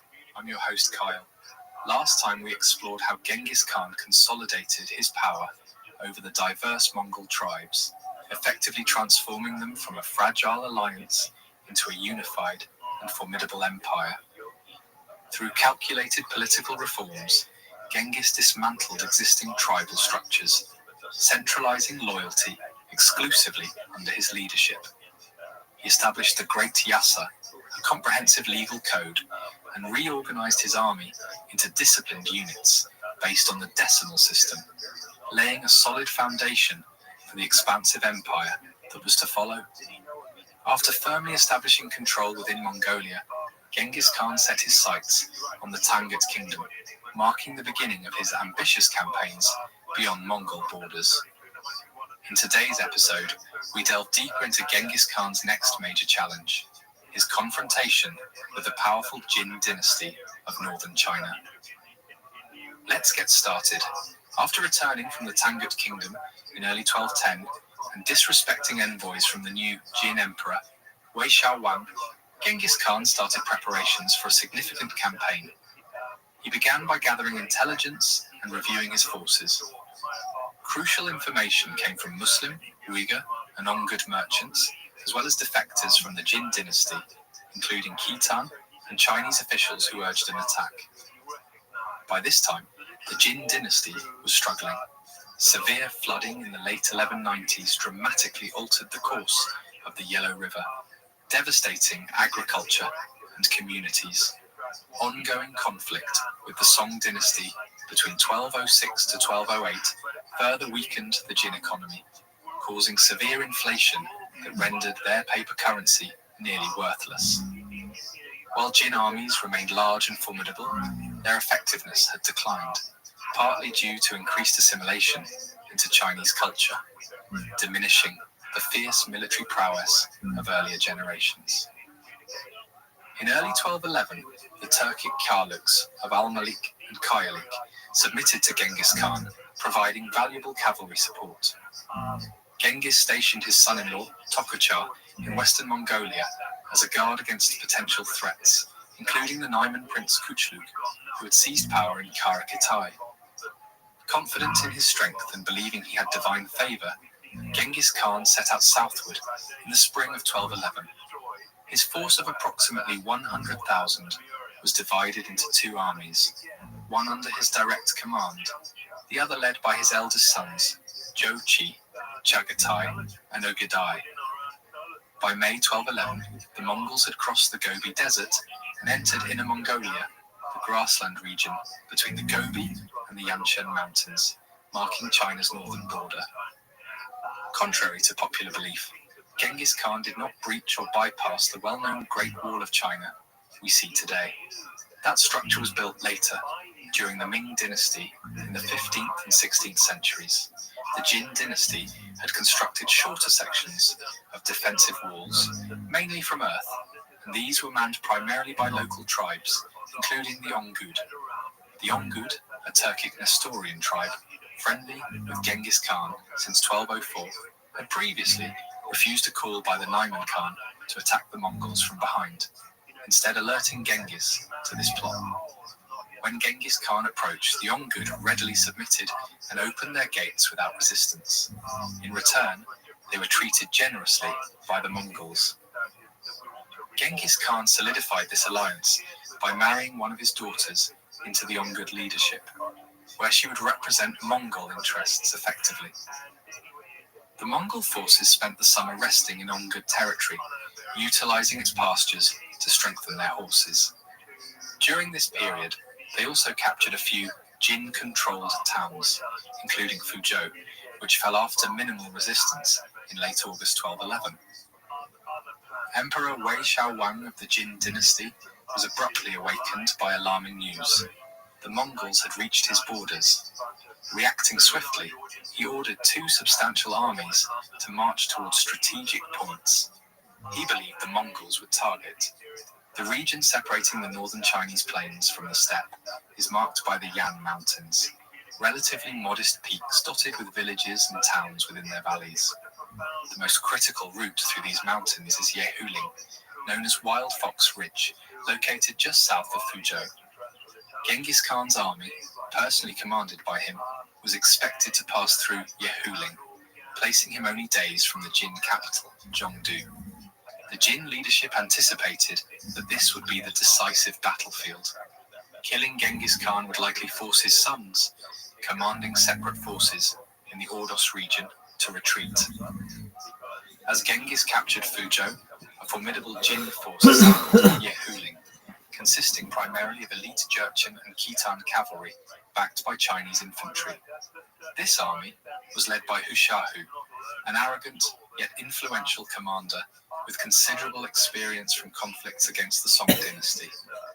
It's worth noting that historical records refer to him by several complex variations of his full name, Heshili Jujun Hushahu, but for simplicity, we'll use Hushahu. Supporting Hushahu was a smaller force commanded by Wanyan Hosha, assigned to fortify Woshao-Pao, a strategic location between Fuzhou and Yehuling. Combined, these Jin forces numbered between 300,000 to 500,000 men, although many were laborers tasked with constructing defenses rather than fighting. Before the Jin could fully fortify Woshao-Pao, Genghis Khan dispatched his commander, Jebe, to launch a surprise attack in August, just before Fuzhou fell. Although Hoshar managed to escape with many of his troops to the southern fortress of Huihebao, this move disrupted Jin preparations. Meanwhile, Hushahu reached Yahuling and positioned his forces at Huanazui, also known as Badger's Mouth Pass, the narrowest point in the defile. He ordered his laborers to rapidly build defensive structures and dig trenches. Despite receiving intelligence from his Khitan scouts about the Mongols' capture of Fuzhou and their temporary distraction with looting, Hushahu ignored advice to attack immediately. Concerned about the Mongols' effectiveness in open-field combat, he chose to rely on the restrictive terrain of Huanazui to safeguard his flanks. As the Jin forces prepared for battle, a Khitan officer named Shimo Mingan, who had previously served as an envoy to Genghis Khan, was dispatched to reprimand the Mongol leader. However, the real objective of the mission was to gather intelligence and delay the Mongol advance. Mingan, a proud Khitan who had come to admire Genghis Khan, defected immediately and revealed Hushahu's battle plans to the Mongols. Genghis scouts quickly verified the information, and the Khan saw an opportunity to exploit the Jin's tactical errors. Realizing that the Jin had assembled a massive army to crush his invasion in one decisive strike, Genghis assessed his position. At that moment, he had only a portion of his full force with him, as his sons were still campaigning in the west. The caution displayed by Hushahu, however, worked to Genghis's advantage. Acting decisively, the Mongol forces moved into Yehuling, heading toward the Jin army stationed at Huanazui. When Jin scouts reported the sudden Mongol advance, Hushahu hastily positioned his vast army, deploying Jurchen and Khitan, heavy cavalry, and horse archers in the front, with Chinese infantry and laborers forming a dense support line. Due to the narrow terrain, the Jin forces were tightly packed, limiting their ability to maneuver. The battle commenced with Mongol archers unleashing volleys of arrows into the Jin ranks, creating chaos as the densely packed soldiers had no room to evade. Seizing the moment, Mukhali, one of Genghis Khan's most dependable commanders, led a charge with his lancers, breaking through the disorganized Jin front. Genghis himself followed with his elite bodyguard, the Keshig. The Jurchen and Khitan cavalry faltered, retreating into the massed Chinese infantry behind them. This retreat caused panic as the horsemen trampled their own foot soldiers, leading to a complete breakdown of discipline. The Mongols capitalized on the confusion, cutting through the fleeing Jin soldiers without mercy. The road became littered with bodies, described in the secret history of the Mongols as being heaped like rotten logs. Hushahu and Hoshar regrouped at Huihebao, a fort located several kilometers to the south, attempting a last stand. Yet, by the end of the day, the Mongol forces overwhelmed the remaining Jin troops. The victory at Huanazui was celebrated as one of the Mongols' most decisive and memorable triumphs. A decade later, a Taoist monk traveling through the area to meet Genghis Khan reported seeing bones still piled high at the site, a haunting reminder of the Jin army's catastrophic defeat. The Jin's best warriors fell that day, and with them, any realistic hope of halting the Mongol advance was shattered. After the devastating defeat at Yehuling, Hushahu barely managed to escape to Zhongdu with the shattered remnants of his once formidable army. The Mongol forces continued their advance, but were temporarily halted at Juyongguan Pass.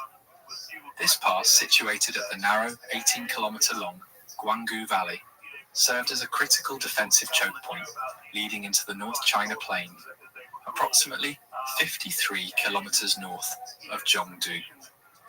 During the Ming Dynasty, the famous Badaling section of the Great Wall would be constructed at the northern end of this valley, becoming a well-preserved and highly visited tourist site due to its strategic location near Beijing.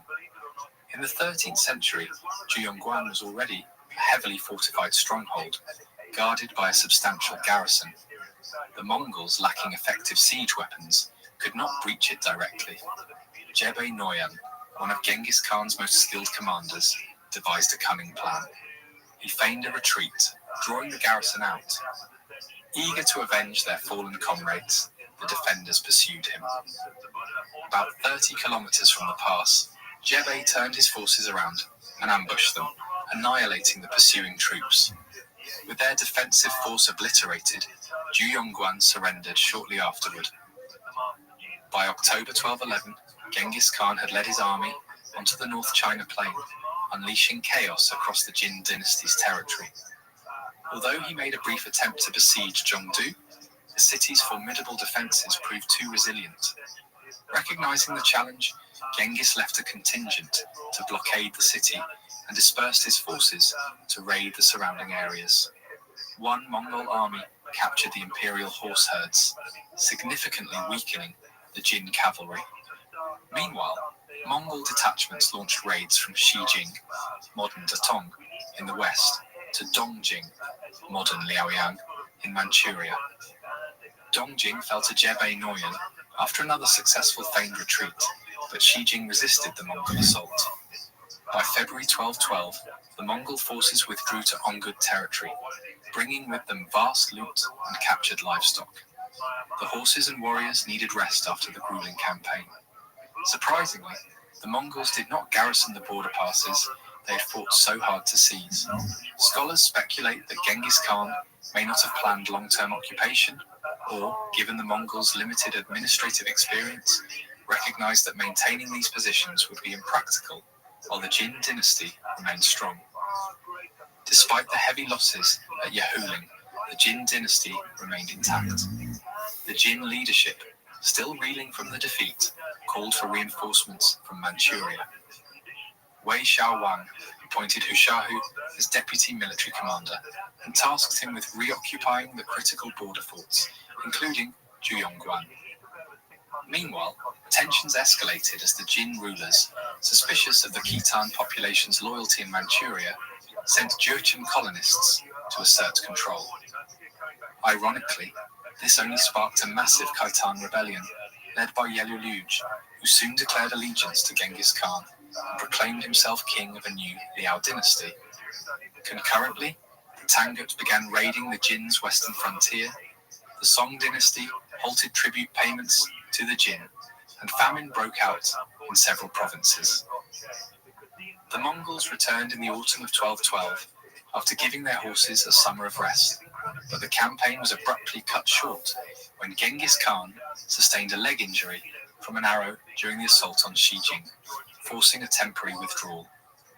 In 1213, as famine, Tangut raids, and internal strife continued to spread, Genghis Khan, now recovered from his injury, once again directed his forces towards Jin China. By July or August of that year, he had returned to the valleys south of Yahuling, where towns and settlements fell with alarming speed, either through surrender or force. On the route to Zhuyongguan, near present-day Huailai, he encountered a large Jin force under the command of Zhuhu Gaoqi. Although the Jin army reportedly numbered around 100,000, the narrow valley terrain limited their mobility, allowing the Mongols to crush them. Survivors fled to the fortified Zhuyongguan, where they had covered nearly 50 kilometers of ground with caltrops to deter the Mongol advance. Genghis Khan waited outside the fort for a month, hoping to provoke the garrison into open battle. When this failed, he left a small force to monitor the northern entrance, while sending Jebbe through the hills to the south, exploiting weaker fortifications. Jebbe's sudden appearance on the southern side caught the Khitan commander off guard, leading to a swift surrender. By the end of October 1213, the road to Zhongdu lay open once again. Meanwhile, political instability gripped Zhongdu. Hu Shahu, who had been ordered to defend the city, had instead spent weeks hunting. When the Mongols returned to Zhuyongguan in September, a messenger from Wei Xiaowang arrived to reprimand Hu Shahu for his inaction, but Hu Shahu killed the envoy out of panic. Realizing he needed to take control, Hu Shahu seized Zhongdu, executed the emperor, and placed Wei Xiaowang's nephew, the 50-year-old Wudubu, on the throne, expecting him to be a puppet ruler. However, Hu Shahu's arrogance alienated the court, and despite achieving some minor victories, against Mongol raiding parties in November, his luck soon turned. Falling ill, Hushahu left Juhu Gaoki to deal with the Mongols. Gaoki's failure and hasty return to the palace to avoid Hushahu's wrath resulted in Hushahu's capture and execution by Gaoki, who was subsequently pardoned by Wudubu and promoted to vice commander of the empire. The political chaos at Zhongdu paralyzed the Jin government for 2 crucial months, just as the Mongols were breaking through Juyongguan. By December 1213, as the Mongol army gathered before Zhongdu, the new emperor sent a peace offering to Genghis Khan. Recognizing the Jin dynasty's weakened state, Genghis left a small force to blockade the capital and unleashed a massive offensive across the North China Plain. The campaign, described by one Chinese writer as creating dust and smoke that rose to heaven, devastated Hebei province, Shaanxi, and western Shandong. Nearly 100 towns fell to the Mongols, agricultural lands were ruined, and the Jin dynasty's reputation for military strength was shattered. By February 1214, Mongol forces were converging on Zhongdu. Despite the Mongols' success against smaller settlements and in open field battles, Zhongdu posed a formidable challenge. As the Jin capital since the 1150s, it was heavily fortified, with nearly 30 kilometers of 12-meter-high earthen walls, reinforced by 900 towers, equipped with various siege weapons. The city was surrounded by 3 lines of moats, and fortified by 4 outer forts, each with its own defences, and connected to the city via underground tunnels. The countryside had been stripped of any usable resources, from food stores to stones that could serve as projectiles. With 4,000 soldiers in each of the outer forts, and an additional 20,000 guarding the city walls, Zhongdu was prepared for a prolonged siege. During the siege of Zhongdu, the Mongols found themselves facing significant challenges. Despite their relative lack of experience in siege warfare, they managed to maintain a strategic advantage by having freedom of movement outside the city. As the siege continued, desertions from the Jin side, especially among Chinese and Khitan soldiers, bolstered Mongol numbers. Some of these defectors brought valuable resources, including catapults, and provided technical expertise that enabled the Mongols to construct more siege engines. At one point, the Mongols managed to breach one of Zhongdu's gates, possibly by force or with internal assistance, only to be caught in a trap, as the street behind them was set ablaze. The unit barely escaped, suffering heavy casualties. Another assault on the city was similarly repelled by the fortified garrison. To complicate matters, a disease began to spread among Genghis Khan's troops, leading to frustration as the siege dragged on. In April 1214, Genghis Khan made a strategic move by sending an envoy, a Tangut officer, to negotiate with the Jin Emperor Wudubu. The proposed terms demanded that the Jin formally submit and that Wudubu relinquish his imperial title. However, Wudubu, seeing no clear advantage in this proposal, refused. His only defense was that his forces had not yet been starved into submission. Genghis Khan responded with another message, emphasizing the Mongols' control over most of Shandong and Hebei and questioning the wisdom of further conflict. The whole of Shandong and Hebei are now in my possession, while you retain only Zhongdu. God has made you so weak that should I further molest you, I know not what heaven would say. I am willing to withdraw my army, but what provisions will you make to still the demands of my officers? Realizing his precarious situation, Wudubu agreed to terms. In May 1214, the Jin Emperor capitulated, offering a princess as a bride to Genghis Khan, along with a substantial tribute. 500 boys and girls as servants, 3,000 horses, and 10,000 liang of gold, approximately 500 kilograms, alongside 10,000 bolts of silk. Pleased with this victory, Genghis Khan withdrew to Ongut territory. It remains uncertain what Genghis Khan's long-term plans were after this success, whether he intended to pursue his remaining enemies in the west, such as Kuchlug, or perhaps turn his attention to the Song dynasty in the south. However, those plans were disrupted in June 1214 when Wudubu, fearing that Zhongdu was too vulnerable to Mongol attack, made the fateful decision to abandon the city and relocate to his southern capital at Kaifeng. This move was intended to put distance between himself and Genghis Khan, but during the relocation, Wudubu's trust in the Khitan horsemen within his retinue faltered. When he attempted to confiscate their horses, the Khitans rebelled and fled north to inform Genghis Khan. Upon hearing of Wudubu's retreat and betrayal of their agreement, Genghis Khan was furious. To him, moving to Kaifeng was not only an act of cowardice, but a clear sign of future resistance.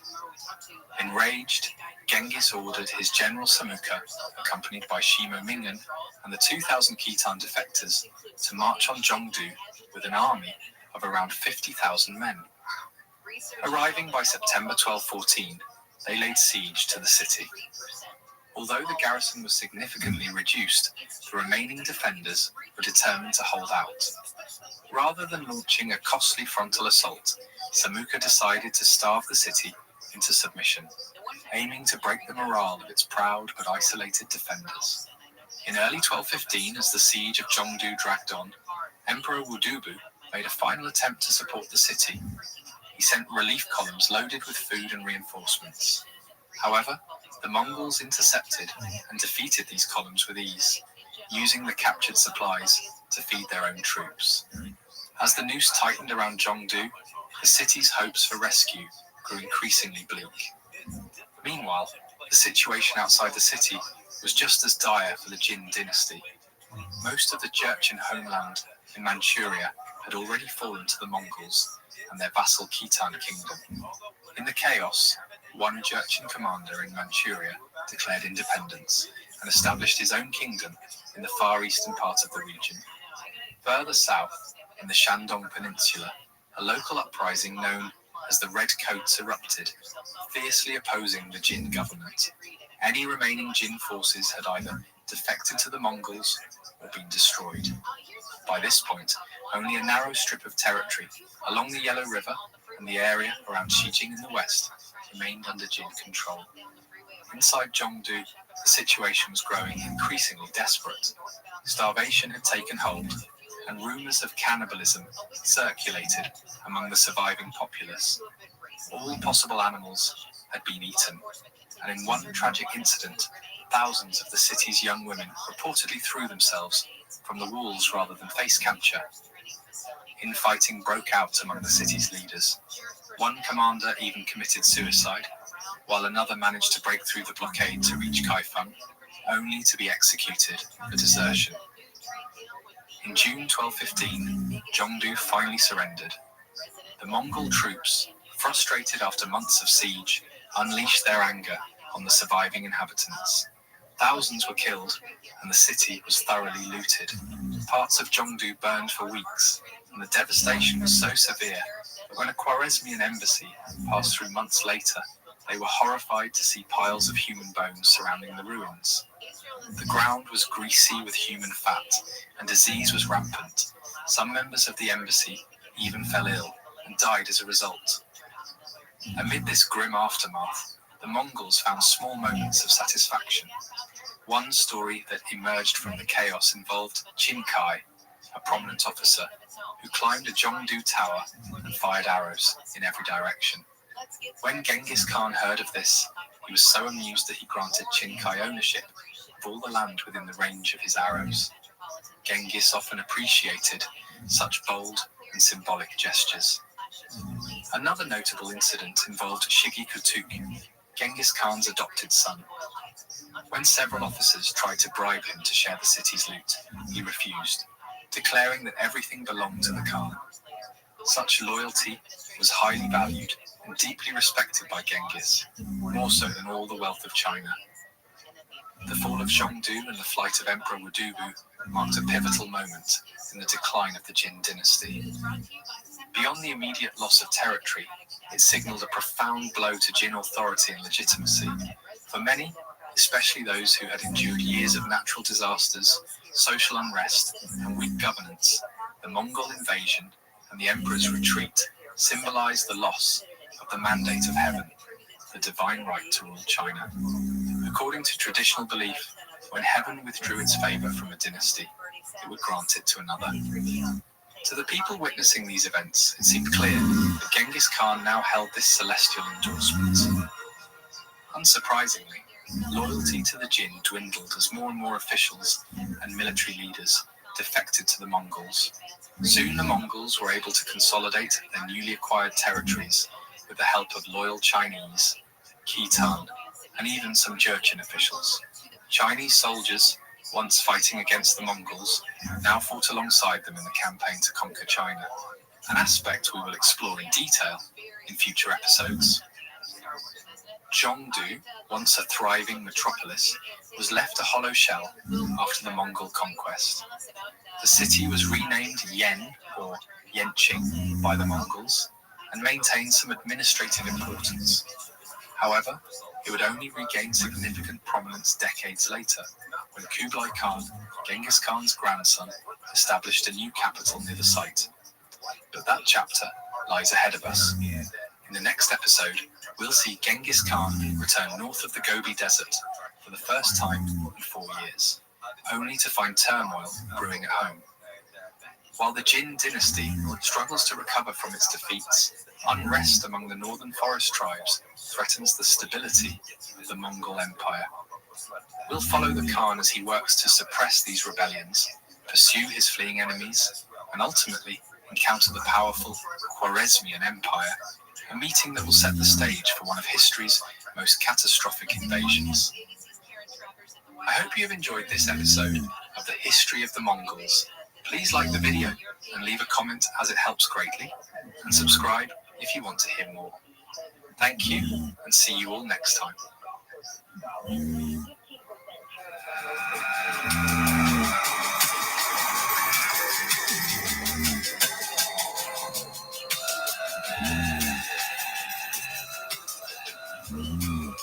Hello and welcome back to the History of the Mongols. I'm your host Kyle. In our last episode, we discussed the remarkable campaign of Genghis Khan and his generals against the Jin dynasty of northern China from 1211 to 1215. Genghis Khan's empire had been solidified through intense battles with the Jurchen state. Following the capture of the Jin capital in 1215, Genghis Khan returned home. While many conquerors might have rested on their achievements, Genghis Khan was driven by an unrelenting ambition. Even as his forces continued their battles in China, he dispatched other commanders to quell revolts, eliminate lingering enemies, and extend the economic power of the Mongol Empire. These actions inadvertently set the stage for conflict with the Khwarezmian Empire, a vast territory stretching from Central Asia's Transoxiana to Western Iran. Today, we will examine the rebellion among the Siberian forest tribes, the fall of the Kara Kitai, and the Oktrar massacre, events that preceded the Mongol invasion of Khwarezmia. Before delving deeper, it's important to note that the timeline between 1215 and 1219 can appear complex, primarily due to the rapid succession of events and the unfamiliar geography involved. Genghis Khan's capacity to coordinate multiple successful military operations simultaneously across such vast distances underscores the impressive capabilities of his army. With that in mind, let's dive into today's episode. In July 1215, Genghis Khan crossed the Gobi Desert to return to Mongolia, marking his first return north of the Gobi since 1211. With the Jin capital of Zhongdu, modern-day Beijing, captured just a month earlier, Genghis was confident his presence in China was no longer urgently needed. His trusted general Samuka continued the campaign against the Jin dynasty in his absence. Samuka successfully maneuvered through Jin territories, crossing the Yellow River and approaching their new capital at Kaifeng, consistently outsmarting and defeating Jin forces. These relentless attacks prevented the Jin from reoccupying their lost cities, allowing Genghis Khan to focus on internal issues back home. However, his prolonged absence had unintended consequences. Previously, subdued peoples saw it as an opportunity to revolt. By 1216, rebellion had erupted among the forest tribes around Lake Baikal, north of Mongolia proper. These tribes had only recently been conquered and had grown increasingly restless during Genghis Khan's absence. The situation escalated due to the actions of one of Genghis's lieutenants, Korchi. Decades earlier, Korchi had secured favor with Genghis by prophesying his future triumph and had been promised 30 wives as a reward. In 1216, he traveled north to claim these women from the Tumed tribe near Lake Baikal. Upon arriving, Korchi bluntly demanded 30 women from the tribe, which was ruled by Bodoki Tarkan, the proud widow of their former chief. Deeply insulted by his arrogant demand, the Tumed captured Korchi, setting off further conflict. Genghis Khan was greatly displeased upon hearing about these events. Hoping to avoid sending an army deep into the Siberian forests, he initially dispatched Kuduka Beki, a trusted chief from the Oirat tribe, to diplomatically secure the release of Korchi. Unfortunately, this diplomatic mission also failed, resulting in Kuduka's capture. This escalated matters significantly, as Kuduka was not only a respected tribal leader, but also an imperial son-in-law, married to Genghis Khan's daughter, Chechiegan. Recognizing the severity of the situation, Genghis Khan first summoned Nayar, a prominent general, who was unable to respond due to illness.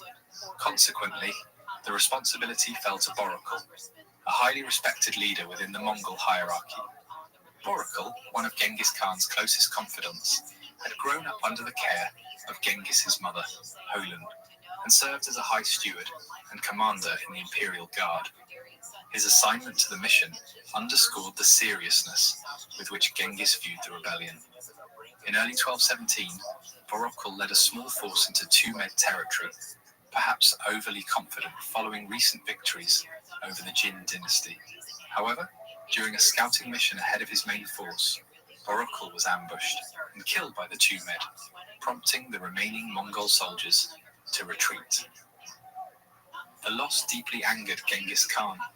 The rebellion soon expanded, threatening the stability of the empire's northern frontier, as various forest tribes, including the Kyrgyz, along the Yenisei River, began openly resisting Mongol rule. Initially inclined to personally lead a campaign to suppress these uprisings, Genghis Khan was persuaded otherwise by his trusted advisor, Boral Chu. Instead, a carefully planned pincer attack was developed. General Dorbay Dokshin was sent against the Tumed, while Jochi led forces against the Kyrgyz and other tribes to prevent coordinated resistance. Dorbay Dokshin's strategic approach, taking unexpected paths through dense forests, allowed him to surprise and decisively defeat the Tumed during a feast. The victory was comprehensive. Both Kuduka Beki and Korchi were rescued. Kuduka married the captured Tumed leader, Bodoki Tarkan, and Korchi received his 30 promised maidens. Additionally, 100 Tumed warriors were executed in sacrifice to honor Borakul, and many others were enslaved. Genghis Khan took the children of his fallen friend Borakul into his household to raise personally. Simultaneously, Jochi's campaign was equally successful. Aided by Kuduka Beki's Oirat warriors, he subdued the Oirat, Buryat, Tuvan, and ultimately the Kyrgyz by early 1218. Securing control over the productive Yenisei River region significantly boosted Mongol resources and influence. This territory would later form the foundation for Jochi's inheritance and the establishment of the vast Golden Horde. However, these northern victories were only part of a broader Mongol strategy. Following Genghis Khan's unification of Mongolia in 1206, defeated adversaries such as the Naiman under Kuchlug, the son of Tayan Khan, and the Merkid led by Toktua Beki had fled westward.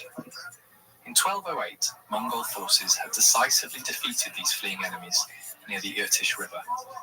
Toktua, a personal enemy responsible for capturing Genghis' wife Borte decades earlier, was killed.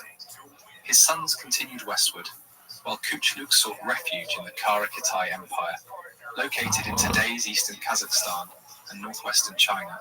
setting the stage for future conflicts.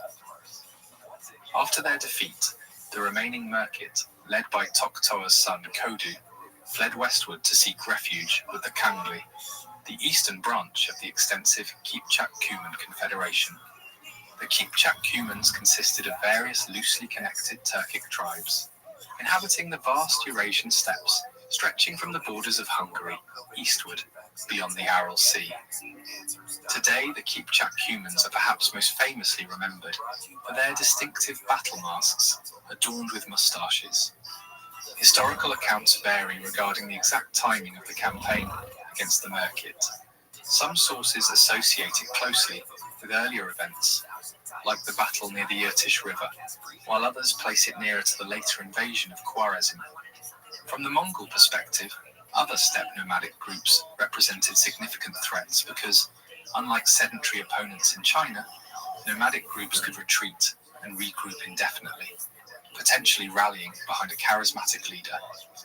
The possibility that these tribes could unite under someone like Genghis Khan posed a real danger. Moreover, their independence directly challenged the Mongol claim to supremacy over the steppes. Harboring enemies such as the Merkits effectively amounted to a declaration of war. With much of the Mongol army returning from campaigns in China, this period presented an optimal opportunity to decisively defeat the Merkits and also confront Kuchlug, who had fled to the Karakitai Empire. This campaign around 1217 to 1218 is notably the first major military operation led by the renowned Mongol commander Subutai, though historical records are unclear whether he or Jochi held overall command. Uniting with Tokchar, the leader of the Western vanguard, the Mongol forces advanced across the steppe into what is now western Kazakhstan. Near the Kem River, close to the northeastern shores of the Caspian Sea, Jochi and Subutai encountered and defeated the combined Merkit Kangli forces. According to the Ming-era historical record Yuan Shi, detailing the history of the Mongol Yuan dynasty, Jochi and Subutai pursued the fleeing enemies westward between the Ural and Volga rivers, penetrating deeply into Kipchak territory, where they conclusively destroyed the remnants. During this pursuit, Kodu was killed, and his relative Kulkutan Mergen was captured, effectively ending the Merkit threat. Kulkutan Mergen is notable for an anecdote that reveals the complex relationship between Jochi and Genghis Khan. Among the Mongols, all were trained archers from an early age, yet Kulkutan Mergen stood out as exceptionally skilled. In an impressive display reminiscent of Robin Hood, Kulkutan shot arrows accurately into targets, subsequently splitting them precisely with subsequent shots. Delighted by this remarkable feat, Jochi sent a messenger to Genghis Khan, requesting mercy for Kulkutan's life.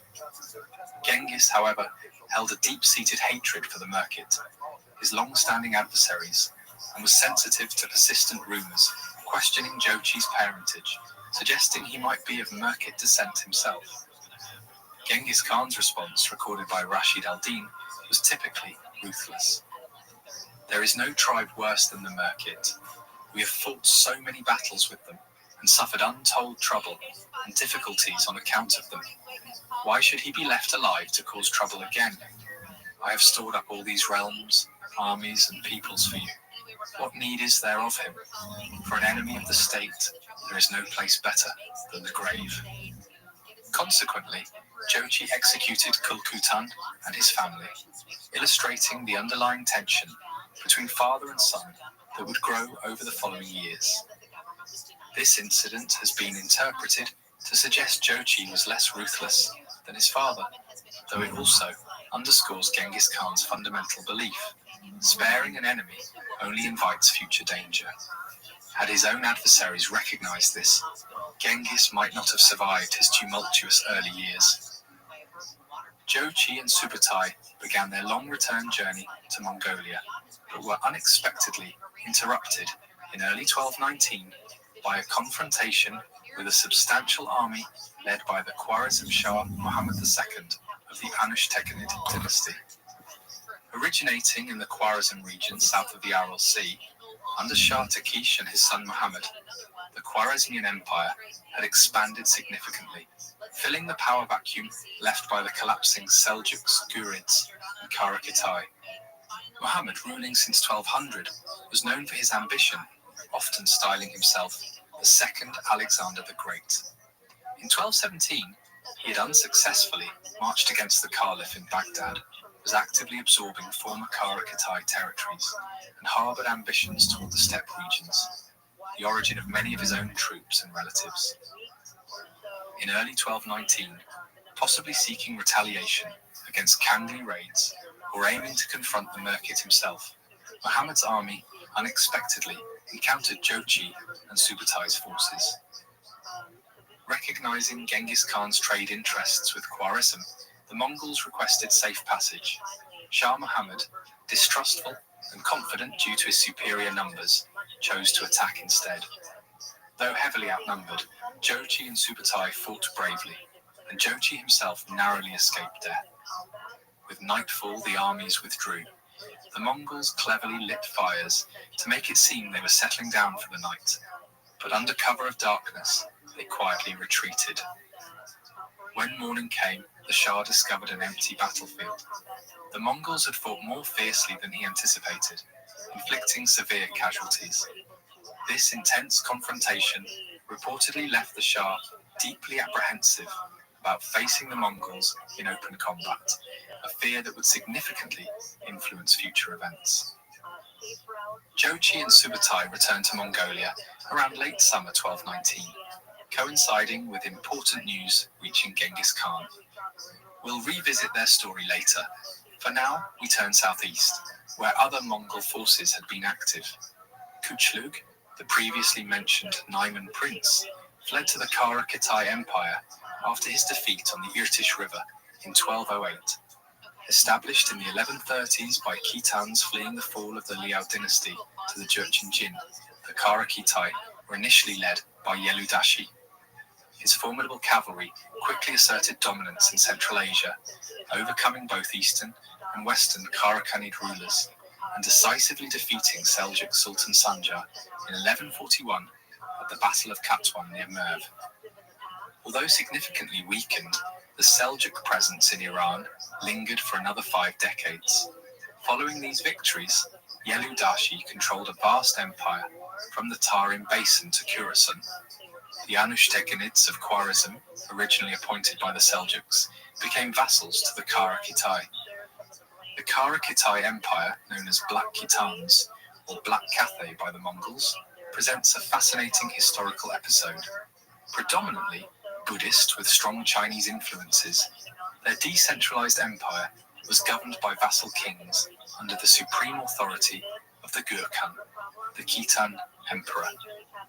Notably, 2 of their 5 emperors were women, and their ethnically and religiously diverse territories frequently entertained ambitions of reclaiming northern China. However, under the prolonged and ineffective rule of Yelu Jilugu, the empire stagnated. After Kuchlug fled to the Kara-Kitai in 1208, Gurkhan Jilugu welcomed him, seeing the Naiman prince as a useful ally against troublesome vassals like Muhammad Khwarezm Shah. Jilugu offered Kuchlug titles, favours, and even a marriage alliance with his daughter. Kuchlug repaid this generosity by raiding the empire's treasury during Jilugu's conflict with Muhammad. A series of chaotic battles followed, including an incident where Jilugu sacked his own capital after being refused entry. In 1211, Kuchlug betrayed and captured Jilugu, holding him captive until his death in 1213, after which Kuchlug seized power.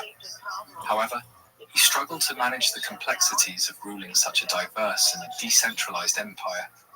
Muhammad Khwarezm Shah quickly seized Western territories, prompting conflicts with Kuchlug, who even challenged the Shah to single combat, a challenge the Shah wisely declined.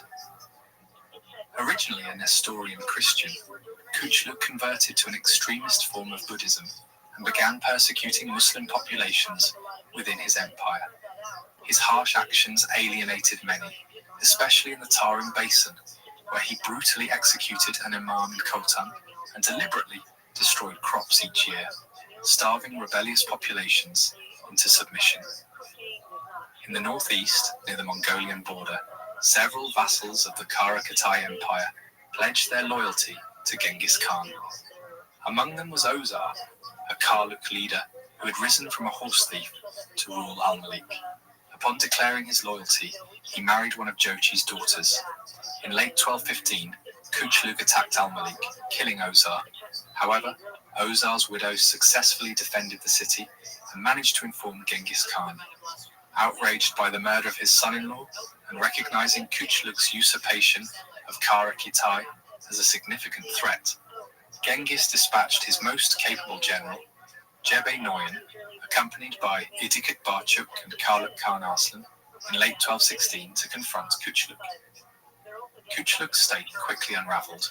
After securing Al-Malik, Jebe pursued Kuchlug to Balasagun, the capital of Kara-Katai, where Kuchlug was defeated but managed to escape. Jebe then entered Balasagun without resistance, as local leaders rapidly switched allegiance to the Mongols. Kuchlug fled through the mountains to the Tarim Basin, where his oppressive policies had made him deeply unpopular. As Jebe's forces entered the Tarim Basin, they issued a proclamation promising religious tolerance, a stark contrast to Kuchlug's harsh regime. This immediately triggered widespread revolts against Kuchlug's garrisons.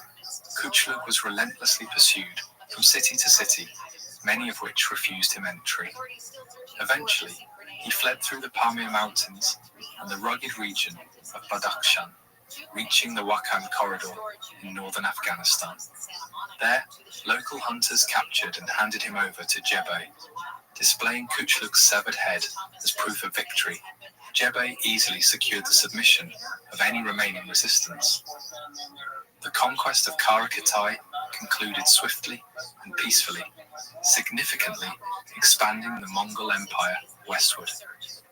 Jebe returned triumphantly to Genghis Khan in 1219, bringing 1,000 chestnut horses with white muzzles, symbolic of the horse he had shot from beneath Genghis in their first encounter in 1202.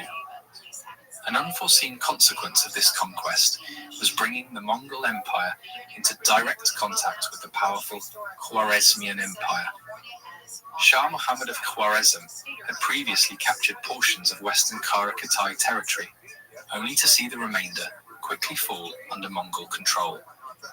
This placed him face to face with the rising Eastern Empire along his northern border. Yet despite these developments, conflict between the Mongols and Khwarezm was not inevitable. In fact, Genghis Khan initially sought to avoid war. Early contacts appeared promising. A Khwarezmian embassy visited Genghis in 1215 and was generously received, part of a broader Mongol policy aimed at encouraging trade through generous payments to merchants.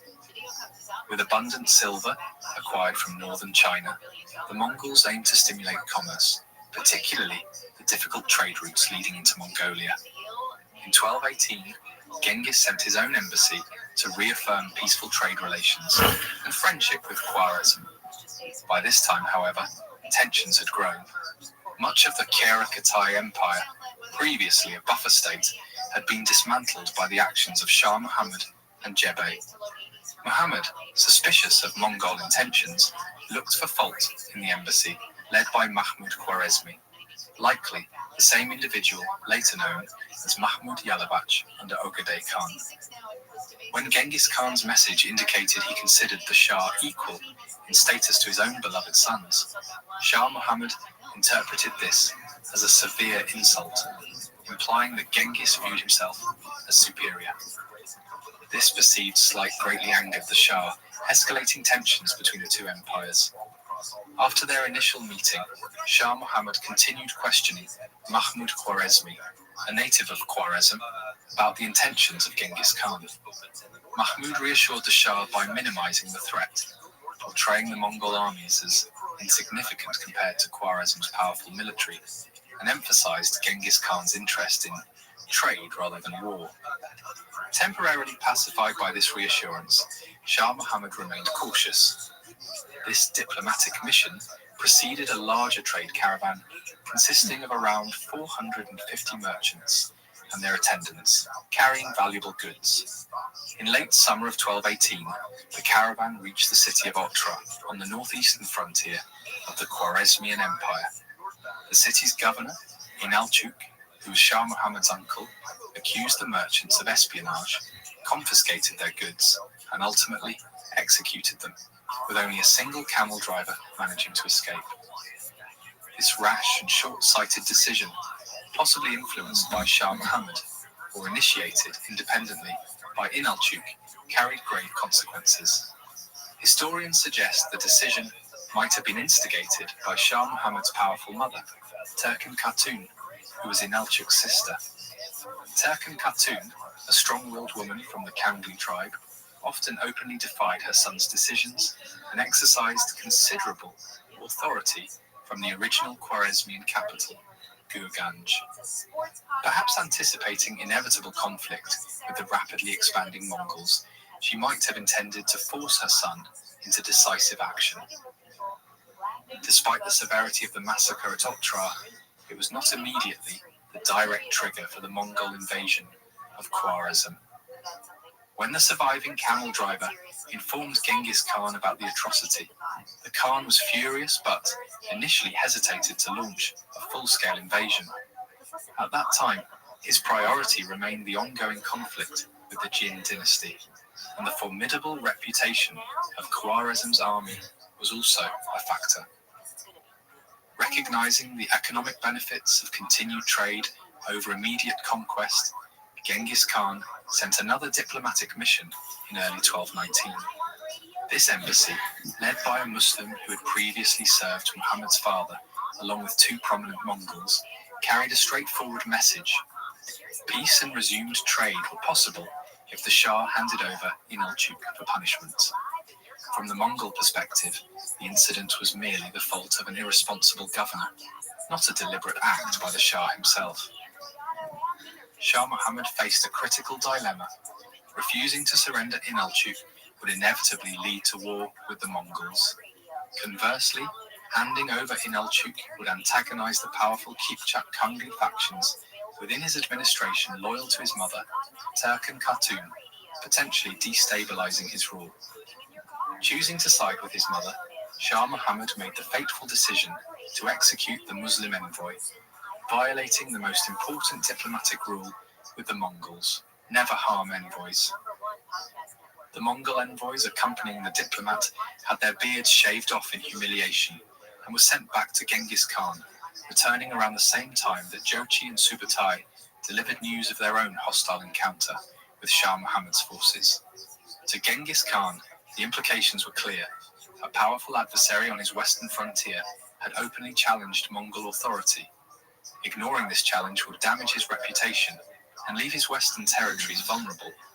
With General Mukhali effectively managing the ongoing campaigns against the Jin, his northern borders secured, and remaining steppe rivals subdued by commanders like Jochi, Subutai, and Jebe, Genghis Khan mobilized his armies and commenced his devastating campaign against Khwarezm. Now that we have examined the events leading up to this critical conflict, join us in our next episode as we delve into the Mongol invasion of Khwarezm. I hope you've enjoyed this episode of the history of the Mongols. If you could please take a moment of your time and like the video, subscribe, and leave a comment for me, as it helps out massively. Thank you, and see you all next time. I was very chill.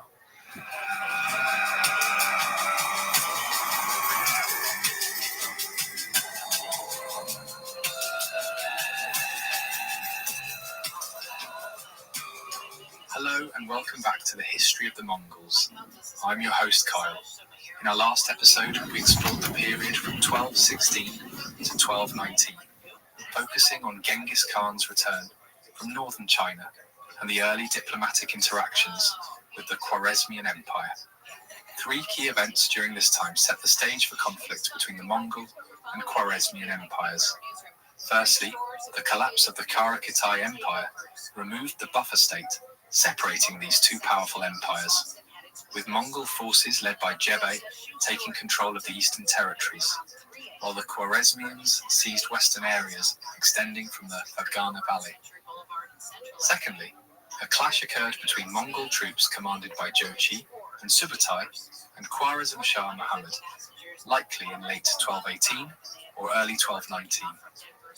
Finally, tensions escalated dramatically following the massacre of a Mongol trade caravan at the Khwarezmian city of Otrar, ordered by its governor Inalchuk, who was Muhammad's uncle.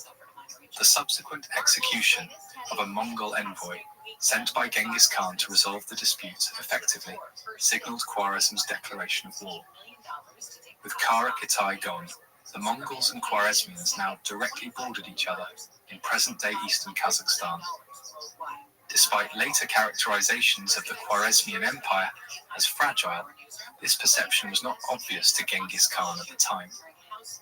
The Khwarezmian state controlled an expansive territory originating from the Khwarezm region, modern-day Uzbekistan, south of the Aral Sea.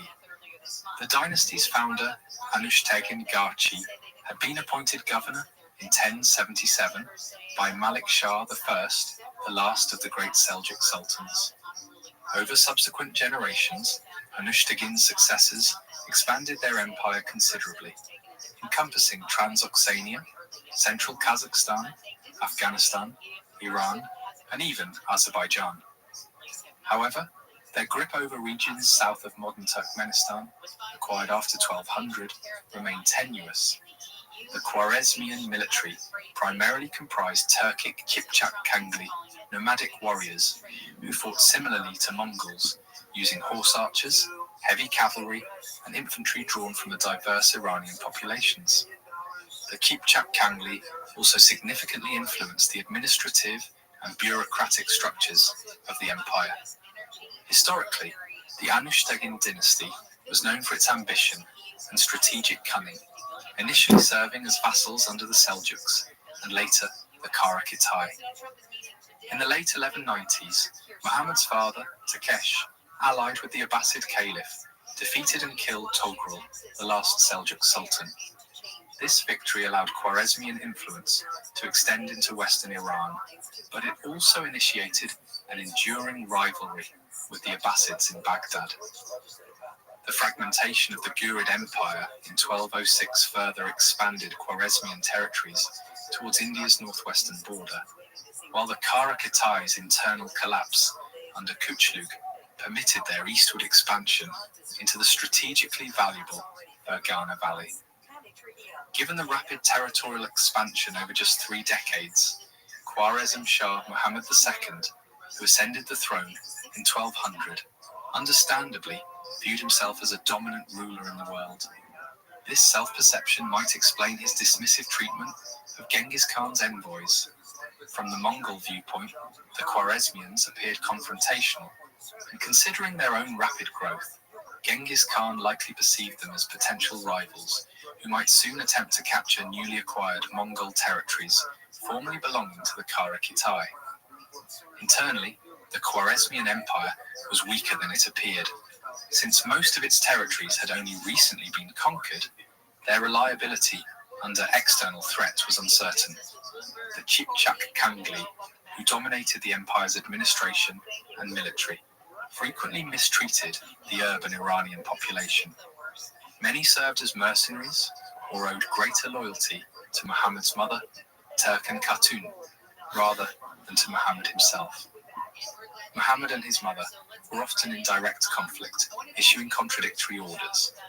Officials across the empire would commonly receive conflicting instructions, choosing to follow whichever arrived later.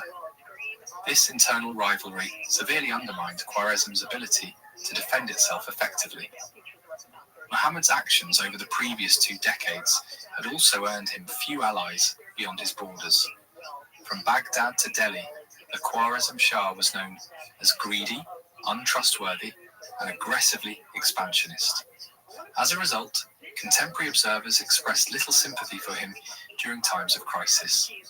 Historical accounts, such as that by Ibn al-Athir, explicitly blame Muhammad's aggressive conquests, which eliminated neighboring buffer states, leaving him directly exposed to Mongol attacks. Most sources agree that Muhammad's mistreatment of the Mongol merchants and envoys triggered the invasion, an event for which he was both responsible anytime any one of those big mega companies comes out and tells us what's happening underneath, that was a big leap behind me. So anytime we hear any one of that could be the game changer for the market. We could see a change in direction. And on Friday, we have the government out with the July jobs report. But don't forget, markets right now, we're at a record. And on Friday, the Dow rose again, and we saw the Dow jump for 208 points. But come on, record-setting levels. But that may change depending on what everybody has to say this key week. Okay, we will be watching that. Okay, here's what I'm watching for, and that is for this store to open up. Martha Stewart's open stores. Exactly. She's starting in Dubai. So she first opened 2 home stores in Dubai in the past few weeks. A third city from Dubai, according to Women's Wear Daily. She's going to be rolling out new shops in India, Kuwait, and Saudi Arabia, but the timing is in the China. So the stores are going to have her cookware, her baking tools, bedding, bath items available too. Now, here's the question. Why are you rolling out in the Middle East and not in the U.S. and not in Europe, for example? Well, he said the Middle East, Dubai has these great laws. Jewish character could be the law of France, could be the law of the Torah. And while the clerics on the left-hand side are complaining, he's reaching out with his left hand and raising up the fallen woman of Judaism who looks to him with tremendous gratitude. So there's this idea that, legally Jews could receive, as they did in France, emancipation with very little da-da-dam. But the process of social emancipation was much more drawn out, especially in Germany and even in Russia. The legal emancipation didn't occur until the 20th century. More to the point, we have this kind of attitude expressed in this anti-Semitic postcard, in which at the top you have this quote saying the poet's word, referring to Heine. Alle Menschen gleich geboren sind eine ehrliche Geschlecht, that all men or all people born equal constitute one race, one people. And that very lofty statement is nevertheless belied by the contrast between the comical and simian-looking African, and in the center, the well-groomed and well-postured muscular Aryan, and then on the right, the corpulent and capitalistic-looking Jews. There's a lot to say about that. We'll have to talk about it in the section on anti-Semitism. In other words, the picture is directly in opposition to the statement of Heine. And this is more of the sentiment that Jews really face in Europe. And humor was born out of this understanding that they would never get really into that society fully. In many ways, Jews actually capitalized on that. Groucho Marx, shown here, in many ways, exaggerated some of the stereotypical features of Jews in his own work and his own physiognomy, in some way, makeup and so on. And he also, made fun of it by saying things like he would never want to be a member of a club that would have him, which is in itself an inversion of these values. But let's go straight to the humor and try to understand that. So, what exactly is Jewish humor? What do we mean when we're talking about Jewish humor? I refer now to the research done by Rabbi Joseph Telushkin, who was a scholar of many aspects of Judaism, most recently famous for a very powerful biography of Rabbi Menachem Mendel Schneerson, but he wrote this other very small and quite powerful book a few years ago called Jewish Humor, What the Best Jewish Jokes Say About the Jews. And in this context, I want to really underline that Jewish humor, I'm looking specifically at those jokes which can be well categorized as only fitting Jews. The vast majority of jokes that pass for Jewish humor are just very low-class ethnic jokes in which you could really just change the ethnicities from Jewish to Polish or to Irish or to Scottish. And, it wouldn't make that much of a difference to the joke. I'm going to try and hone in right now on those jokes that really only make sense within a culturally Jewish milieu, and I'd like to break it down into 3 main elements. The first element is Jewish humor really has a strong tendency to exploit the psychic distance between chosen status, because the Jews, of course, historically have regarded themselves as the chosen people, and their physical reality, their status on the ground, how they are treated by other people, how they treat themselves, and how they're treated by God in some cases. Secondly, Jewish humor has a self-deprecating quality that co-opts and transvalues anti-Semitic attitudes, meaning it's kind of like a "you can't fire me, I quit" sort of attitude. That the anti-Semitic attitudes are quite prevalent, and that people are saying these things about Jews. So Jews will take hold of those attitudes and make fun of them in such a way that they really own those attitudes, and really the joke is on the joker in such a case. This can slide into self-hating Judaism. Sometimes these anti-Semitic jokes, when retold by Jews, retain their anti-Semitic venom, and so they have to be approached with a great deal of caution, in my humble opinion.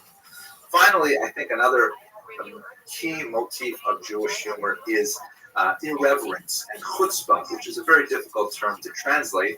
It basically means like nerve or boldness or brazenness towards authority figures, including God, but brought down to the human level to Jewish figures like rabbis and so on, presidents of congregations, and non-Jewish figures, of course, are very fair game. Okay, let me give you some examples of these jokes. So, first of all, let's look at the exploitation of the psychic distance between the chosen status and the physical reality. I'll try not to take too much time with these jokes. If you've listened to my lectures, chances are you've heard all of these, but I'll give you a couple. So first of all,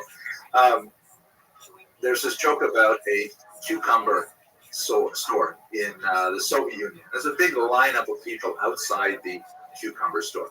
And the owner of the cucumber store throws open the window. He says to everyone, we've just learned that there are going to be less cucumbers arriving today than normal. All Jews, please leave the line. We won't have enough for you, everybody. All Jews, please leave the line. So then he closes the door. And a little while later, he opens it up again. He says, we've just learned that one of the cucumber trucks is broken down on the way here. So therefore, all Lithuanians, Latvians, Poles, Ukrainians, and Uzbeks, please leave the line. And all these non-titular nationalities are forced to leave the line. And then a little while later, he opens up the door, and by this point, of course, there's only pure, absolutely impeccable Soviet citizens with perfect records and ethnicities and so on. They're all standing in line, and he opens up the door and he says, we just learned that the last truck was taken over by the mafia. We'll have no cucumbers today. Everybody go home. So one of these Soviet citizens turns to the other and says, you see, the Jews get all the breaks. Right? So that makes fun of the status quo of Jewish persecution and turns it into its opposite. Really, they got a break, making fun of the reality. Another example, the contrast between the chosen status and the degree of effort required to maintain that status, and an underlying question of, is it really worth it? And we could tell a lot of jokes in this vein, but here it is. The first three clergymen in outer space. I know this involves a rabbi, priest, and minister. Often those jokes are simply a very poor taste. This one is not so bad. So you have to have the background information that one of the, just to give you a sense of how Jewish humor really has to fit within a cultural milieu. Jews pray 3 times a day, Shacharis, Mincha, and Maariv, and it's related to different times of day. The Shacharis is the morning prayer, Mincha the afternoon prayer, Maariv the evening prayer. And the joke goes like this, that first 3 clergymen in outer space, they get onto the space shuttle and they have their time up there and they come back down to Earth, and all the journalists crowd around them and say to them, what was it like up there? And what did you think? And the Catholic priest says, I thought of the immensity of God's creation. And they asked the minister, what did you think? And he says, I thought of the tininess of humanity. And they asked the rabbi, what did you think? He said, who had time to think? Shacharis, Mincha, Maariv. Shacharis, Mincha, Maariv. I think I gave that joke away from the day. But you get the sense of it, right? They're looking at this from a scholarly perspective, so I don't have to tell these jokes so well. I can just, be a historian here. There's this kind of difference between what's promised to the Jews and what they actually get in the real world. There's a lot of jokes in that. Second element that's very common to Jewish humor is a self-deprecating quality that co-ops and transvalues anti-Semitic attitudes, meaning Jews are accused of having negative quality X. Here's a joke about negative quality X, but said in such a way that really has the Jews own that quality, laugh at it, and thereby remove the sting from the ones who would do them harm through this anecdote. So, for example, perhaps one of the oldest charges against the Jewish people is avarice, that they are excessively greedy. So the joke goes like this: the two Jews are walking down the street and they see a sign in front of a church that says, convert to Christianity and get $500. And Moshe says to Shlomo, you know what? I could use $500. I'm going in. Shlomo says, are you kidding? He says, yeah, I'm going to go in. I'm going to do it. And so Shlomo, he's kind of surprised, but he stands outside. Moshe goes in. Was it Moshe? I think so. Moshe goes in. 20 minutes go by, 30 minutes go by, an hour goes by. Finally, Moshe comes out. And Shlomo looks at him and he says, so, did you do it? Did they give you $500? And Moshe looks at him and says, what is it with you people? Right? Get it? He goes in there, and an hour later, he comes out, thinking of Jews as you people, the other people. Right? Okay. I'm enjoying these jokes. I hope you will. Okay, let's go to the second one here. Kavod, which is a Hebrew term meaning honor. The notion that the Jews are really, puffed up and arrogant and want to get honor for themselves. So the joke goes like this. There's the women's group Hadassah, raises $1 billion to buy a jet fighter for the Israeli Air Force. And there's a big ceremony at Fort Lauderdale Airport. They get onto these bleachers right on the landing strip, and the Israeli pilot who's come here to fly it home, it's maiden voyage to Israel, he salutes them all, and then he climbs up into the cockpit and pulls down the cowling, starts up the engines, fire and noise, and he shoots down the runway, and then he stops. And he turns the plane around, and he shoots down the runway the other way, and he stops. Finally, he taxis up to the bleachers, and he opens up the cowling, and he gets out, and he goes up to the women standing and waiting and wondering what's going on. He says to them, ladies, I'm sorry, the plane will not take off. We have to remove at least some of the plaques. Right? Again, within the cultural milieu, the idea is that Jews are giving money, but they always want to get recognition for the money they give, so they need plaques to put up. This door was donated by so-and-so, this plaque on the door was donated by so-and-so, and that. Okay. You have to explain the joke. Okay, here's another one. Ambition, right? In particular, the ambition of the Jewish mother. I'm not going to get into, by the way, the whole the caricature of the Jewish mother and its anti-Semitic variant, in particular, Jewish American princess. There's a lot to say about that. But let's restrict ourselves to this, ongoing trope that Jewish mothers are excessively demanding of their sons in particular. So it's a joke about a Jewish mother who is standing on a river bank, and she's jumping up and down, and she's screaming, help, help, my son the doctor is drowning, help, my son the doctor is drowning, right? Get it? My son the doctor. She feels the need to say the doctor there. That's more like that. Okay. Hypochondria. Jews are, like Woody Allen, and really plays this up in a lot of his movies. So for ethnicities or Europeans go out for a long hike, again, this is not one of those offensive jokes, and they come back after a long walk in the woods, and the Englishman says, I'm so thirsty, I must have tea. The German says, I'm so thirsty, I must have beer. The Frenchman says, I'm so thirsty, I must have wine. The Jewish guy says, I'm so thirsty, I must have diabetes. Right?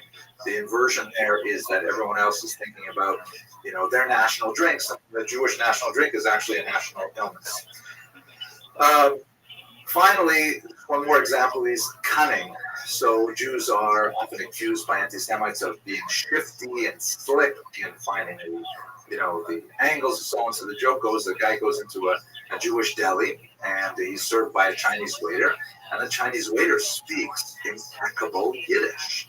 And the Jewish guy responds and places his order and so on. And he's just so astounded to see a person, recent immigrant, with such a phenomenal command of this European Jewish language. So he asks him to speak to the manager, and he brings the manager over and he says to him in Yiddish, that's incredible. I can't believe how well your Chinese waiter speaks Yiddish. And the manager says, shut. He thinks he's learning English. Okay.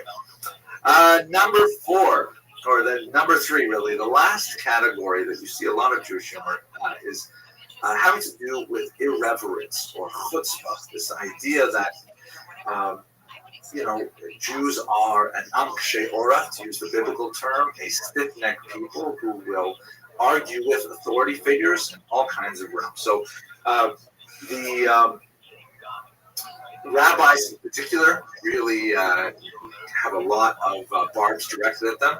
For example, there's one rabbi who is showing a young man around the synagogue, and he's showing him, he's going to be bar mitzvah soon, so he's giving him a sense of what all the furniture is, and the shulchan, and things like that. And he takes him out to the lobby and shows him the yard-side plaques, these long plaques that have little light bulbs attached to them, in which there are all these names of people who passed on. And he points to one of these plaques and he says, this young man is commemorating all the men who died in the services. And the boy looks at him and says, Rosh Hashanah or Yom Kippur? It's hard telling these jokes to a TV screen, because I don't know if you're laughing. I hope you are. Okay, another one. This one's one of my favorites. So there's this rabbi who, and I'm almost done, by the way. There's this rabbi who is overwhelmed with desire to eat non-kosher food. It's something that he's fantasized about for a long time. Doesn't know what to do about it. So he decides to drive far out of town, way out into the suburbs, and he puts on dark clothes and a baseball cap, and he goes into a Chinese restaurant, and he sits at the very back, and the waiter comes up and says, bring me your finest pork dish. I don't care what it is. Just bring me, I need to taste pork. So he goes with it. And then as he's sitting there in the back of the room, door opens, and in walks the president and the entire board and all kinds of the most prominent members of the congregation who eat this restaurant regularly. They look at the back of the room, they see the rabbi's there. So they walk over to him, they're kind of astounded, and they said to him, Rabbi, what are you doing here? Just as they're saying this, the waiter comes up with a huge roast suckling pig, and he puts it down in front of the rabbi. And so the rabbi looks at the president and says, can you believe this restaurant? You order a fresh fruit, and look how they pachki it up. Right? Look how they dress it up with all this other stuff. Oh, this is so therapeutic. Okay. Now, it's hard to express these things appropriately, but a lot of this irreverence is directed at God. And it's also related to the first point of the appreciating the tension between the status quo of the actual situation of Jews on the ground, often suffering, often persecuted, and the large promises that are encapsulated in the Torah and the prophets. And in many ways, humor can act as kind of like an escape valve for these heretical thoughts that nevertheless bubble to the surface and could be expressed in a much less socially advantageous way were it not for the fact that there are these jokes that kind of, ease the tension. So I'll just tell you one, of which I know many, unfortunately. So there's this Jewish grandmother, and she's down here in Miami Beach, and she's walking down the beach with her little grandson. And she's talking to him, and it's a beautiful day, and the wind is blowing, and the palm trees are swaying. And all of a sudden, there's a rumbling in the ground, and a huge amount of water just comes up from the ocean and dumps onto the grandmother and her grandson. It's a tsunami. And when the water recedes, she gets up, and she looks around, and the boy's not there. So she lifts her eyes heavenward, and she raises her hand, and she says, Ribono Shalom, Master of the universe, I have always been dedicated to you and your service. I have always done everything for the Jewish people. I have been so scrupulous with all of my observance of the mitzvot and so on. How can you do this? How can you take away my young child? And there's a rumbling in the sand again, and another one of these huge waves comes and dumps on the Jewish grandmother. And when she gets up, she sees her young grandson is there, and she picks him up. She looks him all over, and he looks fine, and she's so happy. And she looks up at heaven, and she says, he was wearing a hat. I like the idea of the irreverence and also the difference between the promises and realities, and so on. So these are just a few examples, I hope they weren't too many, that illustrate these three key elements of Jewish humor. And notice that none of them can easily translate to other ethnicities. It only really makes sense within a Jewish milieu. I hope you found this lecture useful, and hope you'll check out some of the other ones. Thank you. Producer and technical producer Sam, who's in Toronto, and traffic specialist Will. I'm Amy King. This has been your wake-up call. And if you missed any wake-up call, you can listen anytime on the iHeartRadio app. Now let's check in with Will. One of the first places to start in our discussion of the Holocaust is, of course, the name given to this event. We all know what we're talking about, the destruction of European Jewry in the context of World War II. But there are a lot of difficulties with exactly what do we call this event. The term Holocaust is the preferred term, I guess, because it's become the most popular, but it has some problematic aspects to it. For example, the term, which was coined in the 1960s, is derived from the Latin Vulgate translation of the Bible, and it is the Latin translation of the term hola in Hebrew, which means a sacrifice that is completely burnt up. That's where the holocaustus comes from, caustic meaning burning, and holo meaning like completely. And that is difficult to kind of transition because, after all, this implies that somehow the Jews who were killed in the Holocaust were a kind of a sacrifice, a pleasing aroma, to continue the biblical metaphor. Does that make the Kohanim of the Korban Ola, the priests of the sacrifice, somehow like, God forbid, the Nazis? It's a very problematic term. And in fact, many Jews prefer to use very different terms to describe this event. In my grandmother, Aleha Shalom, third generation, the preferred term was Korban, which is preferred in many Orthodox circles. Korban is a Yiddishization of the Hebrew term Korban, meaning destruction. And it has a strong historical connection in Jewish memory to the destructions of the temples in Jerusalem. It comes from the word cherev, sword, but it's a term that's really only used for certain specific historical events, most notably the destruction of the Jews' temples in Jerusalem in the year 586 and the year 70. 586 before the Common Era, 70 of the Common Era. And this ties the cataclysm of Europe back to this long historical tradition from the temples. In Israel, one of the preferred terms is Shoah, which does not have a lot of this theological baggage. And many scholars are really trying to work with different terms, but Holocaust seems to be the term that we settle on. So I'm going to use that term, even though it has certain caveats. We also have to figure out exactly when are we defining the Holocaust. We could make a reasonable argument to say that the Holocaust begins, with Hitler's rise to power, with the Nuremberg laws, definition of who is a Jew, with Kristallnacht in 1938, with the onset of World War I in 1939, or we can make a very good argument for the beginning of mass murder, which doesn't occur, as we shall see, until 1941. So it's a very difficult thing to actually pin down in specifics, because that's when you get into the difficulties of interpreting this event.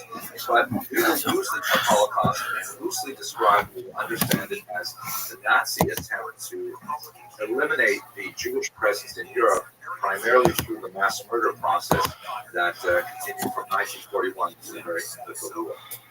Looking at the origin, the very first place we have to start is really the First World War. One might like to think of World War I really as World War II, Part 1. Even though at the time it was considered the Great War, amazingly it was called the War to End All Wars, it had a tremendous impact on the frustration of the interwar period that led to World War II. Have a look at this map. You see on the left, this is basically what East Central Europe looked like before World War I. Major empires, Germany, Austria-Hungary, a dual monarchy, and Russia. And immediately after World War I, in the context of the peace treaties of Paris and Vienna and elsewhere, you can see on the right-hand side that Germany is carved up. In fact, Eastern Prussia is separated from Germany proper by a land bridge given to Poland, so it would have an outlet to the sea. Poland is created completely out of whole cloth. It's resurrected from its 18th century map. The Baltic states of Lithuania, Latvia, and Estonia are carved out of Russia, as is a big chunk of Romania, as you can see there. Austria-Hungary is shrunk to just a fraction of its original size, and out of the remnants of that empire, creating whole new countries like Czechoslovakia, Yugoslavia, and so on. And this was an extremely unworkable system, even though the thinking behind it was to give more self-determination to the many multinational ethnicities that are living in these empires. It really led to a tremendous degree of frustration.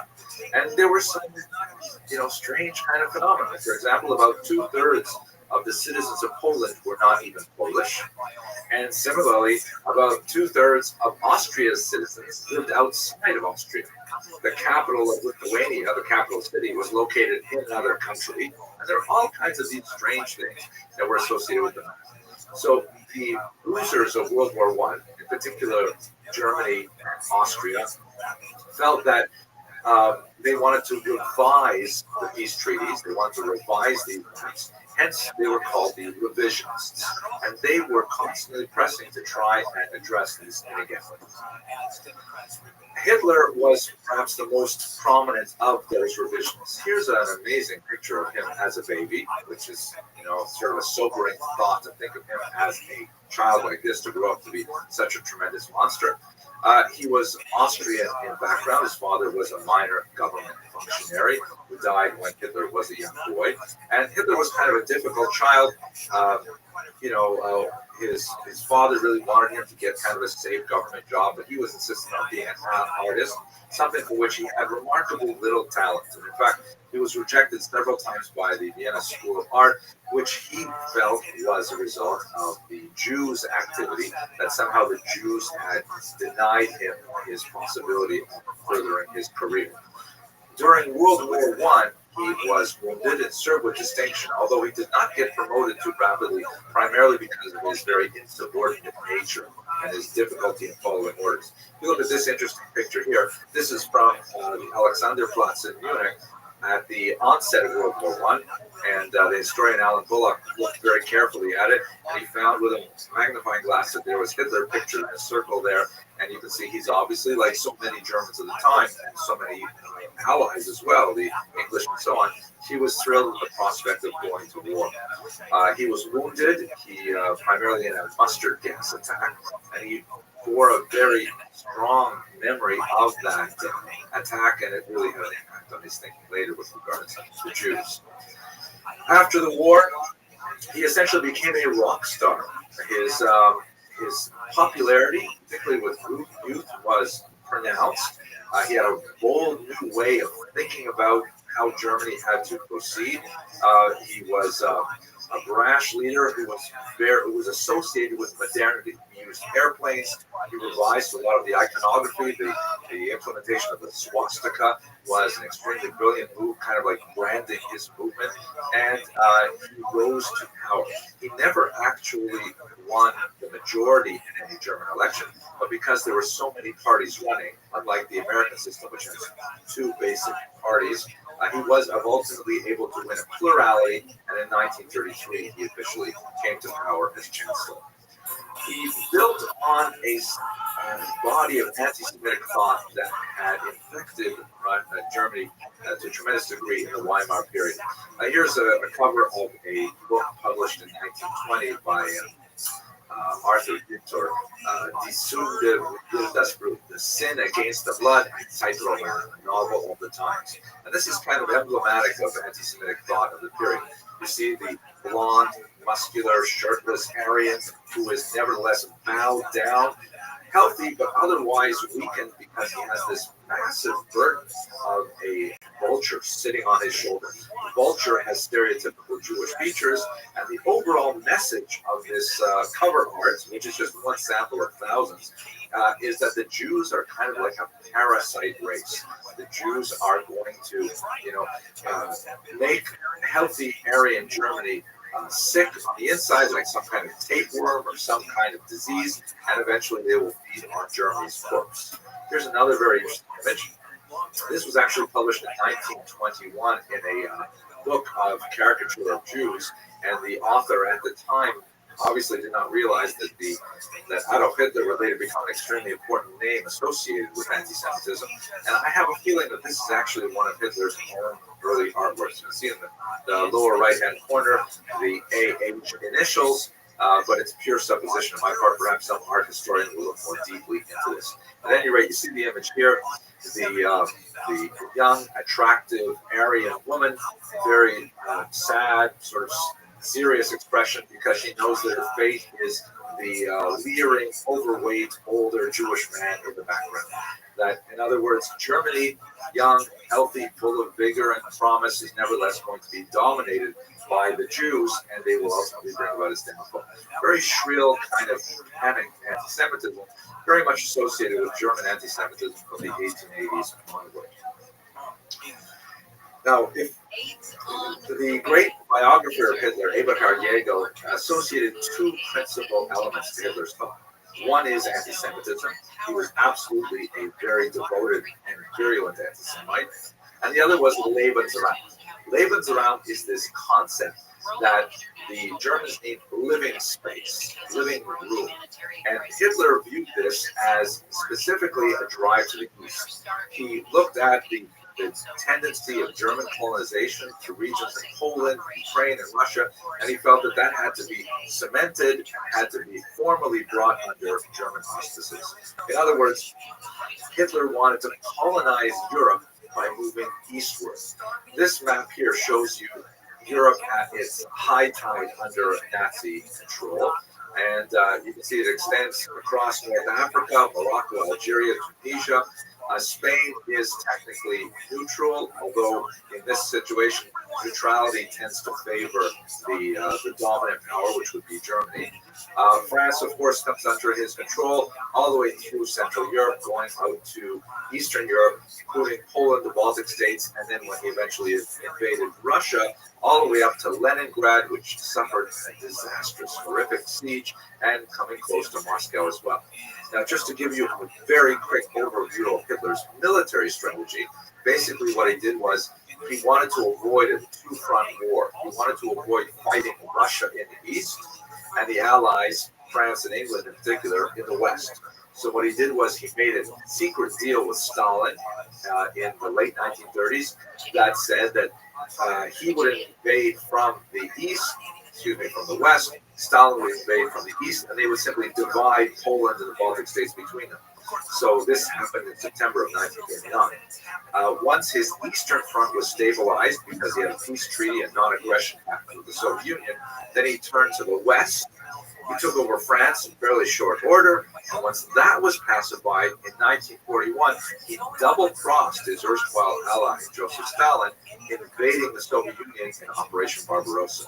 And that went fairly well for Hitler until 1943, when the Russians began to push back, and the Red Army ultimately, together with the American army who invaded from the west and landing at Normandy, that's when they had a pincer movement that squeezed Germany's military forces out of existence. That's a very quick military history of World War II. One of the elements that led to World War II that was extremely significant in this context is the policy of appeasement, a drastic and disastrous policy followed by the Allies. Essentially, Germany was taking over region after region, violating the various terms of the agreements that Germany had signed in the Armistice Accords, and it came to a head with the Sudetenland crisis.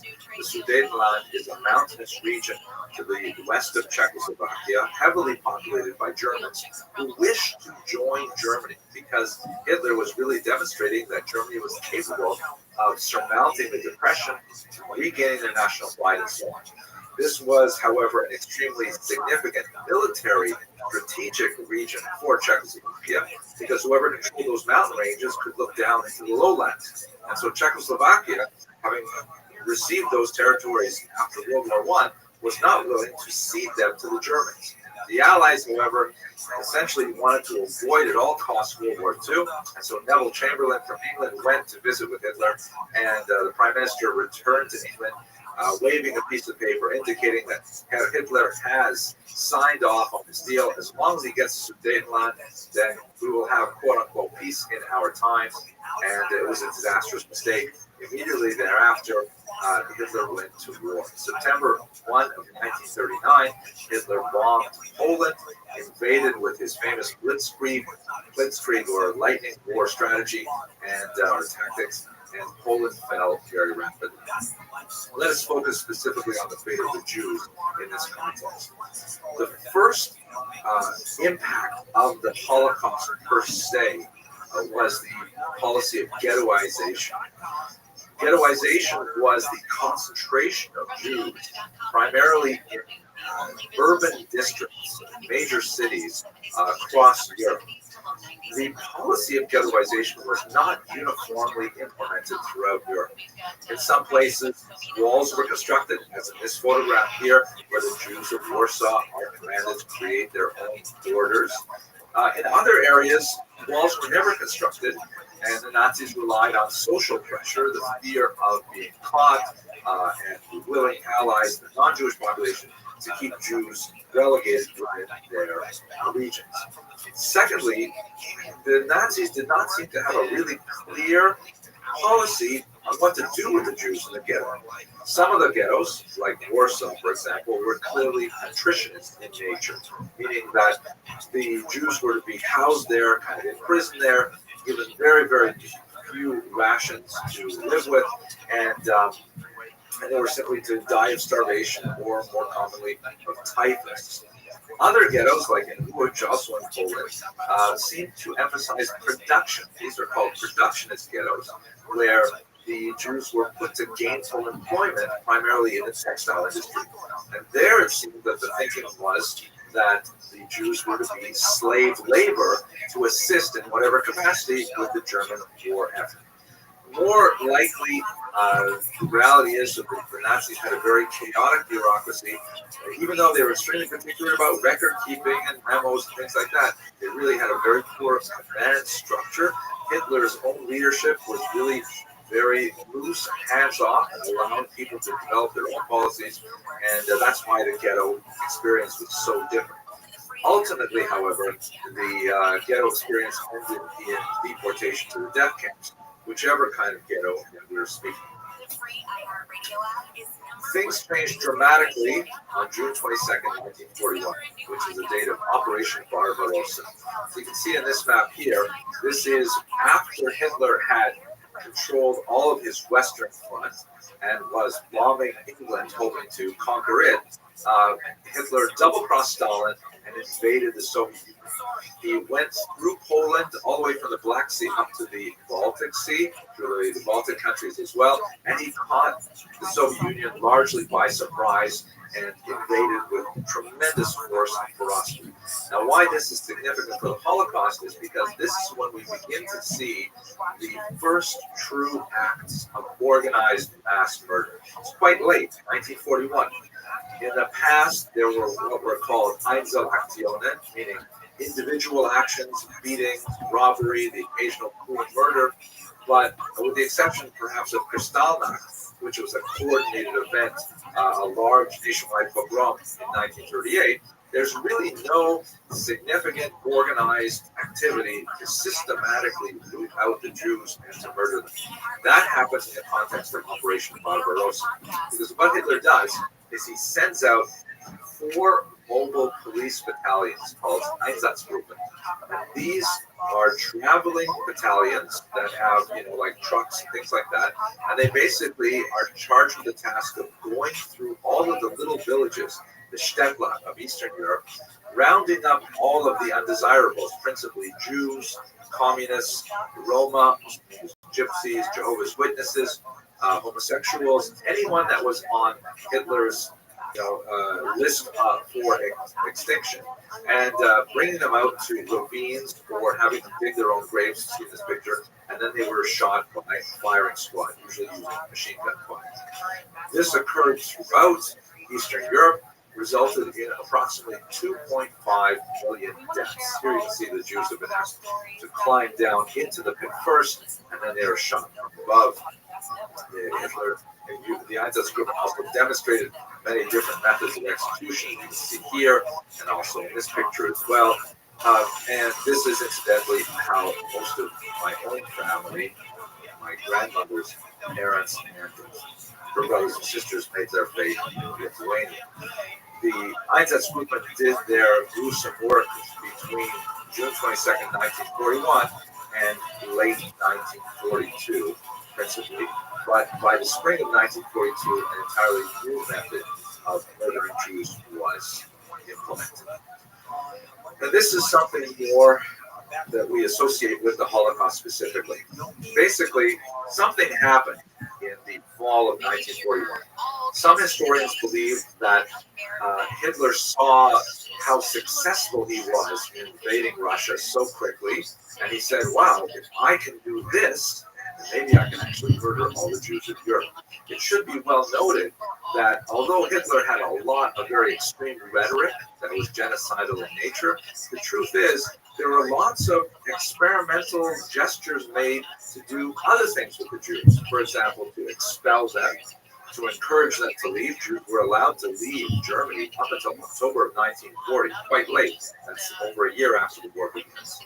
At one point, there was negotiations to actually take over the island of Madagascar off the coast of southern Africa and use that as a massive reservation for Europe's Jews. And a similar plan was hatched regarding the Lublin region of Poland. But sometime in the fall of 1941, all of those plans were totally abandoned in the context of the Einsatzgruppen murders as well. And Hitler said, we're going to do something more efficient. It may have come as a result of the euphoria of the possible victory over Russia. It may also be a result of the sudden realization that Hitler was going to get stuck in Russia over the winter, which in fact happened. And that would be disastrous for the Wehrmacht and the German military effort as a whole. And Hitler's thinking was, if we are not going to win this war, if ultimately, like a chessboard, you can see what's going to happen in just a few moves, then let us at least kill all the Jews of Europe.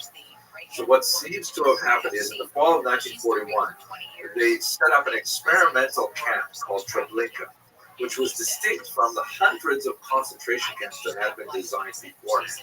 Basically, Hitler had a full network of concentration camps that existed really from the beginning of his tenure in the 1930s. But these were primarily for political prisoners and other enemies that he wished to simply remove from social currents. People died in the concentration camps primarily as a result of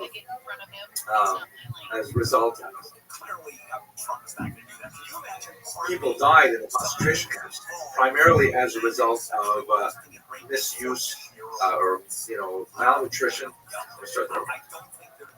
People died in the concentration camps largely a result of abuse, of malnutrition, of slave labor conditions, but they were not designed specifically to kill people from the beginning. This was a new phenomenon initiated with Treblinka, and 6 of these special camps, which were called in German Vernichtungslager, which means to make into nothing camps. These were distinct from Konzentrationslager, or concentration camps, where people are simply imprisoned in concentration. This is a place where the Nazis strove for Vernichtung, for absolute destruction. The 6 camps are Martyr, Treblinka, Helmno, Majdanek, Belzec, Sobibor, and of course the infamous Auschwitz, the greatest of the major of the Holocaust. These 6 camps were concentrated in Eastern Europe, although as the war progressed, several of the other camps, like Dachau, for example, were retrofitted with some aspects of the concentration of the Vernichtungslager features. Here is a view of Auschwitz, which is perhaps one of the most notorious of those camps. The feature of the death camp, which is most well known, is of course the gas chambers. Jews and other undesirables. There are many non-Jews who are also imprisoned in these camps. Once again, the Roma slated for utter destruction.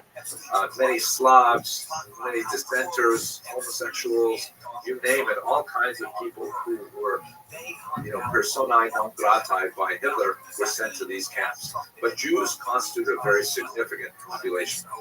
Shipped from ghettos all over Europe in railroad cars, sometimes taking several days to reach their destinations, the Jews were disembarked, and then they were exposed to a selection process where the vast majority of them were sent for immediate death. Their whatever was valuable on their person, including gold teeth, prosthetic limbs, eyeglasses, sometimes hair, sometimes tattooed skin, whatever was felt of potential use to the Nazis was taken from the Jews, and then often with various ruses, giving them towels, the soap, for example, telling them they were going to be deloused, they were going to have their lice removed, because lice was a perennial problem among prisoners during the war. They were sent into these gas chambers and exposed to this poison, Zyklon B, or Zyklon B in English, which is essentially a rat poison. In the gas chambers, like this one here, they would be asphyxiated by the gas, and within half an hour they would be dead. Their bodies would be removed by other Jewish camp inmates, the so-called Sonderkommando, and then they would be sent to the crematoria for disposal. The crematoria were not designed to kill Jews, they were designed to get rid of the tremendous number of bodies that would accumulate every single day. There were Jews who survived the concentration camps, or the death camps, primarily because a certain small proportion was selected not for immediate destruction, but for either scientific experimentation. The notorious Wasser Engel, the White Angel, Josef Mengele, for example, liked to experiment on identical twin children. He would, expose one of them to various, inject him with various chemicals and so on, and then compare the changes with the child that was unaffected. They also experimented with different kinds of field transplants, amputations, things like that. Or they used them for slave labor, because all of the camps had some kind of industrial satellite camp. For example, Auschwitz had a small camp called Buna nearby that was used to make acetone. The Jews were used in incredibly horrible conditions as slave laborers and basically starved to death, as you can see in this picture here. The worst among them became what the camp inmates called Musulmane, or Muslims, which was a derogatory term, was used to say that somehow they had lost all will to live. I don't know why the connection specifically with Muslims, but nevertheless that was part of the lexicon. And people who reached this stage of extreme psychological distress were not long for this work. When the Allies finally came in 1944, 1945, they found, incredible scenes of destruction. People displaced from their homes, their families, from their sanity, and quite often, and they found incredible swaths of corpses in many of the camps of Bergen-Belsen, for example, and then which is an entire story unto itself. Many stories here. I'm trying to keep this lecture under 30 minutes. Finally, the aftermath concluded with the International Military Tribunal in Nuremberg, where a small number of core Nazi leaders were tried for war crimes. This is part of a large discussion. I'm trying to keep this within 30 minutes, so I'm not going to go into detail, but it led to a rather extreme interpretation of the reasons for the Holocaust, known as the intentionalist theory, which has come under criticism by another school dominant today called the functionalists. I'll just have to leave that as something for further research. That's basically a very quick overview of what is arguably the darkest period in Jewish history. A woman's been hurt by a rock slide in the Hollywood Hills. The slide happened around 2 yesterday afternoon along Laurel Canyon Boulevard. A passing car got hit by some of the rocks, injuring a woman inside. She was taken to the hospital to be checked out. Firefighters say they think a broken water pipe caused the slide. The chassis coming down eventually crashed into a seawall near Hello, everyone, and welcome to another episode of Essential Lectures in Jewish History. I hope you like this beautiful new green screen I have behind me. I can do all kinds of cool things with it. I just got it this morning, and I hope I'll be able to put all kinds of excellent pictures behind me and use it in so many ways that you will be able to appreciate these videos even more. Okay, so over the next 15 minutes or so, I'd like to give you a very quick overview of American Jewish history.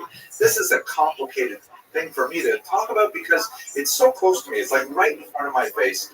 And as historians, we generally like to talk about things that happened a long time ago. The things that happen right now are much more difficult for us to figure out. So we usually give those things to the political scientists or sociologists. And the things that happen in the future, we give those generally to the Department of Prophecy, which is quite a ways down the hall from my office. But let's talk very quickly about American Jewish history. Okay, so there are three significant waves of Jewish immigration, and they are significantly larger as we move on throughout history. The first wave are the Sephardic Jews who come in the 17th century, starting really in the 1650s. They're tiny little populations that established beachheads in places like Charleston, South Carolina, or New York as well.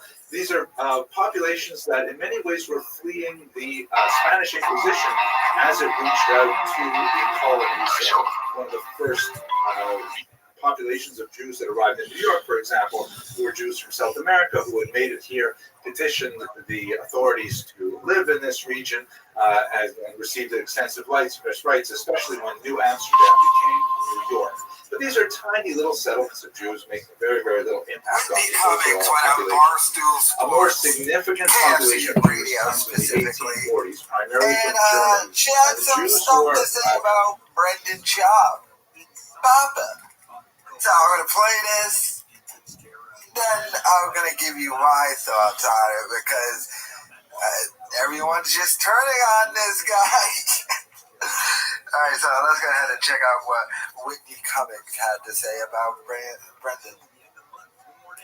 It's not great. But here's the thing, but here's what I'll say. I'm not 25. I'm not one of these girls that's like, I've got all these standards. Like, by the time you get older, you start going like, you know what? I've done every version of this. A guy that is like too hygienic and like obsessed with their appearance and like that. That's unattractive too. A guy that has like the exfoliant and like, I dated a guy, this is probably more LA thing, who had like concealer for zits and like, like shit that was like his name might rhyme with Mendon's Smob, but here's the thing, you don't want the guy that's self-obsessed and like a malignant narcissist. That's gross too, The Bachelorette was on my podcast recently, a girl from the last season, Katie Thurston's her name, and The Bachelors, I guess those people, they meet and they get engaged after like knowing each other a month, so she's finding out all these things, and I'm like, what's the weirdest thing you've found out since? And she went, and I walked in on him showering, and he was cleaning his asshole, he was squatting on the ground, in like a pitcher position, cleaning his ass. What? Yeah, but think about it, I saw... There's enough of your babbling, Cummings. Brendan Schaub uses pimple concealer? But, Whitney Cummings is one to talk.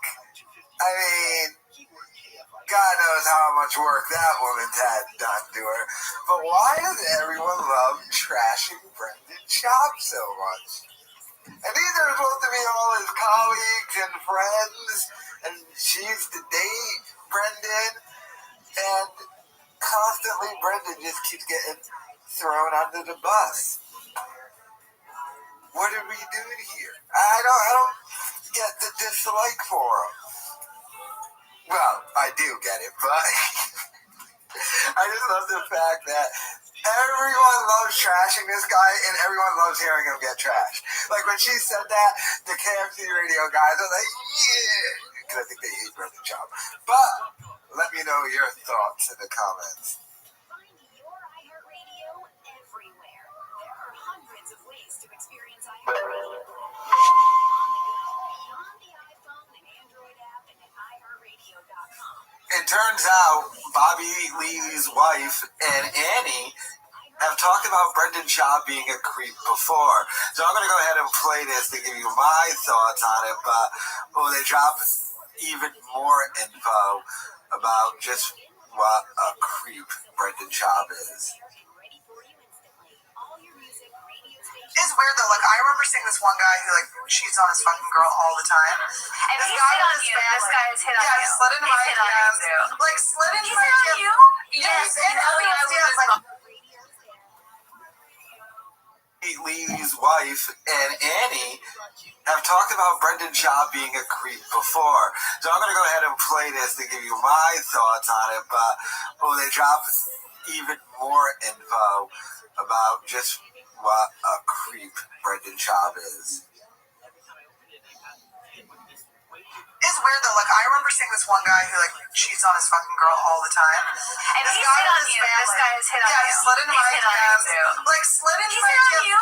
Yeah, he's in Elliot's DMs. Like Bobby. honestly, you need to reevaluate your life. I mean, we've had a couple conversations and it just never went there. These comedians don't want me. It's not just the comedians, Esther. We're glad you're here today. We wanted to tell you. But anyway, so I see this guy with his like family, and at the mall, and I felt so guilty. What mall was it? Century City. Yeah. But it was just like I felt like my face was like hot when I met her. And it wasn't like I've done nothing. I've only rejected this person's advances. Yeah. I've never like seen him hook up with anyone else. I just know from the way he talks to me that he talks to everyone else like this. Yeah. And it was just so, I mean, I was just bright red. I mean, I pulled it off. I made some joke about a rich guy. That's what I'm saying. It's like that secondhand like embarrassment or that secondhand guilt that shouldn't be guilt, but it's there because you just happen to be like the object of their like, you know what I mean? Right. It's weird though. Like I remember seeing this one guy who like They're talking about this as if they were in Vietnam together and sharing their war stories of Brendan Schaub just hitting on them. But what a scummy thing to do, trying to hit on Bobby Lee's wife. I mean, this chick, she's single, but like everyone, all of them know you're married and they all know your wife. By the way, did you catch Dave mention which mall? And if you ever follow Brendan Schaub's wife on Instagram, she loves going to that Century City Mall. But yeah, this was an older clip, by the way. So they've discussed this before, and they're talking about Brendan Schaub. Damn, Papa. But let me know your thoughts in the comments. Subsidize the losses in milk production from the bird flu. H5N1 bird flu swept through more than 75%. Brendan Schaub's assistant, or producer, whatever she is, went on Just Kidding News, and she admitted something pretty shocking. So let's go ahead and check this out.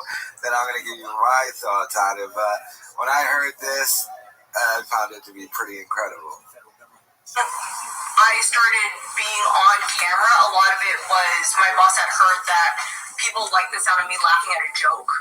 And so they would put a mic so they could hear me laugh. And I laugh at basically everything. Like ASMR stuff, like it feels good. I think they liked hearing a girl giggling in an all-guy type of cast because it kind of broke up the monotony of like these dudes making raunchy jokes. And the more I was on camera, the more then the attention was on me. And people then like found a new target to find something wrong with. Yeah, that's what always happens. It always happens without fail, and I learned to deal with it better as I continued to do the job. But it's definitely something I didn't understand was going to be like a huge part of working on social media. Yeah. It happens here all the time too. Your fans are pretty nice. Even when they're mean, they're fucking nice. Yeah. I feel like your fans. Very different from Fire and the Kid. That's what Fire and the Kid's not insane. They're a bunch of piranhas. Yeah. Jim, I just felt that. I just felt that really hard, actually. They're fucking like aggressive, but in a way where like I get it. I just wish that they would be able to take it the way they dish it. Yeah. It's like that's like if you're on like a comedy podcast like trick like audience and you're trying to like give someone shit, you should be able to take the shit back. Like after I attack someone's like girlfriend or boyfriend, they're like, you're trying to ruin a relationship. It's like, well, he fucking left the comment. It's not my fault. Only a flashlight on the comment because of shit we talked about. I know. And like if his girlfriend isn't mad at it, she isn't mad at it. If she is, she is. Like who the fuck cares? Wow. It's not that deep. They're trying to resolve something. Break them up. Break their relationship. They have a child together. Like okay, well I can tell that none of these fuckers actually have a relationship. I kind of want to make a burner account now. Oh, everyone I know has a burner account. Oh, yeah, I have three. And nobody wants to fucking admit it.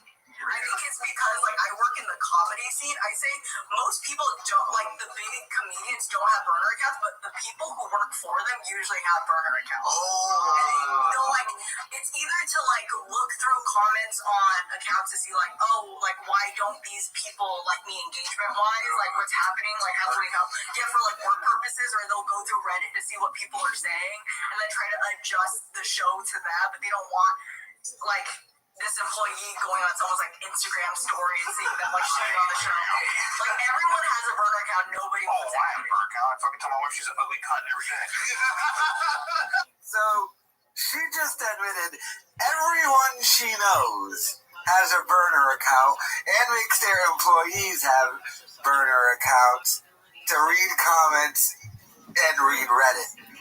So Brendan Shaw has burner accounts, and he makes her and probably Chin have burner accounts so they can read comments and read what they put on, like the Fighter and the Kid subreddit.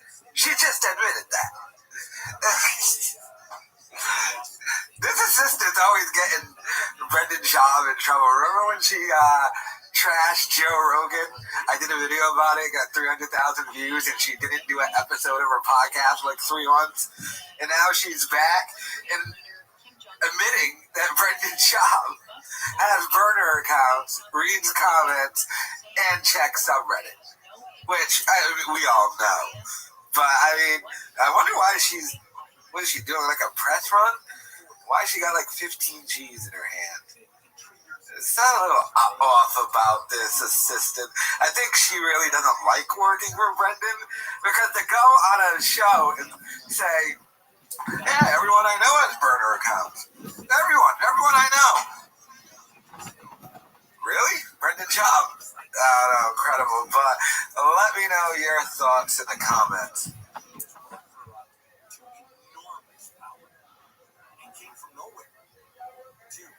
Brendan Schaub's failed whiskey business is officially over. I think fairly obvious by, if you go to the Facebook page, the last post was November 28th, 2021. Difficulties, economic restrictions, sometimes for certain amount of discrimination that comes, for example, from restrictive marriage laws that will only allow a certain number of Jews to marry for family and so on. So they come to America to try and, the land of opportunity to explore new options. Officially over. Third and the largest of immigrants comes after the 1880s. And these are Jews primarily from the former Russian Empire. I'm pretty sure it is bankrolled by his father. But how many businesses can a man fail at? These kind of it's the whiskey one. Attacks on Jewish the studio thing he started. That's an obvious failure. Sick Boy Studios. I do YouTube for a living. He's not making nearly enough money to be able to pay everybody decent. It's not what he was making when he had the Showtime deals and stuff. And now, lo and behold, his wife is starting an interior decorating business. She claims with her dad and her brother, but I mean, that's going to be a complete failure. But he's just blowing daddy's money. But apparently the whiskey was terrible, according to that one reviewer. Anti-Semitic policies of the Russian government and the lack of economic possibilities in the region meant that a lot of Jews sought out the golden land of the new world. And so about 1.7 million Jews came from Eastern Europe to America between 1880 and 1924. At that time, the American government began to really shrink the immigration quotas, and very few Jews were allowed into the country. Tragically, this was also the case during the Holocaust, although many Jews chose to go to other countries, South America, significant numbers to Israel, Zionist movement, Canada, a civilized country to the north, which has, for example, universal health care, things like that.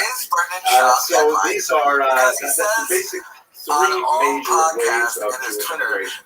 And once again, they get progressively larger. There's a certain amount of internal conflict between the waves of Jews. The German Jews, for example, although very charitably inclined towards their compatriots from, or I should say their co-religionists from Eastern Europe, nevertheless regarded them with some disdain because they tended to be much lower on the socioeconomic ladder, coming in as immigrants, and they had to work their way up from, let's say, being pushcart sellers of recycled goods until they finally were able to establish some kind of storefront, and in some cases even establish large department stores. By and large, the story of American Jews in America is, by and large, the story of Jews in America is a very successful one in which Jews really take advantage of the tremendous opportunities of this land in order to grow their primarily economic situation, their educational situation, and so on.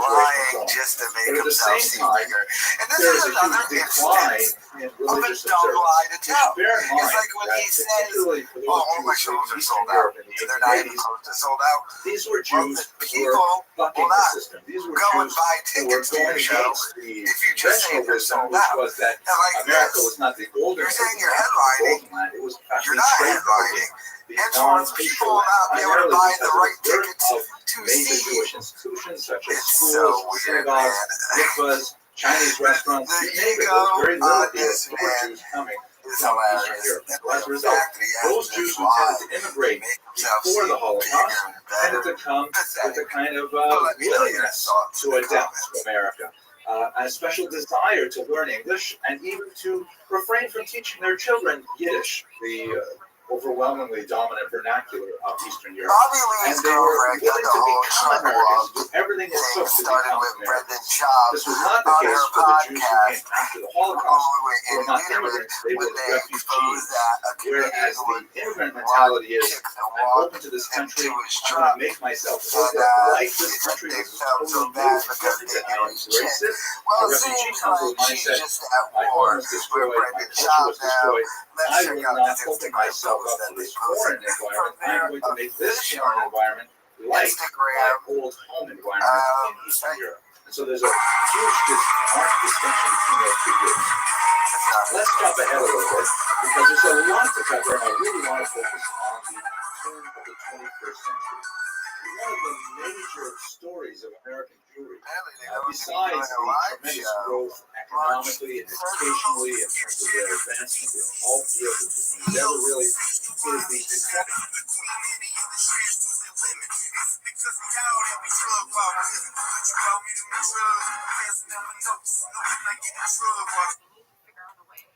So they have fully gone in with the drug walk thing and the fighter and the kids subreddit, and they are now just openly trashing Brendan Schaub and making fun of him. Wow. So, and like people during all those videos were like, well, they never came out and said his name. They know everyone thinks it's Brendan Schaub, nor have they come out and said that it's not Brendan Schaub. And they're playing the jokes that it is Brendan Schaub, because it is. Because Brendan Schaub likes to walk chicks to the truck, Baba. Oh my God, this guy is the joke of comedians. I mean, he is suing someone, so, you know. My God, but let me know your thoughts in the comments. On Sunday, with European Commission head Ursula von der Leyen in Scotland. Trump said the 27th member EU will purchase $750 billion worth of energy and make $600 billion Brenda Schaub's wife talked about me on her Instagram. Shout out to the person in my comments who let me know this. So let's see what she had to say, and if she's going to trash me or not. So this guy puts, I'm a huge fan of Brendan and you. I was super pissed on YouTube last night trying to watch some of his older fights. Why would you be trying to watch old Brendan Schaub fights? Apparently, some asshole started a page that bashes you guys, basically saying Brendan is a cheater, etc. It's gross. The whole hating thing is gross. And just want to give you guys a shout out. Love the podcast and what you guys do to keep your heads up high. Damn. Brendan Schaub's wife puts, I'm sure the person who started this hate page is super supper. Did you put supper? Is super successful, in shape, handsome / pretty, rich, and ambitious. She nailed me perfectly. So they had all the time in the world to go out of their way and make a tribute page on people they probably were, but thank you for the love and support. XO. And then she put wish. I guess she meant that instead of with, so I guess she really did mean supper instead of super. First of all, she doesn't address the allegation that Brendan Schaub's cheating, because of course he does. Is she trying to rip me off? I'm the person who says, are you 40 and white and failed at life? You don't get to do that to me, sweetie. And what's this? I wish I was, Brendan Schaub? No, I like being me, but being Brendan Schaub's awesome. And when you get the fug locks of chigs while your dumb wife stays at home. And you're out on the road. And you get to harass other comedians' wives and try to sleep with them. And then all the wives talk about how your husband tries to pick up on them and have them walk to the truck. And they all feel so bad for you because your man's just out there slinging it. You know, like Rogan, Dana White. Oh, that's it. But, yeah. So she's in Vegas still partying, I would assume. And Brendan, well, next time he goes on the road, it's going to be trying to slam some new chicks. But, I don't know. Great guy, never met him. Let me know your thoughts in the comments. Beyonce broke the law by getting paid $11 million for endorsing Kamala Harris during the last presidential campaign. So that's apparently not exactly right. Federal campaign spending records show that there was a $165,000 payment from the Harris campaign to Beyonce's production company, which the campaign listed as a campaign event production. I think Beyonce performed at one of her events. But they said they don't pay celebrity endorsers, but they are required to cover production costs. Not quite $11 million. No, and not only that. I mean, if the law says they have to cover production costs, I'm assuming that's the law. And there's a big difference paying for the production versus getting paid $11 million for an endorsement. I don't know where this came up. It was, he described this figure and did this in an interview in February. That somebody just showed me something that they gave her $11 million. And, you know, these allegations that come out, not just from the Trump administration, but from MAGA supporters and, I mean, all the crazy people, it just drives me nuts. Has anybody actually said among MAGA supporters that, as a matter of fact, there was not a Democratic cabal led by Hillary Clinton under that pizza parlor in Chicago where it was a child molestation ring? You remember that one? That was my favorite one. That was one of the best. It really was. Forget about the contrails of jets being government conspiracy, all the rest of it. That one is absolutely the most beauteous one out there. going to be a creepy, crawly summer. It's actually very cool. If you're hiking or camping in the Southwest and the West for the next few months, you could experience the fright of a lifetime, depending on how you feel about spiders. In California, Colorado, Kansas, New Mexico, and Texas, tens of thousands of tarantulas will be crawling out of their burrows looking for dates. It's mating season for tarantulas. And apparently, sometimes you even see them in hordes crossing roads certain times of the year. And they're really gentle. I mean, they're huge. They're as big as your hand. They're really gentle. They'll bite you, but there's no venom or anything in them. Well, they won't bite you if you don't make them. Yeah, but if you pick them up and you're gentle about it, they're not going to leave you alone. I understand you can even train them. You can go paw, but you don't know which leg to actually grab when they do that. I got to hold one last year at the Natural History Museum. Is that where it was? They're very cool.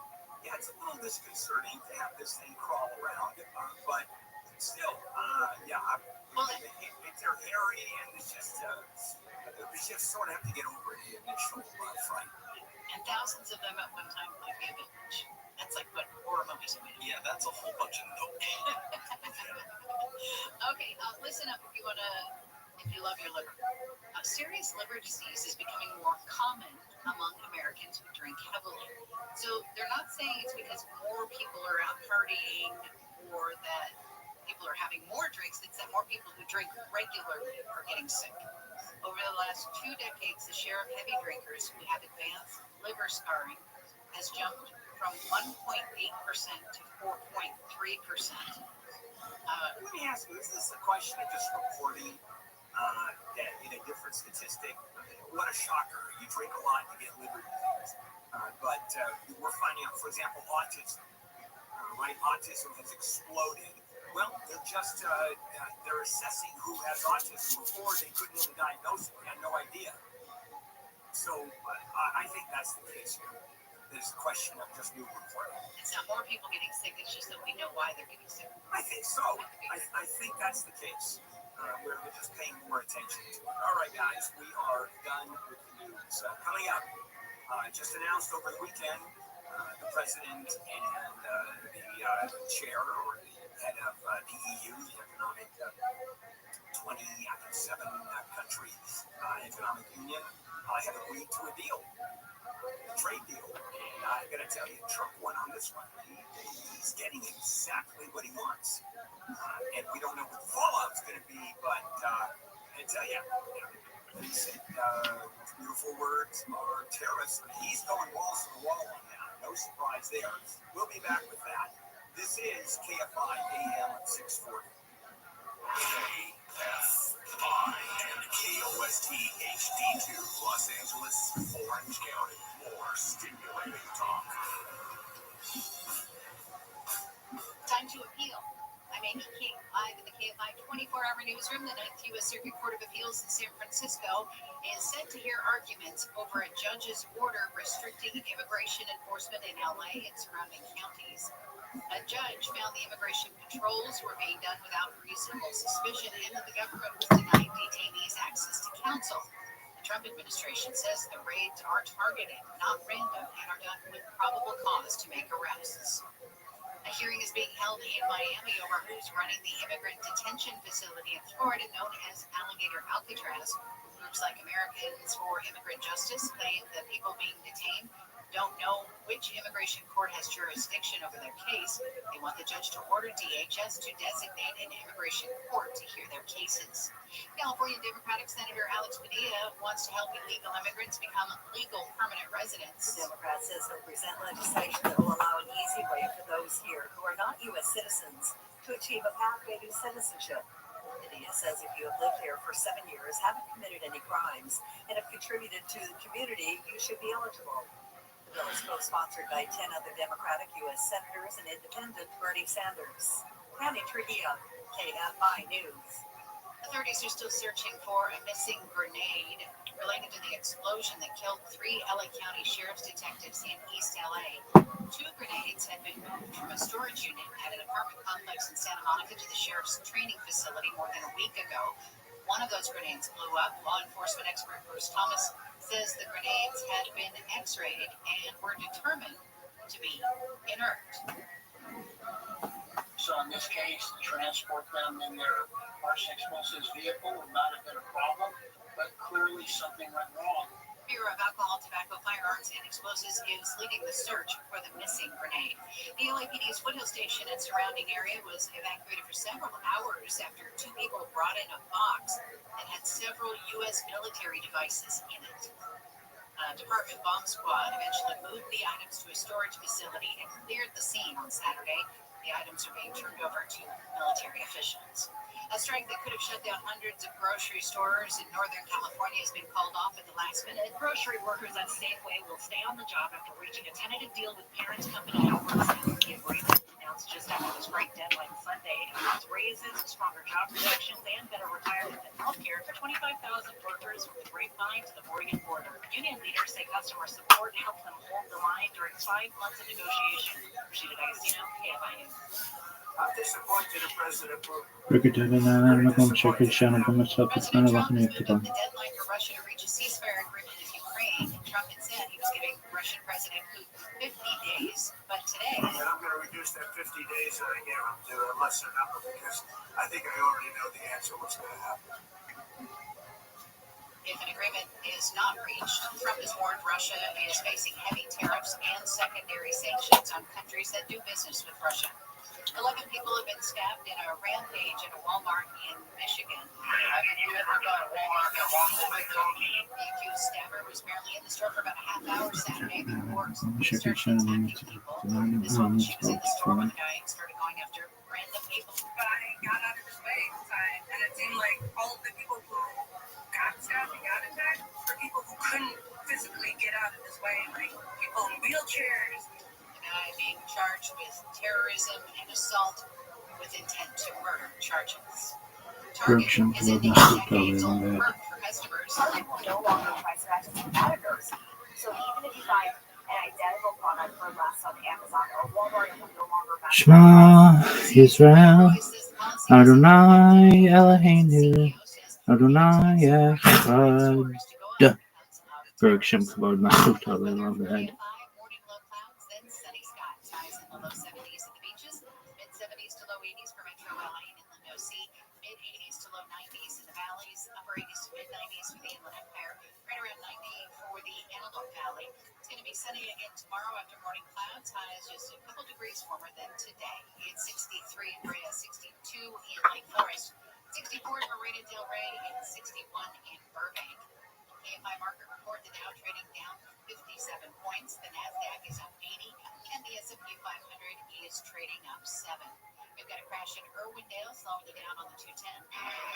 Let me put it this way. At this point, all the big westbound freeways have major crashes on them. If you're getting out of the Inland Empire through the San Gabriel Valley, the 210 is one of them. Westbound side of the 210, it's going to be right there, Irwindale Avenue. Looks like the crash being cleared, but still traffic stopped all the way back from the 57. The westbound 10, that's in trouble as well. West of the 10. Right before Grand Avenue, crash with 2 right lanes blocked. Things are also slow from the 57. They were hoping to have this cleared in just a few minutes, but so far no progress there on westbound 10. And then the 91, that's our other big problem. 91 westbound before the 241, only the 2 right lanes open there. Traffic stopped from the 15. If you're thinking, hey, that leaves the 60. Guess what? The 60 is just a parking lot from the Euclid off-ramp, actually before that, being out of Ontario, from about all the way over to the merge with the 57 because it's soaking up all the other traffic. Brendan Schaub is on the warpath with the lawsuits. I would know something about this, but Bobby Lee's girlfriend and Annie Lederman have just revealed that he is threatening to sue them behind the scenes. Let's check it out, and I'll give you my thoughts on it. Go ahead. All right, I actually do want to come out. There's been a lot of a certain walk and a certain vehicle, and I want to say the initials are BS, but he did pass away recently in a hotel room, so I don't want to out him.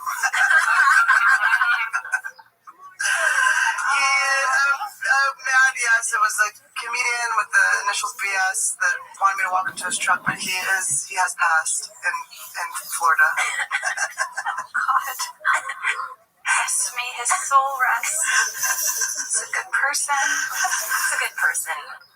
Oh boy. Well, I don't think we've ever addressed this on our show, but I think we cut that out when we talked about it. Did we? We did. And then let's get juicy with it. So, Dumois is a celebrity, gossip account, and maybe about a month ago, they posted something about our show, and we know it was about our show because it had the word bloodbath in it, and it had it had. Oh, you know, it could have been about that other bloodbath show. Oh wait, nobody talks about that show. And they never can give us a name. We want the fucking name. Yeah, I know. We want. Give us a fucking name. So we this post on the gossip site said this popular podcast, which we were like, hey girl. And we know it was about our show because it had the word bloodbath in it, and it had other. Oh, it had. Oh, you know, it could have been about that other bloodbath show. Oh wait, nobody talks about that. And they never can give us a name. We want the fucking. Yeah, I know. We want. Give us a fucking name. So we this post on the gossip site said this popular podcast, which we were like, hey girl, thanks for calling us popular. And it said that we had a lot of controversy behind the scenes and tension. We were a part of a big scandal, and that the tension you were feeling was real amongst Nobody us. felt any tension. But that scandal that they were referring to had nothing to do with the three of us, and it was because potentially we were being threatened, a lawsuit, and I'm scared to even say that out loud. We just won't say the name, right? We won't, yeah. But someone was behind the scenes threatening to sue us. We never want to address certain either rumors or things like that.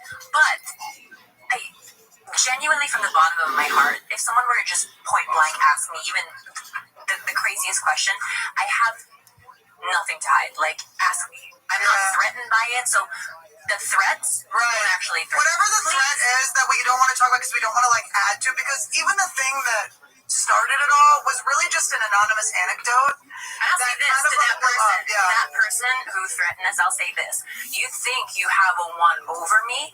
I fucking dare you, motherfucker. I dare you. Let it out of your chest, because that is actually not a real threat. You think you're threatening me, but it's that information's already out there, you little bitch. Can confirm. Yeah. She can confirm. Bobby can confirm. It's just also, I just want to say this, my currency is not money. My currency and where I see value power is in jokes. So I'm rich and you're broke, bitch. So come after me. You got nothing on me, you unfunny piece of shit. Come for me, I dare you. And on that note. So, damn. Well, that pretty much just outs everything. They were talking about Brendan Schaub, definitely, trying to walk up to the truck. And this is the reason why Brendan Schaub has gotten so happy. And it seems behind the scenes has threatened to sue them. Now, Brendan Schaub suing YouTubers for frivolous things like copyright infringement, that's one thing that nobody really will ultimately care about, especially in the comedy community. However, threatening to sue another comedian's girlfriend for just telling a story and never confirming that it was you, but never denying everyone knew who they were talking about. But to be threatened behind the scenes, a lawsuit over that. Wow. What an embarrassment. And the most embarrassing thing, by the way, now, is not even Brendan Schaub. It's all the people behind Brendan Schaub. It's the Brian Callens, the Sam Tripoli's, the Joe Rogans. Your boy is out here suing people for making fun of him and telling stories about him, and they didn't even confirm it was him. And this man is supposed to be a comedian? No, he's a rich kid playing comedian with daddy's money. Ugh, so pathetic. And these girls just tell a funny story, never confirm it's him. And Annie Lederman even said on an episode a while back, I won't reply to your walk me to my trunk comments. And that's probably when they first got threatened with the little lawsuit. So Brendan Schaub is a coward who likes to do things behind the scenes, sue people and threaten lawsuits. I wonder how that conversation went, just to threaten the lawsuit. Like he probably had his lawyer send him a letter saying, shut up or we'll sue you. What an awkward thing to do. And if Brendan Schaub is in such an open relationship with his wife that everyone seems to claim, dude, it's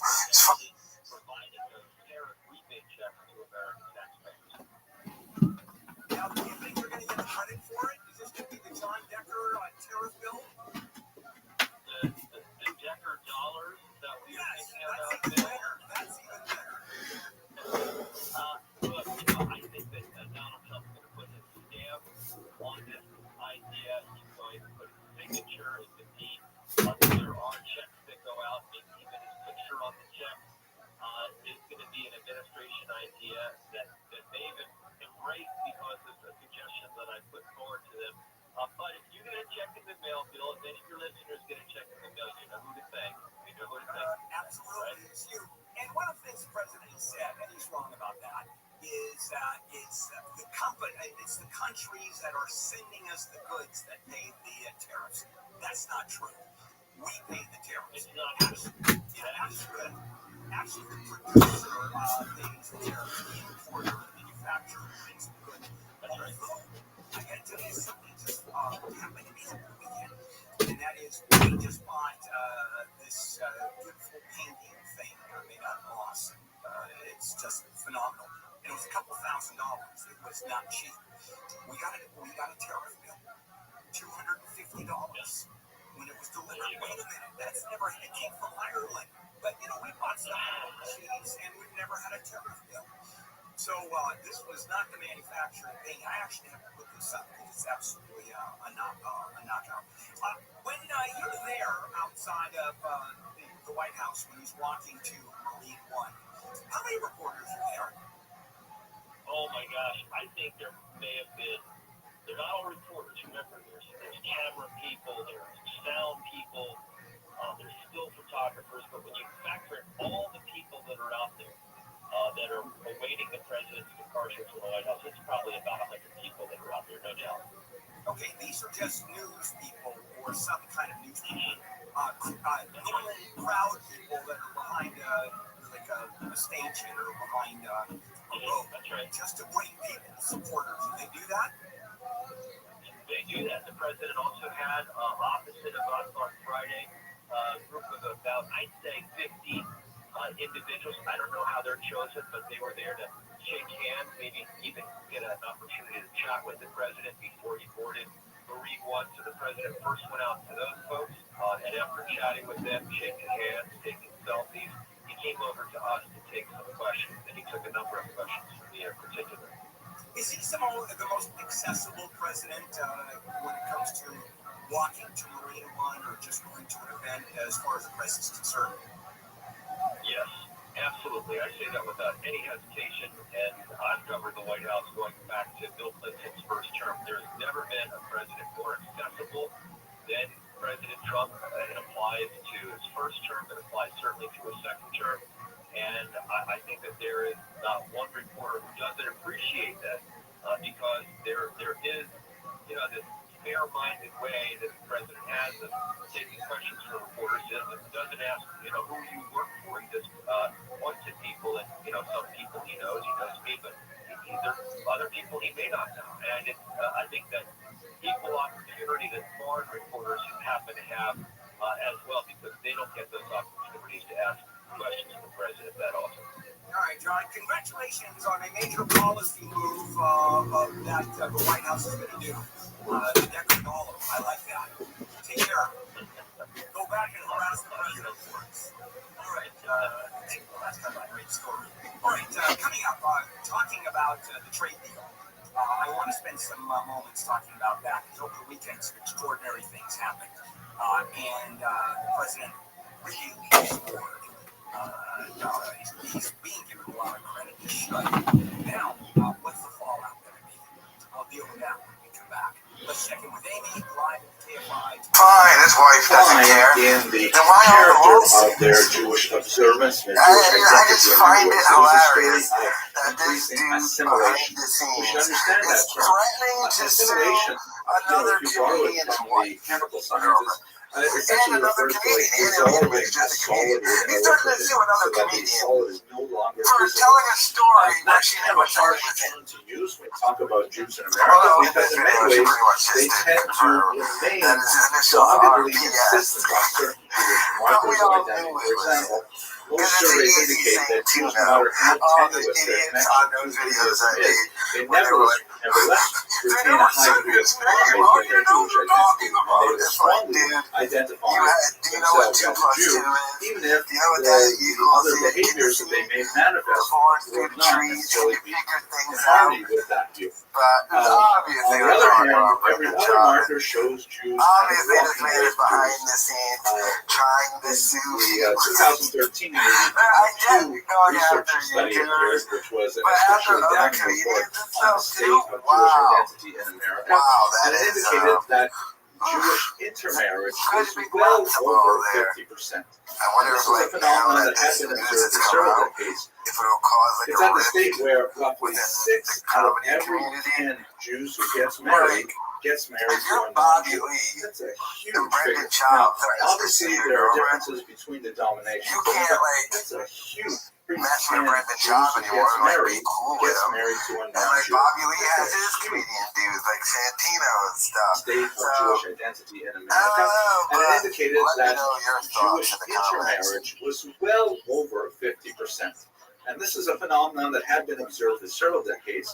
Bobby Lee's girlfriend has pretty much declared war on Brendan Job, and the trashing has not stopped. And this is evidenced by their latest Instagram post. So let's go ahead and check it out. Every 10 Jews who gets married to a non-Jew. That's a huge figure. Now, obviously, there are differences between the denominations, but in fact, the number of America is the place where many of the denominations really flourish. We've spoken about denominations in an earlier lecture. But here in America, with the conservative movement and the reform movement, for example, grew apace throughout the 20th century. Just talking about Brendan Shaw and with the homeless cat gift and the I Can't Talk thing, they have declared podcast war essentially with Brendan Shaw basically daring him to sue them. As you know, Brendan Shaw, they exposed that Brendan Shaw has threatened behind the scenes to sue them, but it seems like they want him to bring it. Will Brendan Shaw bring it? We do know he does like to sue people and make fun of them. Let me know your thoughts in the comments. With a low level of identification of children of intermarriage, and you see the Jewish community is in many ways essentially marrying itself out of existence in America. There are other factors involved. For example, Jewish women tend to be highly educated. They're one of the most highly educated of all ethnic groups in America. High education is often correlated with low levels of fertility, meaning Jewish women are much less likely to have children because they postpone childbirth until their education and their careers are well underway. So the Jewish birth rate is about 1.1 overall, well below replacement value. And again, there's denominational shifts in that. The Orthodox birth rate is quite a bit higher. It's about 4 and a bit per family, but nevertheless still a very serious phenomenon for the long-range demographic of the Jews, because Orthodox Jews constitute only about 10% of the American Jewish population. Now, I'd like to spend the last couple minutes of this video talking about Samuel Heilman's thesis. That's an extremely important one for us to understand if we're going to look at the future of the Jews of America. I know I said prophecy was down the hall, but this is a phenomenon that we have observed for the last century, so therefore it's worth discussing in this context. Here's basically what Dr. Heilman argues is happening to American Jews. If you were to look at, well, let's say we make a chart. by let's the way. say on the vertical axis, we put the number of Jews. Okay, so higher up on the y-axis, you have more Jews. Lower down, you have less Jews. And then on the x-axis, let us place the levels of Jewish identification, which means obviously Jews who are observant tend to be very high on that scale, but not other groups, like let's say quite determined Jewish Zionists or Jewish socialists, people who are really well invested and have lots of daily markers in their lifestyle of Jewish identity, they would score high on that score. So, if you looked at American Jewry in 1950, you'd have a significant number of Jews who were towards the non-identified or non-affiliated area of that chart, and then you have a very small amount who were highly affiliated, and you have a big channel out in the middle of Jews who were moderately affiliated. Those moderately affiliated Jews were extremely important for the maintenance of Jewish life to the right of them, meaning those Jews who were highly affiliated. That's number one. Because if you look at the Jews at the turn of the 21st century, for example, you'll see that there's an even larger group of Jews who are non-affiliated and markedly low levels of Jewish identification. You have a higher incidence, small but still higher incidence of Jews who are highly affiliated.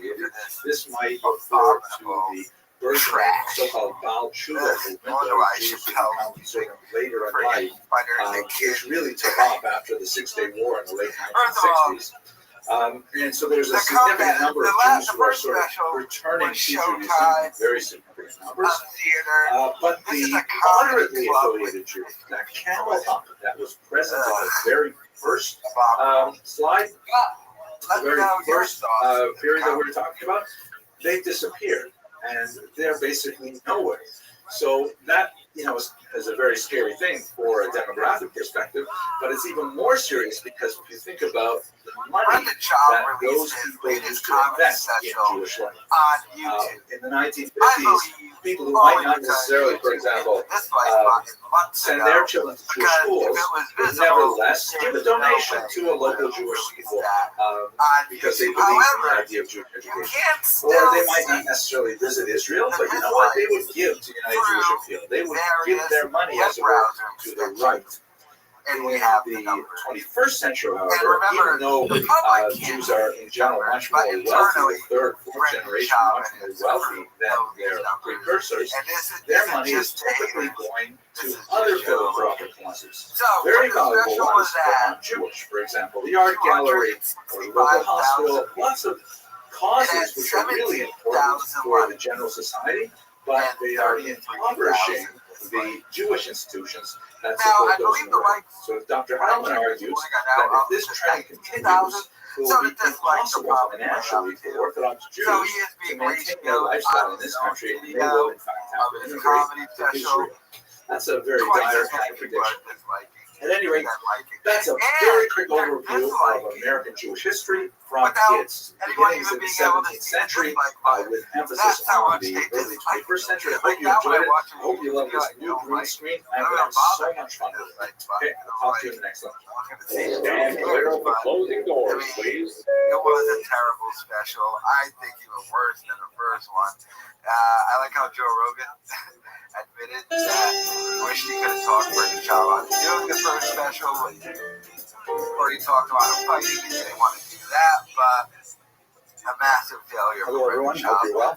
I'd like to talk today about Soviet Jewish history, and unlike most of the other things I talk about in this series, I actually know a little bit about this because I did my dissertation work on the Jews of Ukraine during the period of the revolution at the beginning of the 20th century.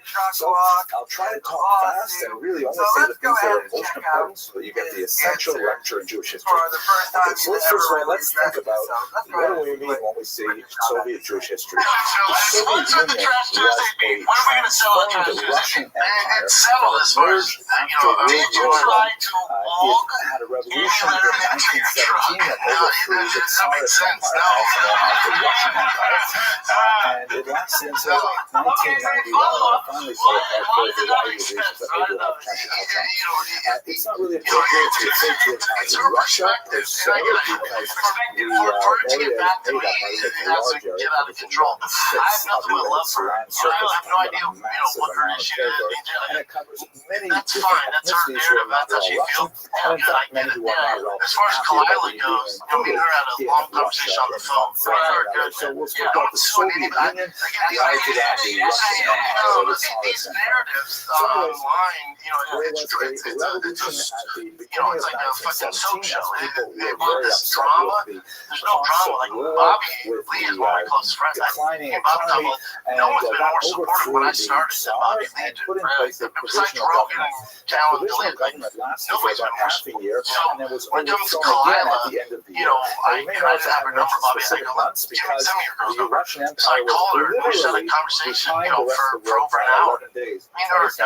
They used an older calendar that had been revised by Western Europe millennia earlier, and so they, what they called February was actually what the rest of the world called March, and what they called October was called by the rest of the world November. Just to give you a sense of how different Russia was in many ways.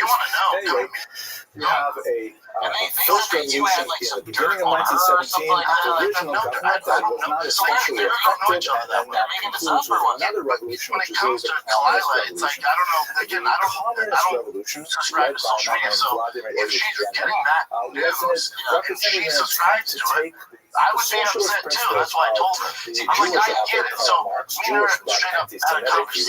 He was the classic example of a self-hating Jew. I have a lecture on that. You can check it out if you like. Anyways, they attempted to put socialist principles into practice with this idea of shared wealth, this idea of shared resources, of nationalizing industry, of deprivatizing, and collectivizing agriculture, all kinds of things like that. In the first couple of years after the revolution, this was really impossible because World War I was still going on, and while they were hemming and hawing, the Germans were occupying a large portion of the Russian Empire.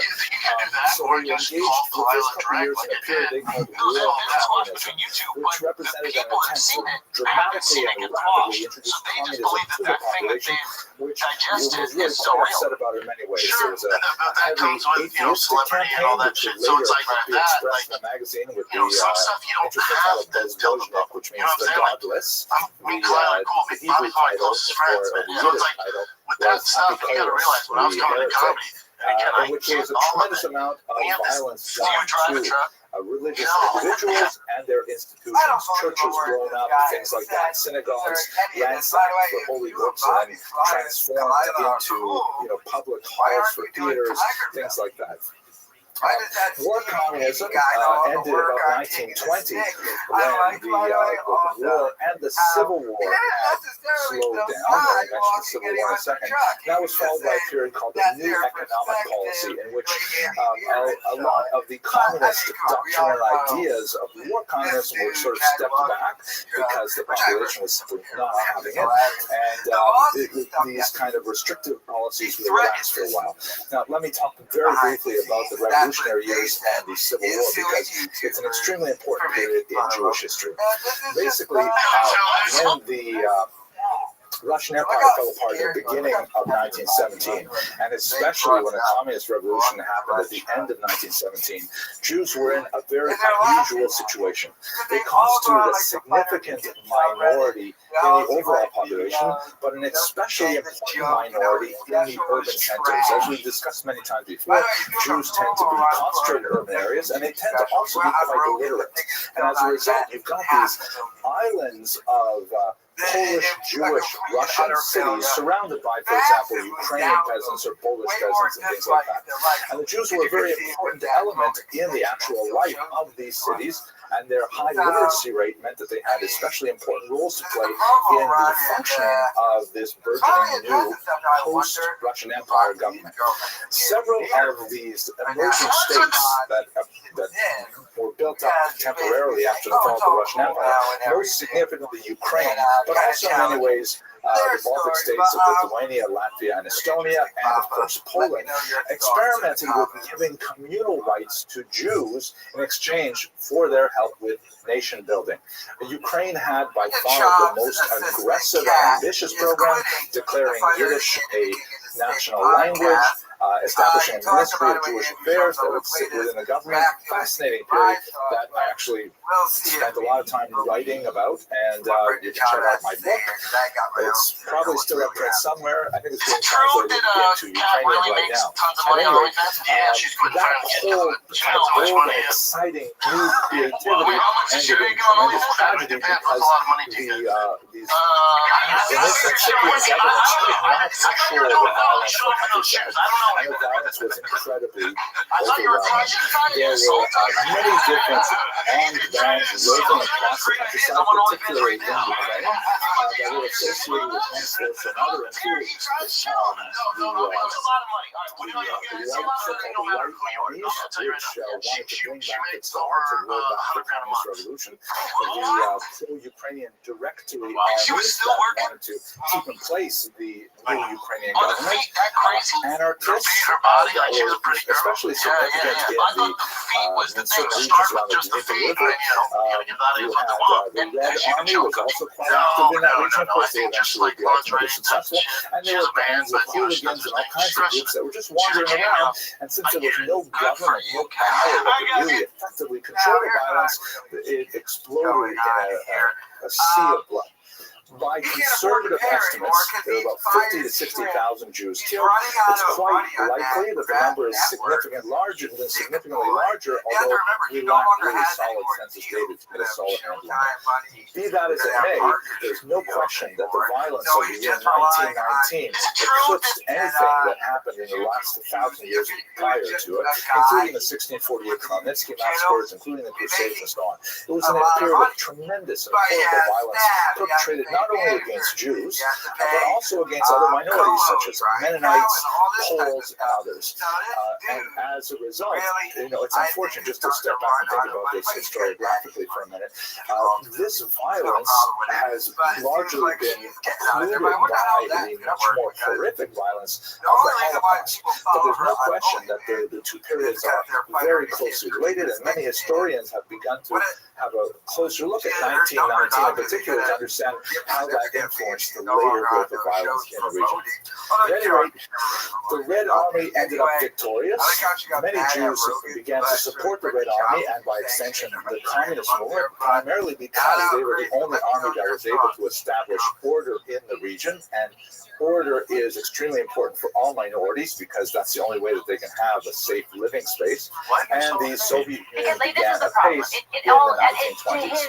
I've already mentioned now, let's go back to our kind of timeline. So you have the war communism period, which is kind of like 1917, 1918 to 1920 or 1921, depending on how you want to count it. Then you have the new economic policy, which is like 1921 to about 1924. And unfortunately, during this time, which was kind of like a relaxation of communist principles, then it had a stroke. Welcome. How you living, Japan person? Yo, how you living, Pat? I know you think he's funny. Oh, you speak French? Oh, tight. Hi. So I actually, to this day, How are you? I didn't think that it would escalate in the way. How did you find out about me? Yeah.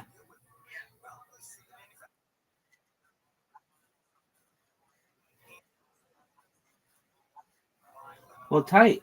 I'm glad you're here. We're watching Jewish history lectures. Feel free to enjoy.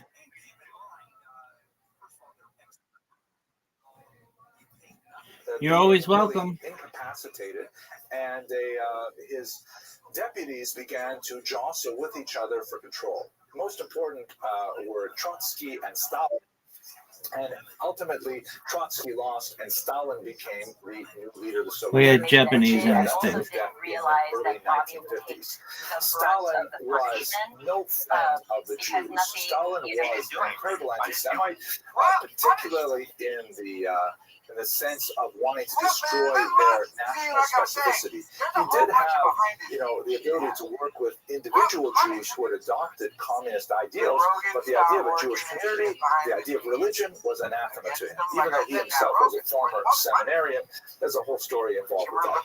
At any rate, during the 1920s, while there was still this sort of struggle as to who would control the Soviet Union, there was a brief flourishing of cultural activity among many minorities, not only the Jews, but also the Ukrainians, Latvians, Lithuanians, Poles, all these various national minorities had an unusual period of creativity that was determined by a policy called kolonization, or rootification, roots in the sense of like plants. The idea being that Marxism will recognize the authenticity of indigenous cultures, which in this case would refer to, for example, British Jewish culture, devoid of all religious elements. So a tremendous amount of money and energy was poured into trying to encourage Jews and other minorities to develop their cultural activities insofar as they were consistent with the values of communism, which meant, of course, stripping them of any religious environment, stripping them of any kind of hostility with other nationalities, because this was to be the period of delusional knowledge, the friendship of people, things like that. And it was like a huge renaissance of Yiddish culture in particular. This extended throughout the 1920s until Stalin really gained control, and he put his foot down. By 1930, all of these various sections of the Jewish party, including the Jewish section of the Communist Party, abbreviated out of term the Jewish section of the Communist Party, they were shut down, and you go into a period of darkness as Stalin emerged and begins to initiate the so-called purges. The purges were a horrible, terrible time in Soviet history when Stalin encouraged individuals to rat on their neighbors, in some cases even rat on their spouses, their parents, their siblings, incredible, horrible things, where people would be accused of being saboteurs, of wrecking the economy. There's a lot to say about this. I'm going to skip through it. And basically, the entire Soviet Union turned into this sort of prison camp where people were suspicious of their neighbors, suspicious of their family members, and anytime a person got ratted out, they would be called in to speak to the precursor of the KGB, known at that time as the NKVD, and they would be interrogated, sometimes tortured, and forced to divulge the name of 10 other wreckers. Then these other so-called wreckers, who really had nothing to do with the downfall of the economy, would then be similarly arrested. They would also be interrogated, tortured, and they would reveal another 100 people. And the whole society was going into a spiral of destruction throughout the 1930s. This was interrupted primarily by World War II. We have more to say about that in the lecture on the Holocaust, but basically, Stalin signed an agreement with Hitler that lasted from 1939 to 1941, in which they both agreed to divide the regions that separated them, Poland, Ukraine, the Baltic states.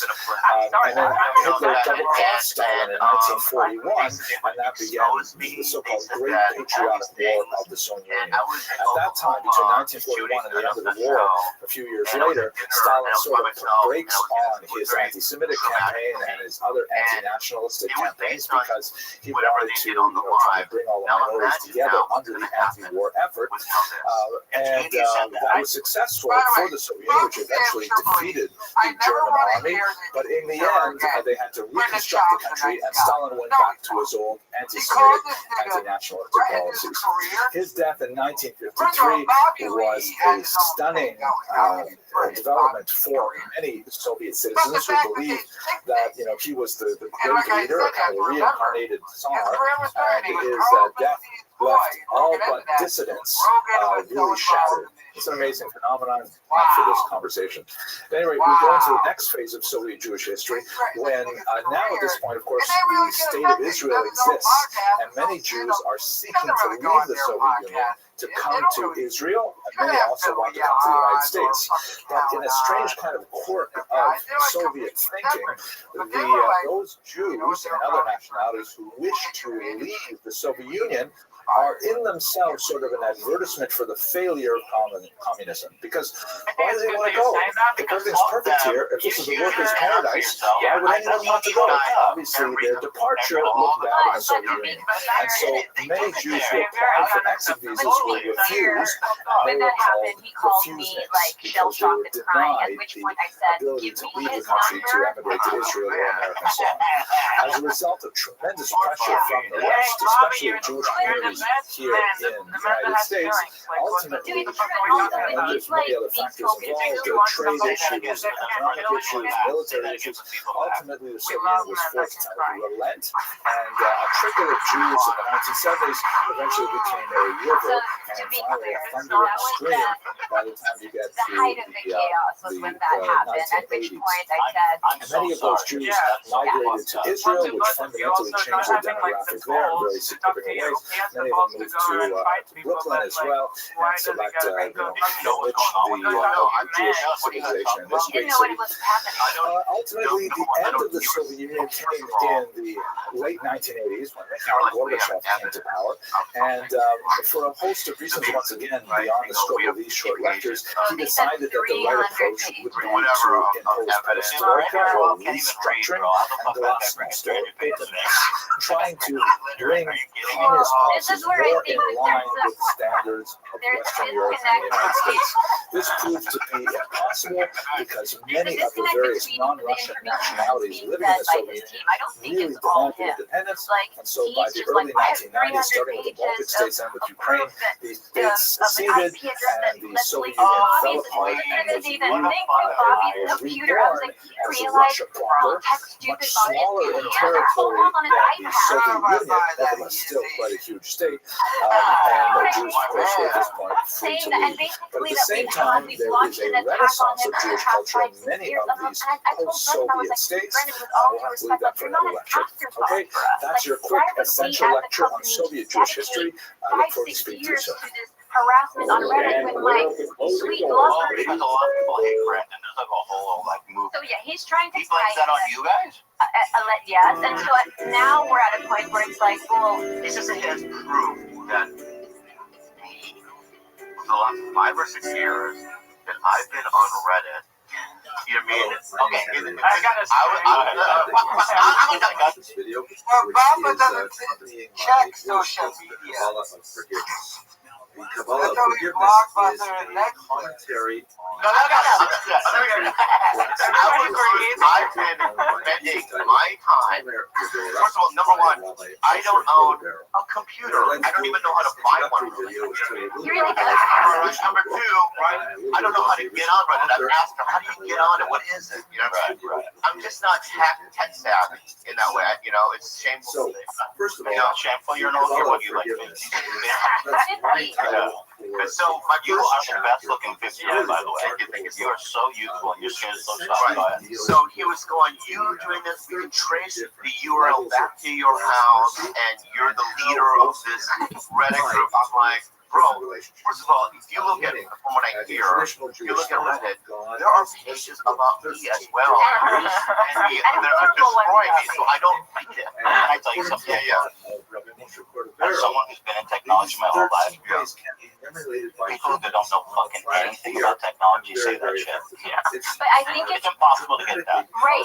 He doesn't have it. When anybody says they have proof against you, but Ethan, I think that I'll defend him in this scenario by saying I think his team is giving him a lot of wrong information. And then ultimately when him and I were able to find common ground, it's like, look, I think I'm receiving wrong information, and I'm like, I can understand that. I can forgive He's that. trying to scare you. Yeah, is it?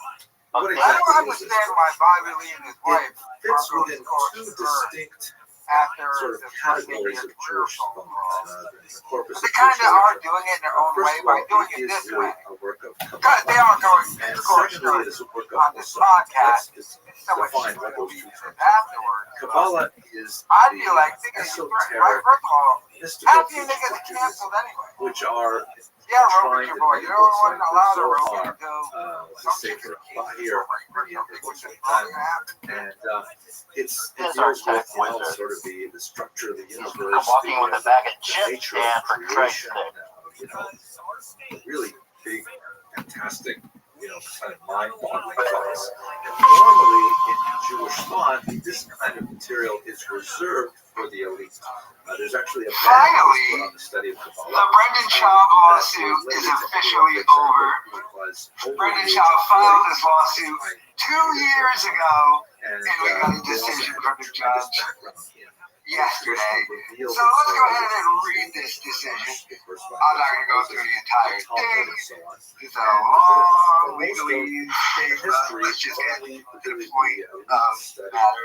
Since Mr. Swindell's videos are unlikely to function as substitutes for the copyrighted videos, the original and potential derivative markets, the fourth fair use factor weighs in Mr. Swindell's favor.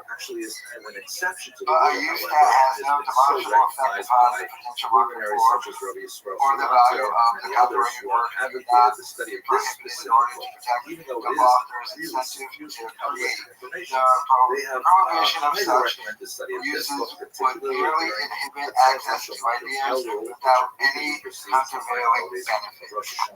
Weighing the factors and circumstances, weighing the factors together with the instant circumstances, the court concludes that Mr. Swindell's use of the copyrighted material is fair. 3 of the 4 statutory factors weigh in Mr. Swindell's favor. And Mr. Swindell's use of the copyrighted material serves a public benefit. See, I'm doing the public benefit by trashing Brendan Schaub. It's now officially codified in law. We are all going to be doing a greater good and a benefit for society by trashing that unfunny piece of shit. So, the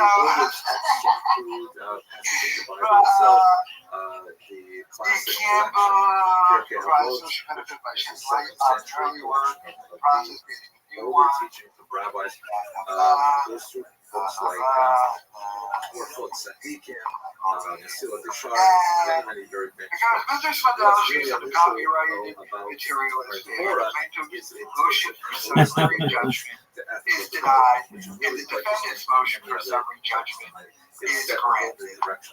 It is so ordered, the judge. So, the author is one of the most amazing figures of the I took on those monster lawyers. Amazing explosion of I went to, I seen those friends in dark places, and I looked in their face and laughed. I said, your client's an idiot. Oh, I've got so much to talk about this case. I'm not going to do it right exactly now, because right now, my number one focus is getting my original YouTube channel back. So, it would do me a great favor if you took the, like, Twitter or something, or is it now called an X? I don't call it X, I call it Twitter. And just, tweet at YouTube, please reinstate Unique's channel. I've already sent them all his documents and stuff. Hopefully, I can get my channels back, because they were only taken down because of this lawsuit, and I have one. The judgment is in my favor. How much money do you think he spent? How much money? And how much did he get ripped off by his representation? Who told this guy that maybe he had a chance? He had no chance in hell of winning this. And they should have known that when I missed the deposition day. I was supposed to go show up to the deposition. And specifically the way in which God I missed it, and then we did it another day. And they were like, well, Mr. Swindell didn't show up at the deposition, so he owes us $1,300. And the judge is like, I'm not going to go into great detail on what these spheres are. They became obsessed with how I was doing so well against them in court. They tried forcing the judge to, like, have me give them personal info. And at one point, the judge just says, to Brendan Schaub's lawyer, if you ask about this one more time, I'm going to order that Mr. Swindell has to have a lawyer, and your client's going to pay for it. And needless to say, they never brought it up ever again. Which has been Oh set up my specifically God, to the support hilarity of these this videos lawsuit was and so text. funny. And there you'll get The actual samples deposition, of the text as well. And it'd be great if you want to me, check the them out or law split office your in screen. Providence, Look at them. with Keep Domi's looking at lawyer on Zoom, So answering basically, questions about the Kabbalah the forgiveness most is hilarious the thing. title for The entire time he's calling him Brian Shaw. He doesn't even know Shaw's name. And even at the end of the deposition, the stenographer was like, the entire time you said the wrong name. Is it okay if I just switch this? And they asked, and to get my permission, I'm like, yeah, I don't care about it.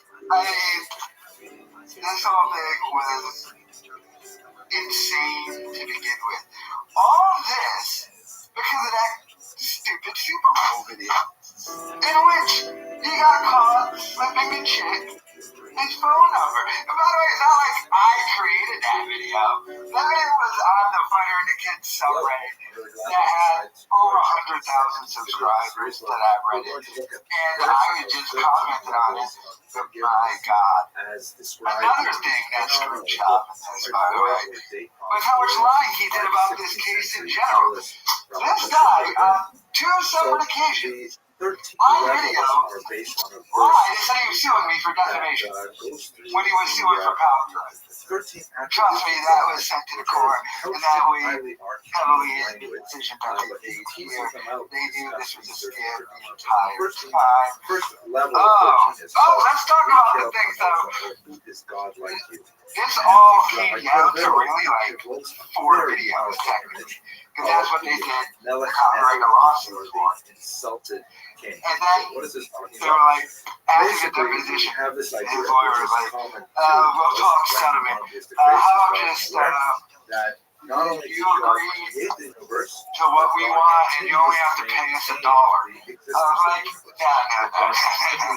You're so losing this case. I'm not doing that in any way, shape, or form. Because they threatened to go after my new channel and everything. They were like, you want to go after your new channel, you should only bring it. So the idea is that God did not just like Tommy's got daddy's money, but you ain't got that much of daddy's money. Like that. Winding up and walking away. Like I said, hopefully I got my main channel back and then my live streaming channel back. Like I said, I've already been emailing YouTube. But, it's been 2 years. But they still do have it, because they emailed me back one day saying that, tell me how many strikes I had on the channel, so they still do have info on the channel. I'm assuming the channel is still up. It still exists somewhere, it's just, and they can just bring it back easy. I don't know, hopefully, but I defeated that idiot. What? How much money do you think you spent on this? How much? It had to have been probably. So it's been going on for 2 years. God is at least $500,000 for the maintenance universe, at least. and that God is completely aware of everything that happens. Tony's probably just sitting around like, that ever these lawyers like, no, you lost stupid things for the money. You never had a chance. Idiot. We are what actually subverting the very energy that God gives us to perform God's will, and we're using it against His will. There's only one person on the internet now who can say they fully defeated him. Stick and gives them permission to go off on a journey. And the judge in that thing basically encouraged me and everyone else to keep trashing him.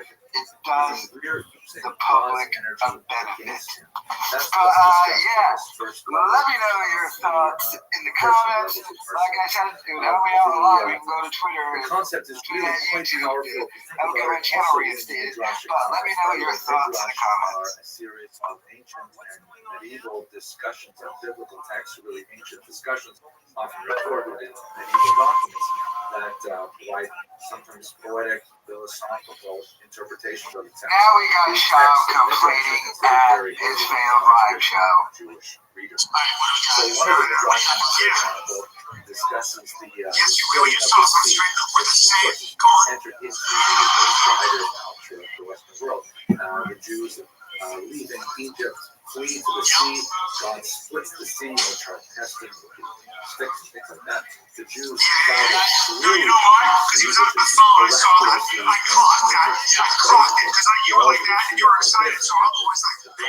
miraculously and so as the Jews see that their escape is no longer barred, they can actually flee from resistance safely. What do? Of course, they have some false idols, and they decide they should take them along with them.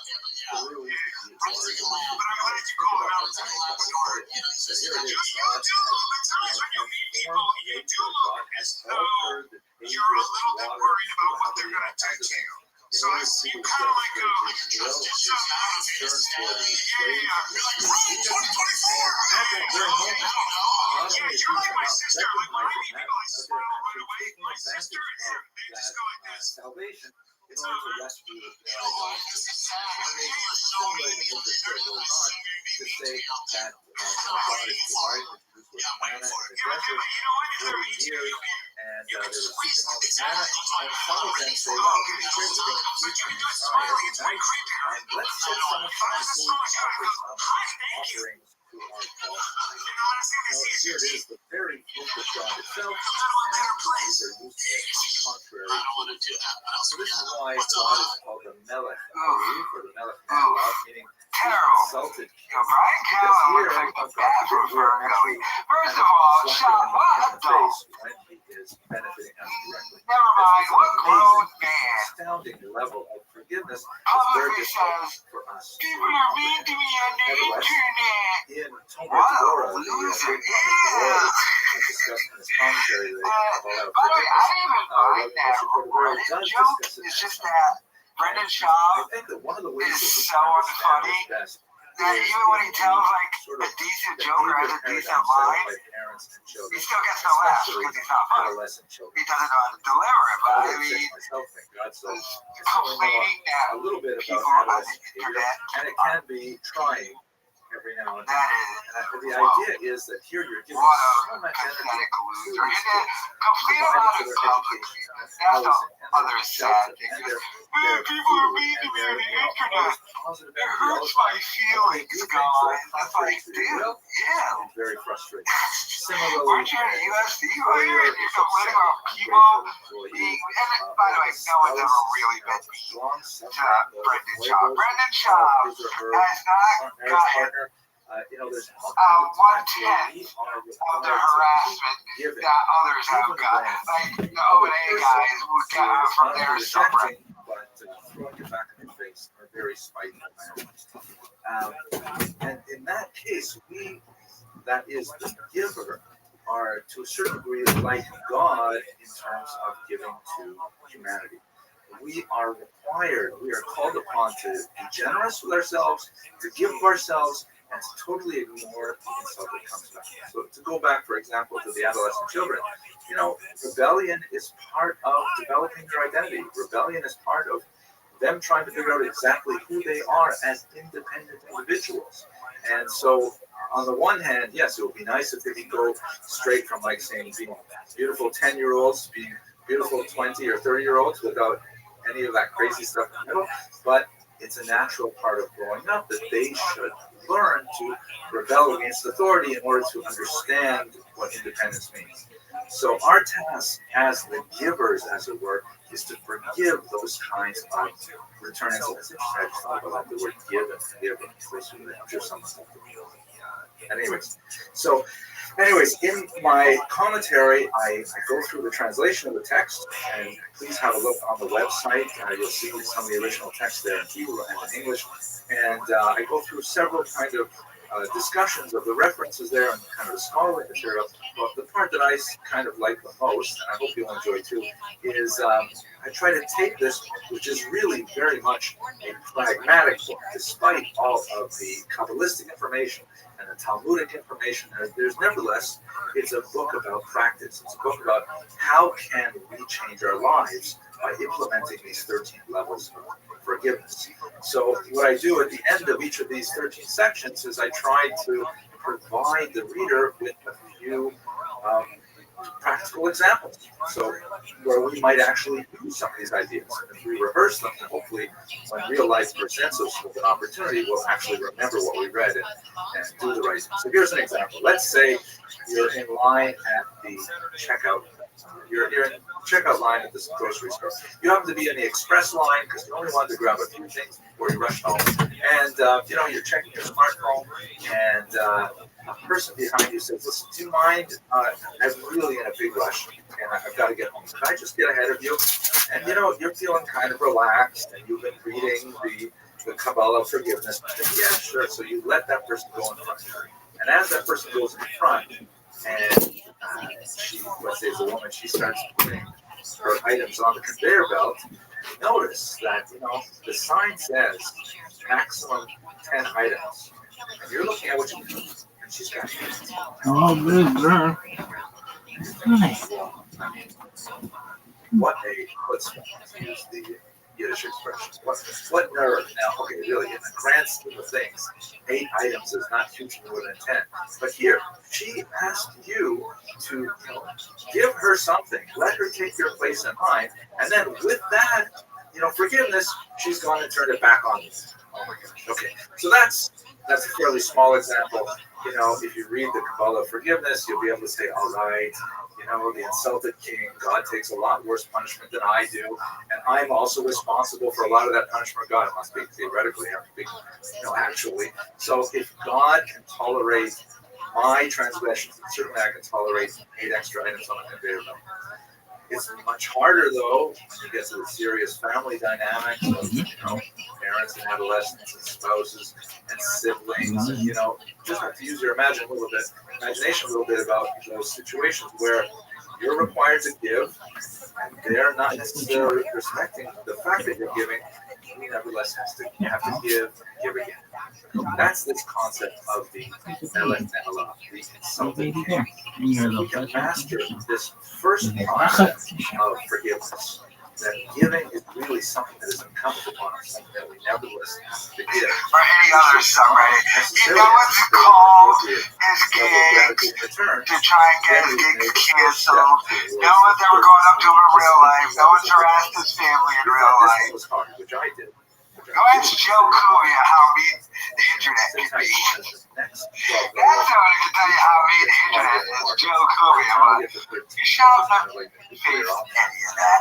But the go is continue to complain about the internet. Shut up, one last thing, Joe Kuya. in my commentary, as I worked through this, let me know your thoughts in the comments. Kind of person, Rabbi Rothschild and Tomer Devora, I thought a little bit about what could I do to exercise this forgiveness muscle? What could I do to myself? How could I work on myself? Nugenetics told team when you text 231-231 into the keyword golden. Text now and get a bottle of Nugenetics Thermo X, the newest most powerful fat incinerator ever. With key ingredients, Italian style that fast and get the ads. Halfway free until text 231-231. Enter the keyword golden, guys. 231-231. Keyword golden. Yeah, I'm just like, the way I just had, you can't handle shop anymore. And like, what must be going through his mind when, he has to listen to his dumb battle, try and read an ad read in which he can't. And he's got to be thinking, I was going to be the guy. I was in movies, I had Netflix deals, I had Chris D'Elia. If he never would have got accused, he was going to be like the guy. He would be like 4 movies in of just him starring in his own comedy movies in like decently budgeted Hollywood movies right now. And now he has to sit next to that idiot and the other idiot. Just write those letters and listen to them babble. And he's just got to be like, what happened to my life? Why am I? Well, that's okay. Why am I here? Next to Brendan Schaub and Eric Griffin. Mainly Schaub, too. Like, probably friends with Griffin or something. And I mean, the fall from grace and the fact what this guy has gone through and his mental breakdown and the neck tattoo. If he wasn't such an egomaniac, probably would have lost himself a while ago. Losing everything he lost, but he just look on his face of, shut up, stupid, why am I here? So that's the first level. And I don't even know why he's there. 13 levels. I mean, Schaub's not making any money, but I know Schaub is paying him, like, separately, but he can make a lot, he makes a lot more money just doing his podcast. I guess the extra income, I guess, but, I mean, what the torture that this man must be. Cheese, no cheese. People get mad. People get. On America's #1 podcast network. Yeah. Wait a minute. Who was Captain Marvel when we were kids? A dude. Wait a minute. It's amazing that it's not a trans woman. That would be dope. That's what they're gonna do now, trans. Yeah, who's weightlifting champion. Yeah, he comes in out. Yeah. Cheese, no cheese. People get mad. People get. The first level, just to do a very quick recap. The first level, God, as it were, provides energy to human beings for whatever they do. All the energy that we require for our daily existence is constantly flowing into us like electricity into let's say, a computer or a toaster or something like that. And if the toaster were to start doing something strange, like let's say playing music, or let's say burning the toast, then it's just hilarious to me. Let me know your thoughts in the comments. Get rid of it and buy a new one, that kind of thing. But God doesn't do that. God, as it were, forgives the toaster, keeps giving it energy until the toaster can figure out how to start toasting bread properly. Now that's a really bizarre. You people will never understand the behind-the-scenes battles I have to do with that unfunny, unself-aware piece of crap Brendan Schaub. He's still doing copyright takedown. The dude loses in federal court and just keeps doing it. So, I get this from YouTube. Your video has been taken down from YouTube. Brendan Schaub loses race. By the way, this is one of the old videos that was restored after the lawsuit and my main channel got back, because this is not my main channel. That loser went back 2 years on that main channel to find that video and do a copyright takedown. How unique. We received a copyright removal request for your video. Based on applicable copyright law, removed your video from YouTube. Video title, Brendan Schaub loses race. Removal request issued by movie maker of Ben Pixels Community. Contacted phone claimed that Ben Pixels midnight video could only YouTube. When they say a blessing, to retract thing. The loser is still doing it. He loses in federal court. So I'm going to say this right now. If I get bothered by one more little Ben Pixels or Brendan Schaub coming after one of my videos again, I am going to go on a blitzkrieg and informing Team YouTube on Twitter that this man is falsely copyright taking down videos, which he lost in federal court, and all of his channels need to be removed. Which technically, all of his channels should be removed anyway, and I think he kind of knows that.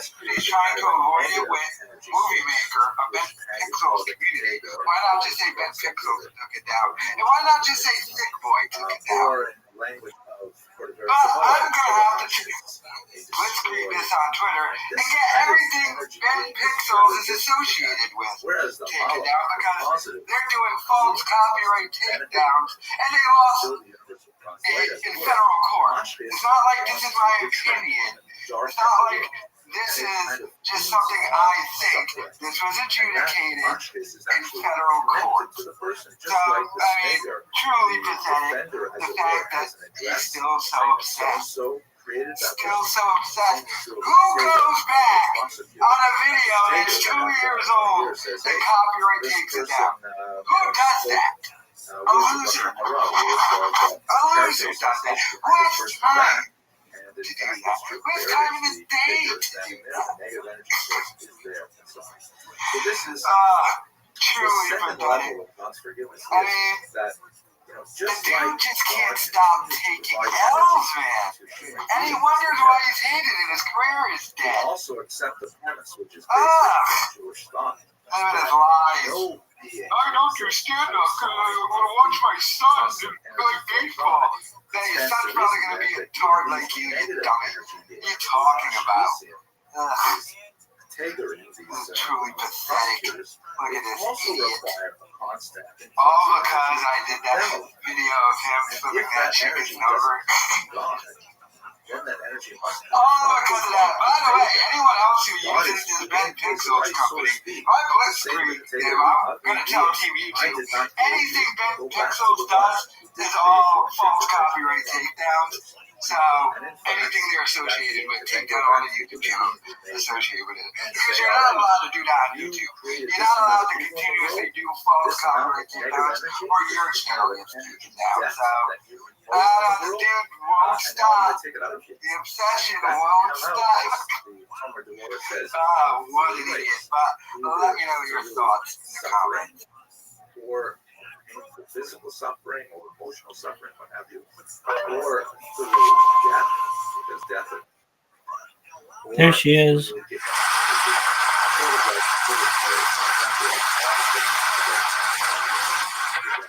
just trying to take you out and show you off. Looking like you're straight out of a movie. I know your other man put you through hell. I'm trying to put you in some jewelry. We on the top floor, sipping cappuccinos in a Saint Laurent store. We on a higher level. Once I get you out the garage, guaranteed I'll get dancing with the devil. Stood up on the pedal now. Different color diamonds and they dancing in the bezel now. My little girl a rebel now. She be dressing fine and looking stylish. First class, we rockin' a mileage. Right behind the party. Getting out the city with security behind us. I got my jelly girl, so sick of being modest. She like the heights. 30,000 feet up in the sky. Guess you these really cool. Tell me what color on the shoulder. They never wanted me until I came up. They never wanted me until I came up. Guess you these really cool. Tell me what color on the shoulder. They never wanted me until I came up. They never wanted me until I came up. Yeah. Do you know what I need? Put you in what I said you're feeling inside. All back at your knees. I saw it all my homies on I put on for the team. Tell you what's the mood. You don't want no more pressure. I guess I don't know photos in here. I had to do it solo. Rest in peace, a piece of my soul. I guess you think it's really cool. I wanna come and show me love. You don't want me until I came. You don't want me until I came.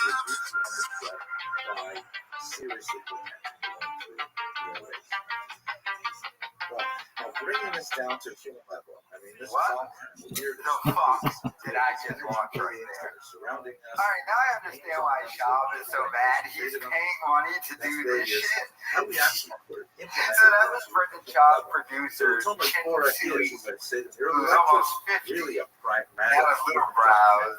And what is the point of this? How much money did that video cost? Like, they had to hire extras, all the CGI and shit. But, like, see, this is the problem with Brendan Schaub and his media empire, so to speak. Like, none of it's focused. I mean, he gave up stand-up, failed at it. Podcast, he failed. And, like, then he says, no, now he's to music. Well, by the way, they posted this video hours ago, and I think it had 100 views or some shit. Who knows? But, like, even if this like this video or this song's not going to take off, but like even if it did, like I don't understand what the goal is here, but that way you're gonna get the music and the concert. What the fuck did I just watch? Right? Someone harms us. The Talmud Yoga says, I watched fucking Asian Chucky's dad from Rugrats. You don't have to be a Israelite. You don't have to be special ed guy do a song called Black SUV. Give that other person I don't know what the point of was this myself. Is I get my shot. When someone wrongs me, I like his to staff now. say This is what they're spending his dad's money on. Making crappy songs and music videos. Right? I mean, it's this really would hard. have been cool So in what I like have to work on myself is that or I have to something. send it a What would it go for like a weekend song? Sometimes people apologize. Like this is the weekend. Please forgive me. Like this is one of the songs the weekend rejected and they got their hands on it probably. How much do you think this cost though? I know a lot of it's CGI, but I will say it's pretty good CGI stuff. Like they probably spent like $100,000 on this. And it'll get like 20,000 views or something.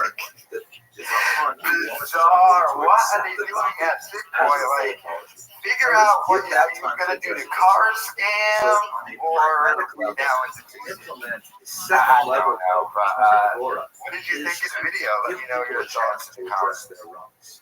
They do something wrong to you, you can let them know, but don't demand that they change on the spot. Give them a chance to work through. Hi, my name is Kat, and my fun facts are that I love to cook and I love to make men cry. What do you like to cook though? My favorite thing to do is cook my man a nice ribeye steak after a long day of making him cry. It's like a reward. You just cry. You just like to see men suffer. I don't like to watch men suffer. I like to make them suffer. To me, it sounds like she's seasoning her food with the tears. Like, that's the real secret. I play with my food before She's like collecting your tears. Play with your food. before I eat it. That's not toxic, but that's insane. Hi, my name is Kat. So, Brenda Child's former assistant, Kat, has been thriving ever since getting rid of, leaving Brendan Schaub and doing her own thing. Now, she left with Schaub's friend, a former porno guy, TV Blue Eyes. They broke up now. And then she started doing videos with Mark Harley. He used to be associated with Schaub, left in his career, got even better. He was in the Super Bowl commercial. But Kat has steadily been going on and doing better and better and better. And she's even doing a podcast now with Rampage Jackson. I mean, she's doing a podcast with like one of the most well-known MMA guys, and Brendan Schaub is still just doing his podcast. It sucks. And even like in this thing, she's still doing content with other creators. And I've seen a couple of clips of this, and I gotta admit, out of all the girls on here, she got off the best one. She had learned that from Schaub though. So she might naturally just have some comedy skills in her, but and the people in the comments, like that's why like taking it serious. Obviously, she went there to get off jokes, and they're acting pretty good. To be completely honest with you, but I mean, it's just one of the crazy things. The people who get away from Schaub do way better. So like, I'm wondering what the hell is Callan and Chris D'Elia still doing there? I mean, I get it. Schaub is like basically paying them to be his friend. And maybe he wasn't paying Kat enough. I don't know. And I don't know if she's still doing the OnlyFans or she did shows. But I mean, she's just another example though of someone who has thrived ever since getting away from Papa. I mean, that guy, everything he touches goes to shit. It's astonishing. Fucking everybody who gets away from him does way better. Like he's Shawn Michaels without the talent. I mean, the second Triple H and Kevin Nash get away from Shawn Michaels, their careers became way bigger. And that's what Schaub is. Let me know your thoughts. This is something of an exception to the general operation of the universe, as Rabbi Rothschild explains elsewhere in his Kabbalistic works, normally God sends out an incredible Next time on the Fallen State, why don't you drop your anger right now? I keep that pile of light of aggression going at all times. How do you deal with the hell your wife when it comes home? She's a lot more sensible in many ways. I'm hot. I'm passionate. Boom. Boom. Well, I got my black belt American. You moves to be a white belt. Yeah, I think I know what you have to do. So what's wrong with the blacks? They might get pumped. Where are we? Hey, bro, what happened to your career? Well, Jesse Lee Peterson had me on. Did you see it the moment Brian Callen realized that his career was officially over? I mean, come on, Jesse Lee Peterson, that's where we ended up. Years ago, right before Dalia and then himself got accused and canceled, he had a deal with Netflix with a show that he was going to do with Dalia on Netflix. Then Dalia got canceled, and he hardly ever met Dalia. And then he got canceled. But, I mean, he keeps doing the show with Baba, and that it's completely failed. But I kind of almost feel bad for Brian Callen, because he was just accused that he sued the Tiger lady, and then he dropped the lawsuit, which Sham started to drop the lawsuit against me. I mean, he lost, but we're still doing an appeal. But my God, he ended up on Jesse Lee Peterson, and you can just see it in Brian Callen's face, where he's just like, I'm friends with Joe Rogan. How did I end up here? He didn't even move into Texas with Shop just to be around Rogan. So, I mean, that was just hilarious to me. You could just see it in his face. The moment he knew his career was over, done. Right there. Look at his face. He's just like, what happened? Let me know your thoughts in the comments. So God, as it were, forgives human sin at this level. God doesn't send out a messenger or send out an employee saying, would you please clean up this terrible mess here? God, as it were. So, I don't have a wife, I don't have kids. Like, yeah, perfect. Yeah, this is like the best time to give it a shot. So, you give any pushback if your friends or family? I'm not know, right? I don't know. Most people can't believe it didn't go before. Alright, so Callen there definitely does not want Brendan Schaub moving to Austin, Texas with him. So I've been locked up for a while, so I kind of missed some of this. But the people at the Fighter and the Kids subreddit have an interesting theory. The theory is that Brian Callen was just going to move to Texas because Joe Rogan was going to make him like a regular at the Comedy Mothership, basically a spot every week.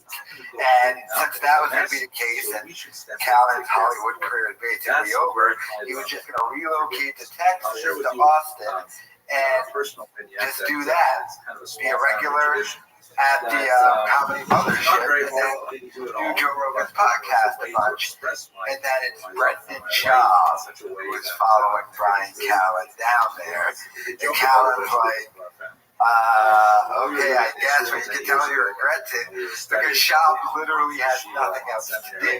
I mean, he doesn't do stand-up anymore. His podcast has failed.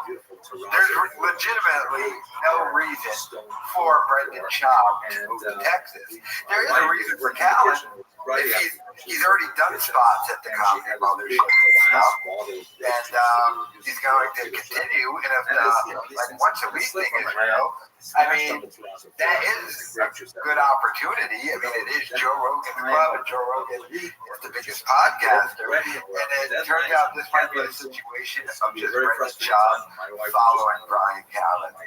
Let me know your thoughts in the comments. I was married about a year and a half or so, and I stepped in. I was the big hero, and I said, "Don't worry, I'll clean it up."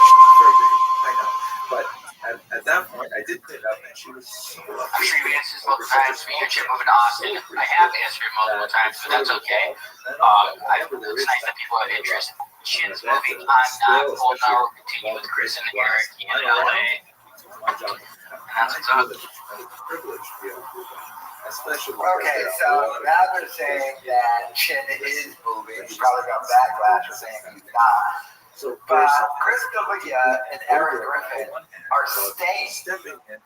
in Los Angeles. In this particular Papa is just following Calvin, but Papa doesn't do stand up. Joe Rogan's not allowed to have comedy mothership, so I'm not even quite understanding there's something very deeply the Texas move, and I guarantee you, this Texas move ends everything. Not just the thick boy empire. There is a deterrent. Do you know how embarrassing it is to deal with a lawsuit? For example, the plaintiff's name is Thick Boy. But not just that, he's going to move to, I guarantee you, his wife hates this move. She wanted to be an LA housewife, not some Austin, Texas Mexican chick. But she's going to have no friends, no family there or anything. And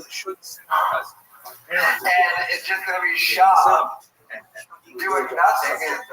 His podcast is still taking. He can't sell tickets or do stand-up. He's not going to be allowed at the comedy mothership. He's just literally moving to Austin, Texas. And you think his wife's going to put up with that?